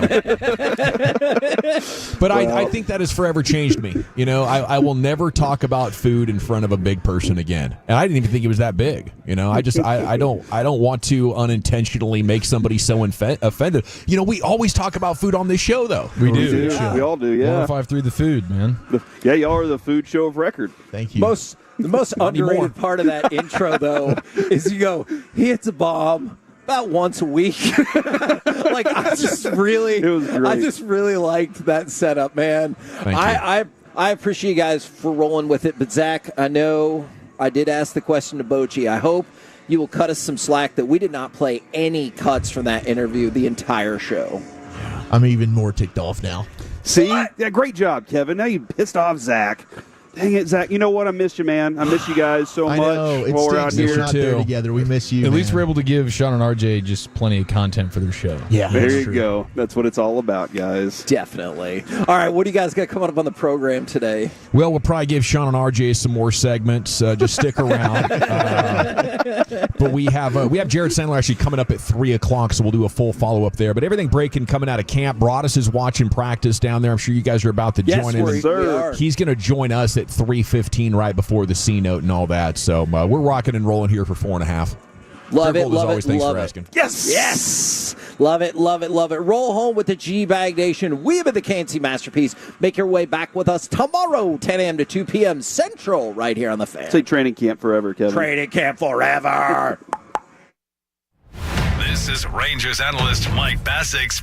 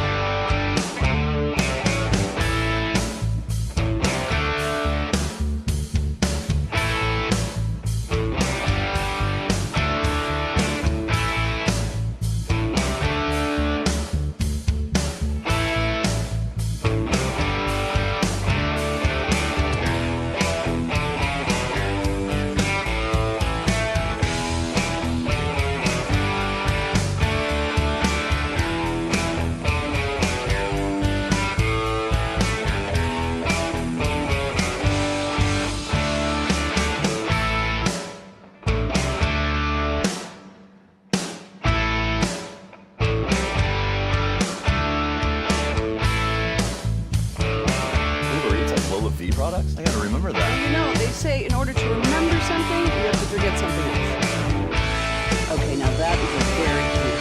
That's like a little shag. I've never seen it before. Well, maybe the person. It's the Rachel. Oh, is that your name? No, I mean like your name. No, I'm Jen. My name's Jen. Right, but I just feel like this is your haircut. But that's how your hair. I'm not saying this is your hair.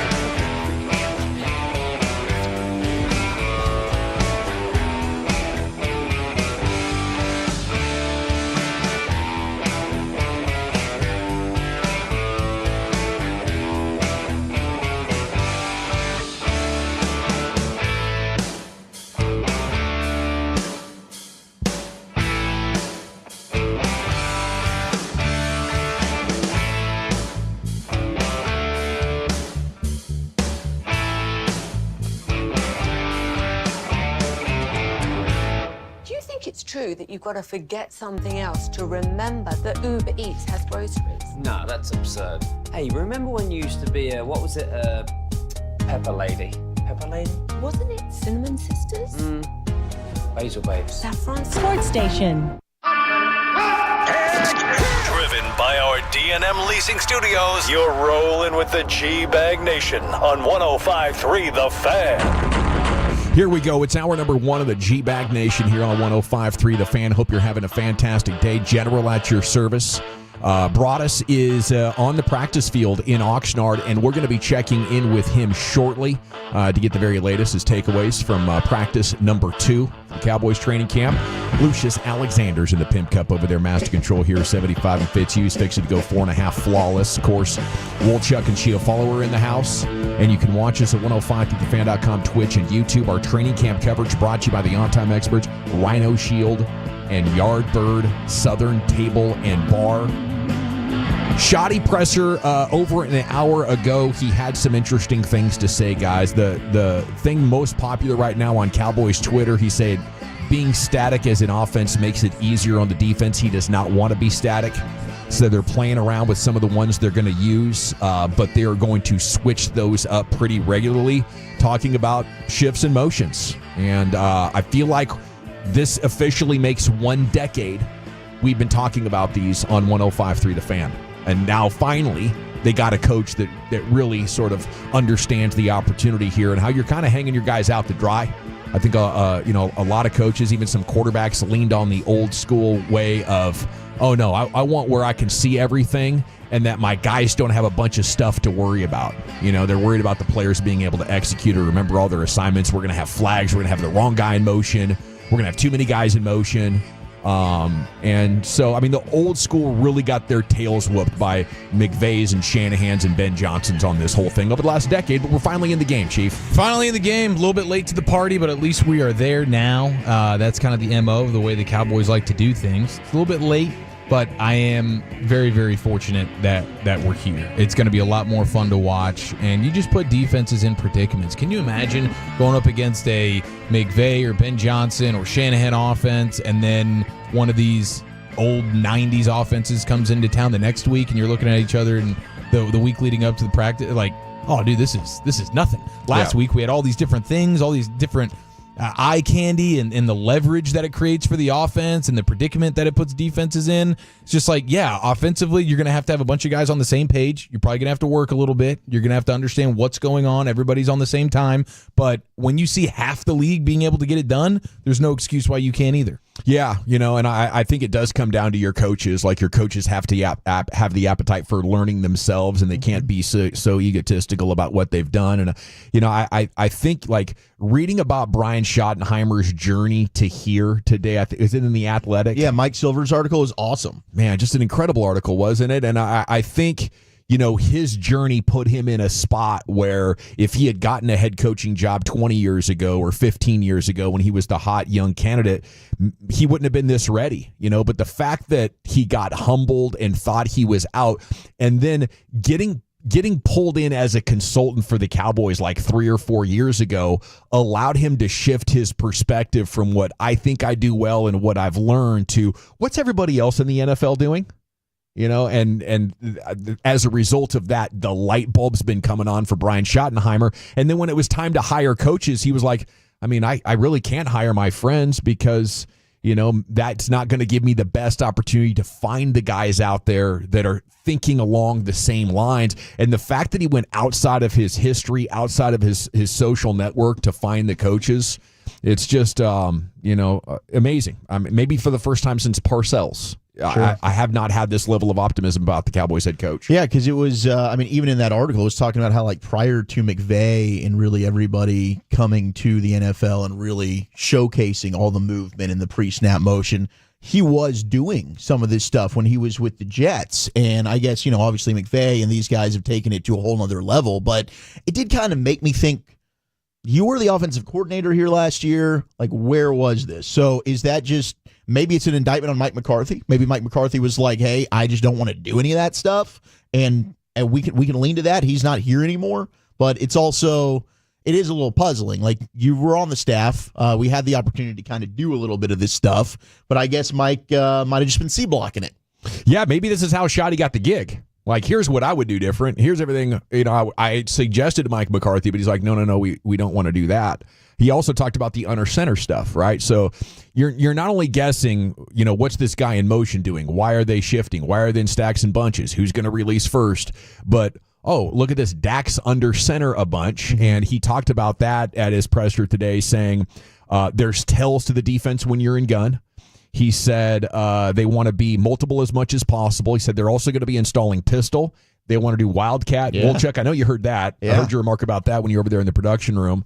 And, they want to be balanced as much as possible to keep the defense guessing. It was way too predictable, either too much running or too much passing on first down. To start with, be 50-50 on first down, right? Don't have any tells based on your alignment, based on anything, if we're going to run or pass on first down. Because you saw with Jason Garrett always running on first down, and then the let Dak cook era that we've been in over the last 5 or 6 years, that all we needed to do was pass a lot more on first down instead of running. Guess what? That is incredibly predictable and gamifiable as well, if you're that predictable.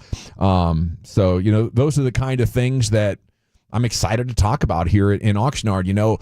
Over the years, when they elevated Kellen Moore, or when Mike McCarthy takes over, we've spent big portions of the offseason saying, do you think we could get more motion? Do you think we could get more stacks and bunches, more play action, more under center? And then we'd show up, and what happened? It looks about the same. Dak's basically played in the same offense with 4 different offensive coordinators up until now. Mm-hmm. But this is the year that everything changes, and the vibes are going to be the fuel that gives everybody the energy to get on the same page and stay on the same page. Anything else jump out to you guys from Shoddy's presser today?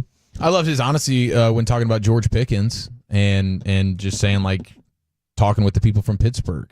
This dude's awesome. He's the best receiver on the field pretty much all the time.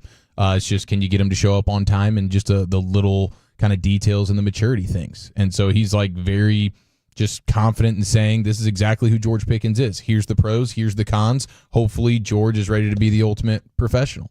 Yeah, George is quite a player. It's so frustrating, talking with people in Pittsburgh of how frustrated they were with him. Yeah, because the talent is unreal. Not running routes if you're the secondary option, giving up in the middle of plays, all this stuff is real. So I do think a change of scenery can be powerful, and I think George Pickens is a much better overall person than maybe has been portrayed based on some of the stuff that he did on the football field. But we need him to be significantly more professional, and if he's not, people will be happy to see him go next year. Right now, I'm under the impression that George Pickens is going to play great. We're going to put pressure on the Cowboys to sign him. But if the things show up like did last year in Pittsburgh, where oftentimes they were even significantly over 500, he's just jammed up. He's not getting the football. He's totally taken himself out of the game by the second quarter, and it's not uncommon, when you're dealing with wide receivers. Dez was a guy you had to get the ball to early. Maybe, CeeDee Lamb has showed some frustration. I think with all 3 guys, incredible talents, very, very competitive, and they don't want to run around and put all the work in for 3 hours and barely get the football. It becomes very frustrating when you're losing. You feel like you're getting open and you're not getting the football. But the things in Pittsburgh were more systemic. They didn't want him to run a full route tree. They didn't throw the ball over the middle. like as kind of a rule for the offense. Too risky, so I think there were a lot of frustrating things there, and hopefully more targets, more success, more points. Obviously the vibes with CeeDee Lamb are incredible. These guys are like Starsky and Hutch out there. He did say, Shoddy did say he believes they're going to be one of the top takeaway teams in the league. And, talking about some of the plays that his defenders were making yesterday, they won the turnover battle against the offense, and that's one thing to track today. Can the offense, win the day after the defense was pretty dang impressive? I'll take that. I feel like there's more question marks overall about how the defense is going to play in the offense. All right, Jacob deGrom was awesome, man. After giving up a home run to open up the game, he was amazing over 6 innings, allowed just 2 more hits, threw 86 pitches, generated 28 swings and misses. Second most whiffs in a game this year in only 6 innings. That's just wild, dude. Unreal. It's unbelievable, and I think Tarek Skubal has the season lead with 32 swings and misses and more innings of work. Corey Seager broke it open with that 3-run shot in the 7th. It'll be Semien and García also going deep last night, and looking to those guys tonight. But Higashioka is on fire. OPS over 1,000. If he's going to be anything close to this, and I guess he's hurt now, so we'll have to see if he can. He's got that hammy. We can get an update from Sands on that in an hour. Yeah. Do we have anything on that yet? I haven't heard anything yet, and I haven't seen an announcement on like what the lineup's looking like. But that'd be big because he's been real hot right before the break. There was that series in San Diego against his former team. Started swinging the bat much better, hitting some homers, and the power. A guy that hit 17, 18 home runs. I think he had 5 entering that series. Like you knew eventually that would come back around. But deGrom, I saw MLB.com was putting out top 10 lists. One of them didn't even have deGrom as a top 10 pitcher in the game right now. Another one had him at like 8. And I don't know if this is just we expect Jacob deGrom to go out and be otherworldly, but the dude's 3rd in ERA, 2 in WHIP, 2 in OPS, and 2nd in BAA. So, when it comes to this, first pitcher to get 10 wins this season already. And I know, hey, the wins and losses, we're not judging pitchers by that anymore. But basically, when he's taken the bump, regardless of the offensive success, he's found a way to get this team a victory. He's been absolutely brilliant this year. And I'm hoping maybe he can steal a Cy Young for the Rangers. That would be awesome. I think it's an embarrassment to not have Jacob deGrom in a top 10 list right now. It's like, turn in your press pass, buddy. Yeah. I don't know. Yeah. Is it dismissive? I think maybe, at times baseball turns into a East Coast sport, and all those writers are just in their East Coast bubble, and Rangers maybe playing some games on the West Coast. They're asleep. Maybe they think Jacob deGrom's hurt. Maybe they think this team is just not good and got lucky and won a World Series. Maybe they're just not paying attention because they haven't been over 500, but they are now 52-50, and I'm not really looking at the division standings. I don't know about you guys. It's just wild card to me. They're 1.5 back, catching. They're just right on the Mariners' heels now. Jeff Passan has done a trade deadline preview thing. Ooh. Rangers have the bones of a scary postseason team, he writes. Headlined by deGrom and Eovaldi, backed by a bullpen of anonymity. And they have the best ERA in baseball over the past 2 months.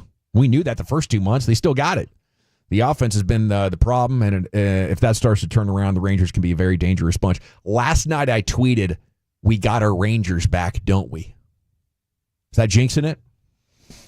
Well, I sure hope not. I think the sample size is getting large enough to feel confident that you're back in the mode of the team that you were kind of expecting this team to be. So I don't think that's a jinx. I think that's just kind of calling it what it is right now. Yeah. I feel that way, and just watching them play now, it has that feeling of not, oh, wow, they scored. It's like, yep, game starting. Here we go. Ball's flying out of the yard. This is the Rangers offense that CY built, or at least significantly closer to it. They're saying look out for them getting involved for Marcell Ozuna at DH. I think he's 34 years old. Hitting about 235 with decent power with Atlanta. this year. Yeah. Hey, that would certainly be a guy. It's just I don't know what happens with Jock Peterson, though. That would be, Jock's not a guy that's really going to be doing a whole bunch of position play for you. So if he's not DHing, I don't know what his role is with the club. And I think Ozuna's a similar deal at his age right now. So that I think they might, depending on what's going on with Higgy, catcher could kind of be a sneaky need with the way Jonah's not really performing offensively. I mean, I think defensively, he's still a guy that, frames pitches pretty well. He can throw some guys out from time to time. But, yeah, if Higgy's injury was something that he had to go on the IL, I'd be a little bit nervous there because he's been really a catalyst for this uptick in offensive performance. Man, that's interesting. Yeah, can you find another catcher that's got a bat? I mean, those guys are coveted, and if there's one on a contending team, there's no way you're prying that off him. If there's a young one, there's no way you're prying that out because that's just bonus. A lot of the catchers these days are basically pitchers up there hitting around 200 and just flailing at things. So if you get a guy that can produce, typically teams don't let those guys go. They've had decent catching prospects over the years in the minors, but nobody comes to mind currently. Well, he just took a first rounder 2 years ago more, but I mean, I don't think he's anywhere near ready, and I don't know how well he's been playing this year in the minors. All right, we got to run. It's the G-Bag Nation here on the Fan. On the other side, Wolchuk's Top 10. We'll replay the G-Bag of the Day champion for you and continue with the show here. Broadus watching practice. He'll jump back on the tennis courts and grab a headset here in the next hour or so with all your training camp takeaways here on your home of the Rangers and Cowboys. 105 through the Fan. Spread the word. Go ahead. Do it. I'll wait. All right, there you go. Ladies and gentlemen, the G-Bag Nation is the place to be. Afternoons right here on the Fan and our Odyssey app. Presented by Comerica. are you size conscious? We can make you bigger. At the Erection and Enhancement Center in Southlake, get more girth with HA fillers starting at $2,500 or PMMA filler for $5,999. Gain 1 to 2 inches in girth. Financing available. Go to erectioncenter.com. Who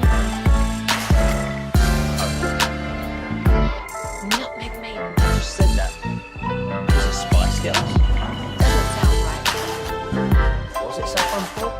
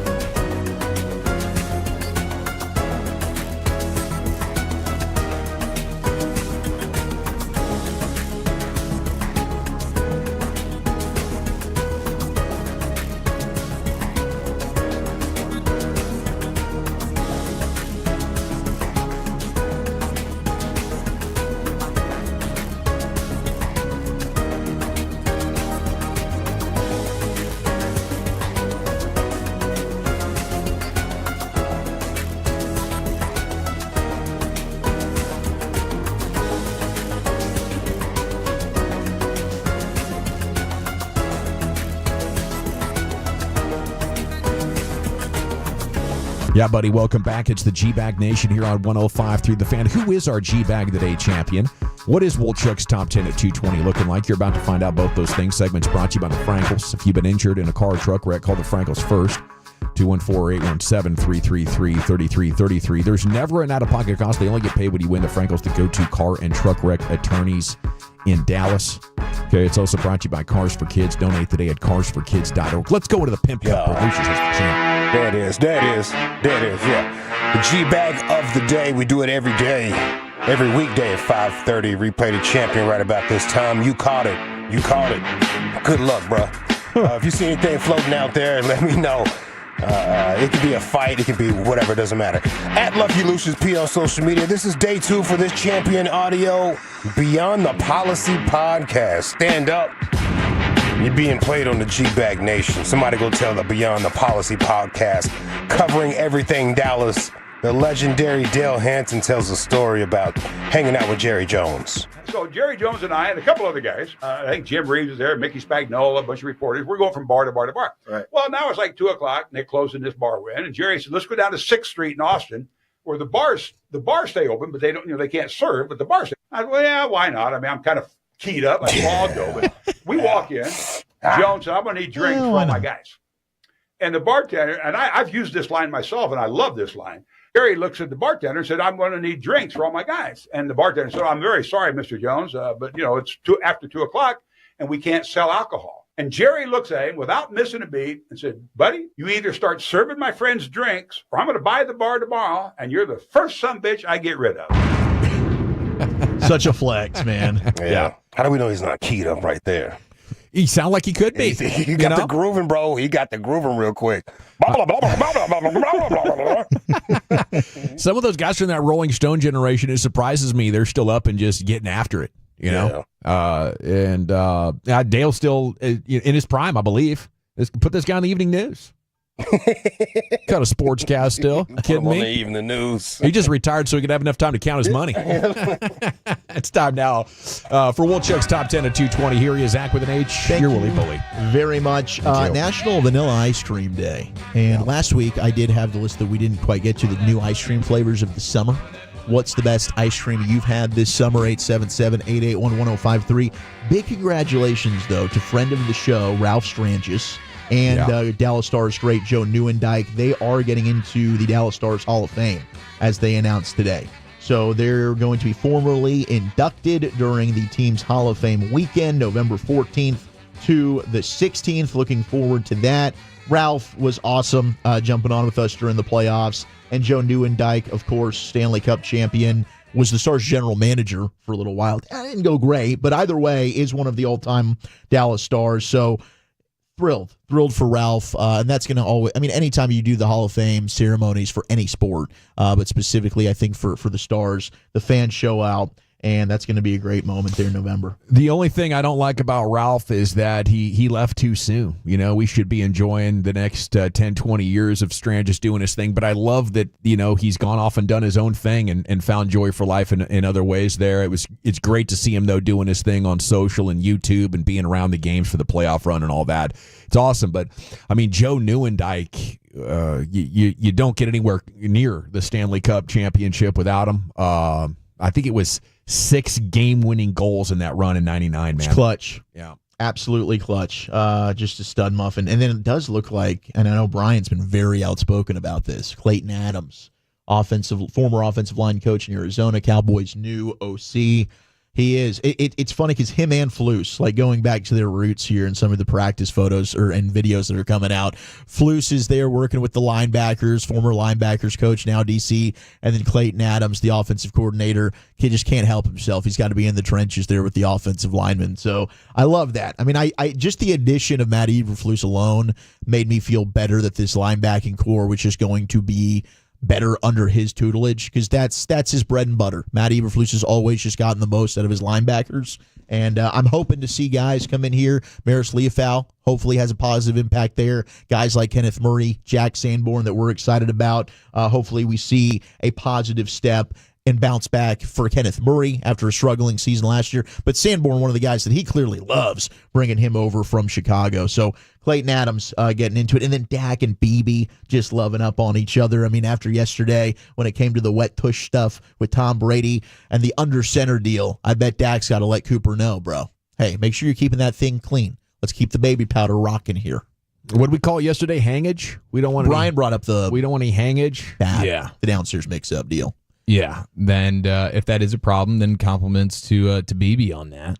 The sweat factor, probably less of a concern in Oxnard than in most places. Yeah. But I wouldn't mind seeing, hey, Dak, the leadership. Go ahead and powder up your guy. In front of the whole team. That's what Brady did. Get it done. Hey, you want to be one of the greats? You want to be the GOAT? This is what it takes. Follow the lead. Follow the lead. All right, 877-881-1053. Sounds like something your mom would do when you're like poolside at 3 years old. Get over here. Yeah. Just rubbing sunscreen all over you. Oh my gosh. You still got it all over your face. It didn't rub in properly.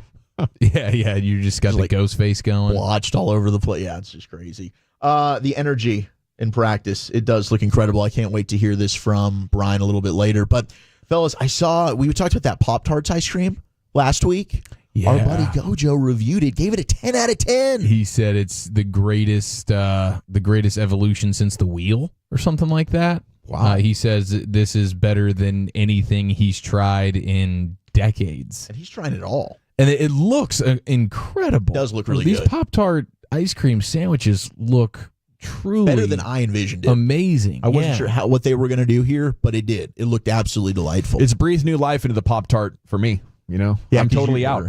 Totally out on a Pop-Tart, but now you combine it with an ice cream and Gojo giving it an endorsement like that.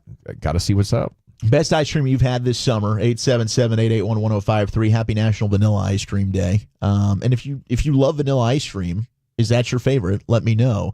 Best ice cream, the caramel pecan turtle from HEB from the 817. That's good combo. That's what they had. That sounds delightful.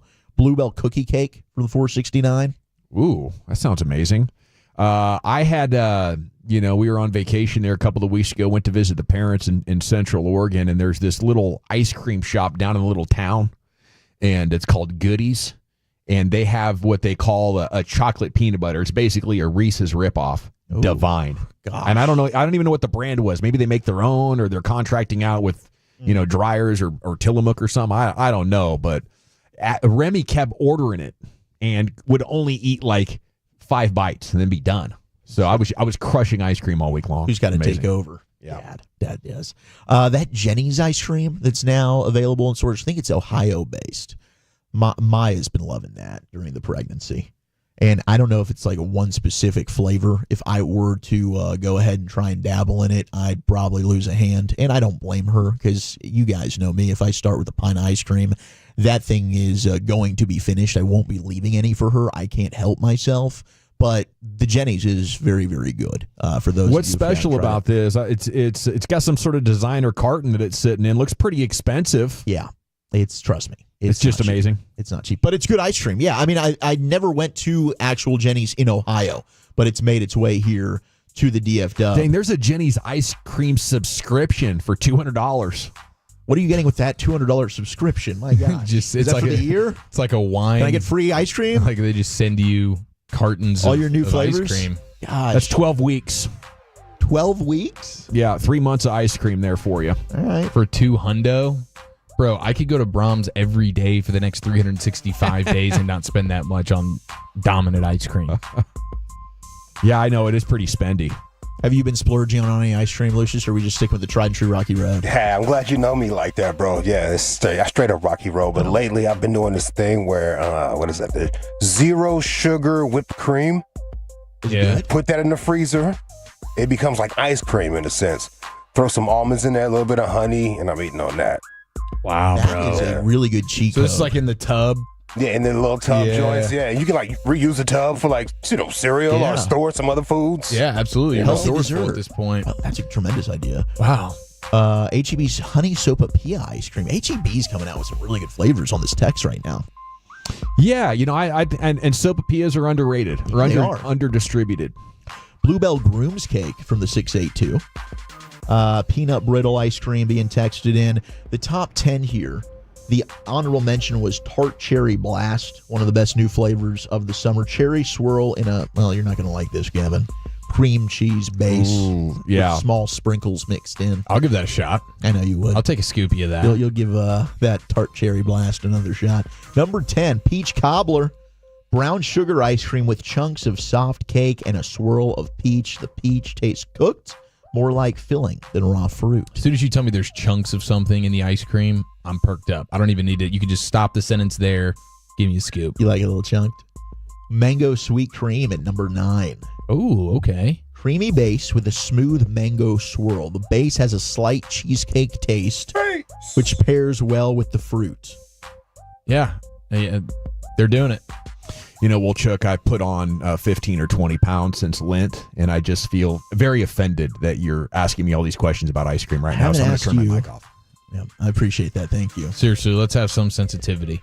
Strawberry Angel Food Cake coming in at number 8. Oh, she smells like cake. Angel Food Cake. It's simple yet delicious.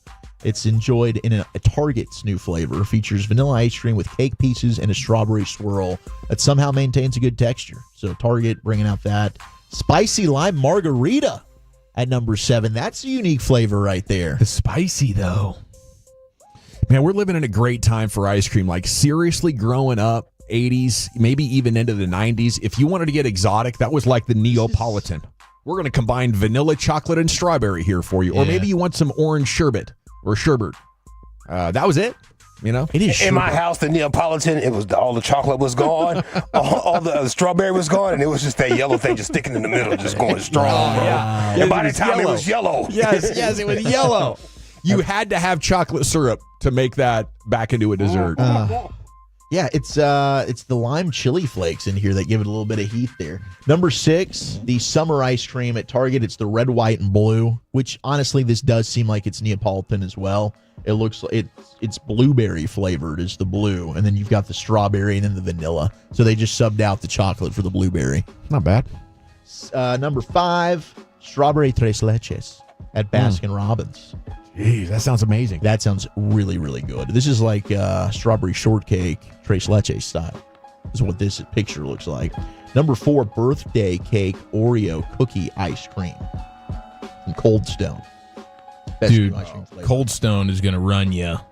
That's going to run you. Expensive. Don't ever make that mistake of walking in with the family thinking you're about to have a nice $15 ice cream experience. Is that just like a solo journey? That is, yes. And even then, you're like, did I really just do that? Yeah. Did I just spend like a nice entree and an appetizer worth of dollars on an ice cream cone? Treat yourself. That's a hell of a dad, bro. Eat some ice cream on your way home before you get to the crib. That's crazy. Dad, what's that? Your chin. Number 3 is the Dubai chocolate bars.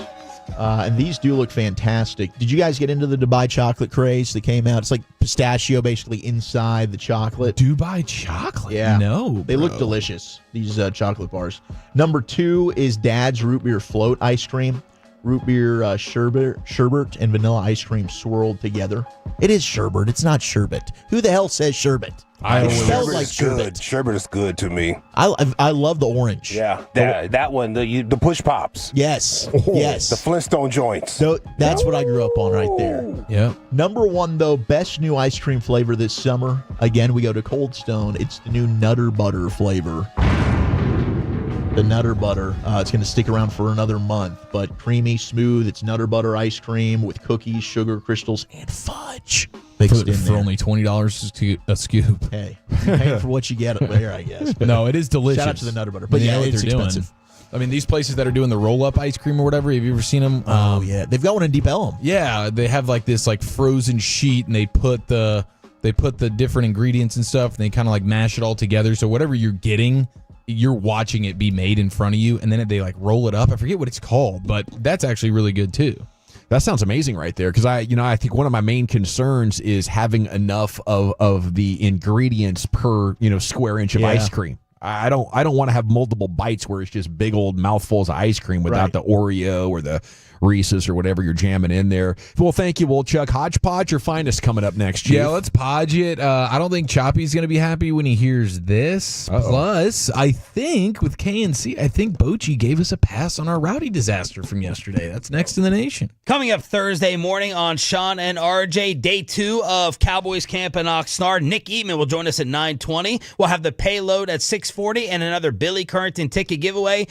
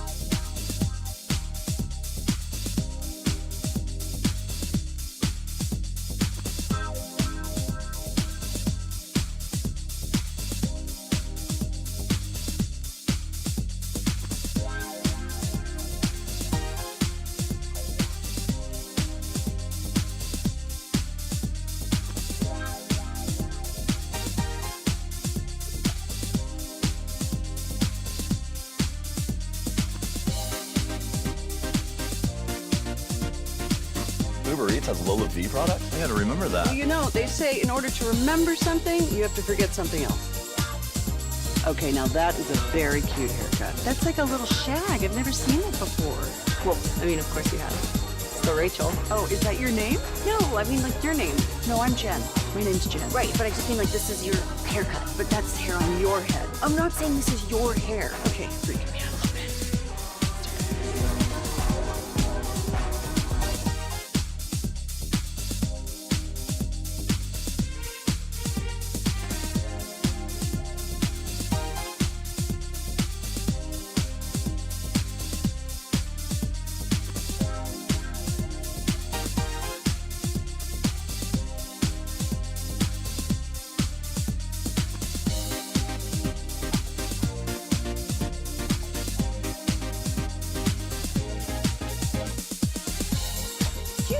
True that you've got to forget something else to remember that Uber Eats has roasted. No, that's absurd.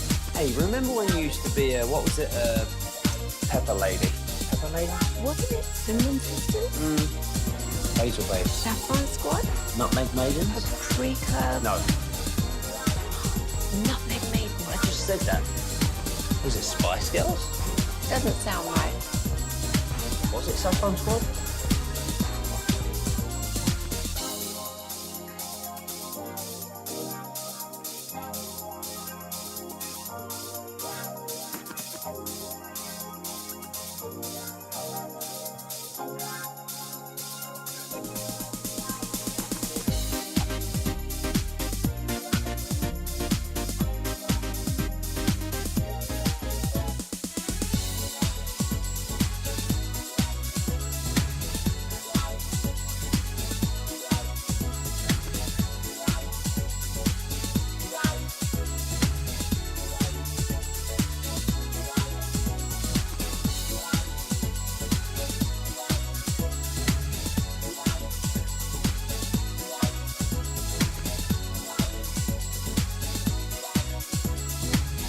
Nowhere else. And the grind never stops. Live and local right here on 105.3 The Fan. Here at DFW Sports Station, 105.3 The Fan. If you're in the market to upgrade your vehicle, get to Classic Chevrolet in Grapevine. Back-to-back #1 Chevy dealership in the world. They got more new Chevys than anyone. Hey, look at that. I had to press that button. And they're all price to sell. Silverados, Tahoes, Blazers, Malibus, Equinox, and more. Visit ClassicChevrolet.com. This is Texas. This is Classic Chevrolet. Together, let's drive, relax, and enjoy the difference. Based on new Chevrolet registrations 2023 and 2024. Thank you, Lucius. It's the G-Bag Nation here on 105.3 The Fan. Broadus watching practice right now. He'll be back in probably 30 minutes or so with a bunch of takeaways, and Krusty's Corner is coming up in under an hour now. Here's the Chief. I told you guys about the 99-99-9 challenge that Barstool was doing with Joey Chestnut. Yeah, did you see it? I saw some clips of it, and it did not look like it was going great. They were kind of yelling and screaming at each other. Yeah, there was some infighting going on. I mean, the heat of competition, battling, putting your body on the line, that'll do that. Being legally the meat drunk. sweats. Joey Jaws was not happy about the amount of people that were puking throughout the duration. He was like, this is not how eating competitions go. Wow. So he was pretty offended by that. Carry yourself with some damn class. Act like you've been there before. Now, he was a pitcher only, meaning he could only drink beer. So how many beers do you think he had? 12 ounce. I'm going to say 15. 37. 20. Would have sounded cooler if Wolchuk would have been like 17. Hey, I got high standards for Joey. 20 beers, 20 12 ounces. And he's a regular size guy, isn't he? So He 20 is. beers for him, he is just hammered. Yeah, and you could tell because they had like the post game kind of like, hey, just tell us who your name is and what you just did, and it was pretty slurry. It was for sure. But yeah, 20 beers for old Joey Jaws in the 99-99-9 challenge. Now, yesterday we had our Rowdy Tellez interview that went over extremely well, and really everybody loved it. We're gonna break it down. What I've heard. I guess sometime in the 4 o'clock hour. I think or so. About 2 hours. The fallout from this has been pretty dramatic and a little bit overblown, I would say. I mean, the morning show treated it like it was just the single most embarrassing, disgusting, unprofessional interview in the history of sports. And I certainly think we probably could have done a better job. Yes, there's no doubt. We're gonna take ownership of this. But the reaction has just been overblown at the highest level. And so I actually have some sound here of what would warrant the type of reaction that we've been getting for yesterday's interview. Okay, I love it. A little bit of a slip up. This is the type of interview that if this would have been real from yesterday, then the reaction that we've gotten today would have made more sense. Mm-hmm. You know, coming off of not playing a ton, just trying to put the barrel on the ball, put together good at-bats. So you say you're not playing a ton, so you are down under 2,000 pounds now. That's awesome for you. Rowdy Tellez joining us here on 105 Through the Fan. So, how have things been so far, in the clubhouse? Trying to find where I am, find where kind of fitting in. Oh, Rowdy. They have to have chairs that you fit. It's a Major League Clubhouse, dog. Rowdy Tellez joining us on the G-Bag Nation. So, tell us about who you are behind the burger grease. I like to smile and laugh and make jokes, so. Yeah, you chubsters usually have to make up for it with a funny bone. More you'd love, I always say. Rowdy Tater Tots with us on the Fan. So were you always such an adorable little butterball? No. I think growing up I was actually kind of the opposite. Really? That just seems so impossible to believe. I just can't envision you being Rowdy Tellez. Yeah, that's a great point, General. Well, what was being skinny like for you? Did you just hate it so much that you've never gone back to it? Hello? You still with us, Router Sugar? Rotisserie Chicken, you there? Okay, I think we lost him.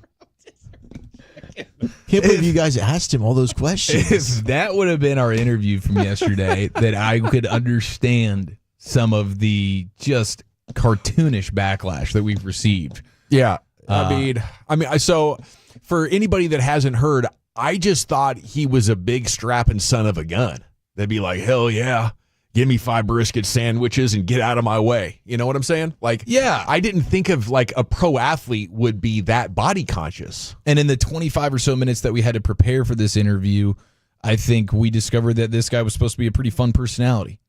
Yeah. He even said himself, self-deprecating. He did.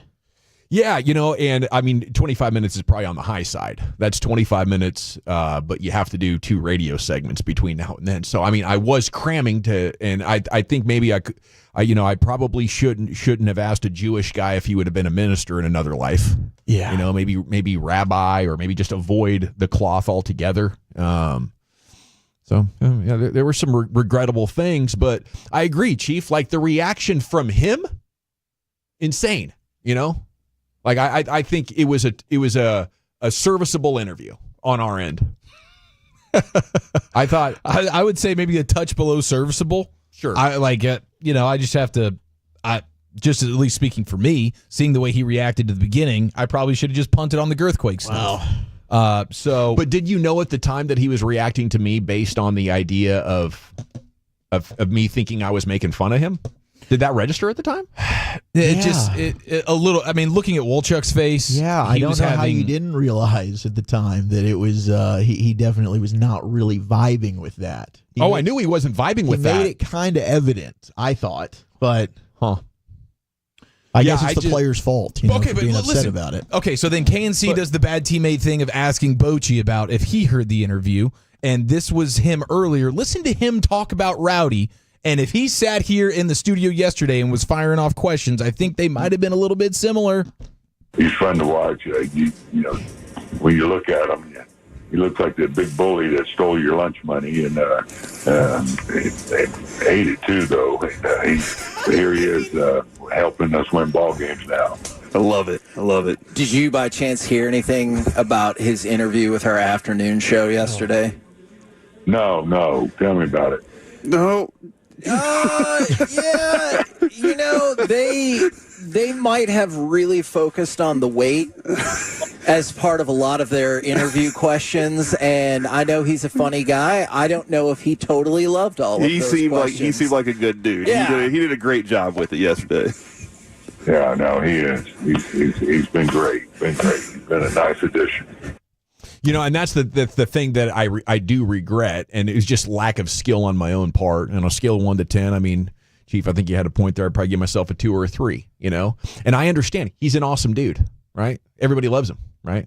So that kind of sucks, that we had that interaction with him, because my thought would be, man, he was way too sensitive. And my thought would be Rowdy Tellez, not very cool, Rowdy Tellez did not roll with the punches. And I would say his first reaction with the dead air made everything else awkward after that. That's on him. You know, at some point as a player, if you want to do interviews, show up and be ready to answer questions. You know, you mean like show up on time or whatever?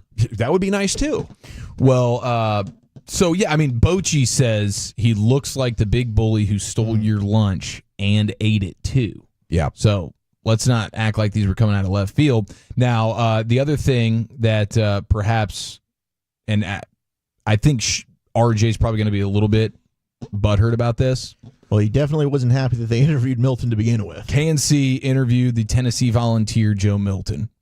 And that's one heck of a way to come out of the gates of training camp when you get a second or third quarterback to come be able to sit down with you. But that was Choppy's 1 seed for interviews. Okay, I can see that. And so he was pretty ticked off about the idea that they were going to get the interview that he so desperately wanted. Oh. And then you're going to hear the end of the interview, and I think he's going to be even more upset with the way they portrayed Choppy as a bit of a stalker fanboy to Joe Milton. Ooh.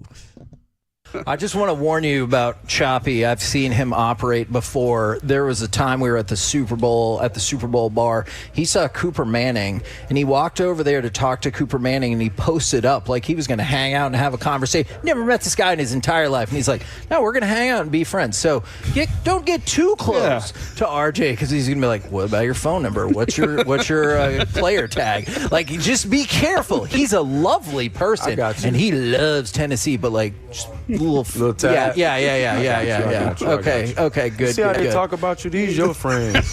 He knows. I never said that. I said we work together. I'm just kidding. Just kidding. I mean, that was a good line by Hagee, but even Joe Milton was like thrown off. You guys are throwing this guy under the bus like this? Like, this is your friend. What the hell, man? Yeah. So now I don't know how much of a chance Choppy has, because now he's not going to be a credited media member when he shows up to training camp trying to have a sports conversation with Joe. Joe's going to be like, oh, gosh, here comes the fanboy guy. Yeah, I've heard about you. Wanting an autograph or whatever. Yeah. Yeah, they ruined that relationship before it even got off the ground. So I can only imagine just how upset Choppy, and he was ranting this morning about it. He was halfway not even participating in crosstalk with K&C. When he hears that, I think that's not going to sit well. Well, that's definitely going to get a diss track going, and maybe it'll take Sean and RJ off our case a little bit, you know? And maybe that's exactly what we need here to move on. All right, it's the G-Bag Nation. You're on the Fan. Let's talk Rangers baseball as Jared Sandler is set to join us. The team's hot. What is this now? Winners of 4 of 5 coming out of the break. 5 of 6 overall. I believe that's right. 5 of 6 overall. And looking very much like a wild card team. We'll see if Jared Sandler agrees and what are the keys to get another victory tonight. That's coming up next in the Nation. Hey, you want the scoop from the sources? You came to the right place. It's the G-Bag Nation on 105.3 The Fan and the Odyssey app, presented by Comerica. This Odyssey Sports Minute is brought to you by Bosch Power Tools. The more you Bosch, the more you feel like a Bosch. This is Andrew Bogish with an Odyssey Sports Minute. We discussed Royals lefty Rich Hill yesterday, but he wasn't the only 45-year-old doing something special. Venus Williams played her first official singles match since March 2024.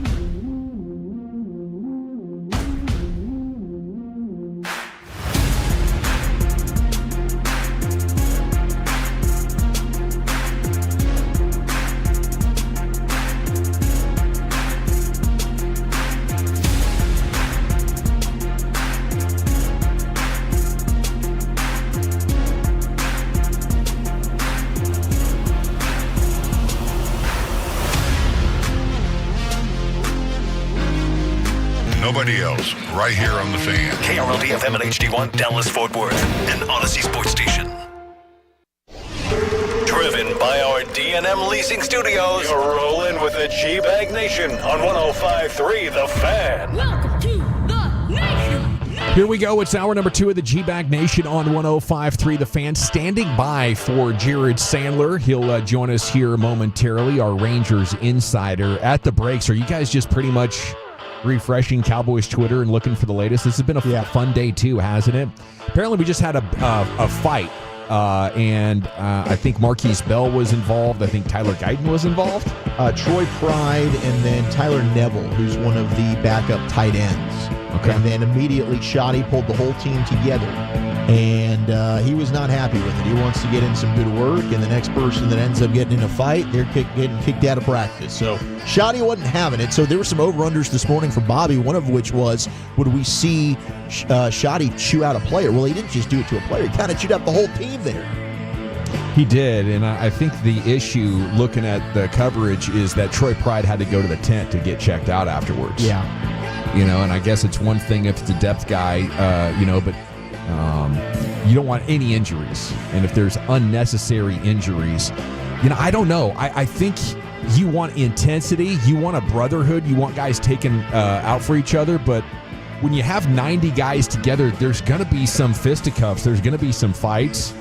And as a competitor, I don't know if I really want to have a full training camp without any fights. I want guys fighting for jobs so hard that they get jammed up. I want guys so desperate to make a good impression so they can call their family after practice and say, I think I did it today.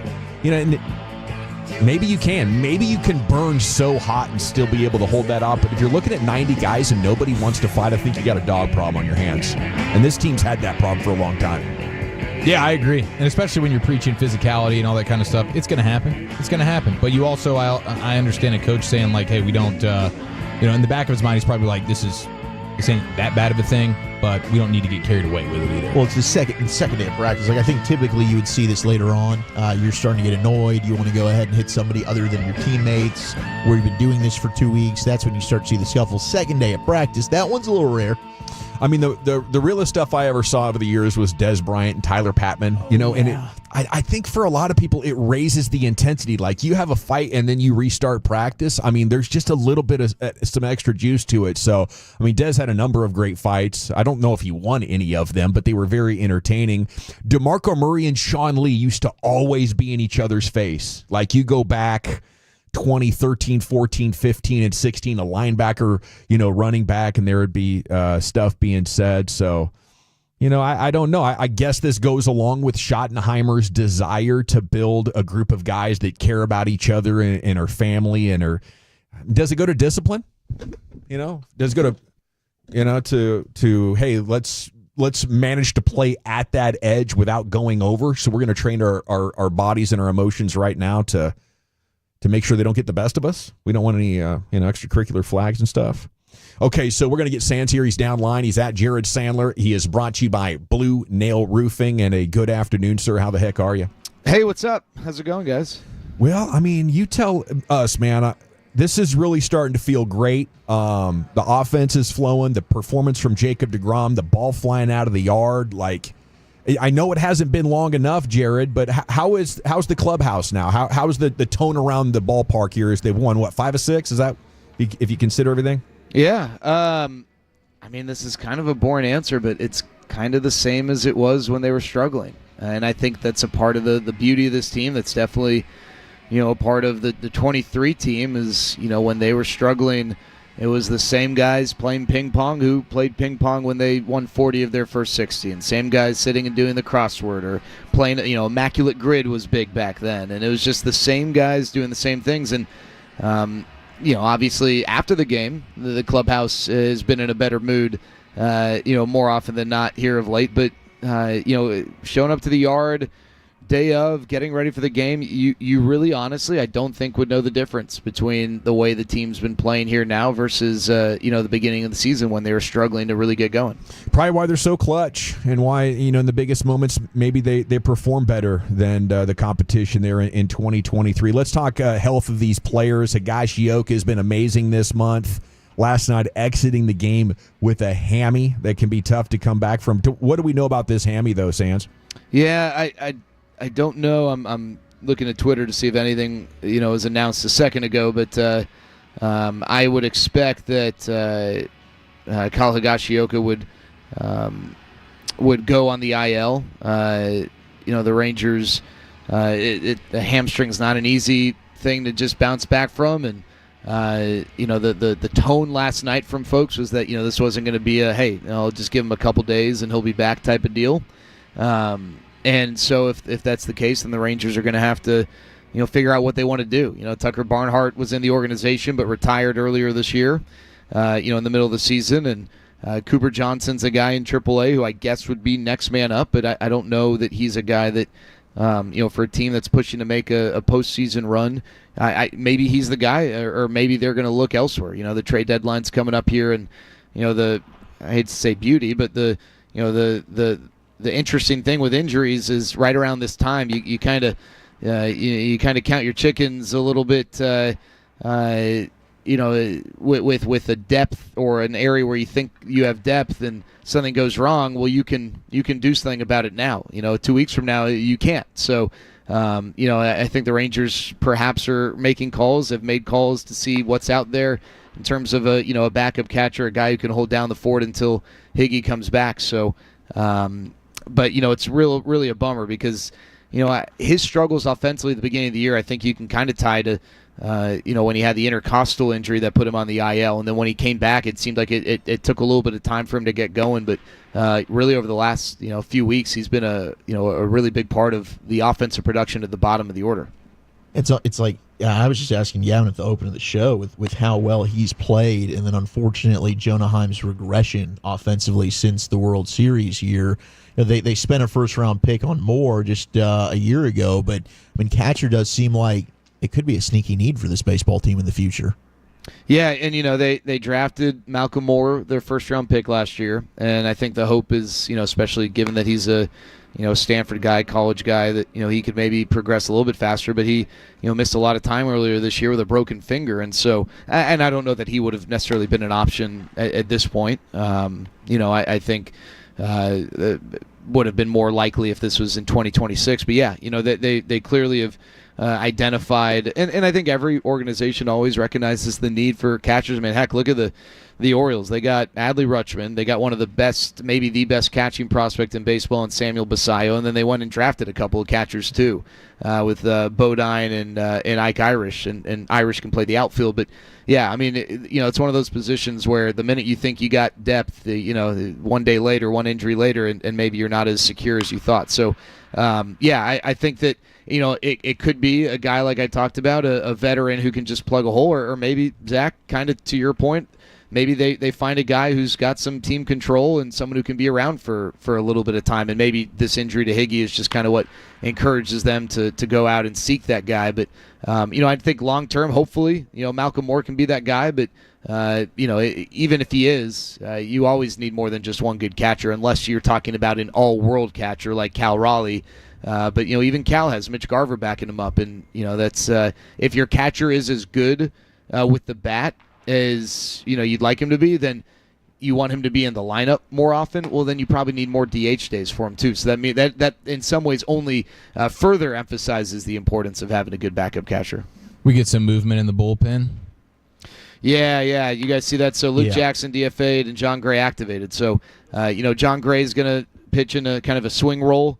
I wouldn't be surprised if John made some starts. Wouldn't be surprised if he pitches in some high leverage back of the bullpen type of situation. So Luke came in. He was a spring training sign.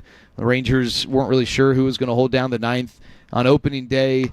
There was an out that should have been made that wasn't scored an error, but play that should have been made that allowed the Red Sox to take control in the ninth. And after that, though, Luke was really good for a couple weeks and helped the team bank some wins early. Remember, the Rangers got off to a decent start, and then it's just kind of been inconsistent. And obviously, the Rangers have, as you guys know, we really haven't had many of these conversations about a bullpen shakeup. They've actually had remarkable roster consistency with their bullpen. The core of relievers that they started the season with have been their core, and Luke Jackson's was a part of that. But he's kind of the guy who hadn't been pitching as well, and so with John Gray being activated off the 60, you got to make a 40-man roster move, and second time around, Luke Jackson, second stint with the organization.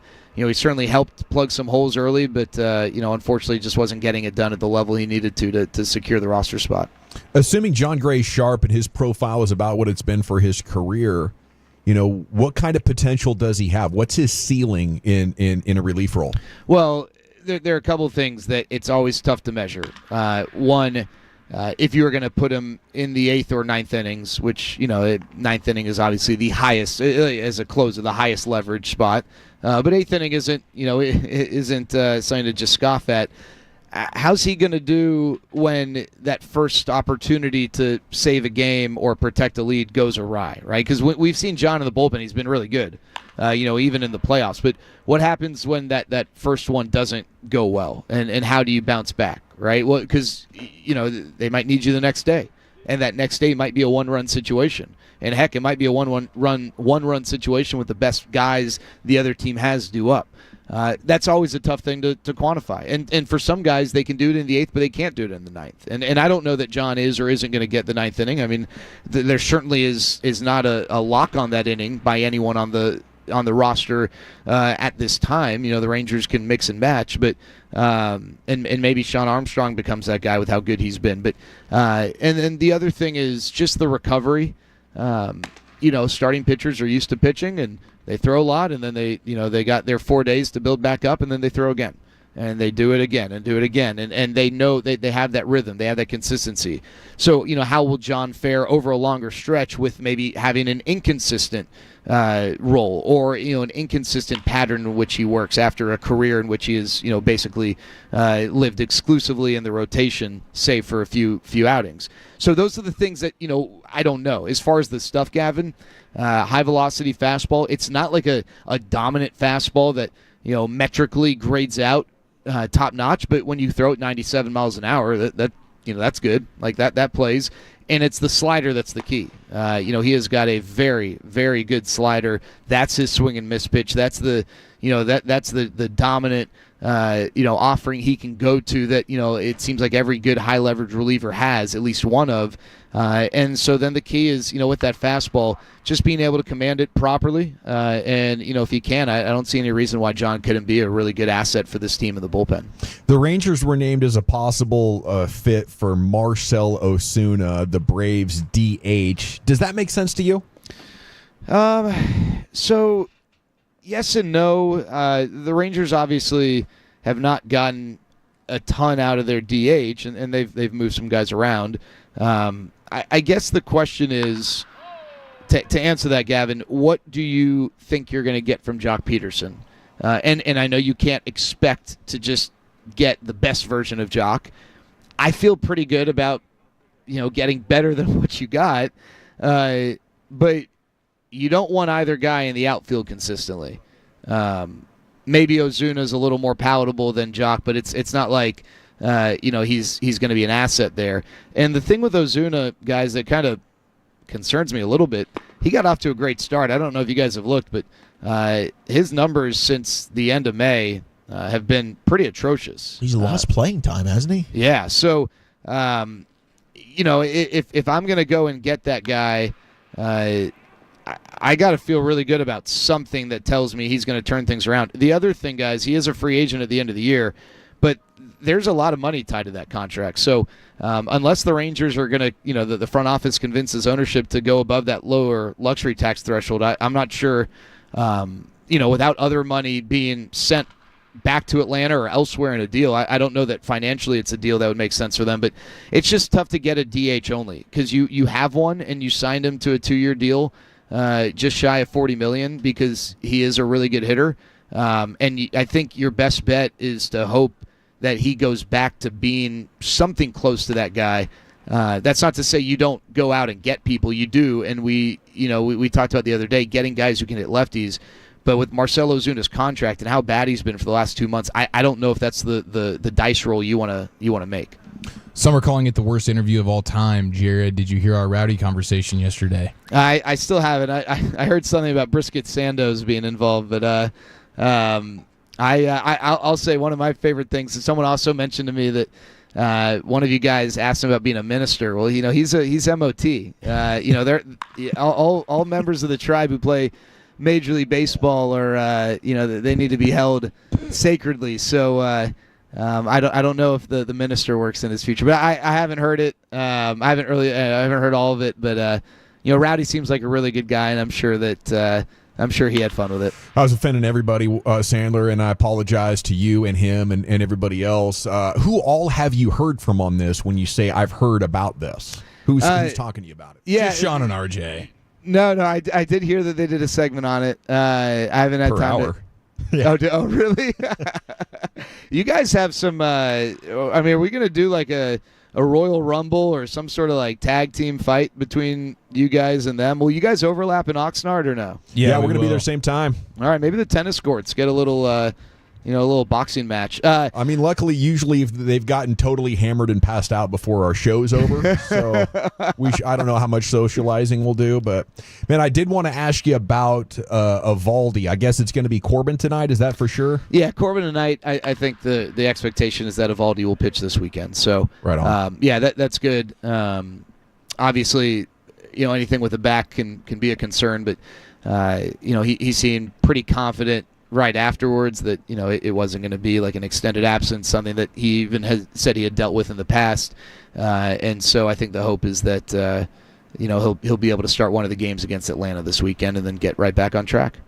Sounds good, brother. Anything else about our Rangers to tell us about before we let you go? Well, yeah, the only thing I'd say, guys, just on the topic of Jock Peterson, he's been taking some live batting practice, and he could effectively be a big trade deadline acquisition. I think he'll be better than Osuna in the second half. Yeah, I agree, Gavin. I think that I don't know, and a part of it is there's no need to take on additional money when you kind of have that guy. But no, I agree with you, Gavin. I think that I don't like hope as a plan, but I just think given the resources available or what we believe to be available, I think the Rangers really need Jock Peterson to come back and be really effective. Now, it doesn't address needs against lefties, but I think you can make some smaller moves to help fortify your mix against left-handed pitching with some platoon guys. But I think Jock Peterson.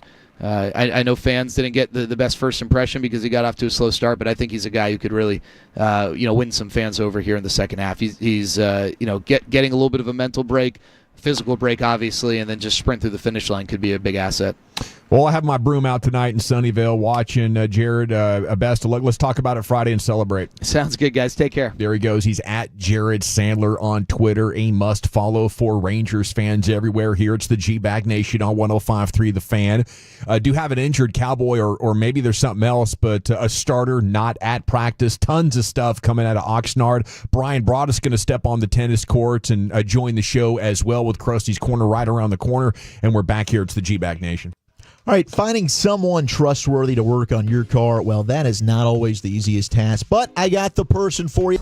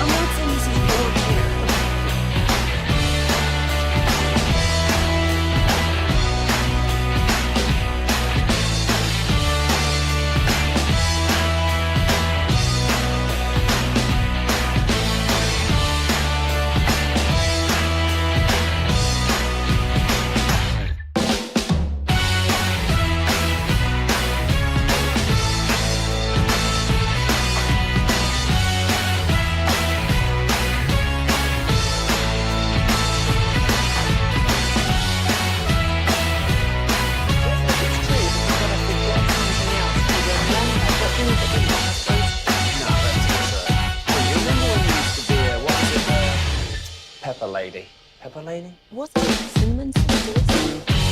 Hazel nuts. Nutmeg maidens? Said that. Is it spiced up? Doesn't sound right. Is it self-control?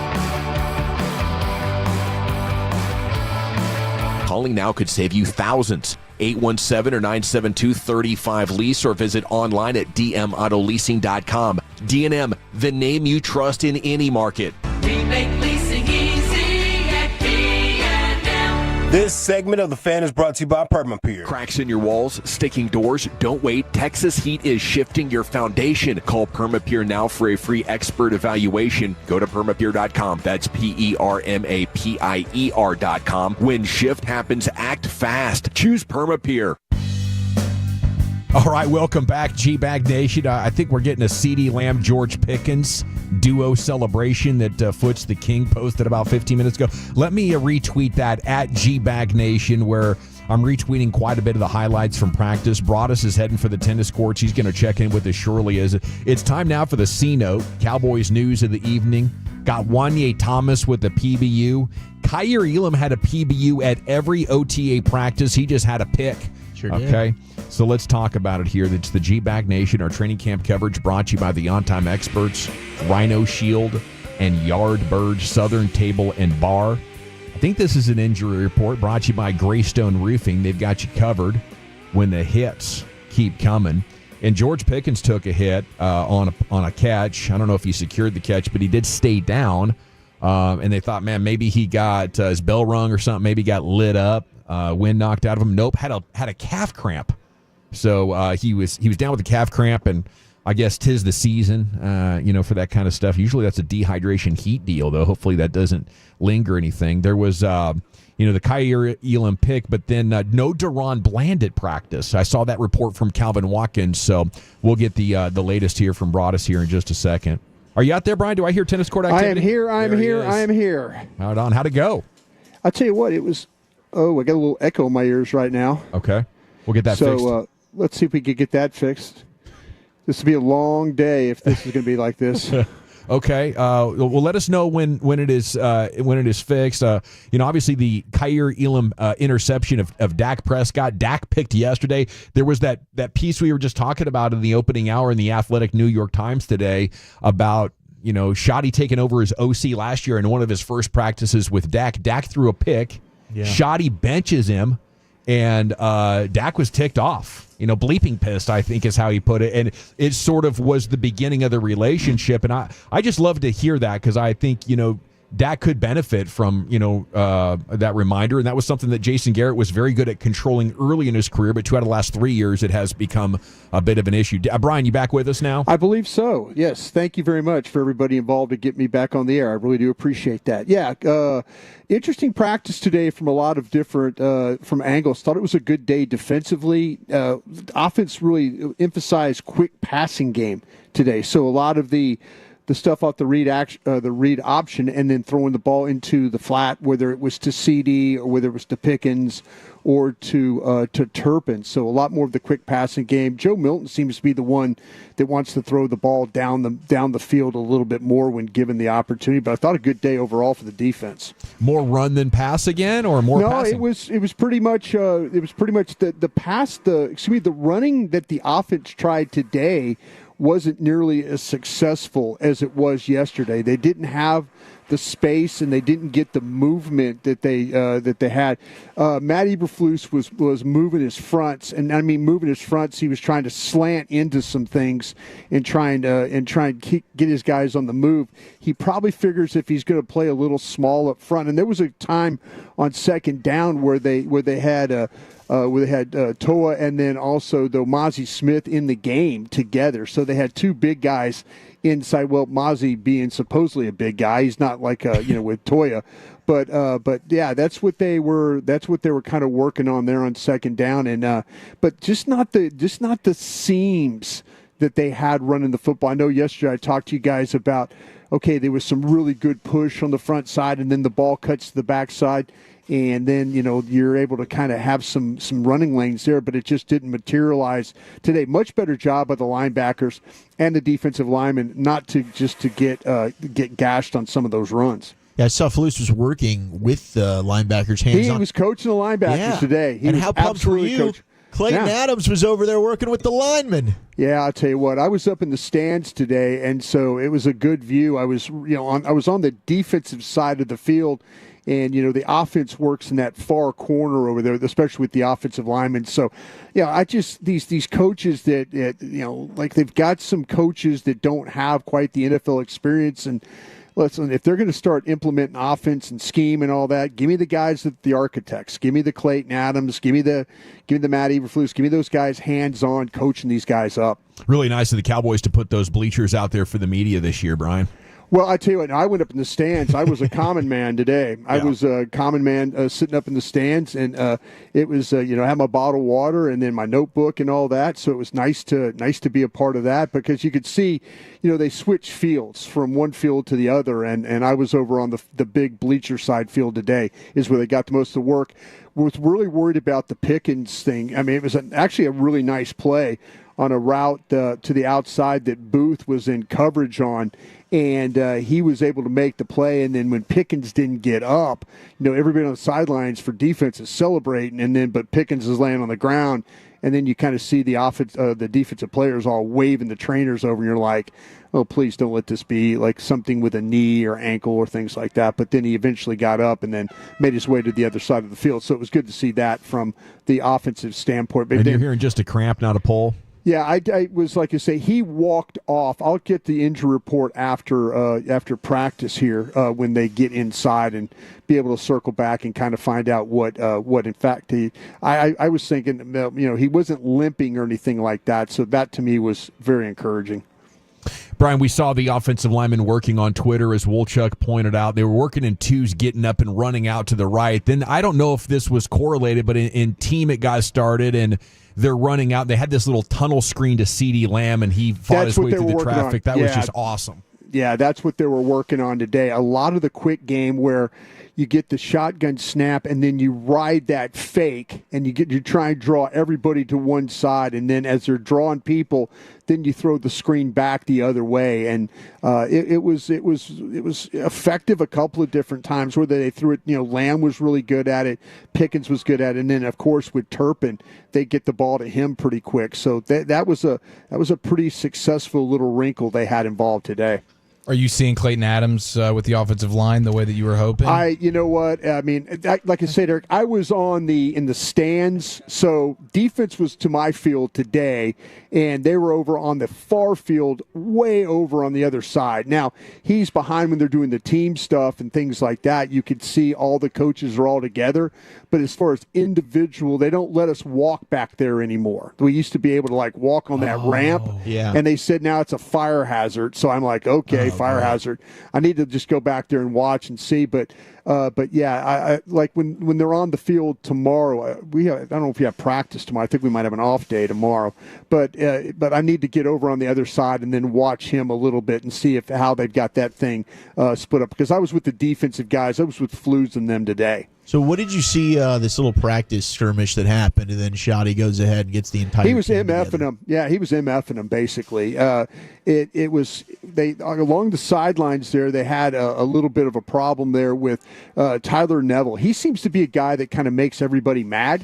And you know, he's like and so he's blocking, probably past the whistle, and all of a sudden now he's over into the defensive bench. And now there's pushing and shoving going on.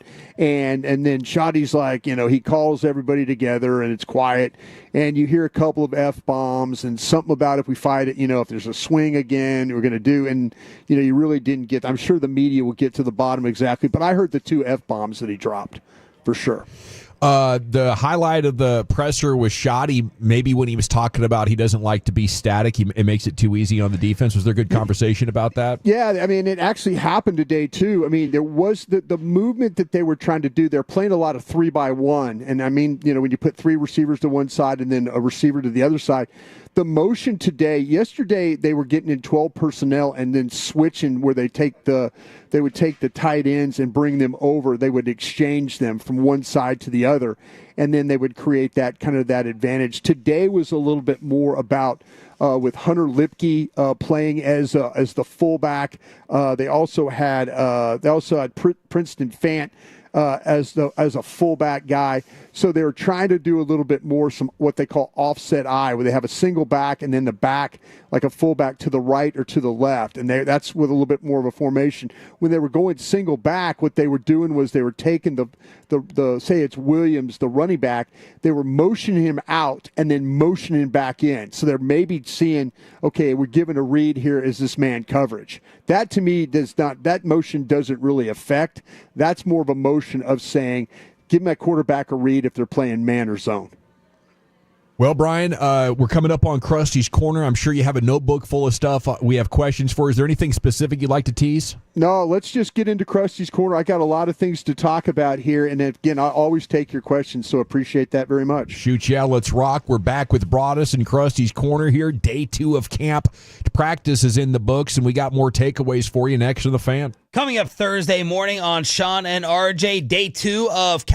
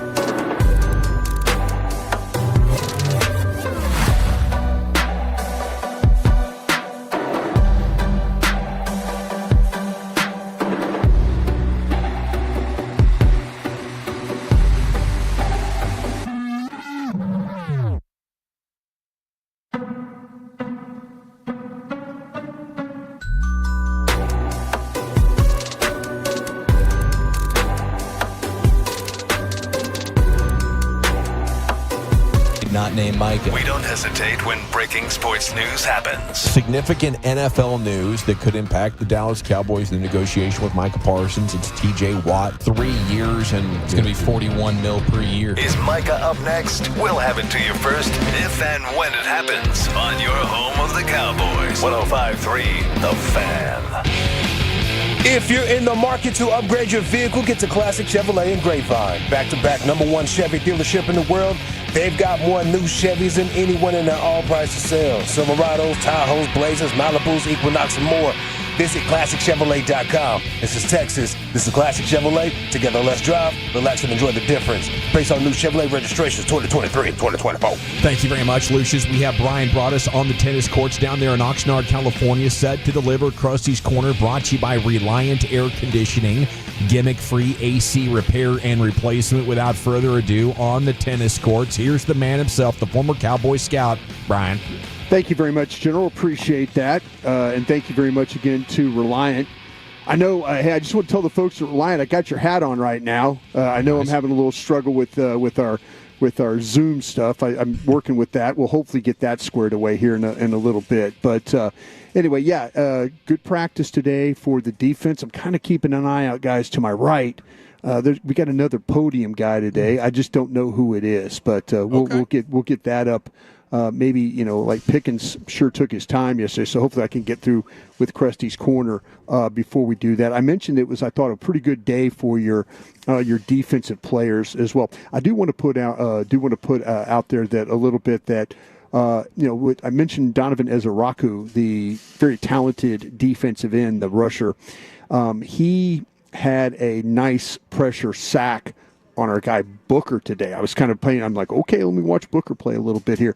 But they ran a twist stun, and he came around, and Booker was slow to adjust to him. So, that was one of the times I'm like, oh, okay, well, a little bit of quickness, with Ezeraku. He's one of those guys, as we've talked about, that has that ability to kind of be able to adjust in mid-rush, and he was able to do that. Booker was thinking that, okay, I'm going to stay on the guy coming down inside. And then what happened was Ezeraku came around, and then Booker was too late. Kind of a rookie deal where all of a sudden, he didn't see the twist all that well. And so that's why you had the problem there with the sack. I mean, Dak threw the ball. Ezeraku stayed off Dak. Dak threw the ball down there. Crowds cheering this big play, but honestly, it was about an 8-yard sack is what it was. But that was Booker against Ezeraku on that particular play. So we did find out at the break, Deron Bland had a baby, and that's why he was not practicing today. So congrats to Deron Bland. There you go. Yeah, there you go. And now with Easy, can you judge how he's going to handle an NFL run game and the lineman? He was so good at it in college. Is that going to translate easily? Man, I'll tell you what, though, today they did a much better job of playing with outside arm free. They didn't get hooked like they did yesterday. And, that was probably a little bit had to do with there were some times where I know yesterday Fowler went on an inside run for a tackle for loss. And then our guy, our other defensive end, Sam Williams. Sam Williams did the same thing. So Flews was playing with a little bit of that. We'd call it that slant front, where you sit there and you're saying, okay, we're gonna slant the front one way and then run the linebackers the other to kind of fill the gaps and walk a safety down and maybe do that. And so that's kind of how they were playing. They just looked a little bit more solid playing the run today. There weren't those, like I mentioned, there weren't those big gaps. But Ezeraku, he's one of those guys that just wants to get up the field quick, but he's got enough power to be able to hold up if he has to come back and retrace his steps. He's not a guy that's going to get washed up the field and then you lose him. He's going to fight up field, and then he has the ability to come back. So I think that as long as he has that ability to continue to move the way he is, I think that's where he goes. Hey, Christy, who's going to be on the podium today? CeeDee Lamb's on the podium today, guys. Nice. So so we'll as soon as that gets going, I'll sure let you know. I know Lucius will be able to, and it looks like CeeDee's walking right by me right now. So we can, I don't know if we want to go to that or just keep going with Krusty's Yeah, we Corner. can. Let us know when he's about to start talking. Looks like LA's giving us a thumbs up. Okay, well, cool. LA's always ready. So, yeah, he's walking right now with Tad, And they're kind of talking. Good for CD being on time. Yesterday, George Pickens was. I went and had lunch and then came back and was visiting. So, yeah, CD's just a little bit. He is right of our broadcast position. But, good day by him with the screen stuff and some of the downfield stuff that he was able to do. Like I say, Joe Milton is a little bit more willing to throw the ball down the field right now. Dak's kind of looking, trying to read a little bit and kind of and pick some things up. So, as I'm speaking, CeeDee Lamb walking to the podium. He is now in front of the podium, and we are getting ready to go. Let's do it. First time up here. Ever. I finally made it, huh? Calvin, start us off. Calvin Watkins, Dallas Morning News. Your thoughts on today's feisty practice? It's already 2 days in, and you already got a couple of... I feel like the anticipation, and it's a lot of guys that are antsy to put pads on, and that's kind of the tendency when you get a lot of guys that's excited to play ball, but we do have to have a lot more discipline. I do feel like we got to learn how to practice. But besides that, man, the energy is going to be up. I don't get the, not to call anyone out, the fall on the ground situation. Some can be controlled, but then sometimes we're playing ball. That's the one that kind of put a little question mark on me, but I do love what Shotty's doing here. We gotta instill more discipline between the guys, myself included. Even if I'm not a part of it, I can do a better job of leading these guys and understanding the situation and feeling like we can. I get it that you're angry, but we don't have no pads on. Like, it's literally no protection. So whatever you do is gonna hurt us as a team and as a unit. So just together being better at practice overall and just having a little more self-control and understanding the situation, it's bittersweet. It can go either way. Part of what Shotty was, because I think after that fight, he kind of brought everybody together. Was that part of his message? Yeah, because he had, the first practice wasn't as clean as we want, so he was already on edge because we need to learn how to practice. That's exactly what he said. He's preached that in meetings, and we got to be professionals at the end of the day. I get it that we have a lot of animosity and tension between us, and understanding that we want to proclaim dominance and show, like, aggressiveness on both sides of the ball, but then again, to what extent? So just understanding, again, what he's trying to do here and instilling this culture and just put us on the right path. Hill, DLLS Cowboys. You said you've never been in the podium. Your first time at camp since 23. Can you just talk about being out there and excitement to be at camp after missing it last year? Yeah, I don't think anyone here is more excited than me. Maybe Sam Williams. It's kind of a debate. We'll see. But no, I love every part of being here with the guys, grinding. Even when I'm tired, I kind of think about last year. That when I wasn't here and I wasn't tired and just doing the things that I love with my team and being better on my craft and having his helmet on and just being able to work with Dak and talk to Dak and understand, like, what is he seeing. Like, those conversations, those are the type of things that I've missed. And it doesn't feel any better. And then, again, having GP here, having the young guys in the room and things of that nature, like, you miss out on those type of things when you really love the game. And as for me, I don't think it's no question how much I do love this game and how much effort I put into it. So, man, this is amazing. I'm glad that I'm here. Do you think missing camp had impacted your game at all at the beginning of last year? And then what will be the difference this year? At first, I didn't. I didn't believe it, but obviously I was a little oblivious to the truth. I will be honest. It's just I can be as strong, as fast, as explosive as I want to be, but if I can't control it to where Dak understands how explosive or how in and out my breaks I can be, I think I did that essentially just for me, and it's not never just for me. I have to do things to his tailoring, essentially, just making sure that he's enjoying, he's seeing the right things, he's seeing my breaks, it's defined routes, it's small things, man. It's critiquing myself, not slipping on some of the routes, just having my foot right, things of that nature. So, like, just being available for my team and being here, being able to lead, being able to tell guys right from wrong, things of that nature. Like, I feel like the small things that I could have done last year, obviously not being here because of my situation, but that's neither here nor there. I got it done. I'm happy to be here. I'm able to lead my troops again. It's good. Todd Archer with ESPN. When did you realize that a camp did have an impact?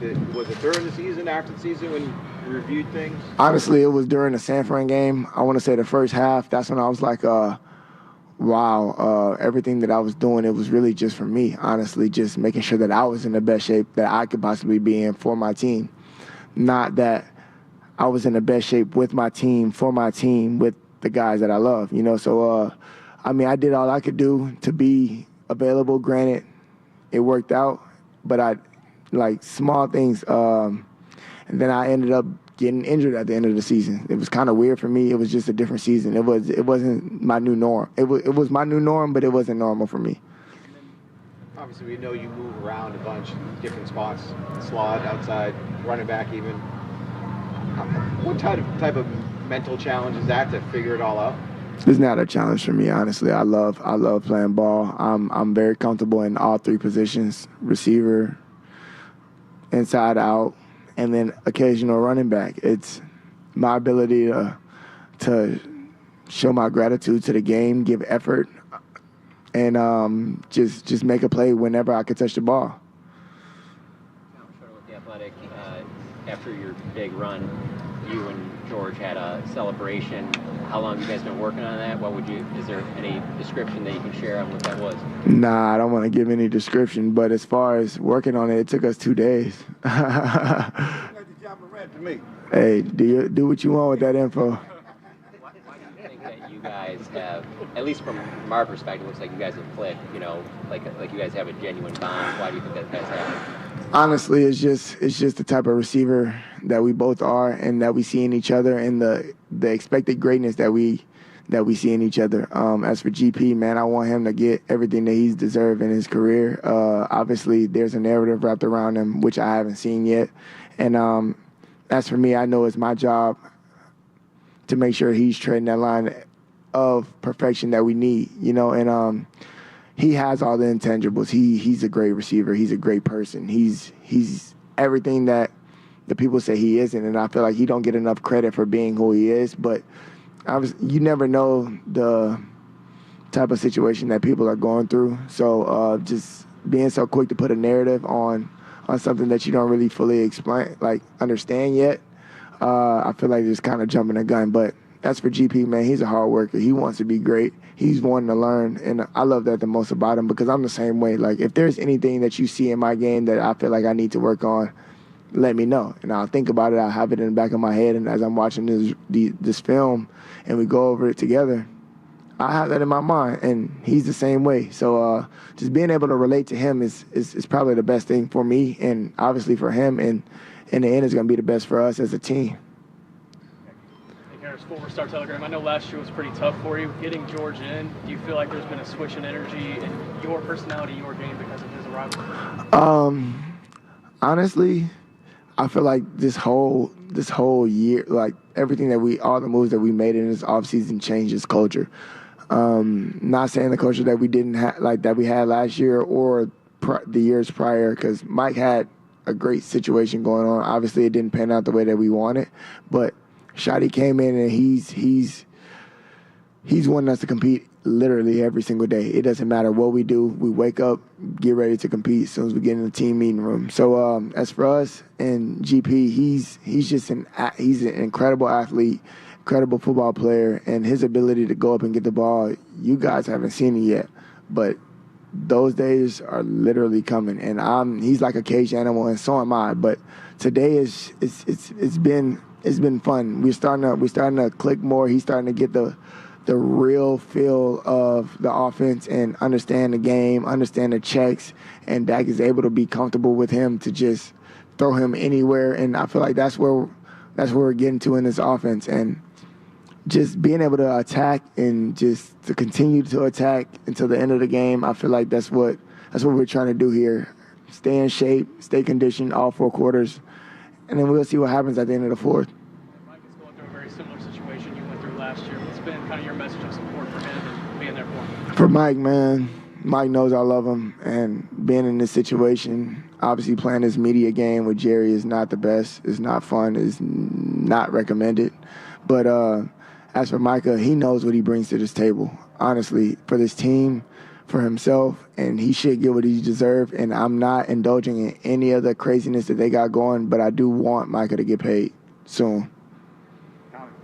Tommy Arsh, DallasCowboys.com. You had mentioned that last year was kind of the most banged up you've been in your career. For sure. Does being back here hopefully alleviate hopes that that doesn't happen anymore? Like just you can kind of get used to the wear and tear again? No, absolutely. It will. And I'm getting so much more out of this than people think I am. And just being with the guys and being able to lead and being able to talk and being able to show these guys, like, what I'm capable of doing. And every day I'm coming out here willing to prove myself every day. I don't care how much money I got. I don't care how much money that you saw on the internet. That has nothing to do with my presence on the field. And as far as being able to stay available is one of my best attributes. So just not being out there with my guys, they know that it hurt me, and I hate it the most because I put my all in this game, and I do respect it enough to feel like I should be there with those guys battling in and out, and not being there again, it sucked. But being in here this year for camp,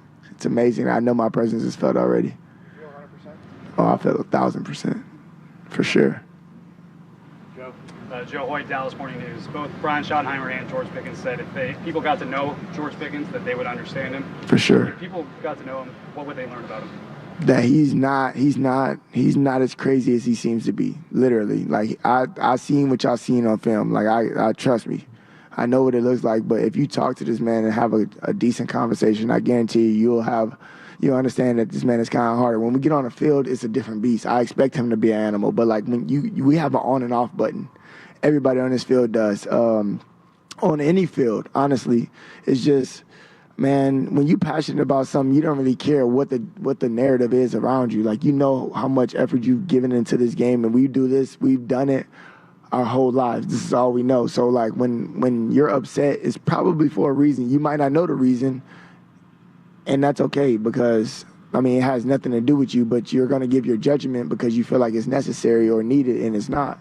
But I mean, at the end of the day, GP, I'm glad he's here. He knows I love him the most. I tell him every day I'm happy for him. Hope we go together for X amount of years. I don't care. I just know that we're not going to do this for one. You brought up Sam Williams being excited. Obviously different position groups, but how did you see his excitement for this moment to get back filled over the last year? I don't know if y'all know, but I love hanging around defensive players. That's always been my thing. And in my mind, I have the mentality of a defensive player, and that's to be aggressive, and that's to dominate whoever is in front of me. And naturally, as a defensive player, that should be your mindset. But just seeing the way, like I know Sam again personally. Just understanding last year was kind of a freak accident, and obviously me not being there, it was sickening because I had to find out through the news, and I didn't see any of it, and I'm like, this is crazy. And I know the type of player that he is, and Sam is a hell of a player. He's an amazing player at that. He's a run stopper. He's a pass rusher. I feel like he's going to be the one that you guys are going to see that's going to pop out a lot. And I've told a lot of my friends in the offseason, I've told plenty of people before even the camp started that he's going to be one of those ones that you're going to have to watch out for. You don't know it yet, but guarantee you, like it's a lot of buzz around guys like myself, Dak, Micah, GP, Ferg, Terp, who need it as well. But man, I'm telling y'all, Sam everybody stays healthy. We're gonna be in for something. Sam Gannon, Fox Sports Dallas. Have you set any personal goals for yourself this season? And second part to the question, Shotty talks so much about culture. Is that easy for you and the rest of the guys to buy into when you have a guy like Schottenheimer who seems so genuine in his approach with you guys and wanting to get to know who you guys are as men, not as players? Absolutely. I do have a lot of personal goals for sure, and I never share them, but I will say one of my personal goals is to stay available throughout this whole season.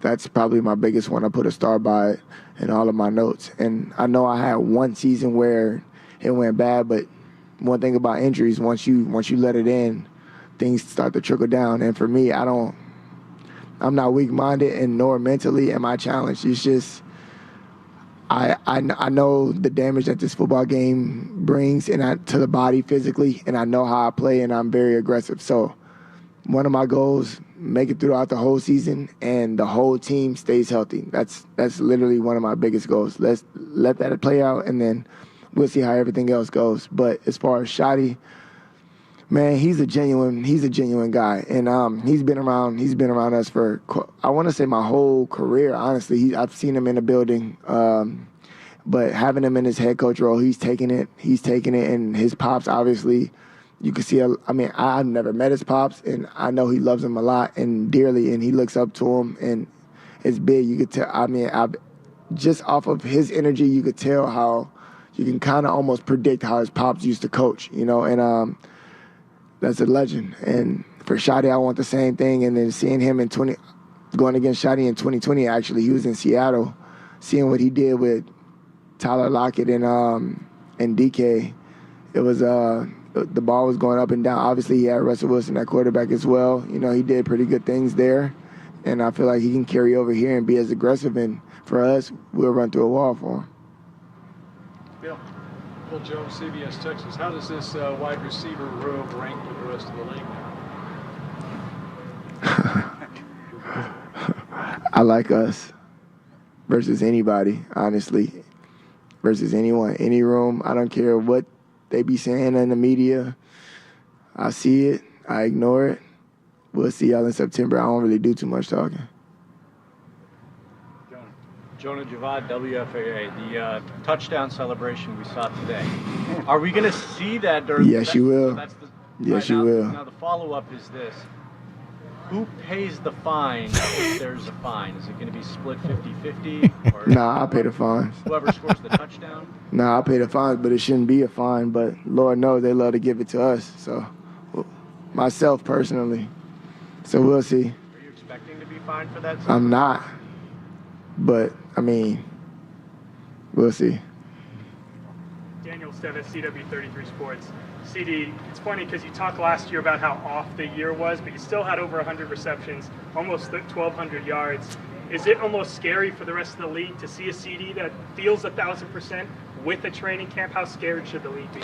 I feel like the league knows what happens when I'm healthy and I have Dak for a whole season.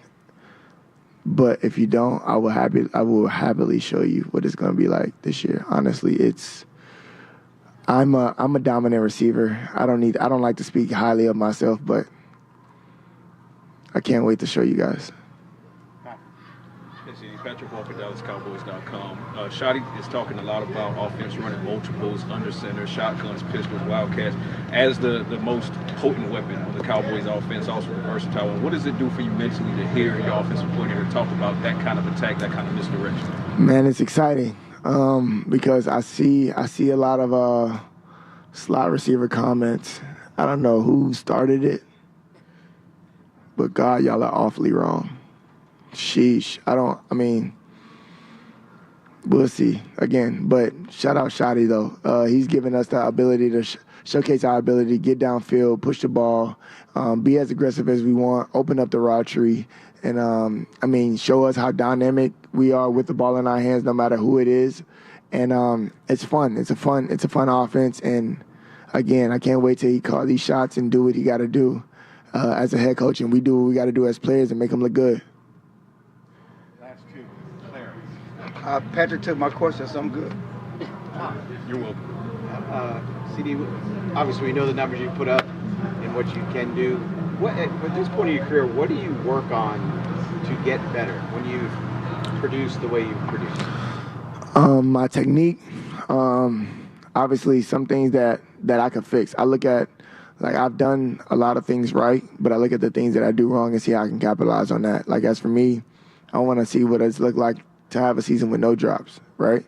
And I want to see what it look like to have a season when I don't slip. I want to see what it look like when a season where I do block, just pick up this extra block and see what the running back does. It's so many things in this game that I know I can get better at, and the things that I critique myself so much, I genuinely don't think it's anybody harder on me than I am, no matter what the comments are. But as for me, it's being the best teammate, best leader, best guy, best role model, best captain, that I could possibly be for these guys and see where that takes us.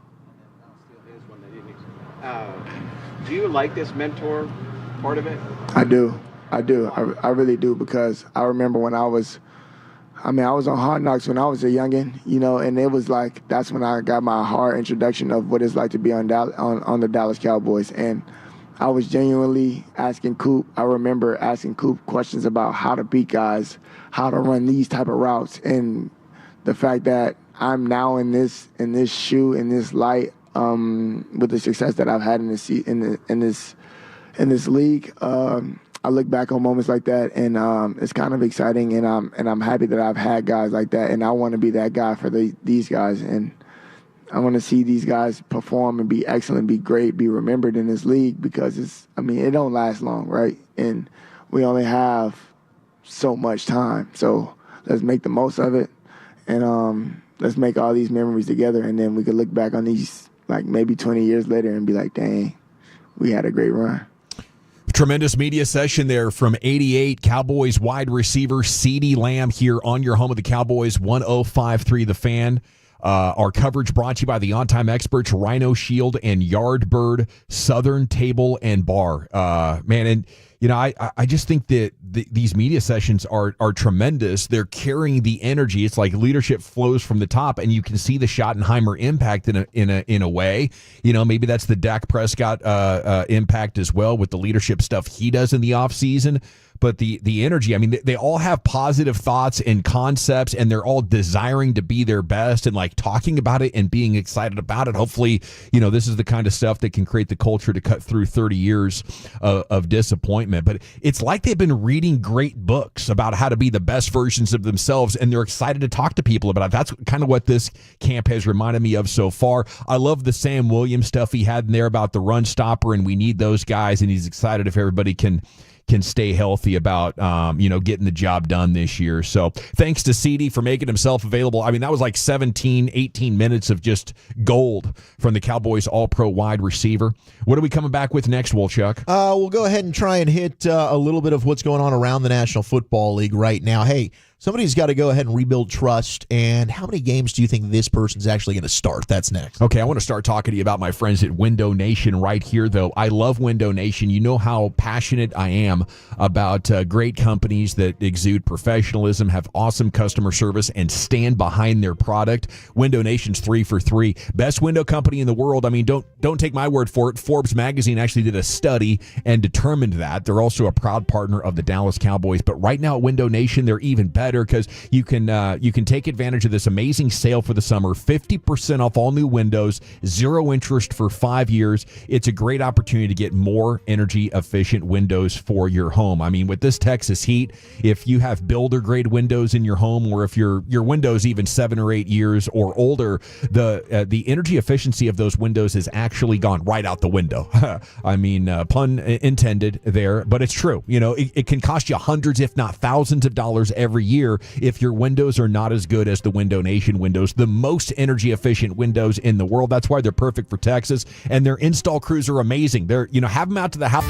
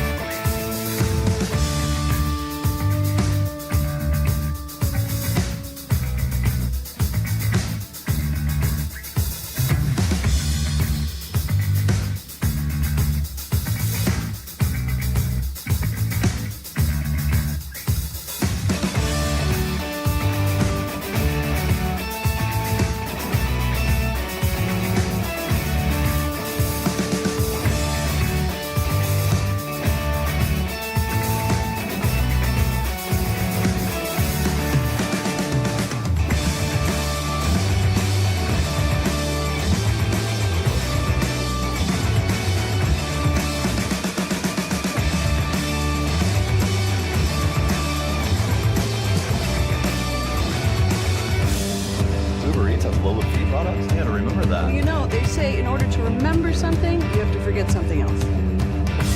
Okay, now that is a very cute haircut. That's like a little shag. I've never seen it before. Well, I mean, of course you have. It's the Rachel. Oh, is that your name? No, I mean, that's your name. No, I'm Jen. My name's Jen. Right, but I just feel like this is your haircut, but that's hair on your hair. I'm not saying this is your hair.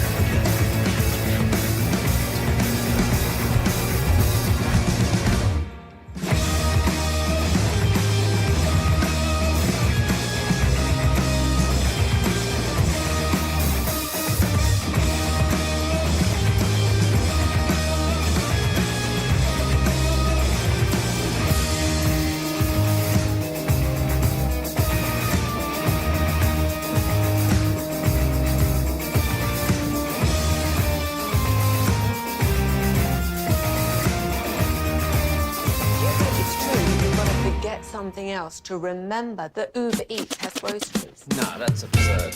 Hey, remember when you used to be a, what was it, Pepper Lady? Pepper Lady? Wasn't it Cinnamon Sisters? Razor Boat. Saffron Squad? Nutmeg Maiden? Pre-curd? No.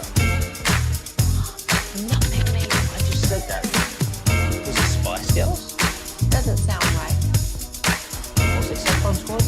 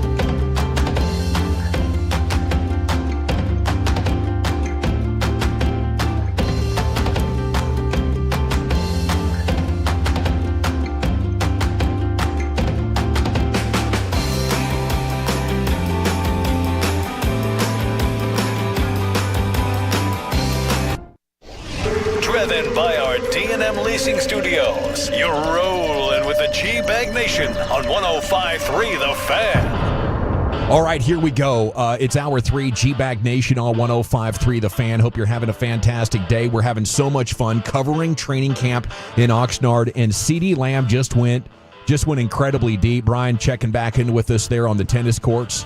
Our training camp coverage is brought to you by our friends at the On Time Experts, Rhino Shield and Yardbird Southern Table and Bar.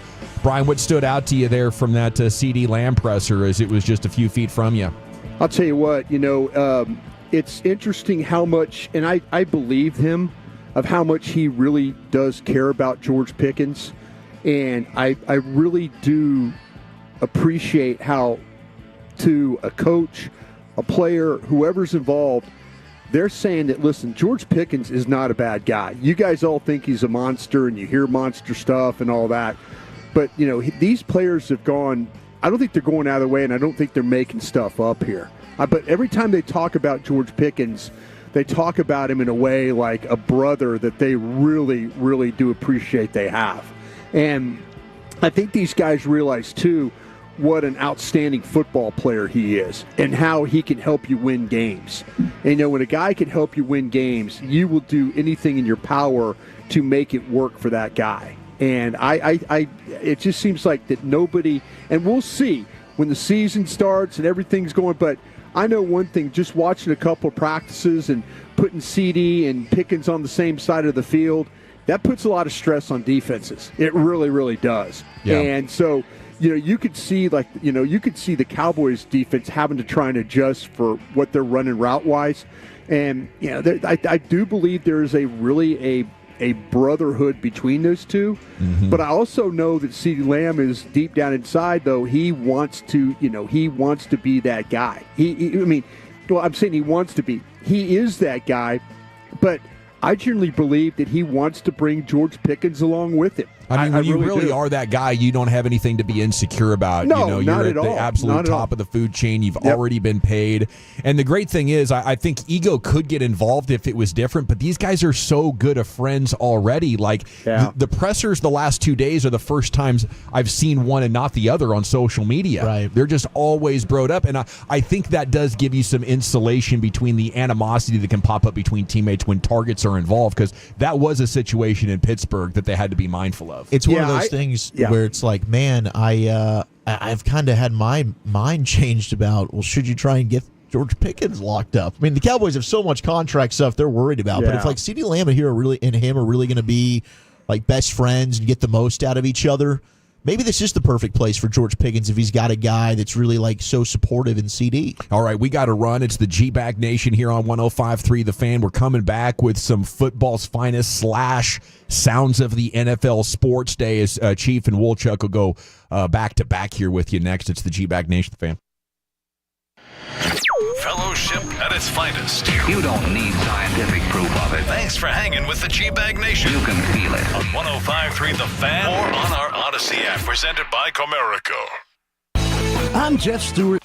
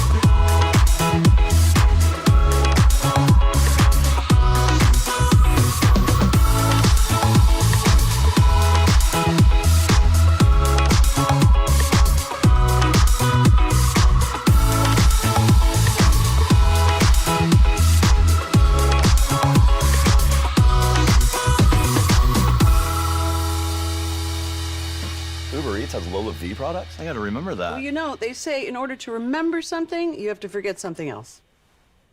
Okay, now that is a very cute haircut. That's like a little shag. I've never seen it before. Well, I mean, of course you have. It's the Rachel. Oh, is that your name? No, I mean like your name. No, I'm Jen. My name's Jen. Right, but I just mean like this is your haircut. But that's hair on your head. I'm not saying this is your hair. Okay, freaking me out a little bit.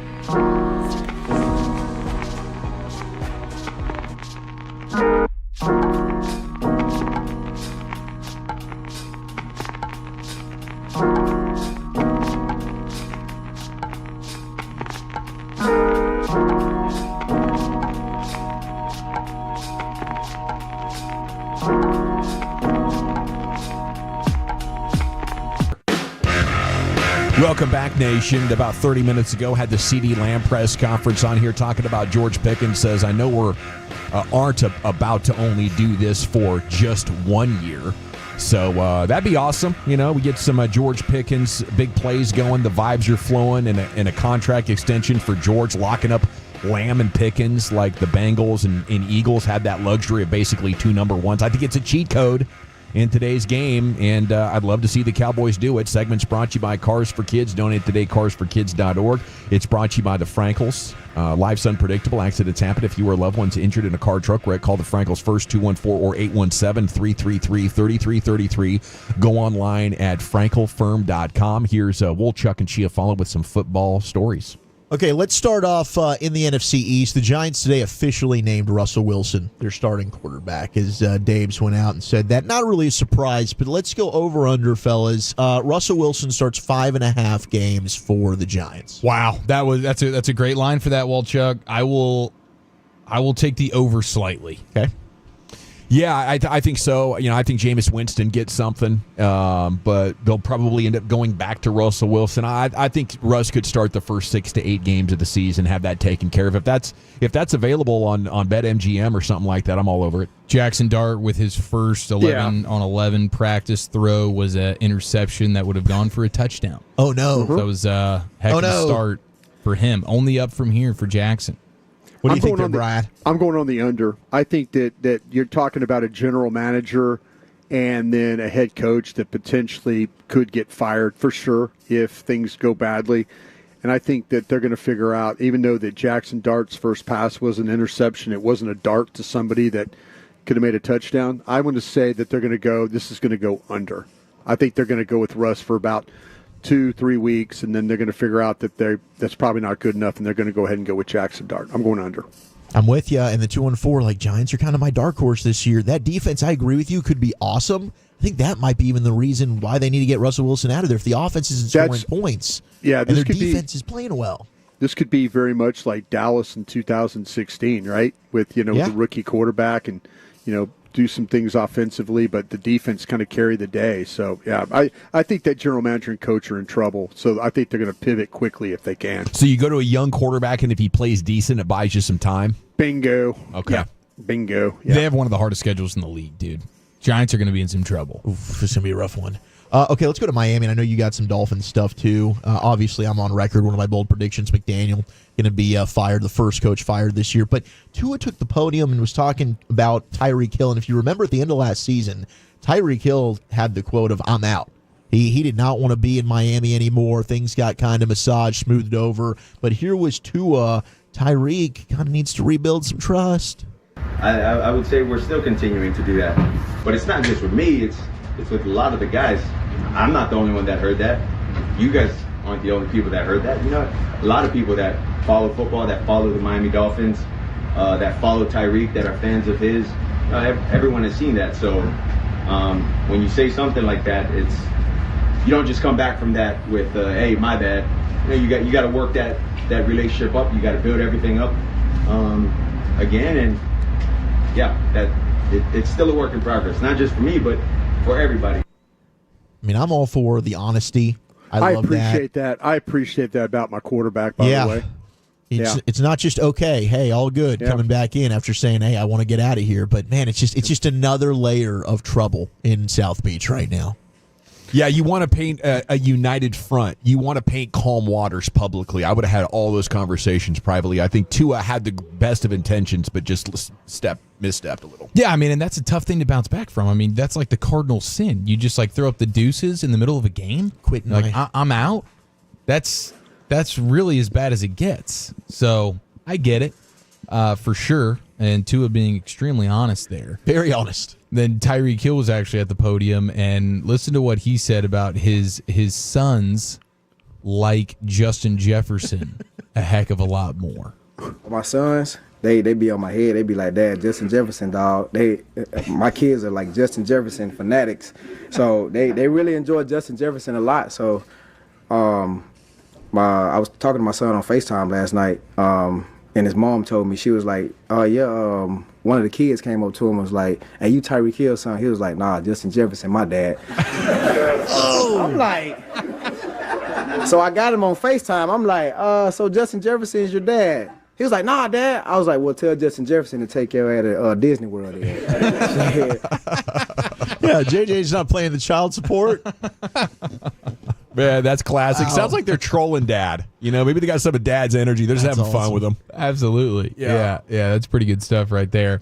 I really enjoyed this from Cam Ward. We got the news the other day that Will Levis was going to be out for the season. Yeah. There was supposed to be one of those fake quarterback competitions between Will Levis and the number 1 overall pick, Make Cam the rookie Ward. earn it. That's right. And some media member in Tennessee asked Cam Ward how he felt about the Will Levis news. What was kind of your reaction to the news that Levis had decided to have surgery and is kind of subtracted from the quarterback room now? I really didn't have a reaction. I focused on Cam Ward.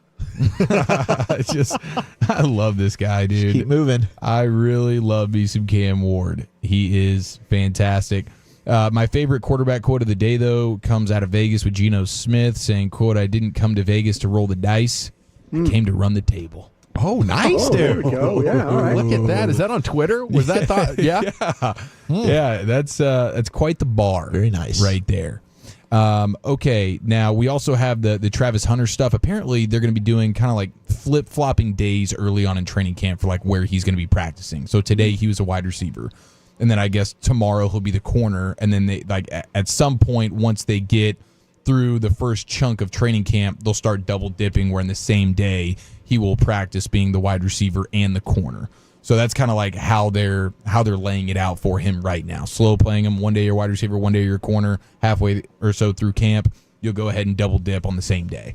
So that's just something that I think is one of the biggest storylines going into the season, general football storyline. The Travis Hunter stuff is going to be fascinating. Yeah, I love it. I mean, that's a can't-miss story. I mean, two-way players, two sport players, they're just about 10 times more interesting than everybody else. It's one of the first that we've seen, I mean, ever, that has the ability to really double dip like that. I am fascinated. I mean, him and Brian Thomas Jr. running routes together today, some of those clips, like, damn, that could be such a lethal duo. But him at corner, I get it. I get the fascination there. I'm excited to see exactly how much he ends up doing it.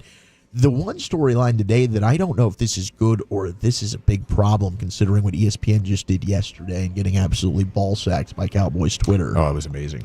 How did they do this? How seriously, did people not lose their jobs over this one? I'm sure an intern got fired for that one. Yeah.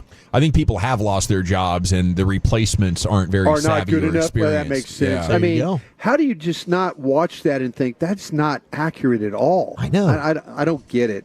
You don't know. You're just gathering what's hot, what's trending on social media, and feeding that into your video editors and everything. So I think this is the result of them paying McAfee and paying Stephen A. Smith and a couple of other people these massive contracts, and they have to keep programming costs low in every way they can. So, I mean, if you're a producer that's making $200,000 a year, that's a fantastic job, fantastic compensation. You got 20 or 30 years in the bank, and ESPN's looking at you like, wow, this guy's been around so long, he's hitting us over the head for almost $250,000. He's got to go, right? If we're going to make room for McAfee. That's a shame. That's a shame because all of a sudden, then I just know that people were posting that stuff, and I'm like people like, oh, this is going to be an overreaction. Offense is cooking the defense. I go, they're not practicing until tomorrow. I just try to and then I had a guy in the comments go, hey, Broadus, really appreciate you looking out for us. And I'm like, buddy. Yeah, it's but shocking. Couldn't you guys tell that it's Cooks catching the ball? I mean, that's not even. And then there was first fight at camp. It was like Leighton Vander Esch was on the field, and I'm like, what are we doing here? This is super old. I saw Sean Sharif have the retweet of the day, though, when he retweeted a picture of Tony Romo standing out there on the Oxnard practice field, and it said, offense is looking pretty good today. Oh, my gosh, that's incredible. Well, ESPN and NFL are closing in on the next era defining media deal, which would end up basically ESPN now owns the NFL media rights, which also would include Red Zone. And I know we love the Red Zone channel. ESPN might end up just ruining this for all of us if they continue the route that they're on right now. I don't know. I'm hopeful that Scott Hansen and Red Zone can survive this. Gosh, that'll be Stephen A. Smith's job. Hopefully that's a package deal with Hansen. And keep it under, I would say, wow, what's the most I would pay for Red Zone for a year? I know right now it's $10 or $15 a month. Well, they're charging ESPN for their straight to consumers $30 a month. And if I get Red Zone for that, it's a deal. That's less than $10 an NFL game day. I think that's probably worth $40 a game day to me, maybe more. It's that good of a product, guys. No, you're not wrong about that. It is. But, gosh, dang it, it's going to hurt. It's expensive. Boy, that gives me a headache. Yeah. It's crazy. I was at the grocery store yesterday. Candy bar, $1.79. That's the standard candy bar. What happened? What the heck's going on with these prices, You know what they were growing up, Brian. What were they for you? Were they a dime or were they 25 cents? Yeah, I used to be able to.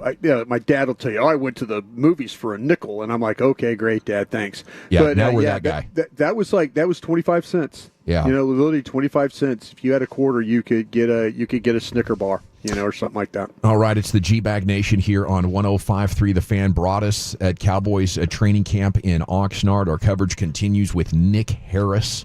Coming up at 5 o'clock for the Star Telegram. Was this the worst interview of the year on The Fan? We'll discuss that and more coming up next here. It's the G-Bag Nation. I want to chat D&M Leasing with you before we do that, though, because if you want or need a brand new vehicle, you can call D&M Leasing right now, and they're going to put you on this easy...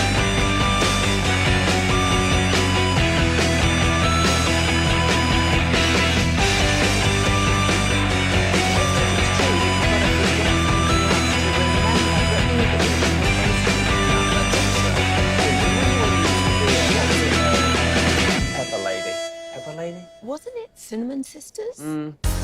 Basil Babes. Saffron Squad? Nutmeg Maidens? Pre-Curb? No. Nutmeg Maiden? I just said that. Was it Spice Girls? Doesn't sound right. Was it Saffron Squad?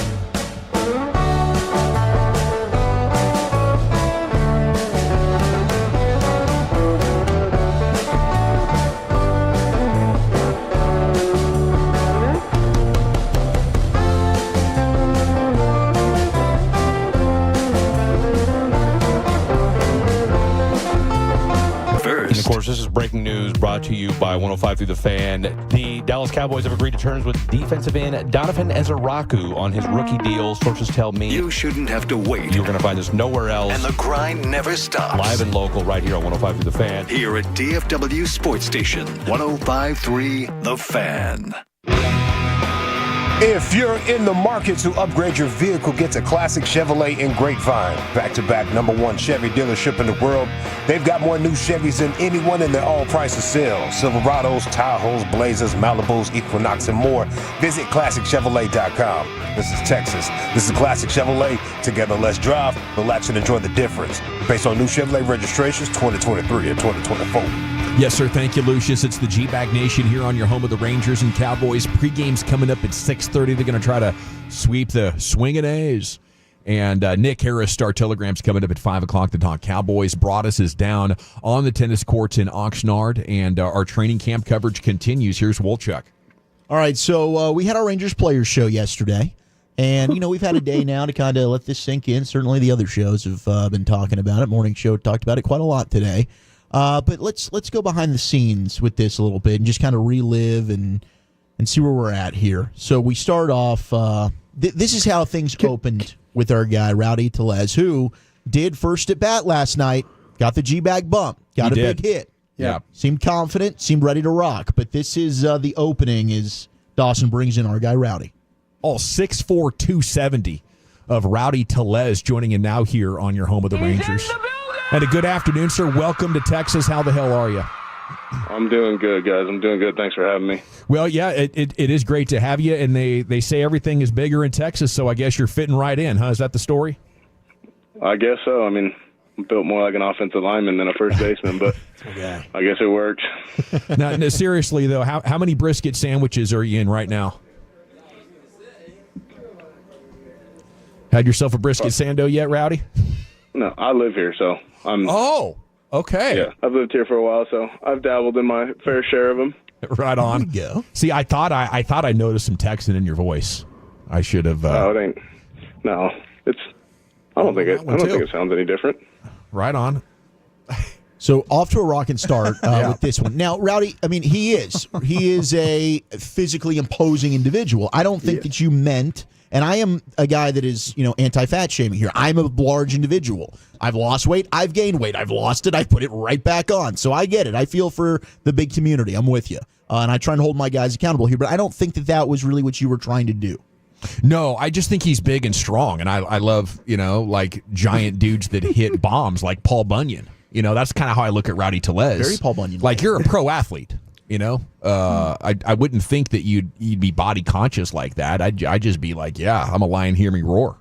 Hold my beer and watch this. Katy Perry style. But I was totally oblivious. And I apologize to Rowdy. I apologize to the Texas Rangers. I did not intend any of that. But as I found and matured in my life, it's not about what you intend. It's about what you do, And he felt that way. So my bad. Mm-hmm. Okay, so we had that pause moment where maybe he was kind of thinking, okay, what are we doing here? And then we had... And are we allowed to acknowledge just how funny that all was? Like, that's it's hilarious for everybody else. It was absolutely hilarious. Yeah, well, definitely. Here I should have let it lay out longer. Was Eric's portion of this. I've seen the other nickname float around. I don't know if you've heard it. The Girthquake? Yeah, I haven't heard that one, so that's new to me, but that's kind of funny. That's pretty badass, is it? Now, you're from California, and girthy as hell. Yeah. I don't know. I don't know if I like that one. All right. Wow, okay. All right. Yeah, probably should have just moved on as soon as I mentioned the Girthquake. He said he liked it, and then just next question. Yeah, let's not sink into it much keep more. Moving on. Absolutely. Do you think do you think that might be more California shame? Like he bailed from California Phil Mickelson style, who was like, man, I don't agree with anything y'all are doing anymore. So maybe he was more of an anti-California. It's rare to find a Californian that just bails on it for reasons that don't include not liking California. You see what I'm saying? Yeah, he chose Texas because he's red, not blue. Yeah, I think maybe the Quake and the California stuff was more offensive than the Girth. Like, I don't really know. We'd have to ask him on that. Like, I don't know what exactly. Once you kind of explain what the nickname is, something didn't sit right with him. Yeah. So it it was could the have been girthy part. It was the girthy part. Yeah, because the girth. Absolutely the girthy part. Okay. Absolutely. And from the bottom of my heart, I mean the girth part with respect. I wasn't trying to be like, if I was going to call him fat, then it would have been like Fat Quake. You know what I mean? Well, you weren't going to call him Fat Quake. You weren't going to do that. But you did throw the girthy, thinking that, okay, I'm going to see what I can get away with here. But girth is a positive describing word for a male. That's what we want to be. Yeah, I think generally speaking, if you said that G and Gavin stands for girth, I would take that as a compliment, not as a reference to my, a middle-aged man beer belly. Well, Rowdy clearly at that point did not. And I think this is where I certainly had realized, okay, I think he's over the big, the fat, possible innuendos. And again, I don't think that you realize this in the moment. I was with you in this, and this is where it segued with Dawson. What would be a Rowdy Tellez concession item? If, what am I doing? If you got to design it.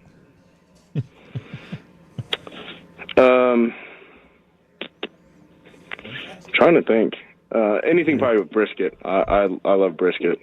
So like a good brisket sandwich, maybe some like onion strings on it, and like a sweet barbecue sauce. Okay. Now, we love to, and Eric came up with this when we were out there at Ranger Spring Training.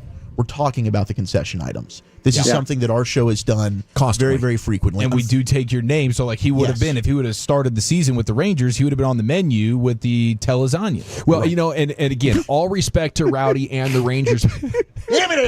But sorry. I did it for all of them. Semien Toast Crunch. Does that mean, Marcus, you're fat? No. It's just but he's your not. name He's not, Eric. It was almost like beautiful. It was like a perfect storm of awkwardness that was funny for everybody else and maybe uncomfortable for me, Eric, and Rowdy. Well, and apparently uncomfortable for a lot of the listeners as well that are very offended by this. And I do think the reaction has been overblown, though I acknowledge I did a terrible job, and the interview was awful. What's the thing they're most offended by? Have they stated that? Everybody's reading it as if we just called them fat the whole time, which is context clues do sort of allude to that, but they're, the narrative now is that we basically said, Rowdy, what's it like being a fat baseball player? Rowdy, when did you become that large? Like we never used the word fat the entire time. But that's definitely the way it's getting spun. Well, and then you have guys like RJ Choppy who were like, did they even prepare for this? It's like, we got like 15 minutes notice that it was going to be Rowdy Tellez. He got here yesterday. Do we want to just ask him baseball questions? Like, hey, Rowdy, what's it like to be DFA'd, bro? Like, what kind of baseball questions do you want me to ask him? Do you think I'm supposed to know that he lives here locally in Dallas or in the Metroplex? Did anybody in the world know that other than the Tellez family? Probably not. And it's rich coming from Choppy talking about prepping for anything. Yeah. Well, I was on those guys' show this morning. I told them we're the standard that all shows should be when it comes to interviewing people. Well, that we are the standard. Yeah, and this is, this is sort of the what not to do interview. No. This is what to absolutely. You got to kind of listen. You got to have fun and feel the vibe of the interview, because it then continued with Dawson. He admitted he's a big guy. He did, and this is Gavin now. Just kind of, it's a beautiful segue here, Gavin. But again, it's alluding to. I am known for my segues. This size. Okay, speaking of big guys, Cal Raleigh's just a sensation. You've been on the Mariners. What do you make of this dude? He can bang, man. He's a really hard worker, good teammate, but he's on the other team now, so we're gonna come after him, and we're gonna do what we can to neutralize it and just get him out. So 8 of them. Yeah. Again, I don't think you intentionally tried to do that, but this is. You compile it all. It's not a great look. It's a bad look. This is how we're going to go ahead and dismount this interview now. And Rowdy has certainly had enough. And one of the questions that leads up to the ending of this is also fantastic that we'll explain here in a second. If your job was not hitting absolute bombs, about one a week or so, what do you think you'd be into? Would you be a minister or something like that? Probably not that either. I thought you were going to go something like along the fat joke line, like how you asked me about food, but my bad. Maybe like a taste tester. But I think probably a hunting guide. Ooh, hunting. I'd like to do that. And buddy, I'm sorry, I didn't mean to make a fat joke. I just thought you're a tank. No, I'm self-deprecating too, so don't worry. I beat you to it. It's all good, broski. Well, you're the man, dude. It's been great catching up with you, learning more about your story. Best of luck, and let's do it again next year in Surprise, Arizona for spring training. Oh, yeah, for sure. I'm looking forward to it. Salute. I think that we would have an awesome interview with Rowdy in the clubhouse next year. I think that absolutely. I feel like I've done the only bad Rowdy Tellez interview ever because he's so good. Yeah. His personality plus. You probably have. Now, the ministry, I get why you asked it again. Yes, because he had just been asked about officiating a wedding. His friend's wedding. I had just done some of the research and found that his mother is Jewish, and he did play for the World Baseball Classic for Team Mexico, was also considering playing for Team Israel, in which Ian Kinsler of the Rangers managed. So the ministry thing, So a Jewish person can't administer weddings? Well, you're not going to be a minister. Okay. That doesn't really. Who's to say that he's going to the Jewish route on that and not the Catholic route, right? His mom's Hispanic. He was certainly dabbling in that. Well, he practices. He's dabbling in ministering too, though, isn't it? Well, he just officiated a wedding. He wasn't anything with ministry there. It's all good, broskies. It could have been, but broskies, hey, you know what? We own this. We move on, and we're going to do better. Yes, we acknowledge it was not good. It was not good at all. Tune in next Tuesday at 3:20 to see what else we could do. If we get anybody. Yeah, I still haven't heard from Rich. I did apologize to Rich, but he didn't text me back, so hopefully he was just busy and not mad. But I don't know, maybe Sean and RJ could start doing those Rangers player shows. I do want to add that, asking what's them, your OPS, man? I mean, do you feel like hitting at night's a little bit better than hitting in the day? Oh, we play in an indoor stadium. Haven't figured that out. Yeah, okay. Choppy, you got a question? Oh, yeah, your walk percentage, yeah. Okay. Handle that interview. To that joke and Chief's point, it's hard to talk to them about baseball because what all baseball players do is they refuse to make it about them. That's like a clubhouse no-no. So you can't talk to them about how awesome they are. Yes. You cannot do that. You cannot talk to them about how they're struggling because they're going to be like, wow, those guys were negative. They wanted to talk about how I was doing bad. But you can't ask them about how they're doing good. They'll actually act offended. And you can't also ask them if there's any sense of urgency about any game because there is none. We just take things pitch to pitch, until nobody's looking, and then we bounce Gatorade bottles off the, clubhouse walls, So it's all a bunch of BS. It's all a big song and dance. And the only way to find entertainment out of it is to talk to them about non-baseball stuff, unless they've just won the World Series, unless they're getting ready for a playoff series or it's opening day, right? Those are the only times where you can talk actual baseball with a baseball player, unless you got your notebook out there and it's post-game in the clubhouse asking them about how they just went 1 for 3. That's how baseball media works. I think we've done a lot of really great interviews with players, and I think they do appreciate coming on with us because we don't ask them baseball questions. Yeah. The unfortunate one that snowballed, and when in hindsight, the context clues, we really didn't pick up on them, but we'll do better. I'm slow. And we'll move. It's all right. Yeah. I should have stepped in there and done more. I'll be the human shield for you here. Well, I thought you were the MVP yesterday, not voting for that for G-Bag of the Day, so I wanted to thank you again for that. Tried to do you guys a solid, but I did get it played in today's show, so I held my end of the bargain to the Tolos that wanted it. There you go. We got G-Bag of the Day coming up at 5:30. By the way, we'll see if the champ can make it 2 in pursuit of 5, but Nick Harris, Star Telegram, talking Cowboys is next here in the nation.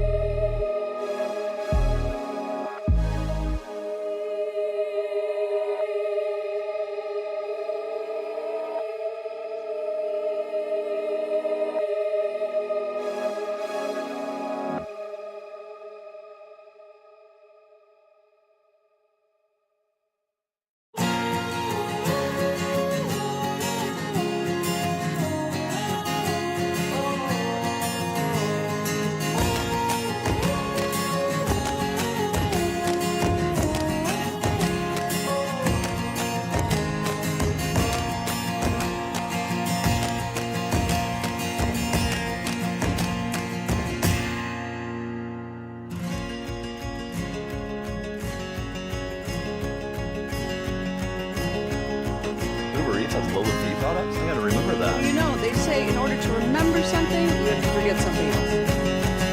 Okay, now that is very cute. That's like a little shag. I've never seen it before. Cool. I mean, of course you have. It's the Rachel. Oh, is that your name? No, what do you want your name? No, I'm Jack. My name's Jack. Right, but I just think this is your hair. I'm not saying this is your hair.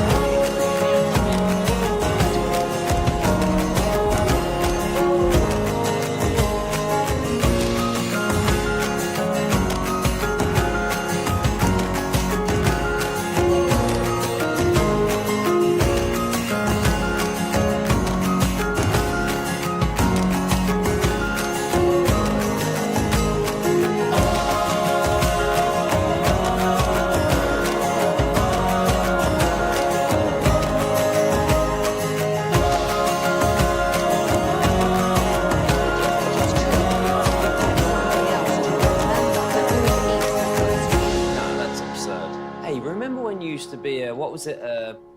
Pepper Lady. Pepper Lady? Wasn't it Cinnamon Sisters? Basil Babes. Saffron Squad? Nutmeg Maidens? Paprika? No. Nutmeg Maidens. I just said that. Was it Spice Girls? Doesn't sound right. Was it Saffron Squad?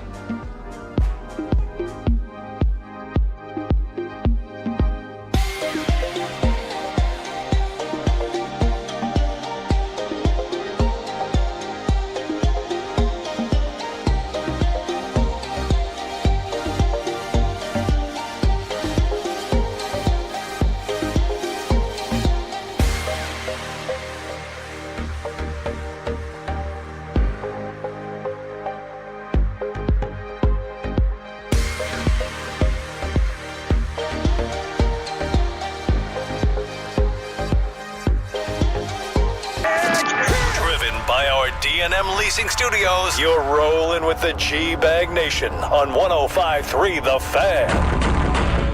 Here we go, hour 4 of the G-Bag Nation on 105.3 The Fan. Hope you're having a fantastic day as our training camp coverage continues here on your home of the Cowboys, Nick Harris. Coming up in just a second. Our training camp coverage is brought to you by the on-time experts, Rhino Shield and Yardbird Southern Table and Bar. On the hot seat, brought to you by Wild Fork Foods, wildforkfoods.com, elite game day grilling favorites. It's your guy, Nick Harris from the Fort Worth Star-Telegram. And a good afternoon to you, Nick. How the heck are you? Hey, doing fantastic. Can you guys hear me? We got you loud and clear, my man. Perfect. It is great to hear you. Congrats on hitting 50,000 followers on Twitter, by the way. You've been blowing up. Well-deserved. I appreciate that, man. Thank you. I appreciate everyone else. Let's go. What's that? How do we follow you? On Twitter, Nick Harris, FWST. Give me a shout and, ask me some questions about training camp. I think I'm going to do a little Q&A later in the week and tell everybody what I've been seeing early on. Well, I can't wait to talk ball with you right here. I know there's a lot of other drama going on, but, man, what are you seeing and hearing from the offense that you like, and what are the benefits that we could see as a result? Yeah, I think the offense, it's definitely a slow burn at the moment. You know, the quarterbacks are a little erratic on these first 2 days. I thought they were much more controlled today, but that's to be expected. I mean, these guys haven't put routes on air since their Georgia trip, which was the beginning of July. So it's been a few weeks, and, coming out to California, air's a little bit different out here. Sorry, fellas, it feels fantastic. But I think with as a few days go by and as the pads come on, this offense will find a little bit more synergy and it'll work out. But you've seen George Pickens active quite a bit. There hasn't been a disconnect between him and Dak Prescott too many times. There was one route yesterday where they were off page a little bit, but other than that, they look pretty good. CD looks pretty good. He had a tunnel screen that he took today to the house that he would not have been tackled on had there been pads on. Even put Kalen Carson in the dirt and then finish it off with a celebration with George Pickens in the end zone. So definitely exciting to see. I think you talk to these guys, they have the excitement too. There's a lot to like about this offense right now, but it's just going to take a few days for them to find some synergy. Nick, I want to talk a lot of football with you, but you were right there for the post-game or post-practice conference with Diggs and with Micah Parsons. What were your takeaways? Because that was pretty much unlike anything I've ever seen in terms of a back and forth with a couple of players directing their shots straight at ownership. Yeah, I got to give Micah and Trayvon credit because they're trying to beat Jerry at his own game, and that's negotiating with the media. We just got done talking to CeeDee Lamb, and he said, I understand what's going on here. I don't like the back and forth in the media and the negotiating with it, but that's part of it. He's like, I don't recommend it, but I get it. And, he's fully in support of Micah. But back to the conversation from yesterday, from Micah's standpoint, it was the first time that I could really sense that there was doubt that he feels like a deal is going to get done.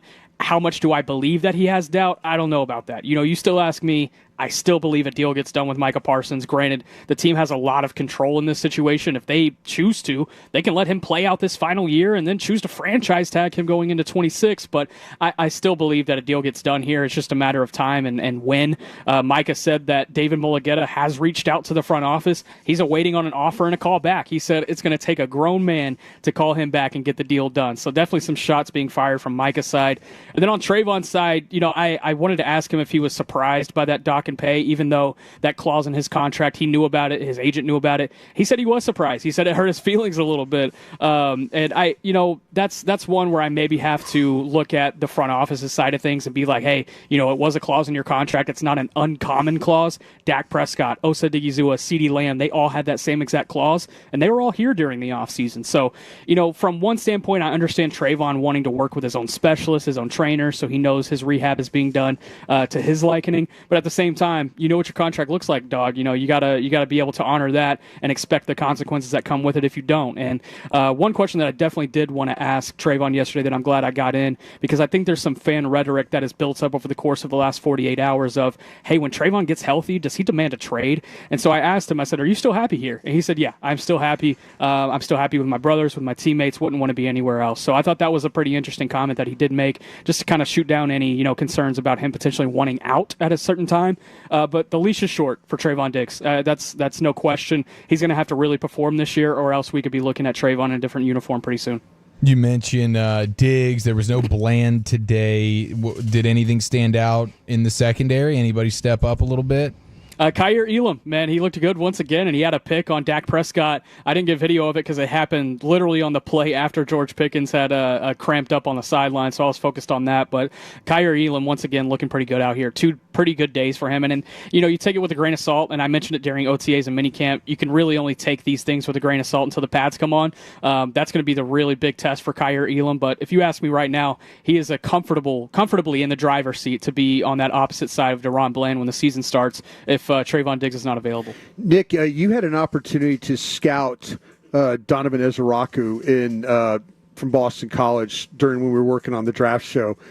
Is he one of those guys that you saw the tape and now you're seeing him live? What's your impressions of him live? Yeah, so far live, again, I want to see when the pads come on. That's Sure. really when I start looking in the trenches. And to be completely honest with you, Brian, I haven't put a lot of thought into the trenches so far. I mean, I look at get off and I look at Sure. hand movement, things like that, and I've seen it from Donovan Ezaraku for Right. sure. But it's limited, and I can't say I've given a healthy evaluation of what he's looked like versus what I saw on tape at Boston College. Yeah. Just because even though he is more of the speed rusher type, the smaller type of edge rusher compared to some of these other guys, he's still pretty physical and Right. he's quick. And Right. you see the quickness, but the physicality can't really show up until the pads come on. So, that's one of the players I'm most excited to see next week whenever it starts getting brute and physical out here.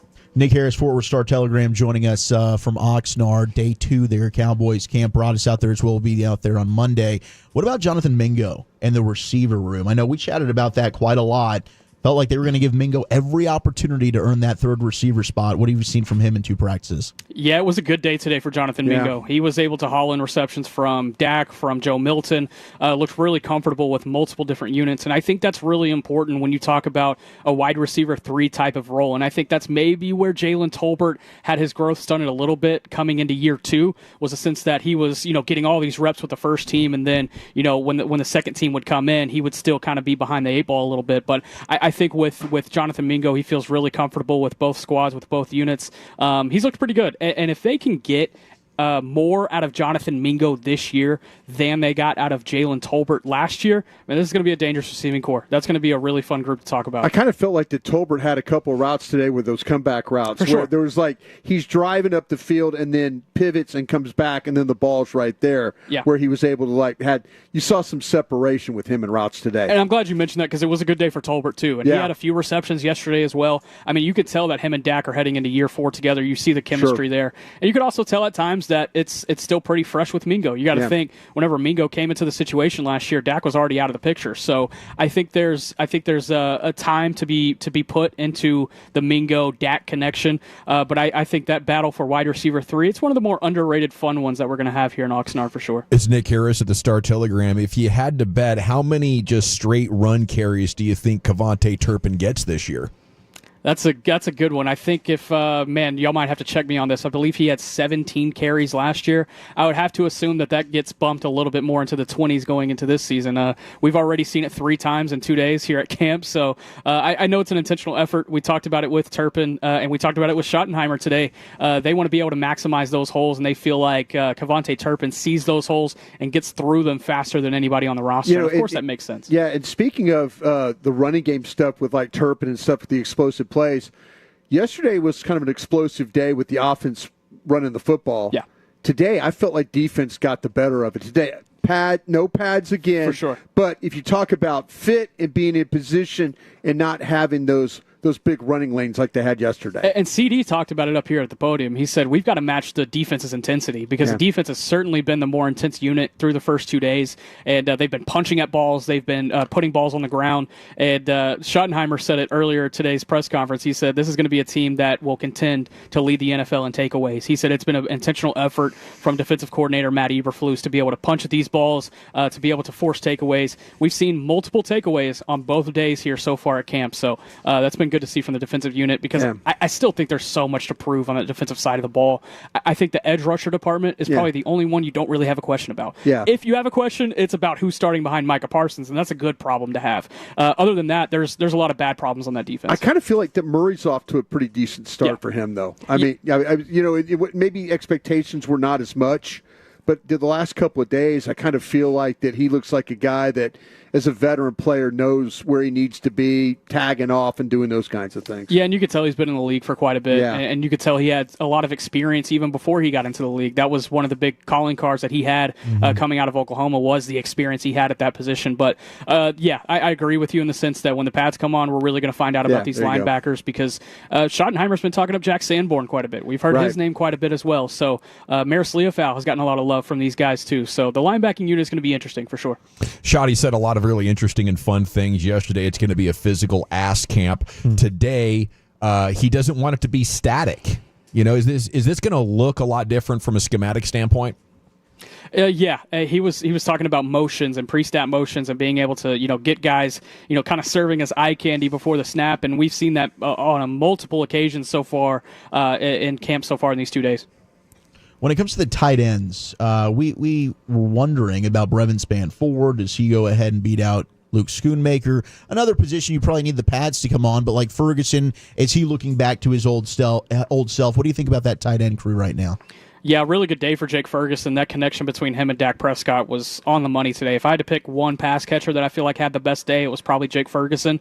He had a lot of receptions on multiple targets over the middle of the field, on the sideline. It was good. It was good to see from Jake when you take into context the season that he had last year.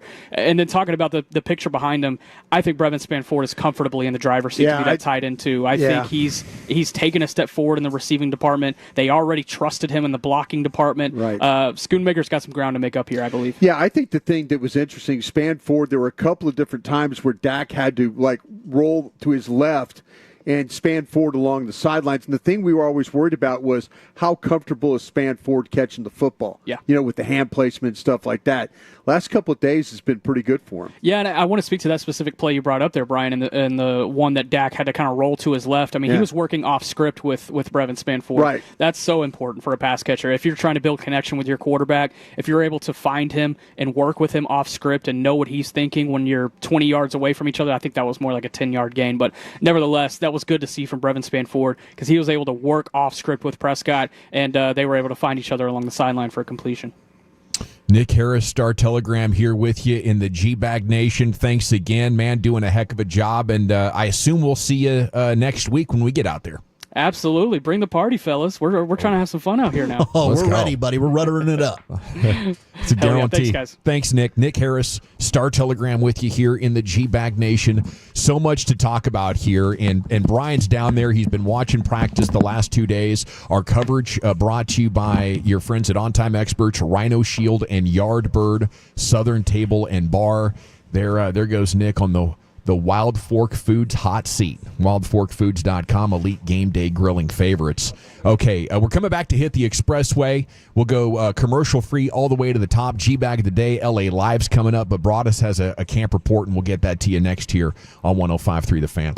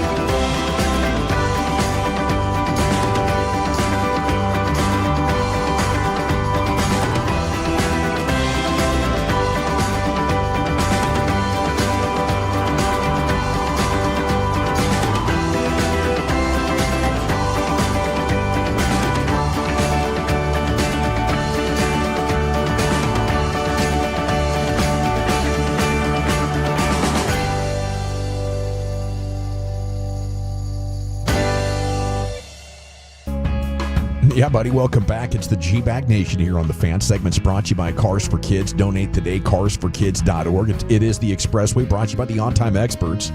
Lucius has your G-Bag of the day coming up in about 6.5 minutes. LA Live's coming up at 5:40. We're having all the fun here. Let's continue to recap today's Cowboys practice and all the news coming out of Oxnard. Brought us his 520 camp update, brought to you by Treeline by Hillwood, a stunning new master-planned community in Justin, Texas. Brian on the tennis courts, buddy. How we doing?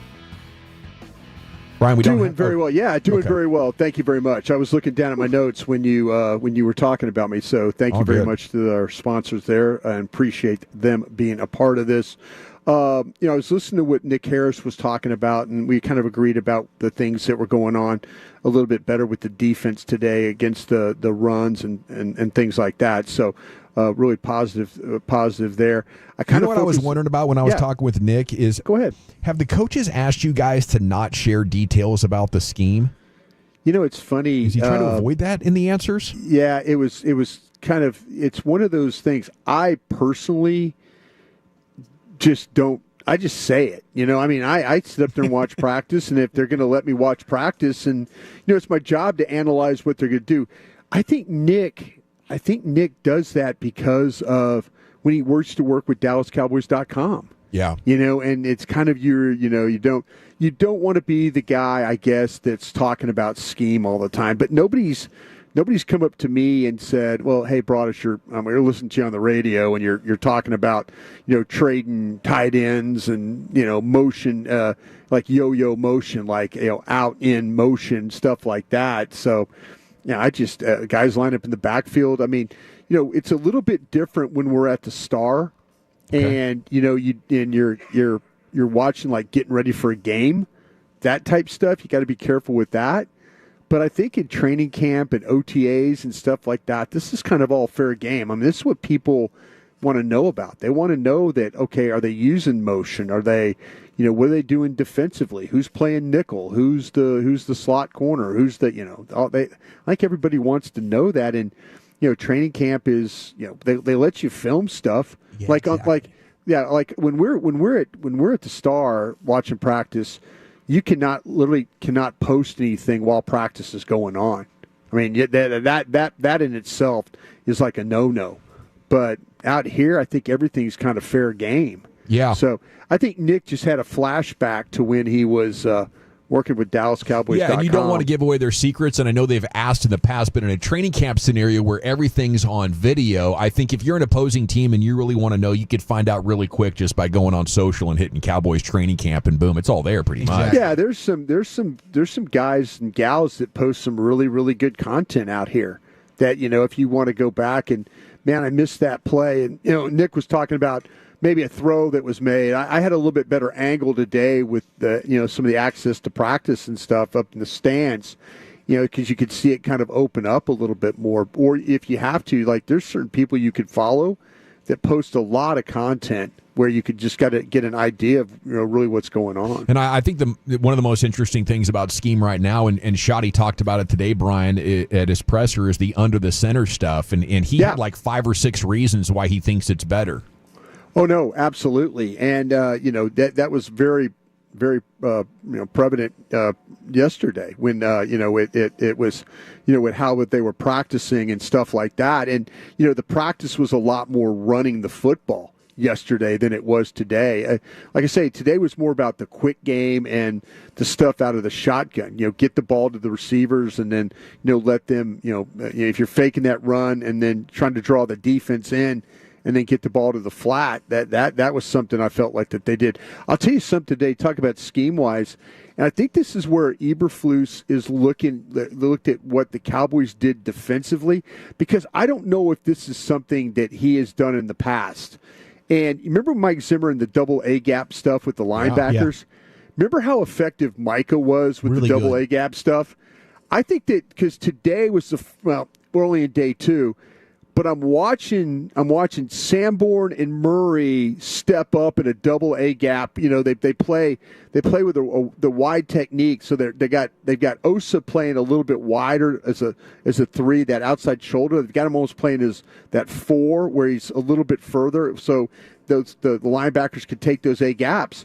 And that was a problem. I mean, that ended up being a problem. Osa was able to get on Tyler Smith, and Tyler had to battle that a little bit. But yeah, this was something that we saw with Mike Zimmer, that double A gap pressure, and Micah being a big part of it. And so they might be working on it even without Micah being here. They might be working on it just so when they have it, if they do get they're going to get Micah back. But maybe that's something that he kind of got off what Mike Zimmer was doing with Micah, and saying, okay, man, this is something I need to kind of borrow and make part of our scheme right now. When it comes to the quarterbacks, I mean, Milton, we've seen John Ricciardo's done an excellent job with these clips. Yeah. But, I mean, we had talked like, hey, if they got to play a game, like, is Will Greer going to be the starter? But Milton's getting a lot of run out there, as he should.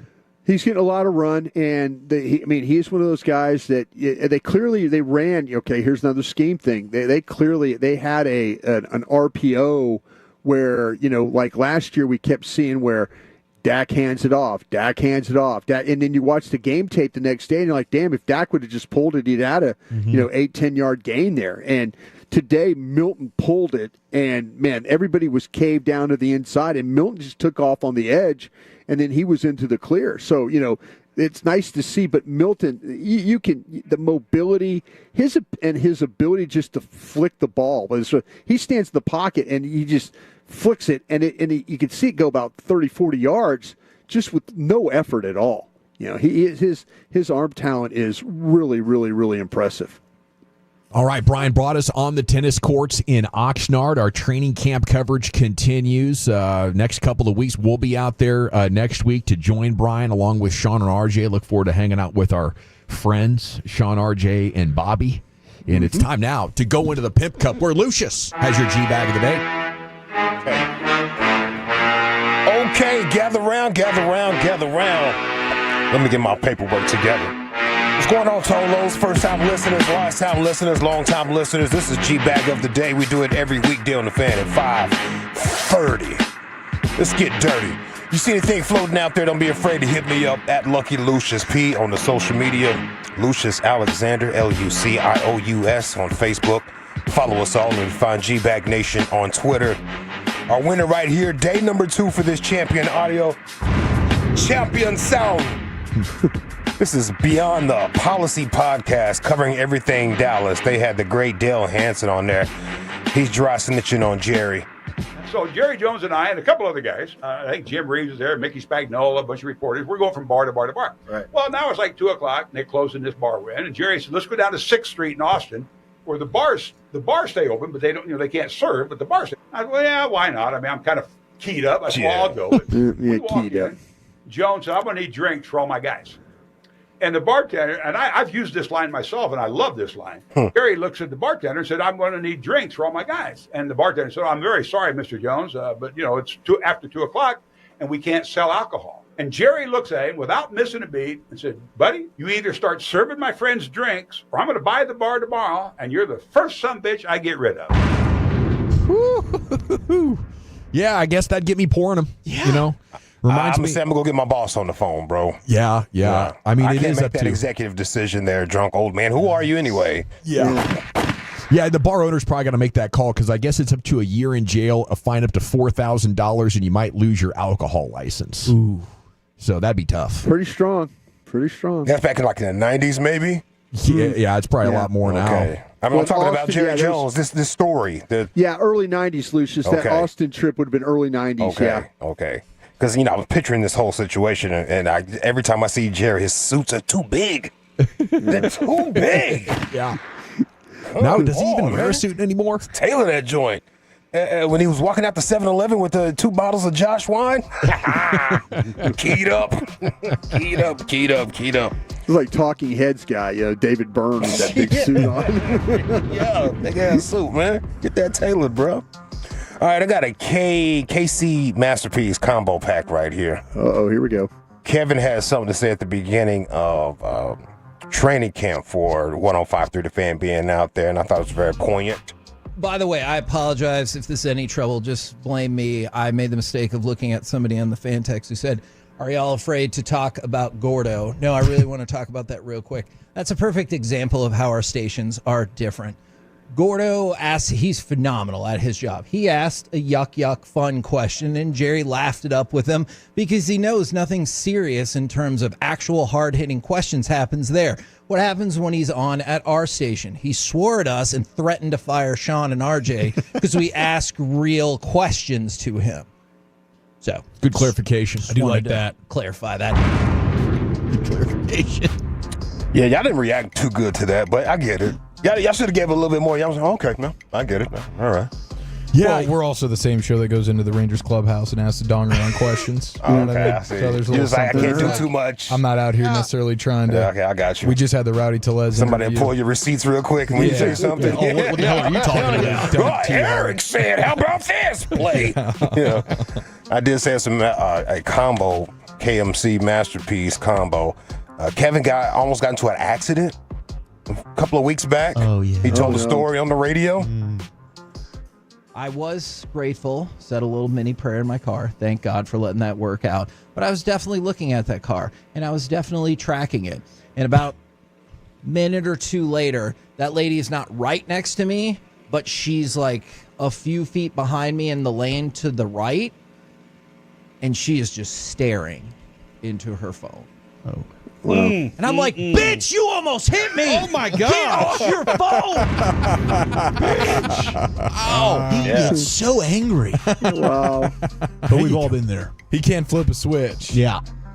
Yes, I feel like Hagee behind the wheel. You know, behind the mic, nicest guy on the fan. Behind the wheel, raging. Yes. He's throwing a middle bird out. Yeah. Time or two.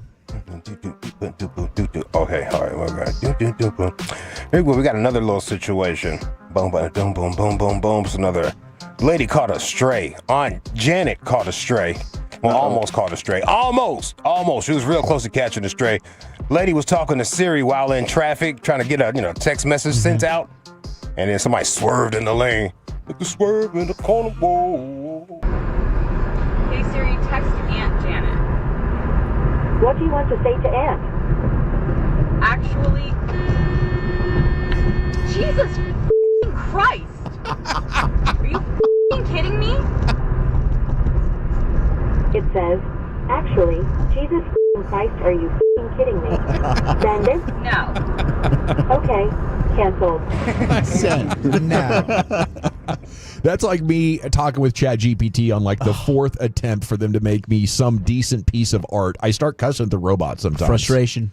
Yeah. And I almost got in a wreck yesterday. Thankfully, like the beeping warning system on these new vehicles is amazing. Yeah. I couldn't imagine like going backwards now to not having that because I've become accustomed to just like, it'll let me know, you know? I'm going to go ahead and bang out this text. I'm only going 40. I'm good. It'll give me a beep at least 50 yards out. Yeah, that backup mirror has me. Yeah. And if you don't have the backup mirror in your car, I'm dang, I got to turn around. I'm lost. I got to use mirrors, bro. How do I do this? Give me that video, man. Put the video right there in the console for me. I can just see it backing on up. And I hate when it doesn't react fast. Yeah. Like the one where you change lanes and it beeps in your seat. Like you could feel like yes. we got one of these trucks out here today. I got for all of us for the week. Is it every time you change lane, it beeps in your seat. Like you could feel what lane you're moving in through your seat to let you know, like, oh, I need to. Okay, like your cheeks are beeping. Yeah, well, it vibrates. Right cheek. Right cheek. Yeah, exactly. Yeah. Now, I'm not sure if you guys played this at all. Let's go to SEC Media Day. Oh. Savannah Avery from Just means more. KOMU Channel 8 Sports. Missouri. Covering the Missouri Tigers. Missouri Tigers, yeah. This kid named Zion Young. I guess they were talking about alpha males. I think alpha male conversations are really cringe and weird. Okay. I really do. But she was trying to get down to the bottom of it, Miss Savannah, and my man Zion Young explained it to her, or kind of explained it to her. You guys kept throwing around the term like alpha males in your locker room and within your team. Is that a thing, or can you elaborate a little bit more on that and what that means? This is a quick. Would you rather date if you were in let's see, I'm gonna do an animal example. If you were in a tiger, would you want to date a cat? No. You don't want to date a cat. You wouldn't want to. Well, of course, it's tiger. The cat. It's a bigger version of it. It's the cat. You know, it's all around the stuff. But you don't want to date a cat, though. Not something we bring. You know what I mean. So yeah, that's the difference. Like it's more so of like not in day. I mean, alpha male. Like who? That's what we're recruiting. That's what we're standing on. Guys is alpha males. Guys is where their feet at. And guys is very vocal and want to compete. You know, and have an edge on them. You know what I mean. So that's more so of being specific, you know what I mean? You won't want to date a cat. You would rather date another tiger, right? Or a lion, something more manly. Missouri Tiger, stand up. Wow. Took a while to get Fantastic there, education going on out there in Missouri, baby. I'm telling you what. Really well said. Starting to hear what you're saying with the cringe thing. Oh, wow. All right, that's it. I mean, a pretty gal. Maybe that threw him off. You know, sometimes that happens to guys. It can. I mean, especially if you're not an alpha. Did he stumble out of the blocks for a good 10, 15 seconds Yeah, he there? was stumbling and fumbling, bro. He picked the ball back up, and it fell out his hand again. Still and, you know, thinking. footballs, you got to Football chase them. follies. They look crazy when they, chase a football. Man. Usually only hear an answer like that in a legal cannabis state, you know? Yeah. This is a quick. Would you rather date if you were in It's like a pop quiz.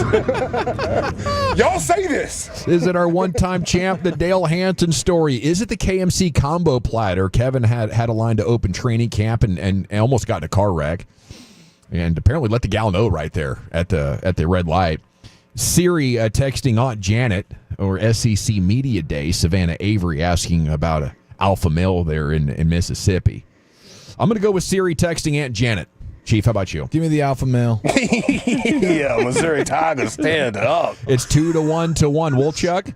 You're going to me now? Yeah. I'm going to go with the combo platter. Okay, we're 2-1 to 1, Brian. I think the guy had questions maybe if she was really dating a guy or a gal. Maybe that's what he was worried about there. So I'm going to go with the Missouri Tiger, please. By a score of 3-1 to 1, and your new G-Bag of the Day champion is the SEC Media Days, the gift that keeps on giving.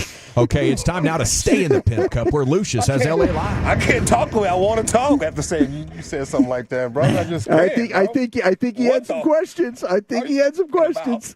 All right, man, it's a Butt Naked Wednesday. Let's get into it right after the great Rick James. All right, you squares. Fire up his phone. It'll make you dance. What up, though? Everything. Everybody get high. We done stopped at Bush's and got us some Bush's meat. 2 Bush's sandwiches, some extra Bush's juice for my Bush's burger. And I got me a Bush's Carolina pulled pork sandwich and a Bush's chopped brisket sandwich. We got a whole big thing of Bush's meat. It's Butt Naked Wednesday.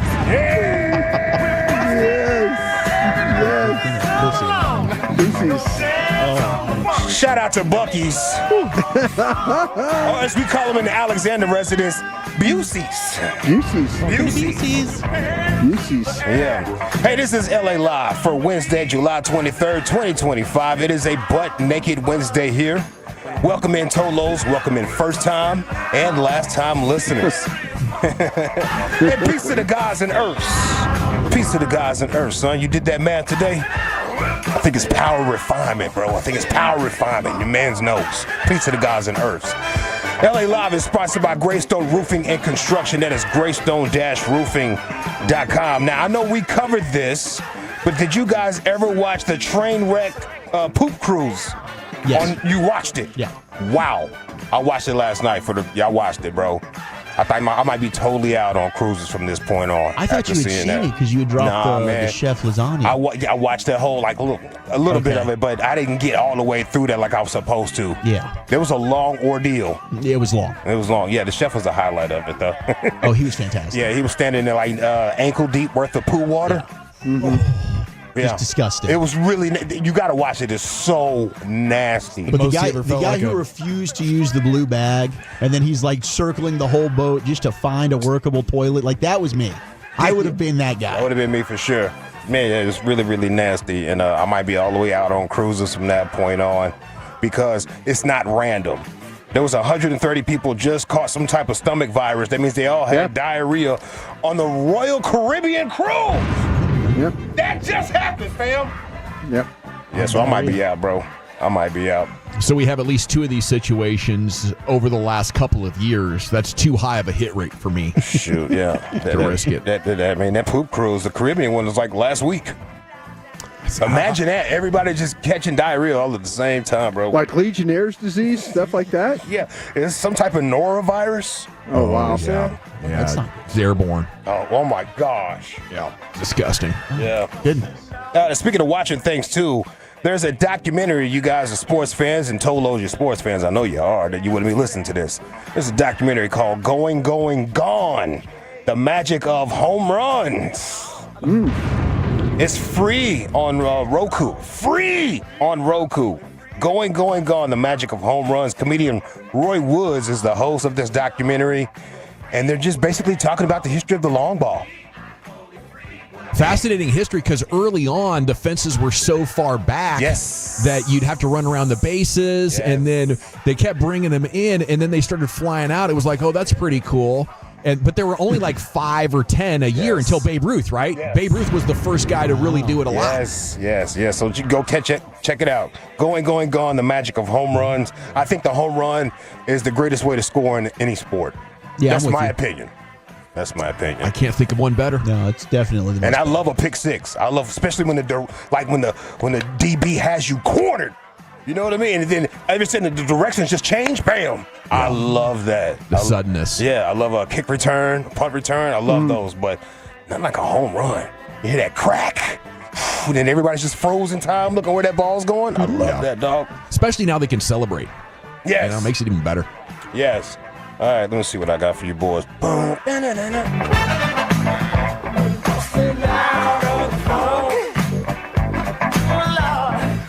LA Live 105.3 The Fan on a Butt Naked Wednesday. NFLPA executive fired. Did you guys talk about that? Yeah, we mentioned it on Friday. Yeah. That was a wild story. Here's a quick mention. Mr. Lloyd Howe Jr. Okay. Yeah, we talked about his entertainment budget, right? This was all pre-firing. shots $1.50. Grab your favorite waitress. In the back 2 stage. Lloyd, welcome to center stage. Boy, yeah, he was loving it. Lloyd was getting, he had it in charge. Oh, my God. Yeah, you're right. Magic City, $2,400 he spent at Magic City. That includes ATM withdrawals of $200 and $525 for the VIP rooms. How much money was this man making? I don't know, probably $500,000.